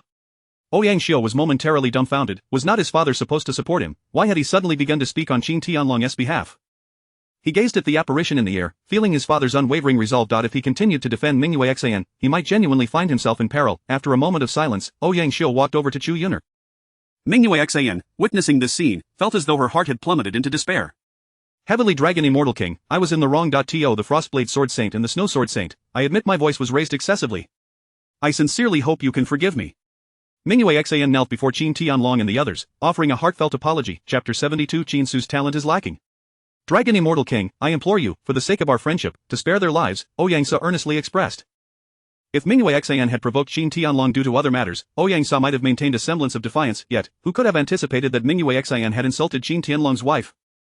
In the vast expanse of the great wilderness spirit domain, who was unaware that Qin Tianlong's greatest vulnerability was Lu Rushuang, to harm Lu Rushuang would undoubtedly incite Qin Tianlong's wrath, causing him to lose all reason and unleash a torrent of violence. Let it be. She once plotted against us and received her due punishment, Lu Rushuang stated calmly at that moment. She was genuinely concerned that Qin Tianlong might take drastic action. After all, Ouyang Sa held a high position. If he were to slay Ouyang Xiu, it would surely bring tremendous upheaval to the entire Qin family. My apologies. Ouyang Xiu finally recognized the gravity of the situation and proactively offered his apologies to Qin Tianlong and the others. Should there be a next time, I shall not hesitate to act. Qin Tianlong's expression remained impassive. His words were not mere idle threats. If there were to be another incident, he would undoubtedly take action to eliminate Mingyue Xian, regardless of the might of the Alchemist Association. After all, it was improbable that an existence at the level of an immortal emperor would emerge from the Alchemist Association. Thank you, Dragon Immortal King. Ouyang Sa let out a sigh of relief and clasped his hands in respect towards Qin Tianlong. Shortly thereafter, the ethereal figures in the sky gradually faded away. Very well, let us all return to our respective endeavors. Lu Rushuang's voice, though not loud, resonated clearly with everyone present. The attending cultivators resumed their training, while Mingyue Xian was left unnoticed, even by the disciples of the Sword Pavilion, who blatantly disregarded her presence. Damn it! Mingyue Xian lowered her head, a flicker of resentment hidden deep within her eyes. She yearned to strike Lu Rushuang from behind with a devastating blow. However, she understood that should she act, her survival would be in grave jeopardy. Even if she managed to severely injure Lu Rushuang, once Qin Tianlong reacted, her fate would be equally dire. Ouyang Xiu, Mingyue Xian, just wait. At this moment, Qin Su secretly noted the names of these two individuals. When he eventually emerged into the world with sufficient strength, he would be sure to teach them a lesson. Ouyang Xiu's talent was indeed remarkable. If the opportunity arose, he could be utilized to fulfill Qin Su's unique mission. Qin Su pondered. His special task of conquering talents had yet to make any progress. This particular mission required him to subdue 10 prodigies, compelling them to become his subordinates in order to complete it. Initially, he had intended to conquer Qin Linger and Qi Jianxun, but now it seemed he had an additional target in Ouyang Xiu. As time passed, tranquility gradually returned to the small courtyard. Numerous sword cultivators had gathered at the martial arts arena to spar and refine their skills. Meanwhile, Lu Rushuang and Lu Ruxue practiced their swordplay in the courtyard, seeking to comprehend the profound truths of the sword path. Ouyang, my junior brother, exhibits quite impressive skill. With a little more effort, he could reach the level of a third-rank alchemist within half a year at most. Senior sister, if I recall correctly, you became a third-rank alchemist at the tender age of 6, did you not? As Ouyang Xiu attempted to lend a hand, the various alchemists present began to praise his techniques profusely. Ouyang Xiu was indeed a once-in-a-millennium talent. Even Chu Yuner could not help but acknowledge that her own aptitude paled in comparison to Ouyang Xiu's. Indeed, I became a third-rank alchemist at 6. As for my master, he achieved that feat at 5. If Xiu manages to accomplish this by 2.5 years old, he would break the record of the Alchemist Association, becoming the youngest third-rank alchemist in history. Chu Yuner generously lavished praise upon him. Though she held a slight grievance regarding Ouyang Xiu's character, she still recognized his alchemical talent as unparalleled in the world. I have heard that the child Lu Rushuang carries is the foremost talent of Confucianism. I wonder how his abilities compare to our Xiu's. Mingyue Xian murmured, glancing around nervously, fearful that her words might reach the ears of the Qin family. The innate talent for Confucianism differs from that of alchemy. However, one thing we can ascertain is that the son of the Sword Saint Rushuang possesses no aptitude for alchemy. Indeed, at least in terms of alchemy, Xiu's talent is unparalleled. The surrounding alchemists whispered among themselves. They acknowledged Qin Su's talents in Confucianism and swordsmanship, yet this did not equate to a belief in his alchemical abilities. If he were to possess talents in alchemy, that would indeed be a fortunate development. Chu Yuner smiled slightly, her curiosity piqued regarding the alchemical talents of the fetus within Lu Rushuang. Alchemical talent often only manifests after birth. After all, during the fetal stage, there are no alchemical furnaces, flames, or materials available. Such limitations naturally prevent any display of alchemical aptitude before birth. In the blink of an eye, 3 days had passed. Haha, I have finally raised the success rate to 100%. Qin Su gazed at the spirit-enhancing pills forming in his dantian, his heart brimming with exhilaration. He had initially believed it would take at least 6 or 7 days to achieve this, yet he had completed it far more swiftly than anticipated. Let me try a few more times. Qin Su remained vigilant, continuing to absorb the essence of the medicinal pills.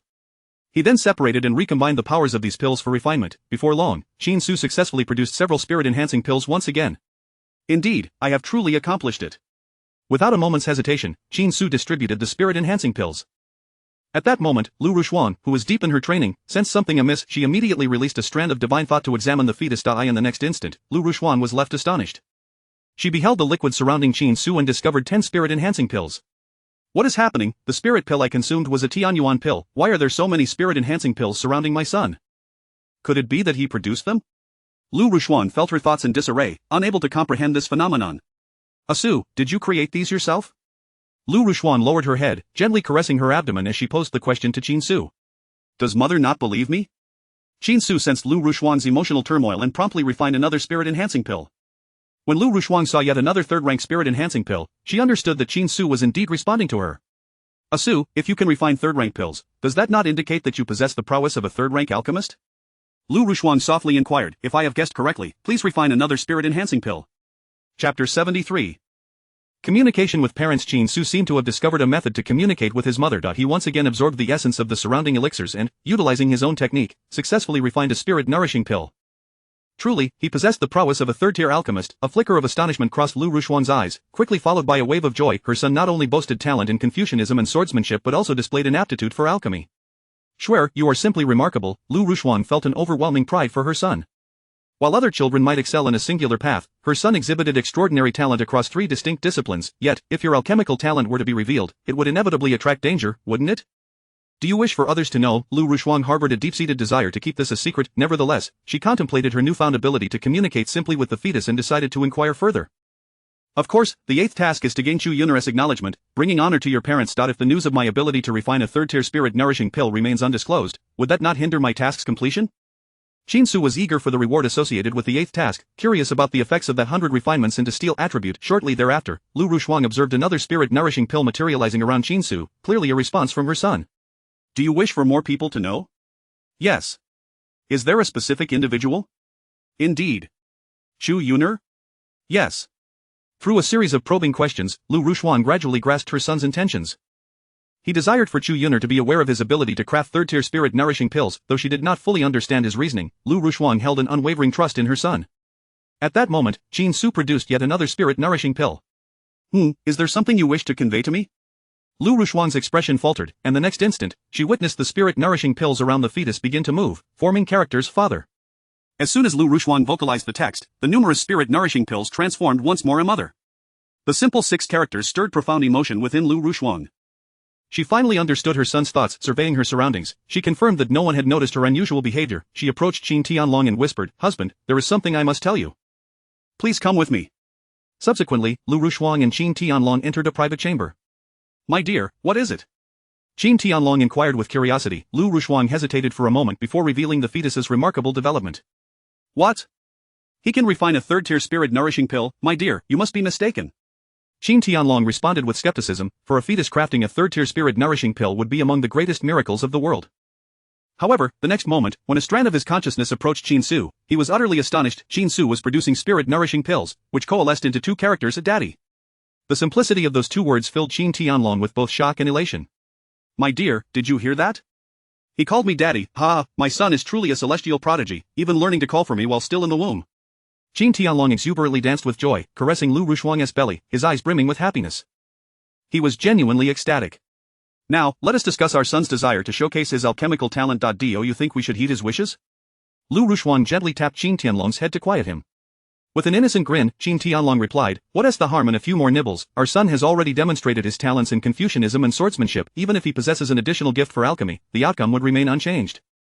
Regardless, the demon clans will not easily relent. As long as we protect him well, once he is born and matures quickly, he will be safe." He believed that with such formidable talents, once he entered the world, it would not take long before he could ensure his own safety. By then, even without their protection, Shuer would be quite secure. Very well, let us proceed. Lu Rushuan nodded in agreement with Qin Tianlong's perspective. The 2 then exited the chamber and approached Chu Yunar. Taoist friend Chu, there is a matter I must discuss with you, Lu Rushuan spoke softly. At that moment, Chu Yun'er had just completed refining a batch of spirit pills and was taken aback upon hearing Lu Rushuang's voice. Could it be that there was an issue with her spirit pills that prompted Lu Rushuang's visit? Is there a problem with the potency of the spirit pills? Chu Yun'er inquired. No, Lu Rushuang hastily waved her hands, then earnestly continued, I have discovered something remarkable. The fetus within me seems capable of refining a third-tier spirit-nourishing pill. Upon hearing this, Chu Yun'er thought she must have misheard. Sword Say Lu, are you jesting? Chu Yun'er's voice inadvertently rose, drawing the attention of surrounding cultivators. I am not deceiving you. Honestly, I find it hard to believe myself, but seeing is believing. I have truly witnessed him refining a third-tier spirit-nourishing pill. Lu Rushuang's face radiated sincerity, yet Chu Yun'er remained skeptical. Ha ha ha. I believe I just heard a joke. Did you just say that the fetus in your womb can refine a third-tier spirit-nourishing pill? At that moment, Ouyang Xiu, who had been nearby, could not contain his laughter and exclaimed, what kind of world allows a fetus to refine spirit pills? His loud voice captured the attention of everyone present in the courtyard. Old auntie? Lu Rushuang's eyes narrowed, finding Ouyang Xiu's comments excessively rude. However, she suppressed her murderous intent at the thought of the moment he would face his comeuppance. As a peak saint and sword cultivator, she could not simply eliminate a child of 2 or 3 years. Husband, there's no need to intervene. Upon noticing Qin Tianlong stepping forward, Lu Rushuang quickly sent him a mental message. When our son's talent is revealed, Ouyang Xiu's resolve will undoubtedly be shaken. Chapter 74. The first younger brother, Qin Tianlong, halted his footsteps. At this moment, Ouyang Xiu was blissfully unaware that he had danced perilously close to the brink of death, just a hair's breadth away, and he could have lost his life. Could the fetus within Lu Rushuang's womb truly concoct a third-grade spiritual pill? The circle of alchemists around them stifled their laughter, pondering whether Lu Rushuang had succumbed to madness. It was conceivable that a fetus might exhibit innate talents in Confucianism and swordsmanship, perhaps born with an intrinsic affinity for these paths, gleaning insights from their parents or the Confucian sages. However, alchemy was an entirely different matter. Without ample experience in the craft, it was utterly impossible to ascend to the rank of a third-grade alchemist. The murmurs among the alchemists grew louder, their gazes towards Lu Rushuang tinged with skepticism, as if they believed her sanity had slipped. Ouyang Xiu, dear child, she remarked, I recall it was said you are the foremost talent within the Alchemist Association. At merely 2.5 years of age, you have already achieved the status of a second-grade alchemist. Given your remarkable talent, why do you doubt that my son could attain third-grade status even in the fetal stage? Lu Rushuang squinted her eyes, harboring considerable dissatisfaction towards Ouyang Xiu. She sought to fracture his resolve profoundly. Ha ha ha, are you jesting, dear aunt? Ouyang Xiu replied with youthful bravado, his age belied by a precocious understanding of the world. You yourself have declared me the Alchemist Association's greatest genius. Even Sister Chu Yun'er pales in comparison. If your son could indeed craft a third-grade spiritual pill while still in the womb, would that not imply his talents surpass even my own? Let alone in utero, if he were to achieve such a feat at merely 1 year old, it would be unprecedented. In this world, there exists no one with greater alchemical talent than I. His words resonated with many who stood by. Although Qin Su had previously demonstrated talents in Confucianism and swordsmanship, alchemy stood apart as a discipline with distinct challenges. Moreover, Ouyang Xiu's prowess was palpable. The current president of the Alchemist Association, the mightiest alchemist, was none other than Ouyang Xiu's father, who, in his youth, had not exhibited talents rivaling those of Ouyang Xiu.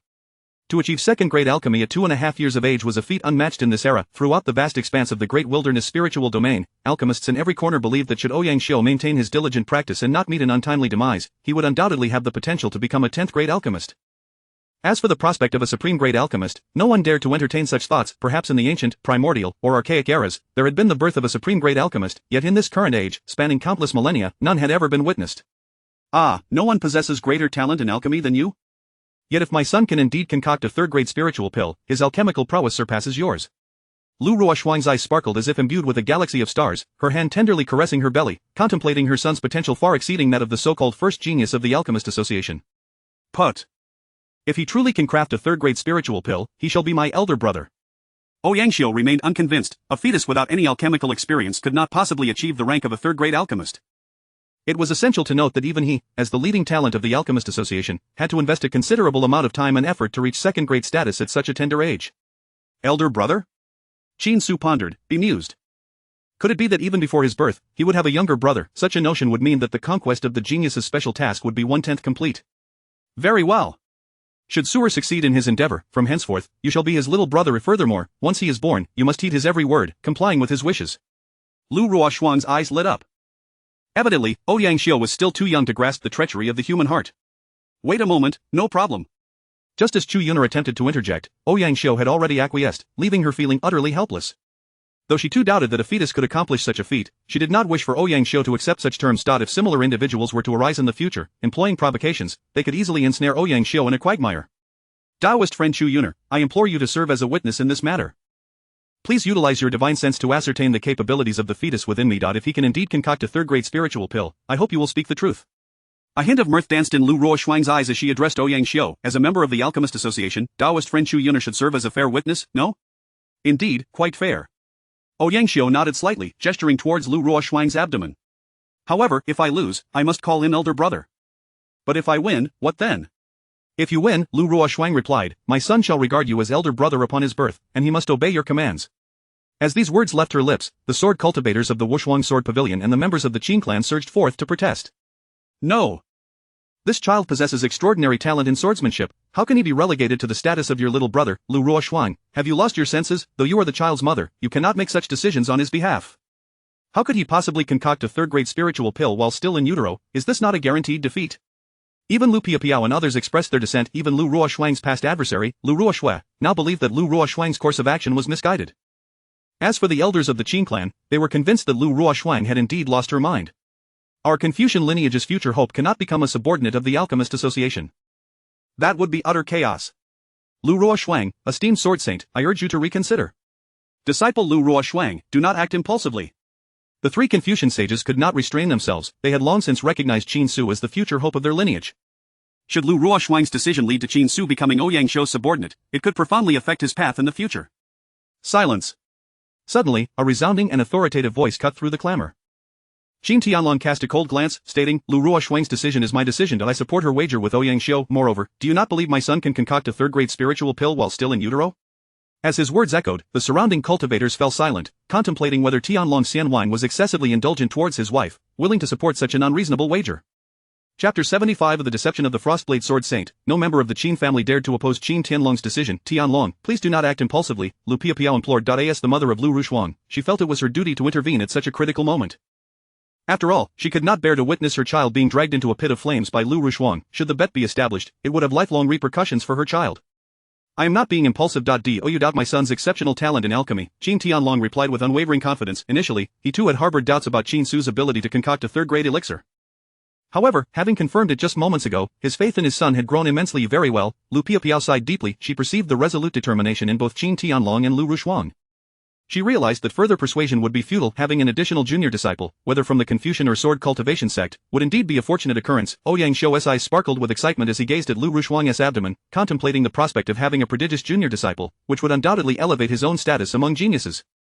He did not deny Qin Su's talents in both Confucianism and swordsmanship. In fact, when he first witnessed Qin Su's abilities, he envisioned a future confrontation with Qin Tianlong at their peak, ultimately defeating Qin Su and establishing himself as the unrivaled genius. Now, it seems such a confrontation was unnecessary. Let us commence, Chu Yuner said. A friend, please extend your spiritual sense to observe the child within me. Shortly, he will concoct a third-grade elixir. Lu Ruoxuang narrowed her eyes, surprised at Ouyang Xiao's lack of composure. A mere provocation had ensnared him so easily. Very well, Chu Yuner nodded, then placed her right hand gently upon Lu Ruoxuang's abdomen. Waves of spiritual energy emanated from her, reaching the location of the fetus. At this moment, Ouyang Xiao and the group of alchemists felt remarkably relaxed, as none of them believed that Qin Su could produce a third-grade elixir. The crafting of such an elixir was notoriously arduous. Finally, it has arrived. Qin Su sensed Chu Yuner's spiritual presence and recognized that his opportunity had come. As long as he succeeded in concocting a third-grade elixir, he would undoubtedly complete the 8th task. The 8th task was to gain Chu Yuner's approval. Come forth, Qin Su channeled his energy, absorbing the surrounding medicinal essence. He then employed his imperial-grade alchemical technique to separate the strands of medicinal power. Reorganize and combine, this was the unique method he utilized in alchemy. Minute traces of medicinal energy coalesced, and Qin Su used himself as a cauldron to forge these energies into a single elixir. Before long, a third-grade nurturing elixir floated into being. Is it successful? Chu Yuner's pupils constricted in disbelief. At this moment, Qin Su did not cease, he continued to produce elixir after elixir. Only after crafting 10 nurturing elixirs did he finally come to a halt. Well, what do you think? Lu Ruoxuang observed Chu Yuner's expression and inferred her astonishment. Any alchemist witnessing a fetus concocting a third-grade elixir would likely question their own existence. At this instant, Chu Yuner became the center of attention, with all eyes fixed upon her. After a moment of silence, Chu Yuner spoke. Just now, a third-grade nurturing elixir indeed flew from within him. Upon her declaration, the crowd erupted in fervor. A third-grade nurturing elixir? Could this child truly possess the ability to concoct elixirs? Surely, this could not be a jest. Even Ouyang Xiao and the other alchemists regarded Chu Yuner with incredulous expressions, doubting her perception. It appeared Ouyang Xiao had lost. Lu Ruoxuang smiled faintly, lowering her gaze to caress her abdomen, murmuring, Sir, your mother has already found you a junior alchemist. In the future, should you require elixirs, you need only summon him to assist you. At that moment, Chu Yuner, with utmost seriousness, interjected, Wait, Sword Saint Ruoxuang, we still do not have any proof that the child within you is capable of concocting a third-grade elixir.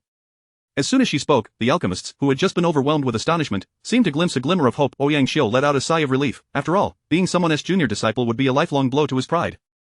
Ishem, how peculiar, why have I not completed my task? Qin Su detected something amiss. If Chu Yuner acknowledged him, he would surely have accomplished the 8th task. However, the absence of any notification from the system indicated that the task remained unfulfilled, implying that Chu Yuner did not recognize his alchemical prowess.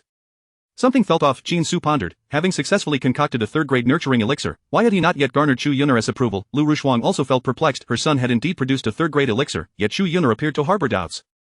Seeing was believing, yet Chu Yuner had not only heard but also witnessed the event. Why was she skeptical? Chu Yuner, I request an explanation. Lu Rushuang endeavored to suppress her rising agitation, maintaining a calm demeanor as she inquired. Please, Sword Saint Rushuang, do not take offense, Chu Yuner replied with a gentle smile. I just utilized my spiritual sense to observe. Although a third-grade nurturing elixir did indeed emerge from the fetus, I was unable to perceive the process of its creation.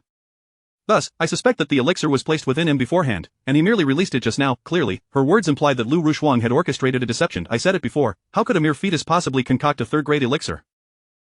It appears that someone deliberately fabricated this situation. It seems unnecessary. This child already possesses talents in both Confucianism and swordsmanship. Sword Saint Rushuang's insistence on showcasing his alchemical abilities has ultimately led to this exposure. The alchemists buzzed with speculation, particularly Ouyang Xiu, who wore a mocking smile. In his view, he was destined to become the elder brother of Lu Rushuang's son. Are you doubting me?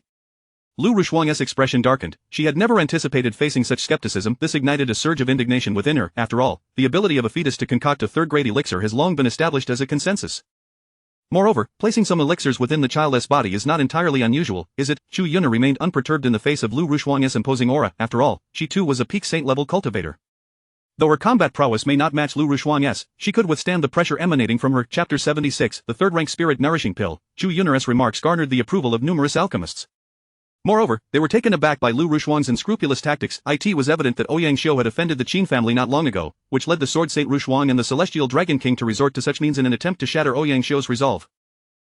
Now, their underhanded scheme has backfired. The alchemists exchanged knowing smirks among themselves. In their eyes, Ouyang Xiu's resolve would remain unscathed. Rather, should the fetus be born, it might find itself with a crack in its resolve upon learning of this incident, potentially stalling its cultivation indefinitely. Silence. Lu Rushuang's gaze was icy, and a terrifying aura enveloped the surroundings. Instantly, all the cultivators in the courtyard fell silent. However, the alchemists from the Alchemist Association wore expressions of defiance. Sword Saint Rushuang, even if you resort to deception, why must you stoop so low? Chu Yuner declared earnestly. At this moment, she had concluded that Lu Rushuang was indeed fabricating the truth, otherwise, such a flustered reaction would be inconceivable. Chu Yuner, since you allege that I am deceiving, then propose a method to substantiate that it is my son who concocted the third-rank spirit pill. Lu Rushuang coldly glanced at her, stating, if proven, all of you must apologize to my son. Upon hearing this, Chu Yuner was momentarily taken aback, then she understood. Lu Rushuang was confident because she believed that Chu Yuner could not validate her claims. It is quite simple. First, I must know the process by which he concocts the elixir. Second, I will name a specific third-rank spirit pill and provide a detailed formula, and thereafter he must produce it for me. Chu Yuner raised her chin slightly, fixating her gaze on Lu Rushuang's abdomen, utterly unconvinced that the fetus could accomplish such a feat. Wait a moment. Lu Rushuang lowered her head, caressing her belly, softly inquiring, Sir, you should be able to hear her voice, correct? If so, please respond to your mother. Upon hearing this, Qin Su immediately manipulated the surrounding third-rank spirit pills to inscribe characters, using his body as a furnace to refine the spirit pill. While the success rate for other spirit pills could not be guaranteed, it was worth a try. These two simple sentences consumed considerable time. Lu Rushuang comprehended Qin Su's intent, then turned her gaze back to Chu Yuner, coldly asserting, my son has stated that he is using his body as a furnace to refine the spirit pill. You may utilize your spiritual sense to inspect his dantian, and you will witness the entire process of refining the spirit pill. As for refining other spirit pills, the success rate is uncertain, yet if given ample time, he will undoubtedly succeed. Upon hearing this, Chu Yuner was momentarily stunned. Using his body as a furnace? She did not doubt the method, but rather believed it implausible for a fetus to master such alchemical techniques. Very well. Since we began with the spirit nourishing pill, I shall lower the bar. He need only refine the spirit nourishing pill. Chu Yuner narrowed her eyes slightly. Both the spirit nourishing pill and the spirit nourishing pill were third-rank elixirs, and the difficulty of their refinement was nearly equivalent. If the fetus could produce the spirit nourishing pill, with a few more attempts, it could certainly manage to concoct the spirit nourishing pill. By the way, ask him if he requires me to provide any materials. Chu Yuner continued her inquiry. I need her to refine the celestial god pill, and then, mother, you shall consume the celestial god pill. Lu Rushuang conveyed Qin Su's intent. Chu Yuner wore a peculiar expression, pondering why the fetus required her to concoct the celestial god pill to produce the spirit nourishing pill. Although she was bewildered, she nonetheless requested some materials from Qin Tianlong and proceeded to the alchemical furnace to begin refining the celestial god pill. The celestial god pill was an 8th rank elixir, beneficial to both the primordial spirit and the soul. Chu Yun'er frequently refined this particular elixir, thus her speed was remarkably swift. In merely an hour, a batch of celestial god pills was successfully concocted, yielding 16 to 17 finished products. Even the alchemists accompanying Chu Yun'er were left in awe at this spectacle, exclaiming, "Truly the prestige of the Alchemist Association." Let us commence. Chu Yun'er approached Lu Rushuang, watching as she consumed the celestial god pills. Meanwhile, she unleashed her spiritual sense, delving into the location of the fetus. Cautiously, she directed her spiritual sense into the fetus's dantian, refraining from probing other areas, as the fetus was inherently fragile. Even the faintest force of spiritual sense could inflict harm upon it. In the next moment, Chu Yun'er was utterly astounded. She witnessed Qin Su continuously absorbing the medicinal energy from the celestial god pills. Subsequently, he separated this energy, crafting strands of purer and more unique medicinal power. Part of this medicinal energy dissipated, while another portion coalesced. Boom, a fierce flame ignited within Qin Su's dantian. The flame scorched the embryonic form of the elixir, gradually refining it into a spirit pill, yet, moments later, the refinement failed. Undeterred, Qin Su persisted in his attempts, fully aware that initial failures were commonplace when concocting various spirit pills. Indeed, after enduring over 10 consecutive attempts, a spirit-nourishing pill finally materialized within his dantian. Having witnessed the entire process, Chu Yun'er found herself in a state of profound turmoil. Once more, Qin Su did not cease, continuously producing spirit-nourishing pills. His success rate steadily escalated, further astonishing Chu Yun'er. After a considerable duration, she withdrew her spiritual sense, feeling utterly drained, and sat down upon a stone bench. "Sister, are you all right? Did you discover that Sword Saint Rushuang was deceiving us?" Ouyang Xiu approached, intrigued by Chu Yun'er's dazed expression. Upon hearing his words, Chu Yun'er regained her composure, rising to face her fellow disciples and apprentices. Taking a deep breath, she forced a wry smile, stating, "Sword Saint Rushuang did not deceive us. This fetus truly possesses the capability to refine third-rank spirit pills. His true prowess likely resides at the pinnacle of a third-rank alchemist, merely a step away from ascending to the fourth-rank alchemist level." With that, Chu Yun'er turned to Lu Rushuang, deeply bowing in respect. "Sword Saint Rushuang, I owe you an apology. It is my fault for being so naive. I never anticipated such miracles could exist in this world. A mere fetus, capable of comprehending the art of using its body as a furnace for alchemical creation, is truly unprecedented." As her words echoed throughout the courtyard, the cultivators present were utterly stunned, rendered speechless. "Impossible." Ouyang Xiu's eyes widened, disbelief etched across his face. Chapter 77 Isuer, a remarkable alchemy prodigy. "Sister Chu, you must be jesting." A forced smile graced Ouyang Xiu's face. He found it hard to believe that an unborn child could truly concoct a third-grade spirit pill. "I am not joking. He genuinely possesses the ability to refine a third-grade spirit pill," Chu Yun'er replied. Her countenance darkened. She understood the immense blow this revelation would deliver to Ouyang Xiu, who had always considered himself the foremost alchemy genius in the great wilderness spiritual domain. Who would have imagined that within a family devoid of any alchemical lineage, a true prodigy would emerge? Moreover, this prodigious talent was merely a fetus, endowed with a gift surpassing his own. "I must see for myself." Ouyang Xiu hastened forward, releasing his spiritual sense to investigate. Upon witnessing a multitude of third-grade spirit pills suspended in the liquid surrounding Qin Su, he felt as if struck by lightning. His disbelief intensified, especially upon glimpsing a nourishing spirit pill. At that moment, Ouyang Xiu's heart crumbled, realizing he was no longer the most gifted alchemist. "I have lost, I truly have lost."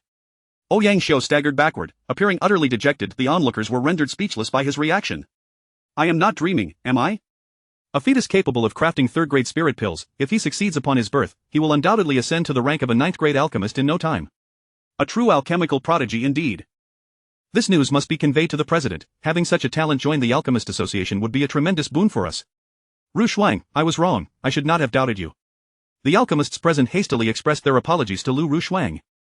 Until now, they had assumed she was fabricating tales. However, after witnessing the evidence presented by Chu Yun'er and Ouyang Xiu, they finally grasped that Lu Rushuang's unborn child had achieved an unparalleled miracle. They believed that even a millennium hence, such a talent would remain unmatched. "Schwer, is this merely an illusion?" "Mother, my sister's son truly has accomplished this." Lu Paopao and Lu Rushui exchanged glances, pondering the nature of the genius Lu Rushuang had conceived. This prodigy already exhibited astonishing gifts in both Confucian and sword arts, and now, in the realm of alchemy, he demonstrated an extraordinary aptitude beyond the reach of ordinary individuals. This is dire, indeed. Another talent in alchemy. Qi Jianshan and Yun Shu-Saint exchanged worried glances, both aware of the implications. Now that Qin Su had unveiled his alchemical prowess, given the Alchemist Association's historical approach, they would undoubtedly seize this golden opportunity. There must be something amiss. There is certainly an anomaly. In the courtyard, the only skeptic remaining was Mingyu Xian. Gritting her teeth, she exclaimed, "I refuse to believe that Lu Rushuang's fetus can concoct a third-grade spirit pill." Her declaration instantly drew the attention of those present, making her the center of focus. "Are you questioning me?" Before Lu Rushuang could respond, Chu Yun'er shot her a cold glare and said, "I have no reason to deceive Ouyang Xiu. Moreover, he has already witnessed it. You may inquire with him regarding its authenticity." Mingyu Xan's gaze shifted toward Ouyang Xiao, whose face had turned pale. He nodded and replied, Xin, there is no need for doubt. He truly can refine a third-grade spirit pill. Upon hearing this, Mingyu Xan fell silent, realizing that all was lost. Had she known the consequences, she and Ouyang Xiao would never have come to the Qin family. If they had stayed away, none of this turmoil would have transpired, but now, regrets held no value. Ouyang Xiao, remember this, from this moment forth, you are my son's little brother, whatever my son commands you to do, you must obey. Lu Rushuang's eyes held no trace of compassion, as she felt the need to teach Ouyang Xiao a lesson, reminding him that there are greater talents beyond his own. I understand.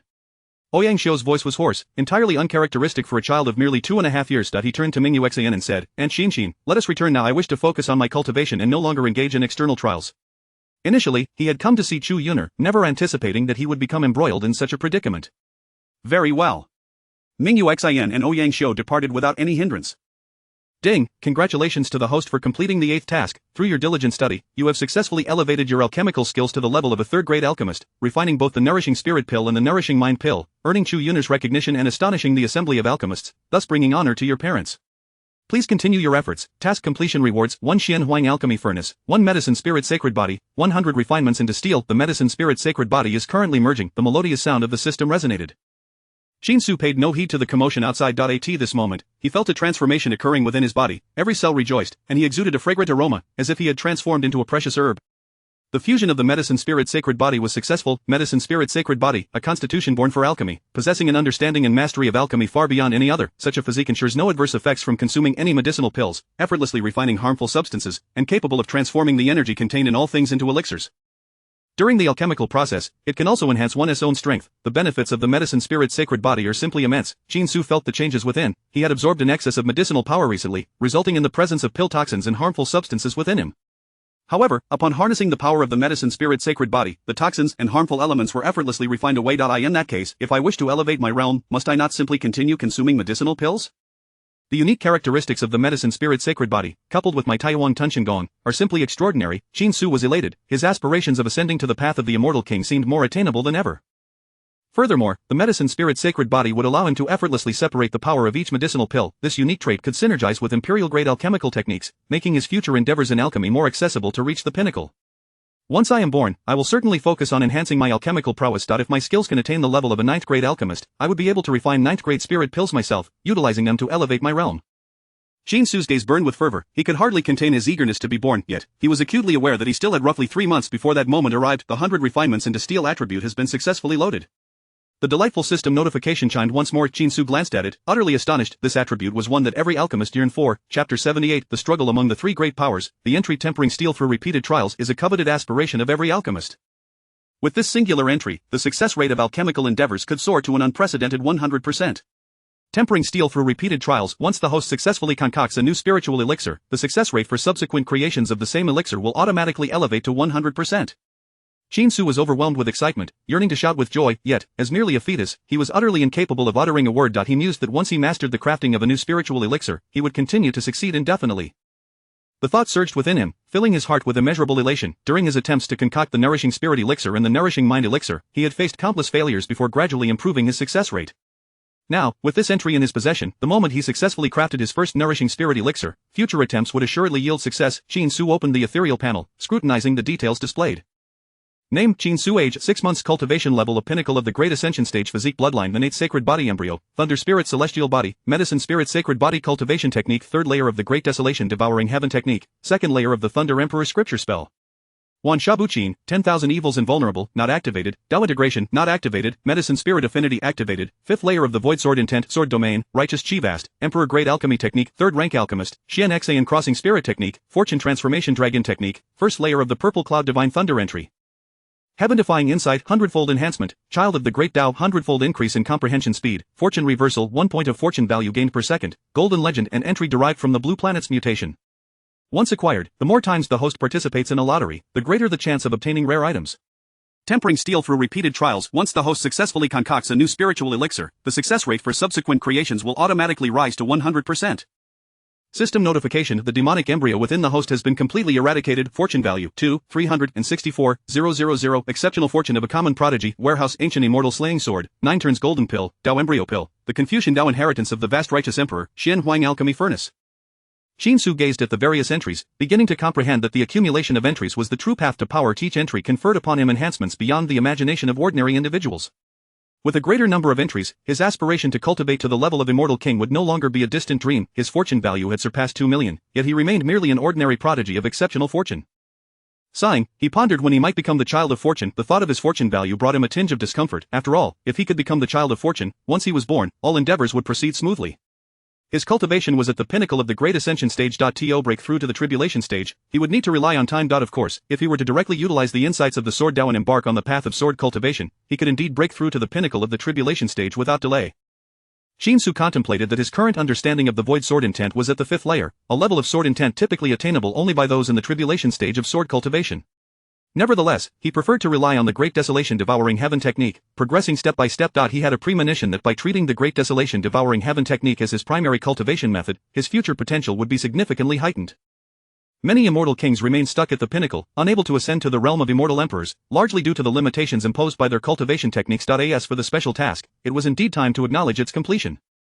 Shinsu glanced at the task panel. The special task Conquer the Prodigy had manifested the name Ouyang Xiao, an alchemist endowed with the talents of an emperor, one of the host's subordinates. A simple introduction that made Shinsu's eyes light up. Indeed, Ouyang Xiao's emperor-like talent could not rival his own hundredfold enhancement in comprehension. Next, he resolved to diligently cultivate the Thunder Emperor's scripture, ensuring that it too ascended to greater heights. Shinsu gradually calmed himself, carefully considering his next steps to elevate both the Thunder Emperor scripture and the Great Desolation Devouring Heaven technique. By enhancing both techniques, his future breakthroughs to the tribulation stage would become significantly easier. As he pondered the likes of Frosty Sword Saint and Heavenly Dragon Immortal King, he wondered if the Alchemist Association might have the opportunity to recruit Ouyang Xiao as a disciple. Meanwhile, outside, Chu Yuner was engaged in conversation with Lu Ruoxuang. In her view, a talent like Shinsu, with such extraordinary alchemical abilities, must not fall into the hands of rival factions. Daoist friend Chu Yuner, one must adhere to the principle of first come, first served. Our Confucian sacred land was the first to recognize the child's talents. By writes, he ought to join our Confucian sacred land. Qi Jianshun, startled by Chu Yuner's eagerness to claim the child, hurriedly interjected with reasoning to dissuade her from further recruitment attempts. This child's talent is far too remarkable. Qi Jianshun was determined not to allow the child to join any rival factions. First come, first served? What of our Wushuang Sword Pavilion then? Lu Pao Pao, refusing to be outdone, stepped between Qi Jianshun and Chu Yuner, casually asserting, I am the child's grandmother, he will undoubtedly join Wushuang Sword Pavilion in the future. Before long, the three were embroiled in a heated debate, each unwilling to concede.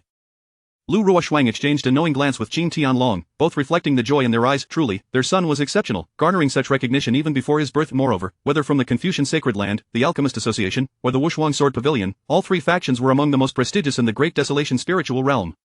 You need not argue further. Once the child is born, let him choose for himself. No matter how much you bicker now, it will bear no fruit. Tianlong and I will not interfere with the child's decisions. Lu Ruoxuang's voice, though soft, resonated clearly among those present. Chu Yuner and the others fell silent, understanding Lu Ruoxuang's intent. They were to wait until the child was born, at which point they would present their respective conditions for his choice. I shall take a moment to rest. Chu Yuner, rarely seeking respite, stepped outside to a secluded corner. There, she retrieved a communication talisman and conveyed the recent events to her master, Ouyang Sa. That very moment, within the splendid palace of the Alchemist Association, Ouyang Sa was engrossed in studying an alchemical tome. Suddenly, the talisman at his waist glowed brightly. Upon picking it up and immersing his consciousness, his expression changed dramatically. My son has become someone else's subordinate, his Tao heart has been affected? What, a fetus is a third-rank alchemist? Each revelation left Ouyang Sa momentarily stunned. Chapter 79 Shared Insights. Ouyang Sa was rendered speechless upon hearing the last statement. If it were a young child, he could perhaps accept it with some reluctance. Surely you must be mistaken. How could a fetus possibly acquire the knowledge of alchemy, let alone possess experience in refining elixirs? Ouyang Sa furrowed his brow, thinking that Chu Yuner must have erred. He could hardly believe that anyone could achieve such feats at the fetal stage. After all, the enhancement of alchemical prowess necessitates repeated experiences in refining to advanced. I have verified this multiple times. He serves as a furnace himself, and yet he can separate the powers of the elixir, recombining the separated forces to forge a new kind of spiritual elixir, Chu Yuner explained earnestly. Upon hearing this, Ouyang Sa was momentarily stunned, for he understood that the method described by Chu Yuner was indeed something a fetus could accomplish. You wait for me at the Qin residence. I wish to ascertain personally whether he truly possesses the innate talent of a third-tier alchemist. Ouyang Sa did not hesitate. Although he trusted Chu Yuner's judgment, he felt compelled to verify it for himself. After all, the matter was of great significance. If this fetus truly bore such talent, Ouyang Sa mused that he would exhaust the entire resources of the Alchemist Association to secure the child. To be able to refine a third-tier spiritual elixir at the fetal stage, it was conceivable that within a century, he could ascend to the ranks of a ninth-tier alchemist, or even a 10th tier. Are you truly coming in person? Chu Yuner hesitated for a moment before asking, isn't it worth your concern that Ouyang Xiu's heart of the Tao is faltering? Although she didn't harbor much fondness for Ouyang Xiu, he was, after all, the son of her master. Thus, she believed Ouyang Sa should extend his care and guidance that if he cannot overcome such a minor setback, his future achievements will be limited. Had your heart of the Tao never encountered difficulties before? Only by surmounting one hurdle after another, continuously shattering various challenges, can one hope to ascend the heights of greatness. Ouyang Sa's expression remained impassive, yet a trace of worry flickered in the depths of his eyes, revealing that he was not as indifferent as he professed to be. Master, please take a moment to check on him when you come, Chu Yuner urged, for Ouyang Xiu was still very young. She feared that this blow to his heart of the Tao might leave him in a state of perpetual despondency. I understand. Ouyang Sa nodded slightly and severed the connection with the communication talisman. His expression was complex. After all, he was his son, the foremost talent of the Alchemist Association. Should Lu Ruoxuang's child refuse to join the association upon birth, at the very least, his own son would be capable of sustaining its glory. For a power to thrive over time, it must continuously cultivate an influx of talents. After completing his mission, Qin Su dedicated himself to diligent training. Chu Yuner continued to refine a multitude of spiritual elixirs daily. Upon consuming the elixirs, torrents of potent alchemical energy surged into Qin Su's body. Unfortunately, Qin Su encountered a bottleneck. His cultivation remained at the pinnacle of the great ascension stage. Even with the absorption of vast amounts of energy, a breakthrough was not imminent. All paths converge at a single point. While Qin Su comprehended the Taiwan swallowing heaven technique and practiced the Thunder Emperor scripture, in merely 3 days, he elevated the Thunder Emperor scripture to the 3rd tier. Now, should I engage in combat and release the purple sky divine thunder, a single bolt would suffice to vanquish a practitioner at the great ascension pinnacle. Qin Su felt an exhilarating surge of power coursing through him, as if every cell in his body was rejoicing. The Taishu sword intent was at the 5th tier. To attain the 6th tier would similarly require extensive time. Perhaps I shall enhance my imperial grade alchemy skills instead, aiming to reach the 5th tier and halt there. Another week passed. Utilizing the 100 refinements into steel feature, Qin Su effortlessly ascended to the rank of a 5th tier alchemist. He had initially assumed that the 100 refinements into steel feature merely elevated the success rate to 100%. However, he was taken aback when, after successfully refining a 4th tier spiritual elixir for the first time, a wealth of detailed insights flooded his mind during the second attempt, as though someone were guiding him hand in hand through the process of refining elixirs. Consequently, it took him merely 2 days to concoct a 4th tier spiritual elixir, yet only an hour to reach the pinnacle of the 4th tier. Thus, Qin Su now found himself capable of effortlessly refining 5th tier spiritual elixirs. A 5th tier alchemist is considered a top tier practitioner in many places, is it not? Qin Su pondered. Though he acknowledged he could not compare to Chu Yuner, he nonetheless glimpsed hope. Given half a year, he believed it would be a simple matter to surpass Chu Yuner. By the way, if I employ the Xuanxin transference technique to share my insights with my mother, might she also be able to refine 5th tier spiritual elixirs? After contemplating for a moment, Qin Su began to activate the Xuanxin transference technique, transmitting his understanding of alchemy into the sea of consciousness of his mother, the Sword Saint. At that moment, Lu Ruoxuang was immersed in her sword training. Suddenly, she sensed something amiss. A series of alchemical insights appeared within her mind as if conjured from thin air. Suor, is this your insight into alchemy? Indeed, Qin Su replied, forming characters from the elixirs within the liquid to respond to his mother's inquiry. Lu Ruoxuang's expression shifted slightly, recalling the insights she had recently gained in swordsmanship alongside this newfound understanding of alchemy. This suggested that all of Suor's insights could indeed be shared with her. If this were true, it would be astonishing. However, I possess no extraordinary talent in alchemy. Even with your insights, I cannot instantly become a 3rd tier alchemist. Wait, has the alchemy you comprehend reached the level of a 5th tier alchemist? Lu Ruoxuang examined the insights within her sea of consciousness, and the various understandings melded with her memories, making it seem as though she had learned the art of alchemy herself. This revelation stirred tumultuous waves within her heart. Mother, you should attempt refining elixirs. Our compatibility is the highest, thus you can absorb all of my insights. The Xuanxin transference technique allows one to share their insights with others. However, Qin Su understood that the efficacy depended on the degree of compatibility between the individuals. As Lu Ruoxuang's son, born from her, their compatibility was exceedingly high, enabling her to effortlessly absorb his insights. Were it anyone else, even Qin Tianlong, such a degree of compatibility would be unattainable. Very well. Lu Ruoxuang did not hesitate. She approached Chu Yuner and softly said, Taoist friend Chu Yuner, I wish to attempt refining spiritual elixirs. Might you assist me in finding a suitable alchemical furnace? Chapter 80. The limitations of the fetus. The cultivators present were all taken aback. They were well aware that Lu Ruoxuang was a sword saint, yet they had never heard of her achieving any notable progress in the art of alchemy. Nonetheless, Chu Yuner, albeit puzzled, produced a humble alchemical furnace and placed it before Lu Ruoxuang. Thank you, Lu Ruoxuang said, slightly lifting her chin in gratitude, before carrying the furnace to a nearby clearing. Among the insights granted to her by Qin Su was a formula for a 5th grade spirit pill, known as the Xianling pill. The Xianling pill is a type of elixir imbued with exceptionally pure spiritual energy, akin to the Tianyuan pill and the Yangling pill, and it is also the least difficult to concoct among 5th grade spirit pills. Let us begin, Lu Ruoxuang instructed, summoning various alchemical materials, then forming a series of hand seals that descended onto the furnace.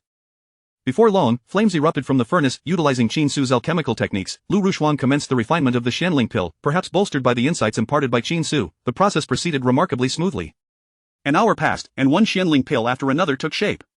Success! Lu Rushuang exclaimed as she retrieved the Xianling pills from the furnace. Gazing at the flawless patterns adorning them, she too felt a profound sense of astonishment within her heart. The surrounding cultivators were equally taken aback, clearly not anticipating that Lu Rushuang possessed any level of skill in alchemy. My dear, Qin Tianlong's pupils constricted. After years of companionship with Lu Rushuang, he had never known her to possess any knowledge of alchemical arts, and he distinctly recalled her lacking any aptitude in this field. Why was she suddenly able to concoct pills? Chu Yuner, my friend, the furnace is yours, Lu Rushuang remarked, sensing the peculiar gazes of those around her. Without offering further explanation, she returned the furnace to Chu Yuner and led Qin Tianlong into a private chamber. Subsequently, she activated a shielding formation to prevent outsiders from probing into their conversation with their divine consciousness. What on earth is happening? How could you concoct a fifth-grade spirit pill? Qin Tianlong could not contain his curiosity.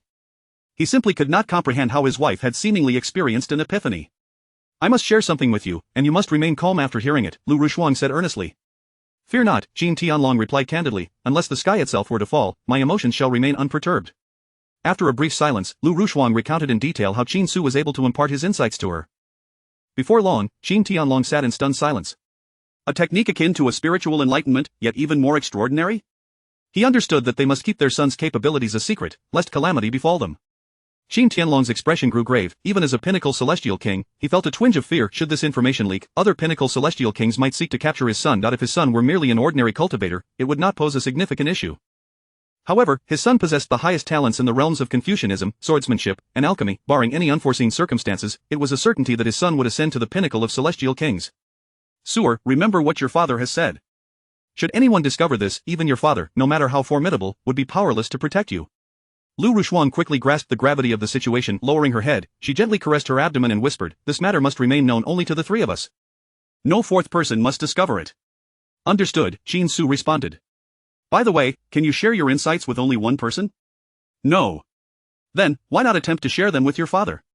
In an instant, Qin Su attempted to use the Xuanqing dueling technique on Qin Tianlong, but it failed. The limitations of his fetal form rendered him unable to establish a connection until after his birth. Qin Su felt a wave of disappointment. How much better it would have been had he been born earlier. It failed, Lu Rushuang explained. Suor stated that his fetal state prevents him from connecting with you. However, once he is born, he will be able to share his insights with you. Hearing this, Qin Tianlong nodded slightly, not particularly surprised. The fact that his son could perceive various talents even in the fetal stage was already commendable. By the way, I intend to seek out a master craftsman to forge some suitable Celestial King artifacts for our son. We've been engaged in battles near North City for years and have accumulated quite a few materials that we have yet to utilize. Qin Tianlong, realizing he could now communicate with his son, spoke candidly. Ask him what kind of artifacts he desires. Artifacts? Qin Su paused for a moment, recalling that he possessed two artifacts in his storage. The Taiga Xian sword and the Xianuang alchemical furnace, both were Dao artifacts, so if he were to cultivate both swordsmanship and alchemy, he would not require artifacts from those two paths. Are there any devouring-type artifacts? Qin Su manipulated the surrounding spirit pills, slowly piecing together a coherent sentence.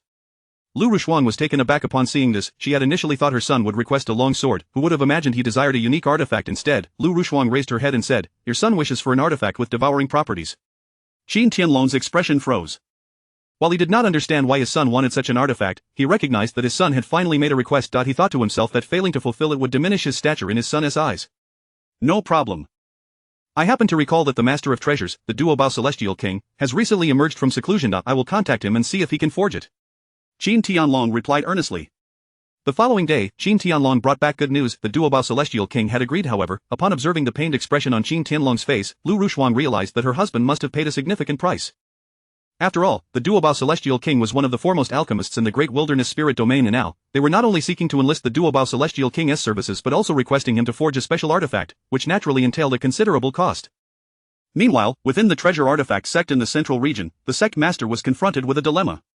Are you planning to go to the Qin family? Their situation is rather precarious at present. Both the demon and monster clans have dispatched numerous powerful individuals and may soon strike against the Qin family. Within a grand palace, numerous elders of the treasure artifact sect opposed the Duobao Celestial King visiting the Qin family. They viewed the Qin family as a vast whirlpool. Once entangled, it could very well cost them their lives. Chapter 81 of the Reward of the Mysterious Fire. The Heavenly Dragon Immortal King is willing to offer celestial iron from beyond the heavens, along with 3 sacred artifacts and a century's worth of profit from a silver mine. Do you think I should decline? The Treasure Master Immortal King sat in the main seat, a formidable aura emanating from him, instilling a sense of dread. At that moment, the disciples and elders below gasped in astonishment. They had not anticipated that Qin Tianlong would be willing to offer such a steep price. In truth, Qin Tianlong had long considered the matters concerning the demon and monster clans, which compelled him to make such a generous offer.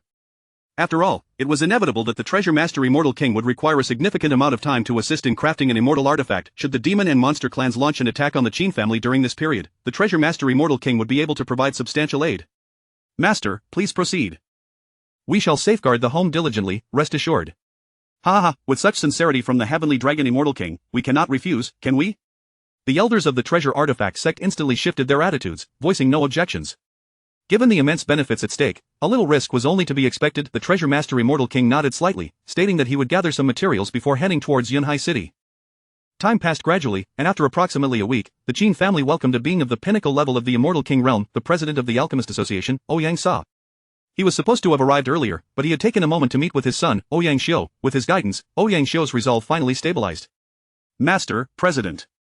In the courtyard, Chu Yuner and a group of alchemists rose to greet the visitor. They all stood in respect for the foremost alchemist in the great wilderness spiritual domain. Even Chu Yuner's skills in alchemy paled in comparison to Ouyang Sa's. Ouyang Sa nodded slightly, then turned his gaze to two figures in the distance. Heavenly Dragon Immortal King, it has been a long time. Ouyang Immortal King, greetings. Ouyang Sa and Qin Tianlong exchanged pleasantries. Ouyang Immortal King, it is quite unexpected that you did not inform us of your arrival. May I inquire what brings you here? Qin Tianlong's expression remained impassive. Memories of Ming Yuexin and Ouyang Xiu's past actions left him with no fondness for Ouyang Sa. That moment, both he and Lu Rushuang assumed that Ouyang Sa had come to restore his son's face. If that were the case, Qin Tianlong would not hesitate to initiate a confrontation with an immortal king. He was confident that defeating Ouyang Sa would not pose a significant challenge, given their equal standing in the Immortal King realm. However, Qin Tianlong's strength was evidently superior to Ouyang Sa's. Heavenly Dragon Immortal King, I have come specifically to apologize for my son. He has displayed remarkable talent in alchemy from a young age, leading him to believe that his gifts grant him license to act recklessly. Consequently, his words and actions often offend others. I hope you will not take offense. Ouyang Sa spoke with great courtesy. Although he had yet to ascertain Qin Su's talent, he was aware that his son had indeed offended Lu Rushuang and Qin Tianlong. Thus, extending an apology seemed wise. An apology? Qin Tianlong and Lu Rushuang exchanged glances. They had initially thought Ouyang Sa had come to confront them, only to discover he sought to apologize for Ouyang Xiu. Their expressions softened considerably. A guest is a guest. Quickly, pour a cup of enlightenment tea for Ouyang Sa. Qin Tianlong commanded, inviting Ouyang Sa to sit at the stone table. Children sometimes act in unreasonable ways. Such behavior is forgivable. Regarding our wager that resulted in him becoming my son's subordinate, I must also express my apologies. Qin Tianlong narrowed his eyes slightly, conversing politely with Ouyang Sa. In years past, Ouyang Sa had also fought alongside them in battles near Beicheng, thus they could be considered comrades in arms. Once the misunderstanding was resolved, their conversation flowed pleasantly.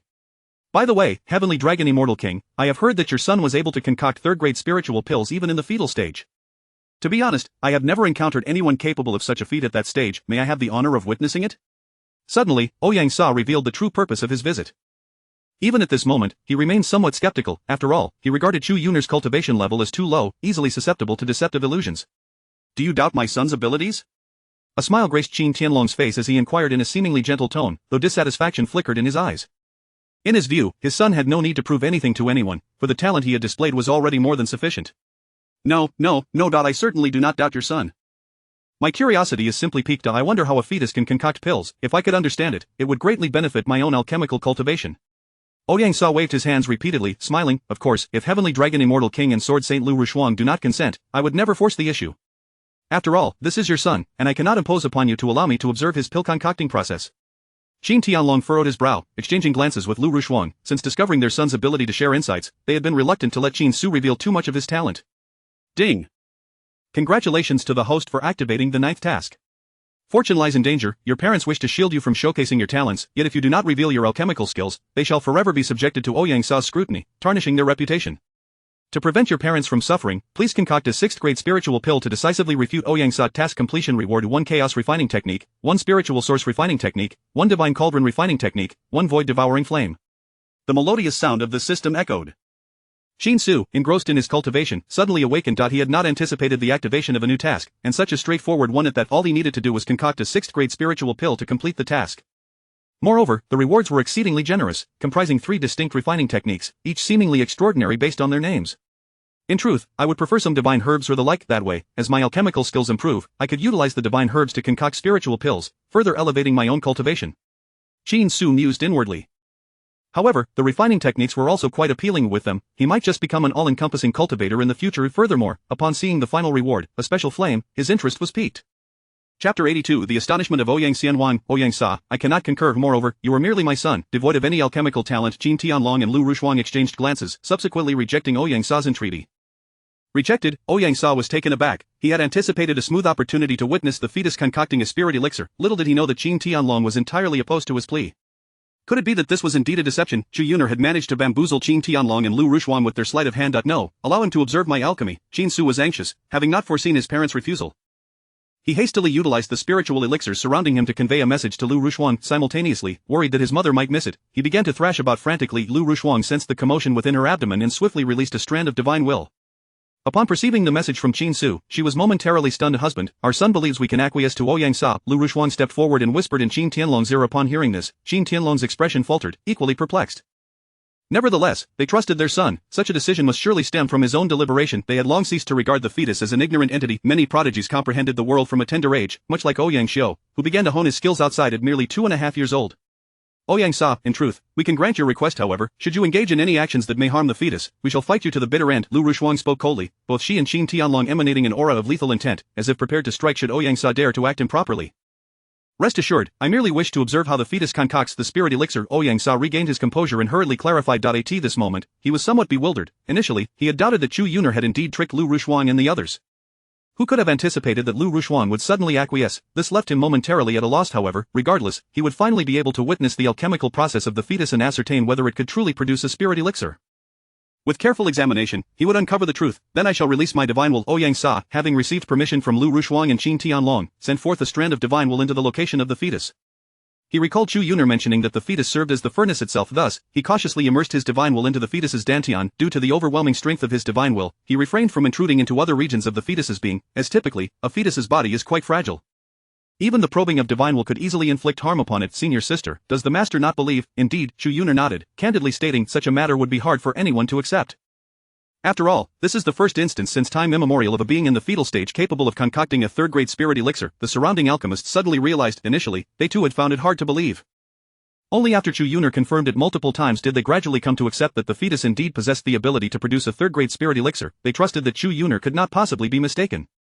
We may begin. Qin Su, sensing Ouyang Sa's divine will, did not hesitate and commenced absorbing the surrounding elixir's power. After a week of effort, Qin Su had elevated his alchemical prowess to the 6th tier.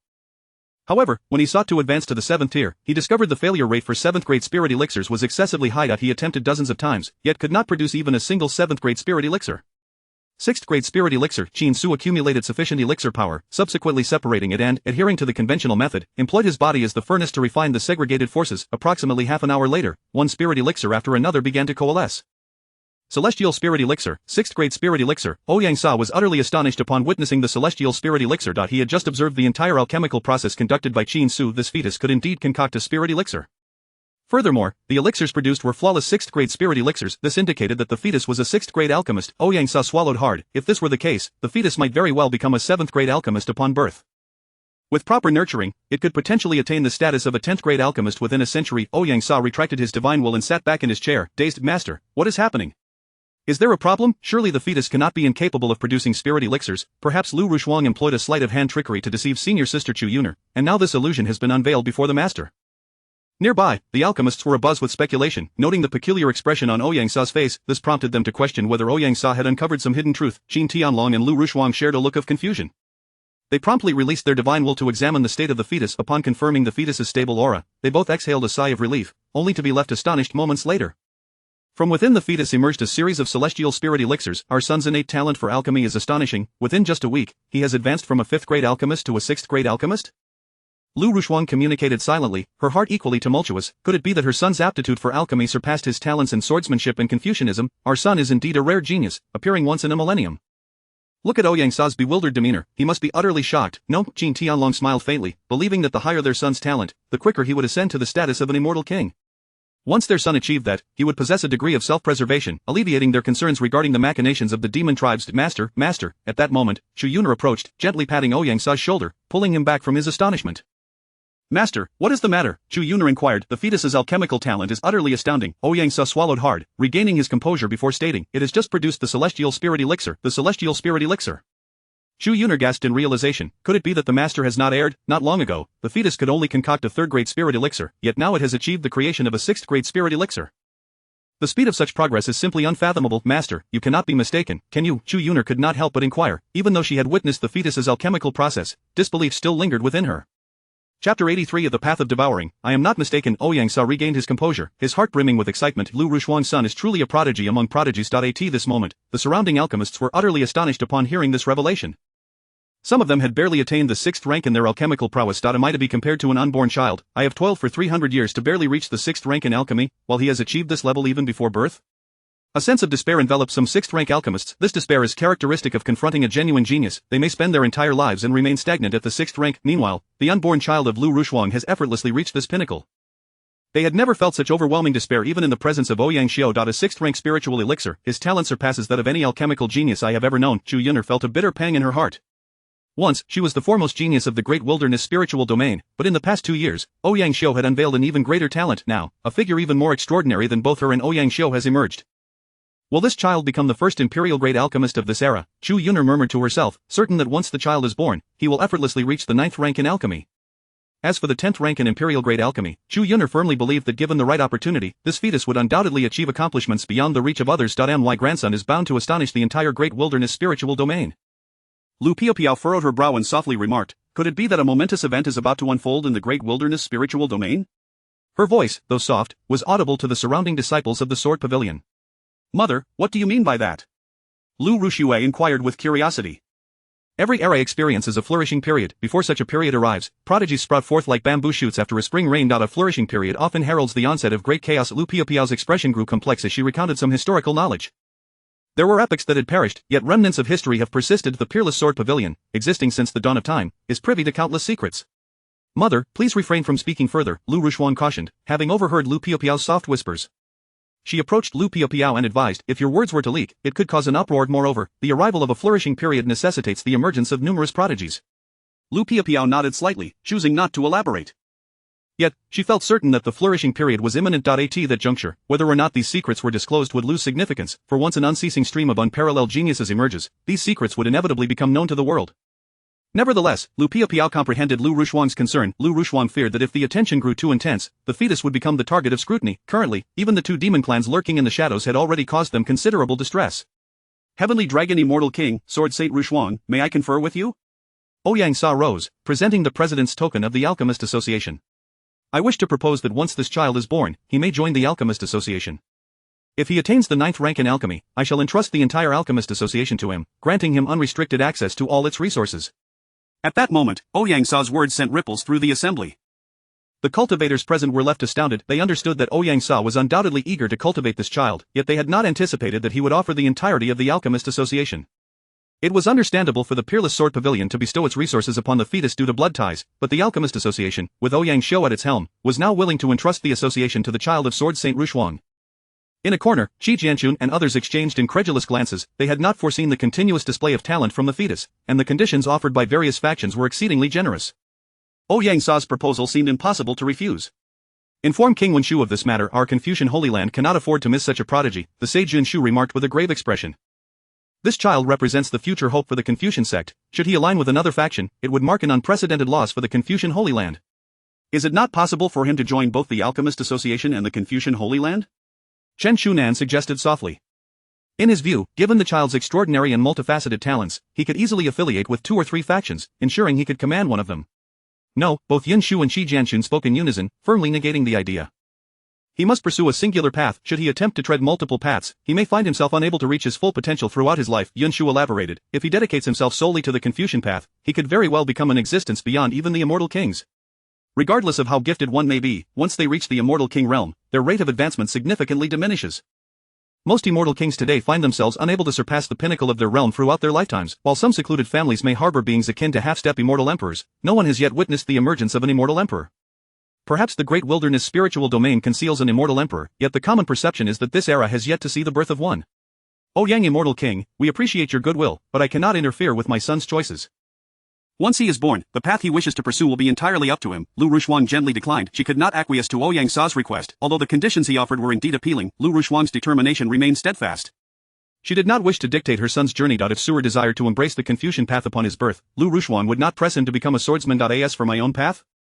The great wilderness devouring technique, should it not belong to the path of devouring? Qin Su pondered inwardly, resolved to primarily cultivate the great wilderness devouring technique regardless. The paths of thunder, sword, Confucianism, or alchemy would merely serve as tools along the way, aiding him in traversing the path of devouring. Ultimately, he would elevate each path to the pinnacle of the immortal king realm. Qin Su had long since devised a plan should progress in the great wilderness devouring technique stall, he would focus on other disciplines instead. All paths converge in the end. His cultivation of sword, Confucianism, and others would significantly benefit the path he has chosen. Chapter 84 of the Art of Weapon Forging. Ouyang Sa was taken aback. He never anticipated that despite offering such favorable terms, Lu Rushuan would still refuse. Sword Saint Rushuan, are you jesting? I can grant your son the entire Alchemist Association. Is this not enough to sway you? Ouyang Sa inquired once more, genuinely bewildered. The Alchemist Association, after all, was one of the most prominent factions in the vast Lingyu. Furthermore, it controlled numerous resources. With the Alchemist Association at his disposal, one would never need to worry about a lack of resources. I have stated that I cannot make decisions on his behalf. Once he is born, he shall decide for himself, Lu Rushuan replied softly. She could not interfere with Qin Su's choices. However, she too was quite curious about which faction Qin Su would ultimately choose. Husband, please entertain King Ouyang while I take a moment to rest, Lu Rushuan said, bidding farewell as she entered the inner chamber. With her head lowered, she curiously asked, Su'er, during this time, you have observed quite a few factions. Do you have a particular one in mind that you wish to join? Upon hearing this, Qin Su, controlling the spiritual pills within the surrounding liquid, responded, not at the moment. Very well. Lu Rushuan paused for a moment, then gently caressed her belly and smiled warmly. It matters not. Even if you do not join any faction, your father and mother will protect you well. A wave of warmth surged through Qin Su's heart. This was indeed his sword saint mother. Even in the original course of history, where he became an inconsequential old man, upon returning home, he would still receive the love and care of Lu Rushuan and Qin Tianlong. Ding! Congratulations to the host for completing the 9th task. Fortune favors the bold. You have showcased your alchemical talent, thoroughly embarrassing Ouyang Sa. Task completion rewards: Chaotic Forging Technique X1, Spirit Source Forging Technique X1, Divine Cauldron Forging Technique X1, Void Devouring Flame X1. At that moment, a melodious system notification resonated. The Chaotic Forging Technique was imparted, the Spirit Source Forging Technique was imparted, the Divine Cauldron Forging Technique was imparted. Streams of information flowed into Qin Su's mind. This time, he did not experience any discomfort. He smoothly assimilated all the information. Simultaneously, he realized he had mastered the first layer of each forging technique. The Chaotic Forging Technique utilizes the power of chaos as its foundation, merging materials of various attributes within a chaotic environment, endowing treasures with unique attributes and extraordinary powers. The Spirit Source Forging Technique extracts and utilizes the spirit source contained within materials, which is the purest and most fundamental source of power within various forging materials. Once the spirit source is extracted, it is integrated into the forging process of the treasure. The Divine Cauldron Forging Technique requires the use of a forging furnace for crafting, representing a conventional method of forging. Qin Su examined the descriptions of these forging techniques. Among them, the Chaotic Forging Technique and the Spirit Source Forging Technique were classified as special forging techniques, while the Divine Cauldron Forging Technique belonged to the standard category. Each of the three forging methods produced treasures with distinct characteristics. Treasures forged using the Chaotic Forging Technique often possessed unique effects. Those crafted with the Spirit Source Forging Technique achieved the highest compatibility with their users. The Divine Cauldron Forging Technique, conversely, enhanced both the offensive and defensive attributes of the treasures, being more pragmatic in nature. Moreover, the success rate of the Divine Cauldron Forging Technique was the highest. In contrast, both the Chaotic Forging Technique and the Spirit Source Forging Technique carried a significantly high probability of failure. Then there was the Void Devouring Flame. Qin Su gazed at a swirling fire in the repository. The black void devouring flame flickered gently, resembling a black hole capable of devouring all forms of power. Void devouring flame born from the void, possessing the ability to consume the heavens and earth. During the forging process, it can completely absorb the energy within materials and transform it into its own power, which is then infused into the treasure, granting it formidable devouring capabilities that can absorb the attacks or spiritual energy of adversaries. Wow! This void devouring flame seems tailor-made for me. Qin Su exclaimed in astonishment. If he utilized the void devouring flame for crafting, the resulting treasures would perfectly align with his Taiwan devouring technique. This notion filled him with excitement. With a suitable treasure, his combat prowess could potentially reach its zenith. However, he suddenly realized he lacked the necessary forging materials. Moreover, as he was merely a fetus, he was incapable of forging any treasures. Even if he were provided with the materials, he would not be able to operate any forging techniques, as each technique required the forging of implements. No matter, once I am born, I shall be able to forge treasures, Qin Su mused, feeling exhilarated at the thought. Regrettably, his realm was still too low. The Taiwan devouring technique had yet to advance to its fourth layer. He had just observed that to forge truly exceptional treasures, a certain level of cultivation was necessary to support the endeavor. Otherwise, his spiritual energy would likely be depleted midway through the process. Qin Su had encountered a similar situation while refining pills. With his current cultivation, producing a 6th grade spiritual pill was already his limit. Attempting to create a 7th grade spiritual pill was beyond his capabilities. The demands on one's spiritual energy and mental focus when crafting a 7th grade pill were immense. I shall continue to cultivate, Qin Su resolved, focusing intently on comprehending the essence of the Taiyuan devouring technique.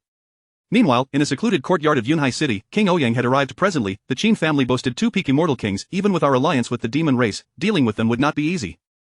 Many demonic cultivators were filled with trepidation. In recent days, more and more demon saints had gathered here. They had initially planned to act soon. However, Ouyang Sa's arrival had completely disrupted their plans. Do not worry.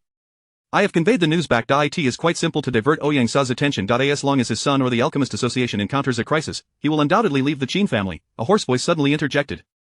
They turned to see a figure clad in blood-red robes seated in the main position of the hall. The aura emanating from the blood-robed figure sent chills down the spines of the demonic cultivators present.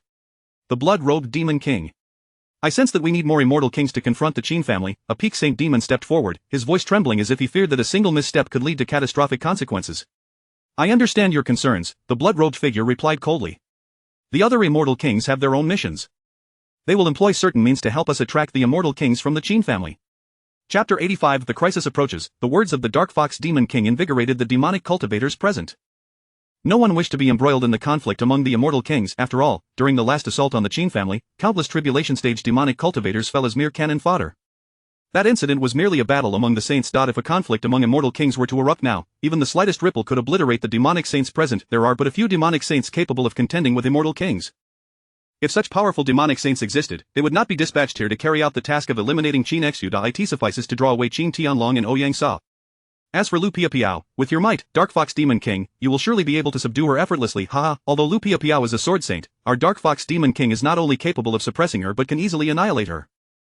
The numerous demonic saints chuckled. They regarded the figure of the Dark Fox Demon King with eyes brimming with respect and admiration. The Dark Fox Demon King stands at the pinnacle of immortal kings and is considered average among the many demon kings of that caliber.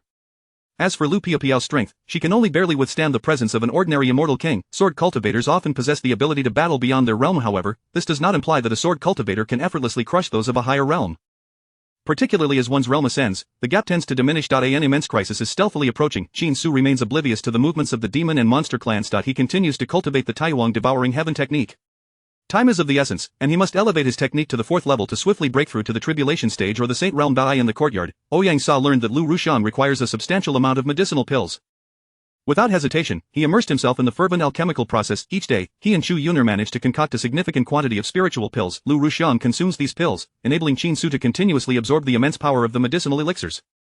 Fortunately, I have activated the sacred body of medicine spirit. This allows me to maximize the utilization of the medicinal power, strengthening my physical form progressively. It is a pity that I lack a special body refining method.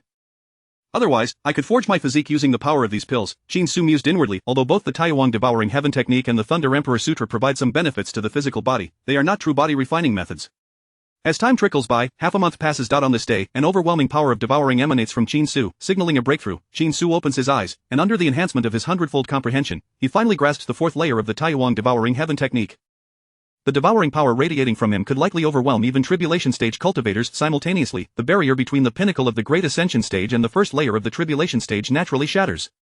Qin Su feels as if every cell in his body is insatiably hungry. Various extraordinary forces are metamorphosing his body and soul. This is a genuine leap in life, a true rebirth.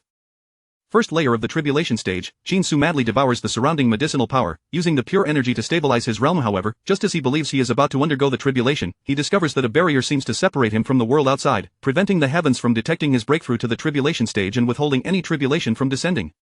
Moreover, Qin Su recalls the records within the Taiyuan devouring heaven technique. Under normal circumstances, when a Great Ascension stage cultivator breaks through to the tribulation stage, they must endure a significant tribulation.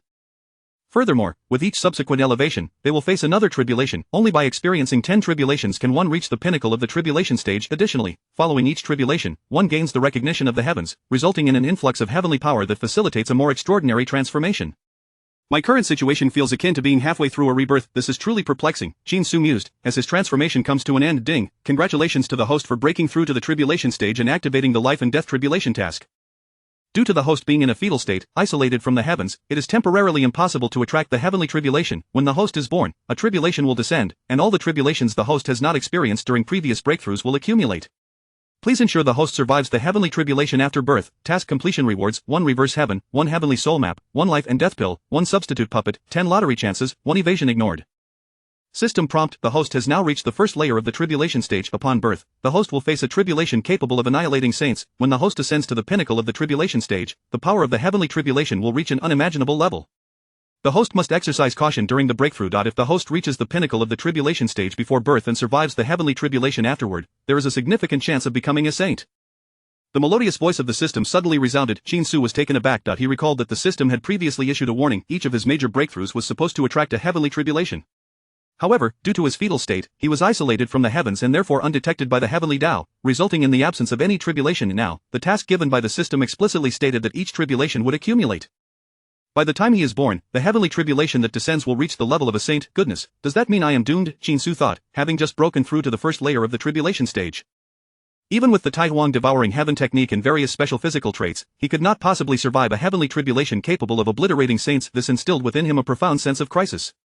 Although my swordsmanship has reached the 5th layer of the sword domain, placing me on par with peak tribulation stage cultivators, the Chi-Luck transformation technique may be able to withstand attacks at the saint level. However, the Chi-Luck transformation technique can only be utilized once. Chin-Su had believed that if he continued to cultivate diligently, he would one day stand atop the world. Little did he expect that barely having breached the tribulation stage, he would be confronted with such a grave threat. Should I continue to elevate my realm? Chin-Su pondered over the hints provided by the system on the ethereal panel. If he were to cultivate to the pinnacle of the tribulation stage and undergo the tribulation upon birth, he would have a substantial opportunity to become a saint. To be born as a saint would be unprecedented in the entire great wilderness spirit realm. However, if he were to enter the world at the peak of the tribulation stage, the tribulations he would face would be terrifying to an extreme, leaving him with no chance of survival. Chapter 86 Mastering the Sword Path. After much contemplation, Chin-Su found himself at a crossroads, uncertain whether to continue his cultivation. Should he remain in the initial phase of transcending tribulations, he would need to elevate the Taishu sword intent to the 6th level in order to have a chance at survival. However, this would mean sacrificing the time he could dedicate to enhancing his overall realm. Wait a moment, if I can elevate the Taishu sword intent by yet another layer, could I not directly ascend to sainthood through its power? Achieving sainthood through the sword path is indeed a commendable option. Upon this realization, Chin-Su's eyes sparkled with newfound clarity. He understood that his upcoming efforts must be primarily focused on the Taishu sword intent. Moreover, for him, the cultivation of this sword intent would be significantly easier than for others. Not only did he possess 100-fold comprehension, but he also had a peak sword saint for a mother as a mentor. Additionally, he recalled the Zhixiao divine thunder he had mastered. If it were to manifest during a heavenly tribulation, it would undoubtedly unleash a relentless barrage of thunderous might. Once he elevated the level of Zhixiao divine thunder, his chances of survival during the tribulation would likewise increase. Mother, I wish to comprehend the sword intent. Could you impart your wisdom to me? Chin-Su manipulated the surrounding liquid elixirs into formations of characters while making a commotion. True to his expectations, it was not long before Lu Rushuang appeared. Comprehending sword intent, are you, my dear Su'er, aspiring to become a sword cultivator? Lu Rushuang's eyes lit up with excitement. If this were indeed the case, the great wilderness spiritual domain might soon gain another peak sword cultivator. This sword jade was bestowed upon you by your grandfather. I shall bring it to your side, allowing you to utilize it to grasp the sword intent he infused within. Simultaneously, I will continuously share with you various intricacies of the sword path. Listen attentively, for it will undoubtedly aid your progress in swordsmanship immensely. Lu Rushuang lowered her head, caressing her belly, feeling a profound joy at the thought of her son mastering the domain of the sword. Should he break through further, he would attain the sword prowess capable of shattering the void, a skill only accessible to saints. The ability to shatter the void signifies that a sword cultivator's intent has reached a level where it can transcend spatial limitations and penetrate the void to strike foes from thousands of miles away. Even if an adversary were half a great domain away, a sword cultivator could channel their sword intent to convey the sword's power, eliminating enemies invisibly. Of course, the mastery of spatial rules is paramount. All paths lead to the same destination. Every great principle ultimately revolves around the control of time and space. Mother, I wish for grandmother to impart her teachings as well. Chin-Su once more directed the elixirs into formations of characters. Lu Piapiao, being a high-tier Saint King, possessed a far superior comprehension of the sword path compared to Lu Rushuang. Mother, I do not disdain your abilities. However, if I do not break through the sword intent level before my birth, I may very well cease to exist. Noticing the sorrowful expression on Lu Rushuang's face, Chin-Su swiftly grasped her thoughts. He hurriedly offered an explanation. Lu Rushuang, upon hearing Chin-Su's words, was momentarily taken aback. Has her son encountered some peril? With our protection, you shall remain unharmed. Mother, at times, being excessively gifted can incite jealousy from the heavens. Once I am born, I may face an unprecedented heavenly tribulation. Chin-Su did not conceal the truth, though he refrained from disclosing his exact current realm. After all, if he were to inform Lu Rushuang that he had reached the transcending tribulation stage, she would likely find it implausible. Heavenly tribulation, indeed, your ability to concoct 6th-tier elixirs indicates your considerable prowess. Furthermore, Su'er, you undoubtedly possess a unique constitution. Those with special physiques often attract heavenly tribulations with each breakthrough in their realm, yet you have yet to summon one, indicating that the tribulation is accumulating. Lu Rushuang's thoughts turned grave as she comprehended the implications of her son's words. Without hesitation, she summoned Qin Tianlong and shared her suspicions that if her son sought to enhance his sword intent, it hinted at a foreboding heavenly tribulation he was destined to confront, likely of saintly nature. If that were the case, there would be little they could do to assist him. Qin Tianlong's expression grew serious as he regarded Lu Rushuang's abdomen, stating earnestly, from now on, you and mother shall take turns imparting teachings to him. Additionally, Lu Rushue may also be summoned. Although the three of you practice swordsmanship, each possesses a distinct understanding of the path. Even if they share the same cultivation technique, their interpretations of the sword path will inherently differ. Thus, Qin Tianlong believed that the alternating explanations among the three would greatly benefit his son's cultivation. I shall seek out mother and elder sister. Lu Rushuang nodded slightly, in agreement with her husband's perspective. Before long, Lu Rushuang and Lu Rushue entered the chamber. Upon learning of Lu Rushuang's request, both were taken aback. Is Su are truly intent on pursuing the path of sword cultivation? If so, that would be splendid. Lu Piapia was ecstatic, for apart from Lu Rushue's son, there were no other talents worthy of focused cultivation among the third generation of the Wushuang sword sect. Should Qin Su join the sect, he would undoubtedly become its pillar in the future. Rushuang, are you imploring me? Lu Rushue squinted her eyes. Although she had long since resolved her inner turmoil, the thought of teaching Lu Rushuang's son still stirred a sense of reluctance within her. Hearing this, Lu Rushuang bit her lip and softly replied, Elder sister, I am not begging you, I merely hope, as your sister, that you might lend your assistance. Sisterhood. Lu Rushue fell silent. The two sisters had always been compared to one another since childhood. Now, Lu Rushuang's words struck a chord deep within Lu Rushue's heart. I am willing to assist. Lu Rushue acquiesced, looking at Lu Rushuang's abdomen as she stated. However, I do this for my nephew, not for you, little one. Once you make your entrance, remember to cherish your aunt's kindness. Qin Su sensed his mother's elation, clearly understanding that Lu Rushuang had long desired a good sister. Yet, their relationship had always been overshadowed by comparison. Even the kindest of hearts, when constantly measured against another, could not escape feelings of discontent and unresolved issues. Then let us commence. Lu Rushuang presented the sword jade before Qin Su and settled down to share her insights on the sword path. Knock, knock, knock. At that moment, a knock echoed at the door. Qin Tianlong extended his divine sense, assessing the situation from all directions. Chapter 87, The Sword Shatters the Void. Patriarch, the immortal King Duobao has arrived. At the entrance stood members of the Qin clan. Qin Tianlong exhaled in relief. The sound of a knock at the door during such times often evokes a sense of impending assault from the demon clans. You all continue to enlighten the children here. I shall step out to receive our guest. Qin Tianlong proceeded to the courtyard, where a sizable gathering was already exchanging greetings with the immortal King Duobao. Immortal King Tianlong, it has been many years since our last meeting, and it seems your strength has significantly advanced, Duobao remarked as he extended his hand to Qin Tianlong. He sensed a much more formidable aura emanating from Tianlong compared to their last encounter. I'm doing well enough, Tianlong replied modestly. To be honest, I went to great lengths to invite you here. Your presence truly elevates the prestige of the Qin family. Immortal King Tianlong, your prowess is indeed remarkable. In light of the Qin family's current attention from the demon clans, common folk are understandably reluctant to involve themselves. Pray tell, what price did you pay to entice the immortal King Duobao? Ouyang Sa inquired with a knowing smile, aware that Duobao had not crafted artifacts for outsiders in many years. Hence, for Qin Tianlong to summon him here must have required substantial sacrifice. Primarily, it is due to our amicable relationship, otherwise, no amount of compensation could have prompted my visit, Duobao explained, though internally, he still contemplated the reward offered by Tianlong. Immortal King Duobao, let us retire to another location for a more in-depth discussion, Qin Tianlong suggested, guiding Duobao toward the main hall while preventing others from following. Before long, within the grand hall of the Qin family, Tianlong presented his offerings. This is the celestial iron I obtained from the northern domain, along with 3 flawless sacred artifacts. As for the profits from the silver mines over the next century, I will require your signature on this contract. From his storage ring, Qin Tianlong produced various treasures. The celestial iron appeared as an unremarkable gray stone, yet it seemed to harbor a terrifying power within. The 3 sacred artifacts included a hammer, a long sword, and a fan, each capable of being wielded to their full potential by a peak-level sage. Finally, he produced a piece of parchment, upon which the terms had already been inscribed. The Qin family controlled 6 silver mines, and the most lucrative of these would allocate its profits to the sect of the immortal King Duobao for the next century. Immortal King Tianlong, you truly spare no effort for your unborn son, Duobao remarked as he signed the parchment using his spiritual power. In the next moment, the parchment radiated a dazzling light. He is nearly upon us. As his father, it is only fitting that I present him with a gift, Qin Tianlong said with a gentle smile.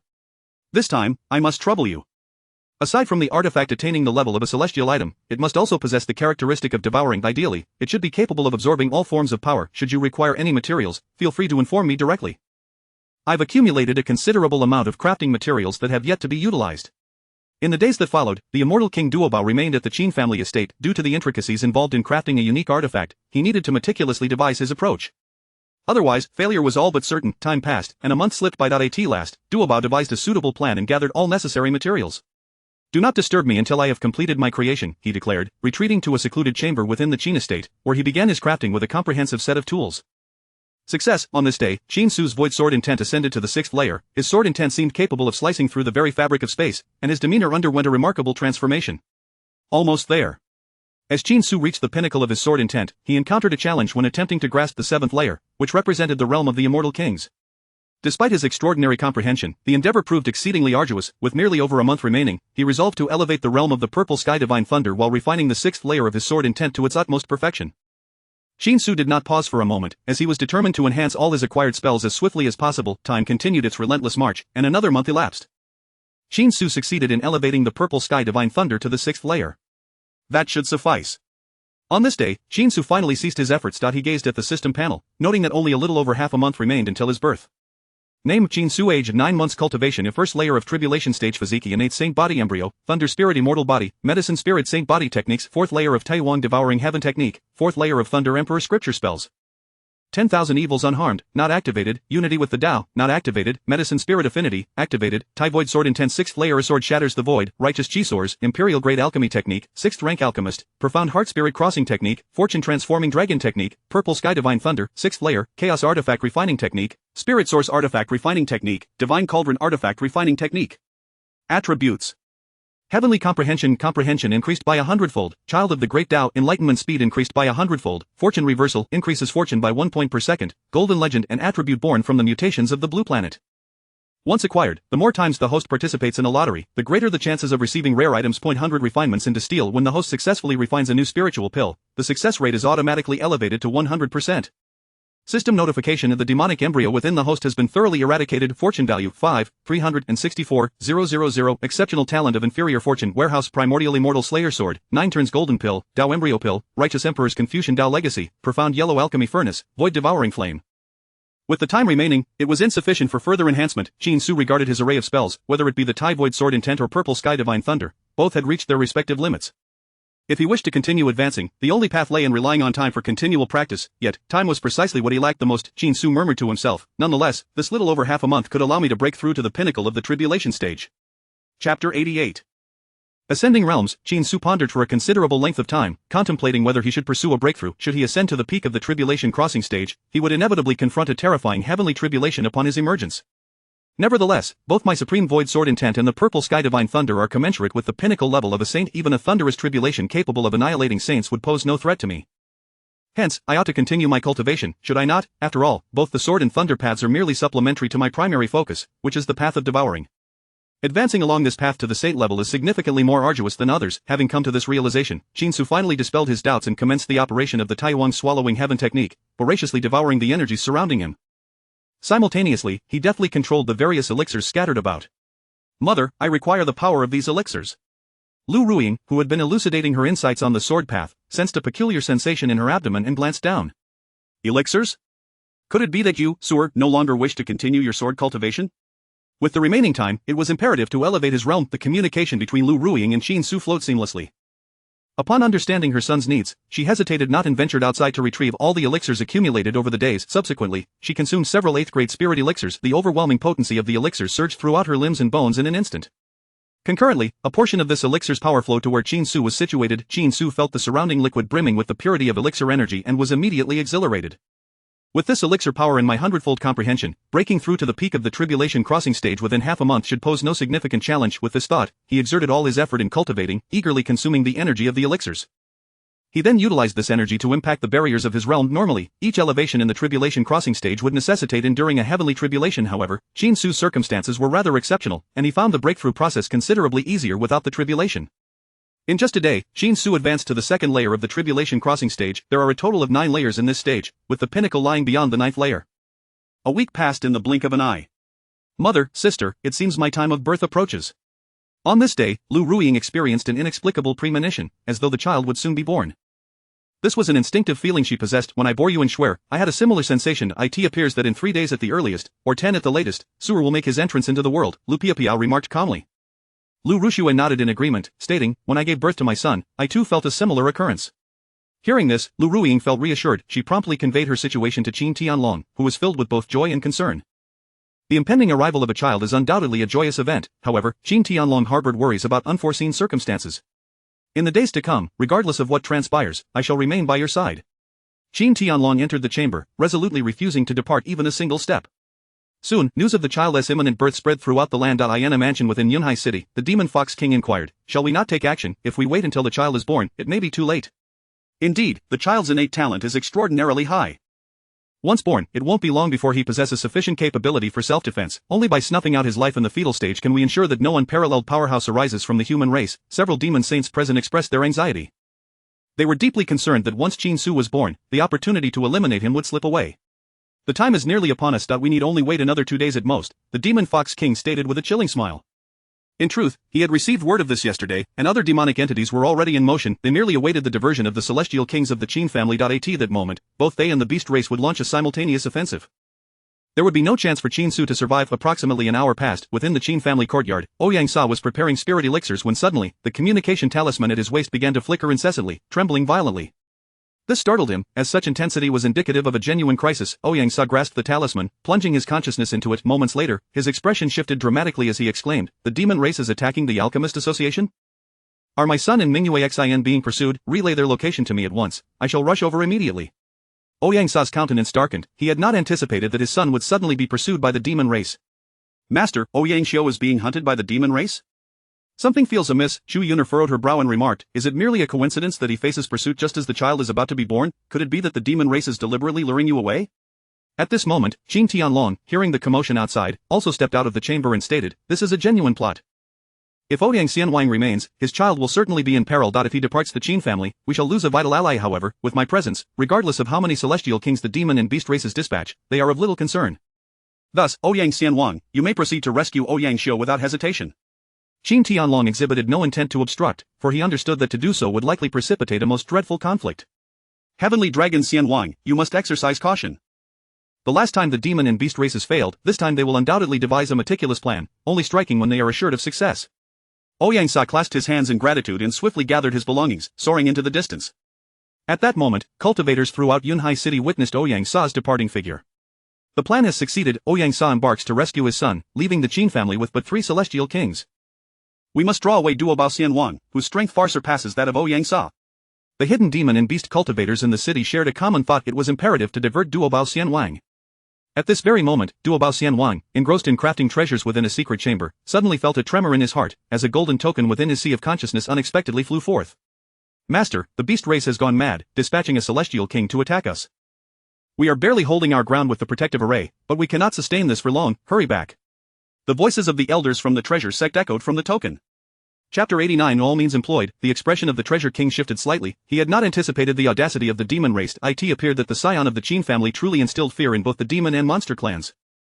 In an instant, he grasped the situation. The demon race's assault on the treasure artifact sect was a calculated maneuver to draw him back. If he failed to return, the sect would face utter annihilation. "Wait for my return," the treasure king stated coldly. He gazed at the refining furnace before him, within which lay the nascent form of a celestial artifact. Just 1 month more, and he would be able to forge this artifact into existence. Moreover, he understood that should he halt his efforts, the subsequent creation of this celestial artifact would inevitably bear certain flaws. An apology would have to be conveyed to Qin Tianlong. Taking a deep breath, the treasure king ceased his forging and gathered all items from the secret chamber. Shortly thereafter, he emerged into the courtyard. Upon seeing the grim countenance of the treasure king, Qin Tianlong immediately sensed that calamity had struck.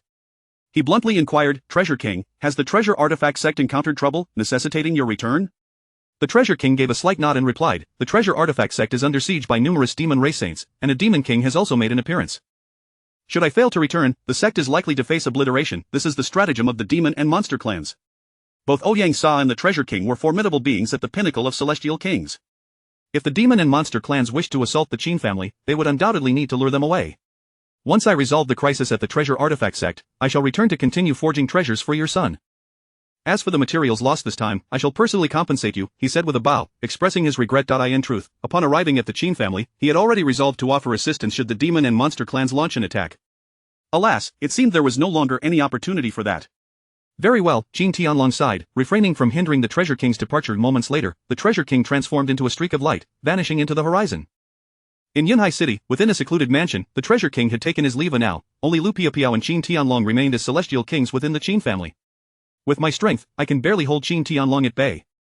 As for Lu Piapiao, the demon race's celestial kings will surely be able to deal with her." A smile of satisfaction crept onto the face of the Minghu demon king. The demon and monster clans had begun to exert their influence.